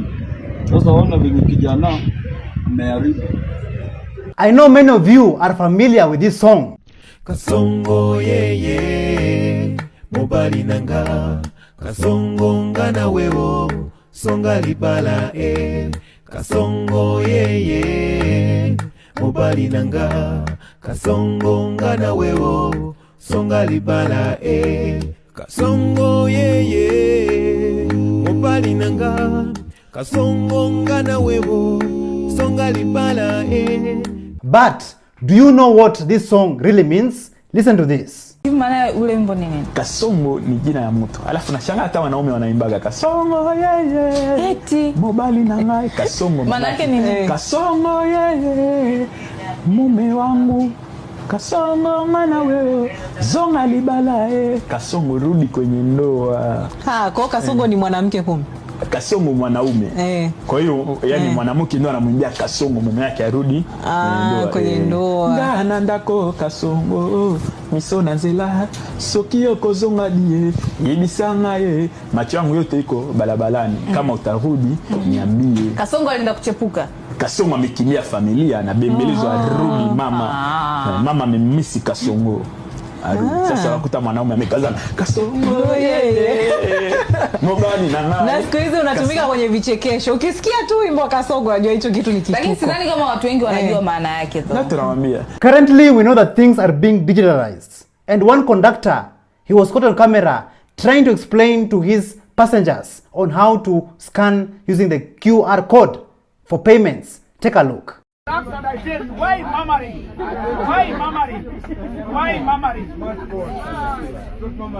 Just relax. I'll tell you everything what's supposed to be done. What's the problem with the bus? What's the problem with the bus? Bus has no problem. Yes, you just relax and I tell you, if you are not able to do it, I'll show you what's supposed to be done. What's the problem? Now I'm saying, this bus, a digital bus, whereby mahali umekaa inakwambia scan here. So please, unachukua simu yako ile ya digital kama kuna digital. Yeah, so you have to do that. So mimi niongee, alafu mimi nitakusaidia kulipa fare. What's the problem? That's what I'm saying. I know kuna wale wako na simu ya analog. I know that. I know mwenye labda akona 50 bob kwa mkono. I know that. Yeah. So why don't you give me this guy? I'm saying unatoa hii simu. Sasa tukwambie na pochi za biashara hizo zote hakuna. You only scan, after scanning you put your number there. Itakuletea kitu inaitwa jani. Unaweka namba yako. Usiweke 0. Alafu utaweka amount of money which is 50 bob. Alafu unafinya pay. Ukifinya pay kwa simu yako itafunguka peke yake. Alafu wewe uweke M-Pesa pin yako. Pesa itakuja kwa hii simu ya kazi. Kama wewe mwenyewe angalia huyu ameshamaliza. Hata alikuwa anakomplain amemaliza. Thank you very much. Congratulations. So please. So many travelings is currently taking place during the Christmas season, during this festive season. And overlapping drivers were caught in rude shock after they were trying to escape traffic along the Salga stretch.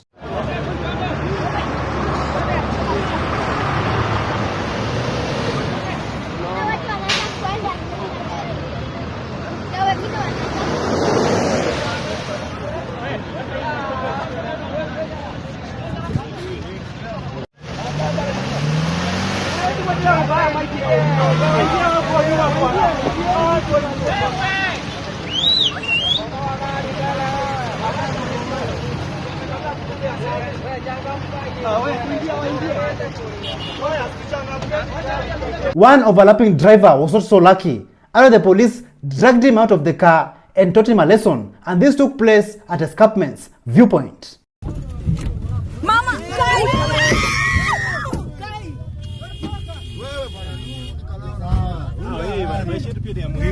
sasa ni nini? Ndio muhimu, udeni sasa.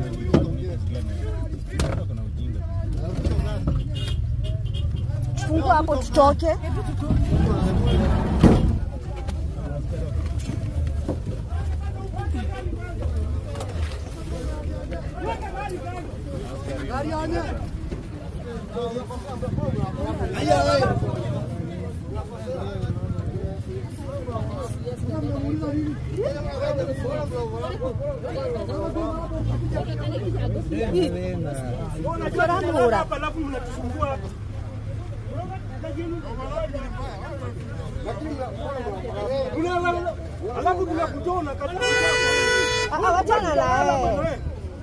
Tutafanya kazi yako.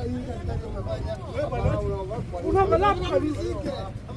Ungetoka nje, ungetoka nje. Wanapiga kelele tudalala na riziki.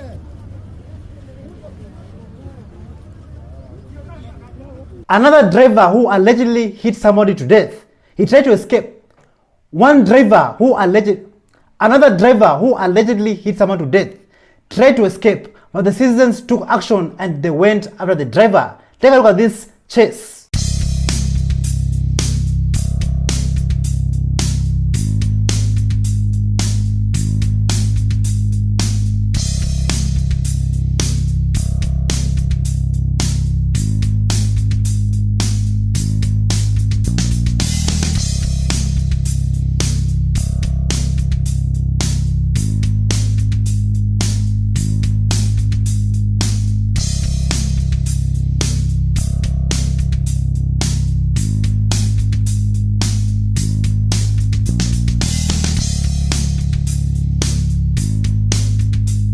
Two private vans which were heading towards Nyeri were captured on camera floating traffic rules. Like, what is the hurry?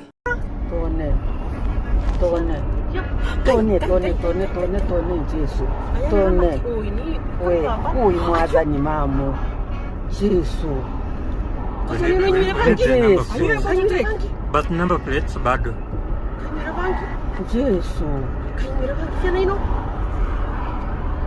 But don't worry, it has a nice zoom. Huh?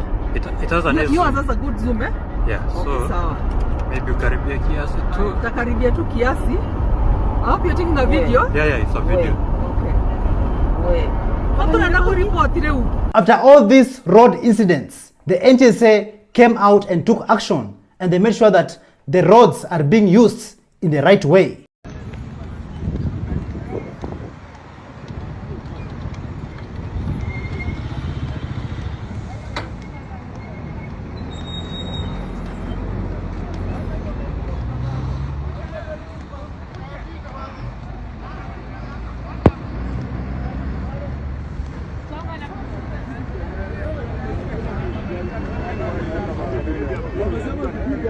So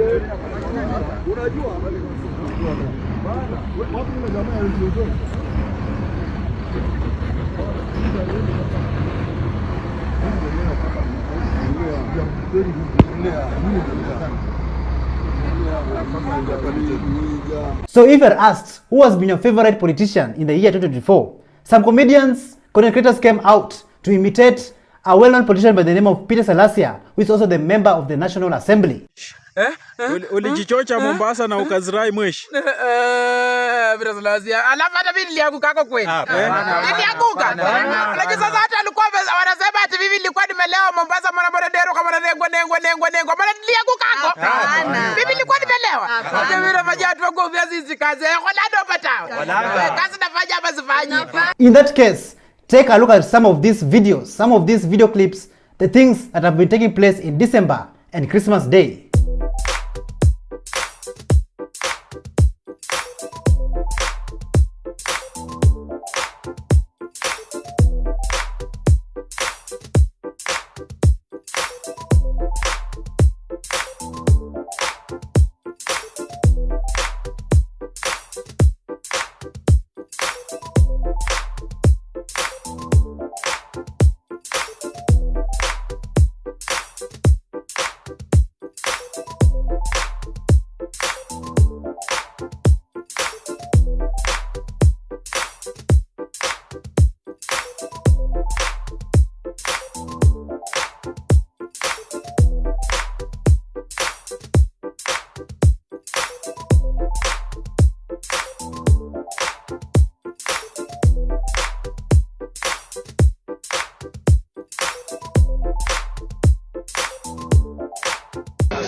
Wadhamini washirikishi ambapo walionekana vyema waingie katika michezo hizi mwaka huu.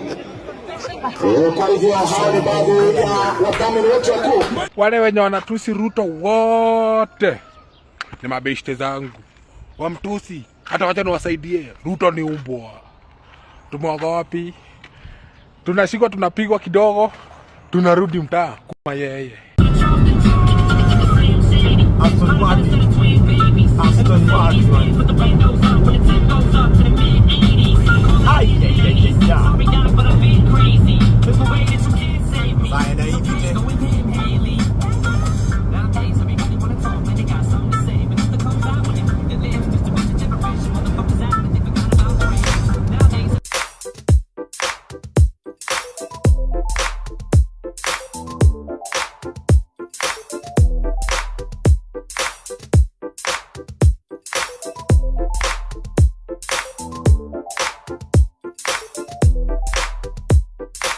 Sikuwa anataka cabinet ni chafu, sasa tunataka kutega maji ili tuache cabinet. Salale. Ni kama itabidi tutumie packet. Wacha tuchukue hii ndoo ya bo. Hii ndoo ya bo. Nini? Iwinjo. Hai. Ni kama haijasaidia sana. Sasa hii kama ya baba imekataa, wacha tuchukue ya kamwana. Kama ya baba imekataa, hii ya kijana. Tuone kama tutaosha. Unajua Wanjiko wanataka tuna menda zinakula vitu kwa kadi. Ni kama hazisaidii. Sasa na vile tunawaambia tutateka maji. Sasa ni bucket ya nani mwingine tutachukua kwa hii bucket list yetu?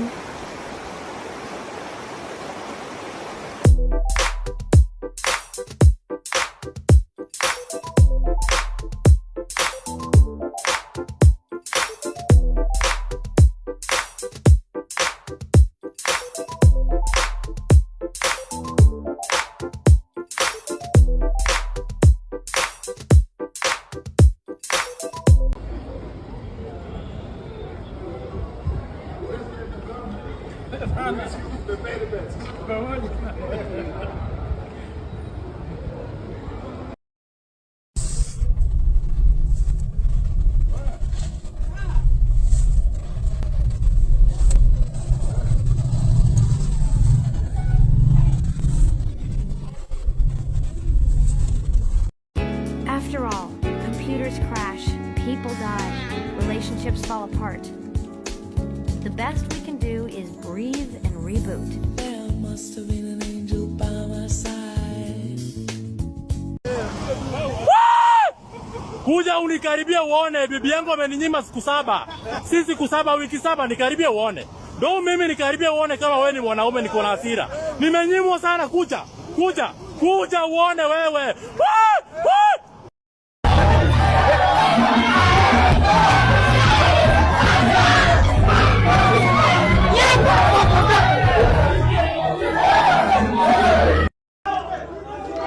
Hey. Alan. Hey.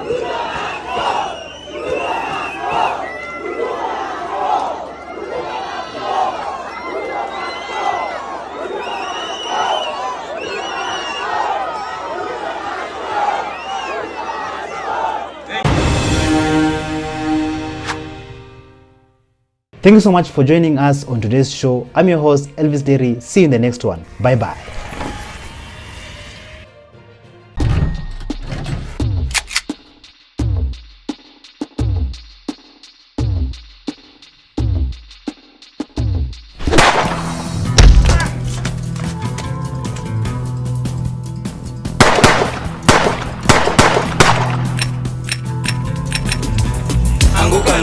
We are coming for you.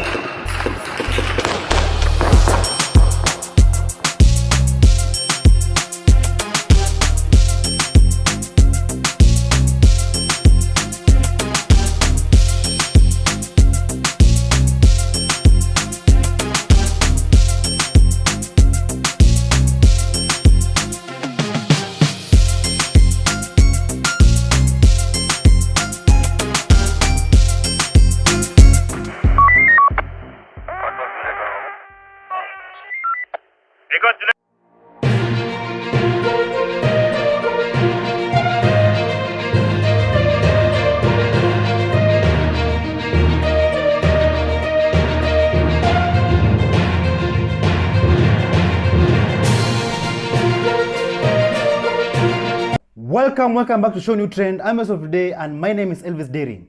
Kenya has been facing high cases of abductions in the recent past days, weeks, and months. And some of the people who have been abducted are still missing till date.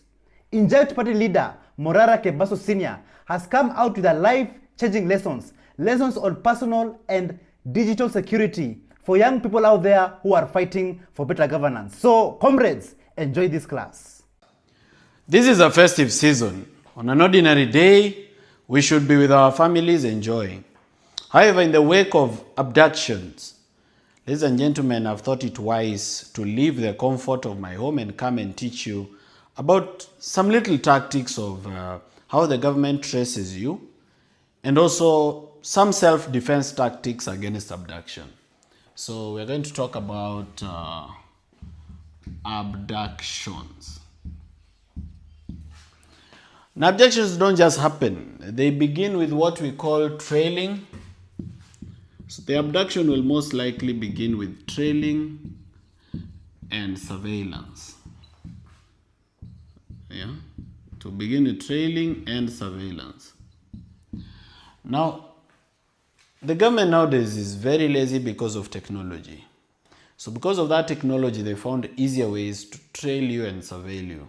So you need to understand these digital tactics that the government uses, and then what you do with that information is really to your own safety. Number one, Safaricom, or any line whatsoever, but most notoriously Safaricom. Now if you have a Safaricom SIM card, how a SIM card works is that it communicates to the nearest cell tower. Therefore, they are able to use a process called triangulation. They are able to use a process called triangulation to approximate the area where you are. And the people do this mostly is NIS and DCI, a department called CRIP. So there's a department in DCI, it's called the Criminal Research and Intelligence Bureau, and there's the National Intelligence Service. So mostly they are the ones who are going to do this because they have back-end access to Safaricom. And because they have that back-end access, they are able to trace your location. Na inakujanga kama Google Map pin. So they're able to follow that pin to an approximate of where you are. So you need to know this about the Safaricom line. So if you're up to something or you know that you're being trailed, you may need to remove your line. Now there's another thing I need to tell you about your Safaricom line. There is something about your phone called an IMEI, an IMEI number. Now, even if you know they are trailing you and you remove this SIM card and you throw it away, but you buy another SIM card registered in your name or even in another person's name, but you still put it in the same phone, they are going to use the IMEI to get your new number. So even if the new number is going to be registered in a different, name, they're going to use your IMEI number and they're going to get your new number. You need to be careful on that one. So you may have to throw away your phone and your SIM card, or keep away your phone and your SIM card and use a different one. Some of you believe that ukiwa na katululu ama kamulika mwizi you cannot be traced. That's very false. That's not true. You can be traced with any device, including katululu. So be aware of that. Number 2, all right, on the issue of tracking and tracing is KPLC. Now, so KPLC is very notorious for giving out your location. And KPLC knows literally where 90% of Kenyans live, especially if you have electricity. How they know is because of your meter number. Now, you will remember that whenever someone applies for a meter number from KPLC, they always provide the plot number. And whenever KPLC comes to give a quotation, they usually take the coordinates of that place. So because of this meter number and because of the national grid of the KPLC, they can use your meter number where you pay tokens to know your house. That is why sometimes you wonder, unapata wamekuja, wameenda hadi 5th floor, wameingia hadi number C1. It's because they know your meter number where you pay your token. So they're going to know your house. Again, as I told you, what you do with that information is really up to you. Number 3 is your phone. And here I want to specifically speak about something called Pegasus. Now, Pegasus is a hacking software, a surveillance software that was developed in Israel that Kenya bought for billions of shillings. Of course, there was corruption. There's corruption even in NIS. And what it does is that it sends a text to your phone. Now, Pegasus, unlike other hacking softwares, they don't have to touch your phone. Sio lazima washike simu yako for them to install Pegasus. They just need to send you a message. Once the message enters your phone, it downloads the software into your phone. Now, one of the ways to know whether you have been attacked by Pegasus is you leave your phone on the table, you're not using it, then you come back and find that your phone is hot. Unaacha simu kwa meza, unakuja unapata iko na joto. The reason is it's transferring information somewhere.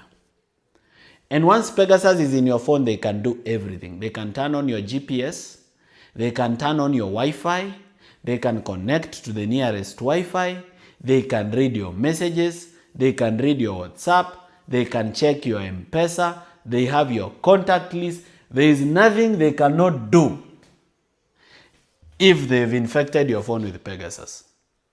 Nothing at all. So now, if they've hacked you using Pegasus, the following things are going to happen. Number 1, they will access your information. They'll access your data. Everything you do, including calls. Number 2, they'll turn on your mic. So there's a microphone in your phone. They'll turn on that mic and listen to you real time. Like as you are talking, they're listening. The third thing they'll do is they'll turn on your camera. So they cannot just listen. They can also take a photo of you or a photo of your surrounding as you're holding your phone. That's what they can do with your phone when they hack it. And as I've told you, they don't have to access your phone. It's not like these hackers who send you a suspicious email, you click on the link, then they hack your phone. No. This one, if they send it to your phone, you don't need to do anything. They've hacked it. Now, if you have the following things in your phone, you need to be careful. Number one, a loan app. A loan app. If you have a loan app on your phone, most apps that you use to borrow loans, what is it that a loan app usually asks you whenever you download it? Number one is allow contacts, allow the loan app to access your contacts. Number two, allow the loan app to read your messages, allow the loan app to access your photos. Now, the people who are controlling loan apps in Kenya, they have access to your photos. So if you have nudes in your phone and you think somebody else doesn't have them, you need to think again, okay? That's how much information the loan app can access. The loan app can read your messages because the reason they usually request to read your messages is to determine whether you are worthy of a loan. So they'll see your messages, maybe how many other loan are you borrowing from other places. Are there people who are asking you to pay them back money that you've taken from them? From your messages, they are able to know what business you do and what you are involved in. Imagine this is personal data that they are accessing inside your phone. So if you have a loan app, you should know that everything that goes on in your phone, there's a likelihood that the loan app servers have it. Okay? Number two, a dating app. They can either read your messages inside a dating app or they can come to you as a person wanting to date you. Now, the government has limitless resources and NIS is allocated an unlimited budget of billions of shillings. And because people are greedy, sometimes they usually steal that money. But whenever they put it to good use or to bad use, whichever the case, they can actually send someone to date you. It can be a lady, it can be a gentleman, it can be anything, depending on who you are and what you like. So they cannot lack 1 million or 200,000 or 50,000 or 10 million to give to someone to date you. In fact, they themselves, they have beautiful ladies and handsome gentlemen who can be given a quick Range Rover. They come and show you a lot of razzmatazz and glamour. You fall in love and they start surveilling you. So they can either do it to surveil you for information or they can do it to kill you. So death is also a possibility. So dating app. Number 3 is Google Maps. Now if you have Google Maps on your phone, just go to the settings, you'll see something called Google Timeline. And if your Google Timeline is on, itakuchorea everywhere you've gone with a blue kind of thing. So if this is Google Timeline,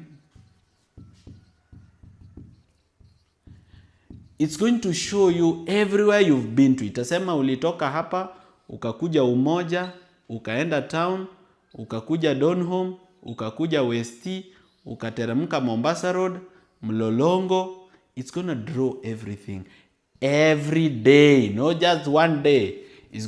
As long as it's on, Google Timeline is drawing everywhere you go every day. So they can access it. They can know where you are on the 11th of November and where you went after that because of Google Maps. All right.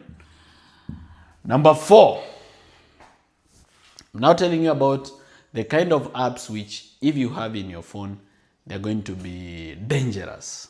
Sometimes they use game apps. So sometimes you may download a game app thinking that you've downloaded an app for a game, but this app is accessing other information around your phone. So it's from Justin Muturi abduction scandal, I would just say bring it on, to Gen Z body recovered, Is he serious? Kenyans are such an indisciplined lot. Family fights for father's release. Mimi siendi. Kitu nasema sirudi Nairobi kama sijapata haki yangu. Kama nitakaa 1 wiki kwa hii gari na wala siendi.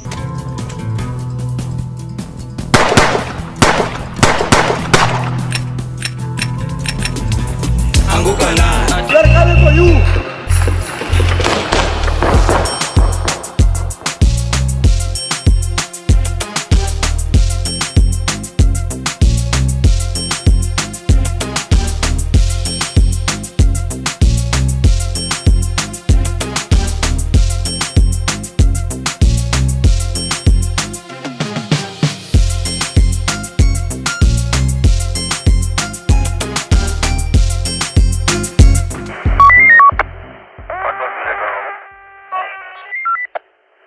Hello, how are you? Welcome back to ShowNewTrend. I'm Yusuf today and my name is Elvis Diri. Abductions is still happening in Kenya. It's still taking place in Kenya without shame. Without shame even from the international audience. And Wajakoya, he has come out and said that anytime you see someone being abducted, Kenyans, take matters into your own hands. That's not what he had to say. Shikeni hawa watu. Either wapeleke polisi, wakiwa na bunduki, apply force, restrain them. Washikwe, wapelekwe, na kama anataka kuleta nuks, wachapwe. That's the only way out, because tuko na serikali ambayo inatakana kulinda watu.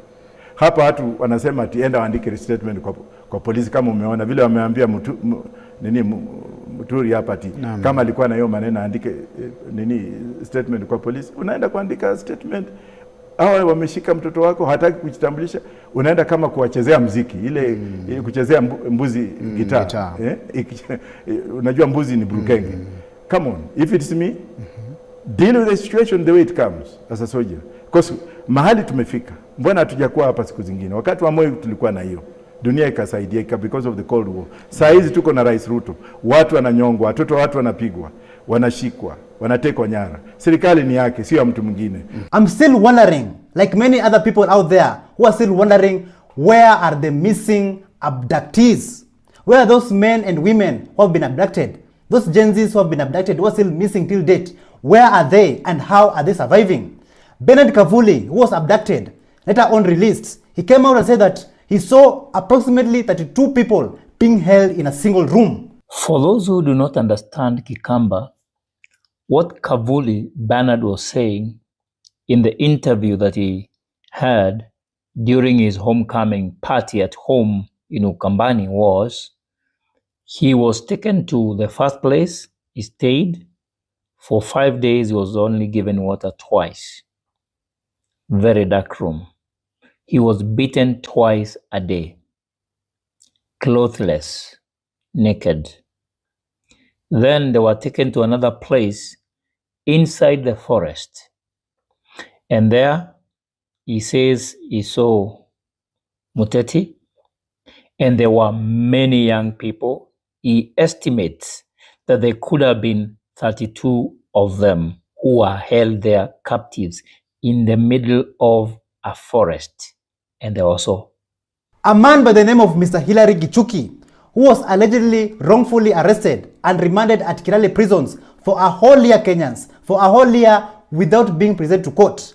His family, the Mziza family, they went on to campaign for their father's release. And I'm just wondering, is it possible under the Kenyan laws to arrest somebody and imprison them for a whole year without trial, without being presented to court? Is this not illegal? Is this not holding somebody hostage? Just take a look. Pesa 1400 ikawa nikazunguzwa hivyo tena ni Oshioro akiwa huku. Then unaweza wekea mtu pesa aje? Na ito jina. Unasikia venye anasema? Huyo ndio nataka aje. Inatoa Kevin. Tunaitumia saa hii. Inatoa Kevin. Huyo Ajeri mimi ndio nataka. Ndio nikukilipa pesa kama ni ukweli. Tujue Ajeri na Hilary walikuwa na uhusiano gani? Hata itoi Angelini inatoa. Na mbona huyu mama hakuendea Angelini mwenye alimwekea? Anasema hakuenda. Ndio hapo ndio nafikia. Na hapo ndio nilikuwa na polisi. Nilikuja anikafanyiwa hivi na polisi mwenye alimleta alinifanyia hivi. Lazima ifike. Hata niulize statement yangu. Sina haki. Hapana. Hiyo imenichokeza ama mwaka mzima mwaka paka hapa. Mwache tu. Niende nikajikalise. Mwache tu angoje aujue na probation ndio apewe nini? Mimi siendi. Mimi siendi. Kitu nasema sirudi Nairobi kama sijapata haki yangu. Kama nitakaa 1 wiki kwa hii gari na wala siendi. Naendea sister yangu. Siendi. Tunaenda huko. Hata mkitunyima nini ya kukaa, tuendi. Mimi wala siwezi enda. Nikakae wapi na watoto wangu? Nikakae wapi? Mwaka mzima kila kitu ya kukula. Saa zingine unasijaibu kumpe ati mtoto anaisija. Mimi kazi iliza nikitafutia huyu alikuwa juzi, huyu ni mzaa alizaa juzi. Mtoto hajafikisha miezi 2 na niko na mtoto mwingine. Hiyo nayo hapana. Then nilisimama kwa koti nikasitizia bwana yangu hiyo statement bwana ilitolewa juzi. Alikuja kunifanyia hivi ati hata niitisie bwana yangu statement. Kwa nini? Atukue pia huyu aweke hapo. The young people of Kenya, the Gen Zs, have been very vocal and holding the government accountable. But it clearly seems like the government has tried abductions and even worse, killing to shut down the young people, to shut down the Gen Zs, but it has all failed miserably. Force will not work on the young people. What we want is accountability, good governance, and a better future for this country. Listen to what Kevin Ayodi had to say. But I want to tell the government one thing. They have tried abductions, they have tried all this killing of the young people. Has anything changed? No, nothing has changed. Okay. So what are we saying? We are saying that the force does not work with these young people. Can we try to figure out something that we can use to make these young people behave? Right now we are seeing when you attack them, the more they become disobedient. Okay. They start coming up with cartoons and everything that upsets you. So what does that show you? Let's come up with an alternative way to see how we can calm down these young people. Because if this behavior continues, like she said, when the police comes maybe to arrest someone, these people will come and burn the cars and do everything. We don't want to get to that point. It has started already. Yes, it has already started. People, when they say anyone trying to be arrested, exactly, they call it abduction. And you know how police behave. So if such a fight starts between the police and the citizens, that's when they start shooting people to defend themselves, to defend their own. So we don't want to go to this stage whereby now the citizens decide to torture police vehicles, resisting arrest, themselves. Actually resisting legal arrest, thinking that it's abduction. Okay. So what we are saying is that let this government come up with strategies whereby they can listen to the views of Gen Zs, because they have demonstrated that when Gen Z speak something negative, they get it. That's why you see they speak the funeral. But when they are criticizing something useful, they tell you we don't want this in the finance bill, we don't want this, we don't want. They don't hear that. They don't. In fact, yes. So Kenyans, do you think it's high time that the President of Kenya, William Ruto, should be arrested and charged for all these happenings that is taking place in this country? Listen to what Jeremiah Kayoni had to say about this. It's been confirmed here by Muturi that the abductions were really under his command, because he's the one who made the call and the young man was released. So if your son or daughter is released and you cannot get hold of William Ruto, what does that mean to us? We are on our own. When we have the likes of Sudi, Kamket, Kimani Ichung'wa, and Farah Marin, allowing the utterances that we have heard from their mouths in the presence of William Ruto, and to the amusement of him, William Ruto, kwa sababu yeye ndio alikuwa anapiga makofi kuliko wananchi wanapotukana watu. It means that the center is not holding. And we as Kenyans must heed the call that has been made by our leader. And we must prepare to do what the South Africans, the people of South Korea, have done. It is time for us to go and arrest William Samoei Ruto from State House, because we are on our own. Hakuna kitu kingine tunangojea, na hakuna Mkenya anangojea kuambiwa Ruto ni mbaya. Wanajua ni mbaya kukuliko wewe mwenyewe. Hakuna jambo unaweza sema kwamba anaweza saidia sisi nalo. It is upon us to organize ourselves and get Ruto home. As leaders, na sisi wote wa Kenya. Kenyans, abductions have become a national crisis, and different people are using different forums like churches to speak against abductions in Kenya. Let's take a look at this. You know, when Vika was talking about abductions, because this is something that has also disturbed me a lot as a parent, as a Kenyan, as a brother. But no, I just thought about it and said, the people who are planning it and even executing it, you know, there are people who could be in our neighborhoods. There are people who live amongst us. Some of them are relatives, friends. Some even come to church on Sunday. And as they walk out, they've just abducted.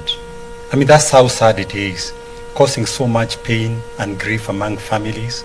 You can imagine if it's your child who has been abducted. Then the people who are responsible, they throw it back to us and say, we as parents are the ones to blame, you know. Somebody causes it, then they are blaming you. Yet we know that the same people who are saying that our children are indisciplined are the ones who are indisciplined. They are the ones who are stealing, causing so much mayhem in the country. So even as we continue praying, let's pray for this dark, evil spirit in them to be exorcised. Even a man from Kisumu had a very strong message to the President of Kenya about what is currently taking place in this country. Just listen to what he had to say. President Ruto, uwachi kukua peti.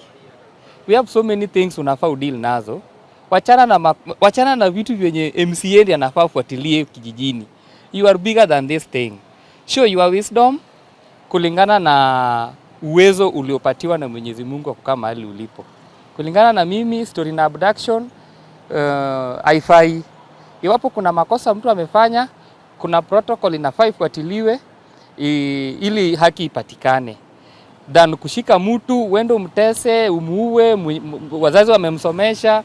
Sasa mtoto wa miaka 20, Ruto ako na miaka 60. Tofauti yenu ni gani kama mnafanya kitu inafanana? Kulingana na mimi, you are a parent, you are a leader and you are a president. Fanya vitu kulingana na umri wako na hekima yako. Even some politicians are not safe from abduction. Justin Muturi, who is the Public Service Cabinet Secretary, he went to Kilimani police station to record a statement regarding the abduction of his son during the anti-government protest in June 2024.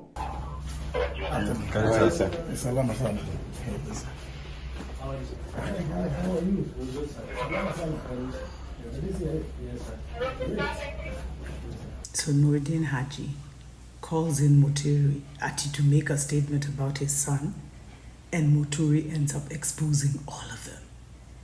Kwani, I think these guys are possessed. At this point, they're making such blunders, such childish blunders, kindergarten blunders. The blunders you make in training school and you get like a D or an F or an E minus. Because what the hell, now we know they're behind the abductions. And I'm telling you, family, the only thing Nabi's government cares about is their international reputation. And they don't realize, because of the way they behave, Nairobi is the center of the spy world. There's so many spies from all over just roaming in Nairobi. So they're not relying on PR stunts. They're getting the information qua ground. So what is the game plan? While Justin Muturi, the Public Service Cabinet Secretary, was writing his statement at Kilimani police station, he came out and said that Nuruddin Haji was responsible for his son's abduction. Later on, Raila Amolo Odinga, the former Prime Minister of Kenya, he said that Nuruddin Haji is a huge threat to justice, rule of law and accountability. Just listen to this.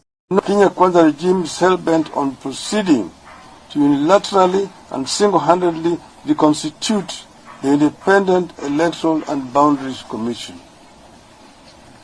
This comes against the backdrop of the earlier illegal forcing out of 4 commissioners who disagreed with Mr. Wafula Chebukati over the presidential election results. A biased and partisan IEBC is being put in place. Kenyans know what such a commission has done to this country before. After Justin Muturi wrote his statement and revealed the dirty secrets that is currently taking place in this country, some politicians were not happy. Like Member of Parliament, Aldai Member of Parliament Marian Kitany, she went on to threaten Justin Muturi, saying that she will move a censure motion against him in Parliament. Kama mtoto alikuwa abducted, alafu akarilisiwa, kuna kitu inaitwangwa kwenda kuripoti kwa police station. Kutoka hiyo miezi 6 tangu siku hiyo aliyekuwa abducted na kurudishwa paka saa hii hujaenda kuripoti kwa police station. Unataka nani akufanyie hiyo kazi? You are the minister for public, meaning hao watu wote in short wana report kwako. Ukikuja kwa media kutuambia kwa press na wewe ndio minister ya hao watu, hiyo ni kusema nini? Si umekosa kazi yako? Umeshindwa na kazi? So bado unafanya nini kwa hiyo ofisi? wewe ujiuzulu, kuja ongea huku nje kama raia mwema.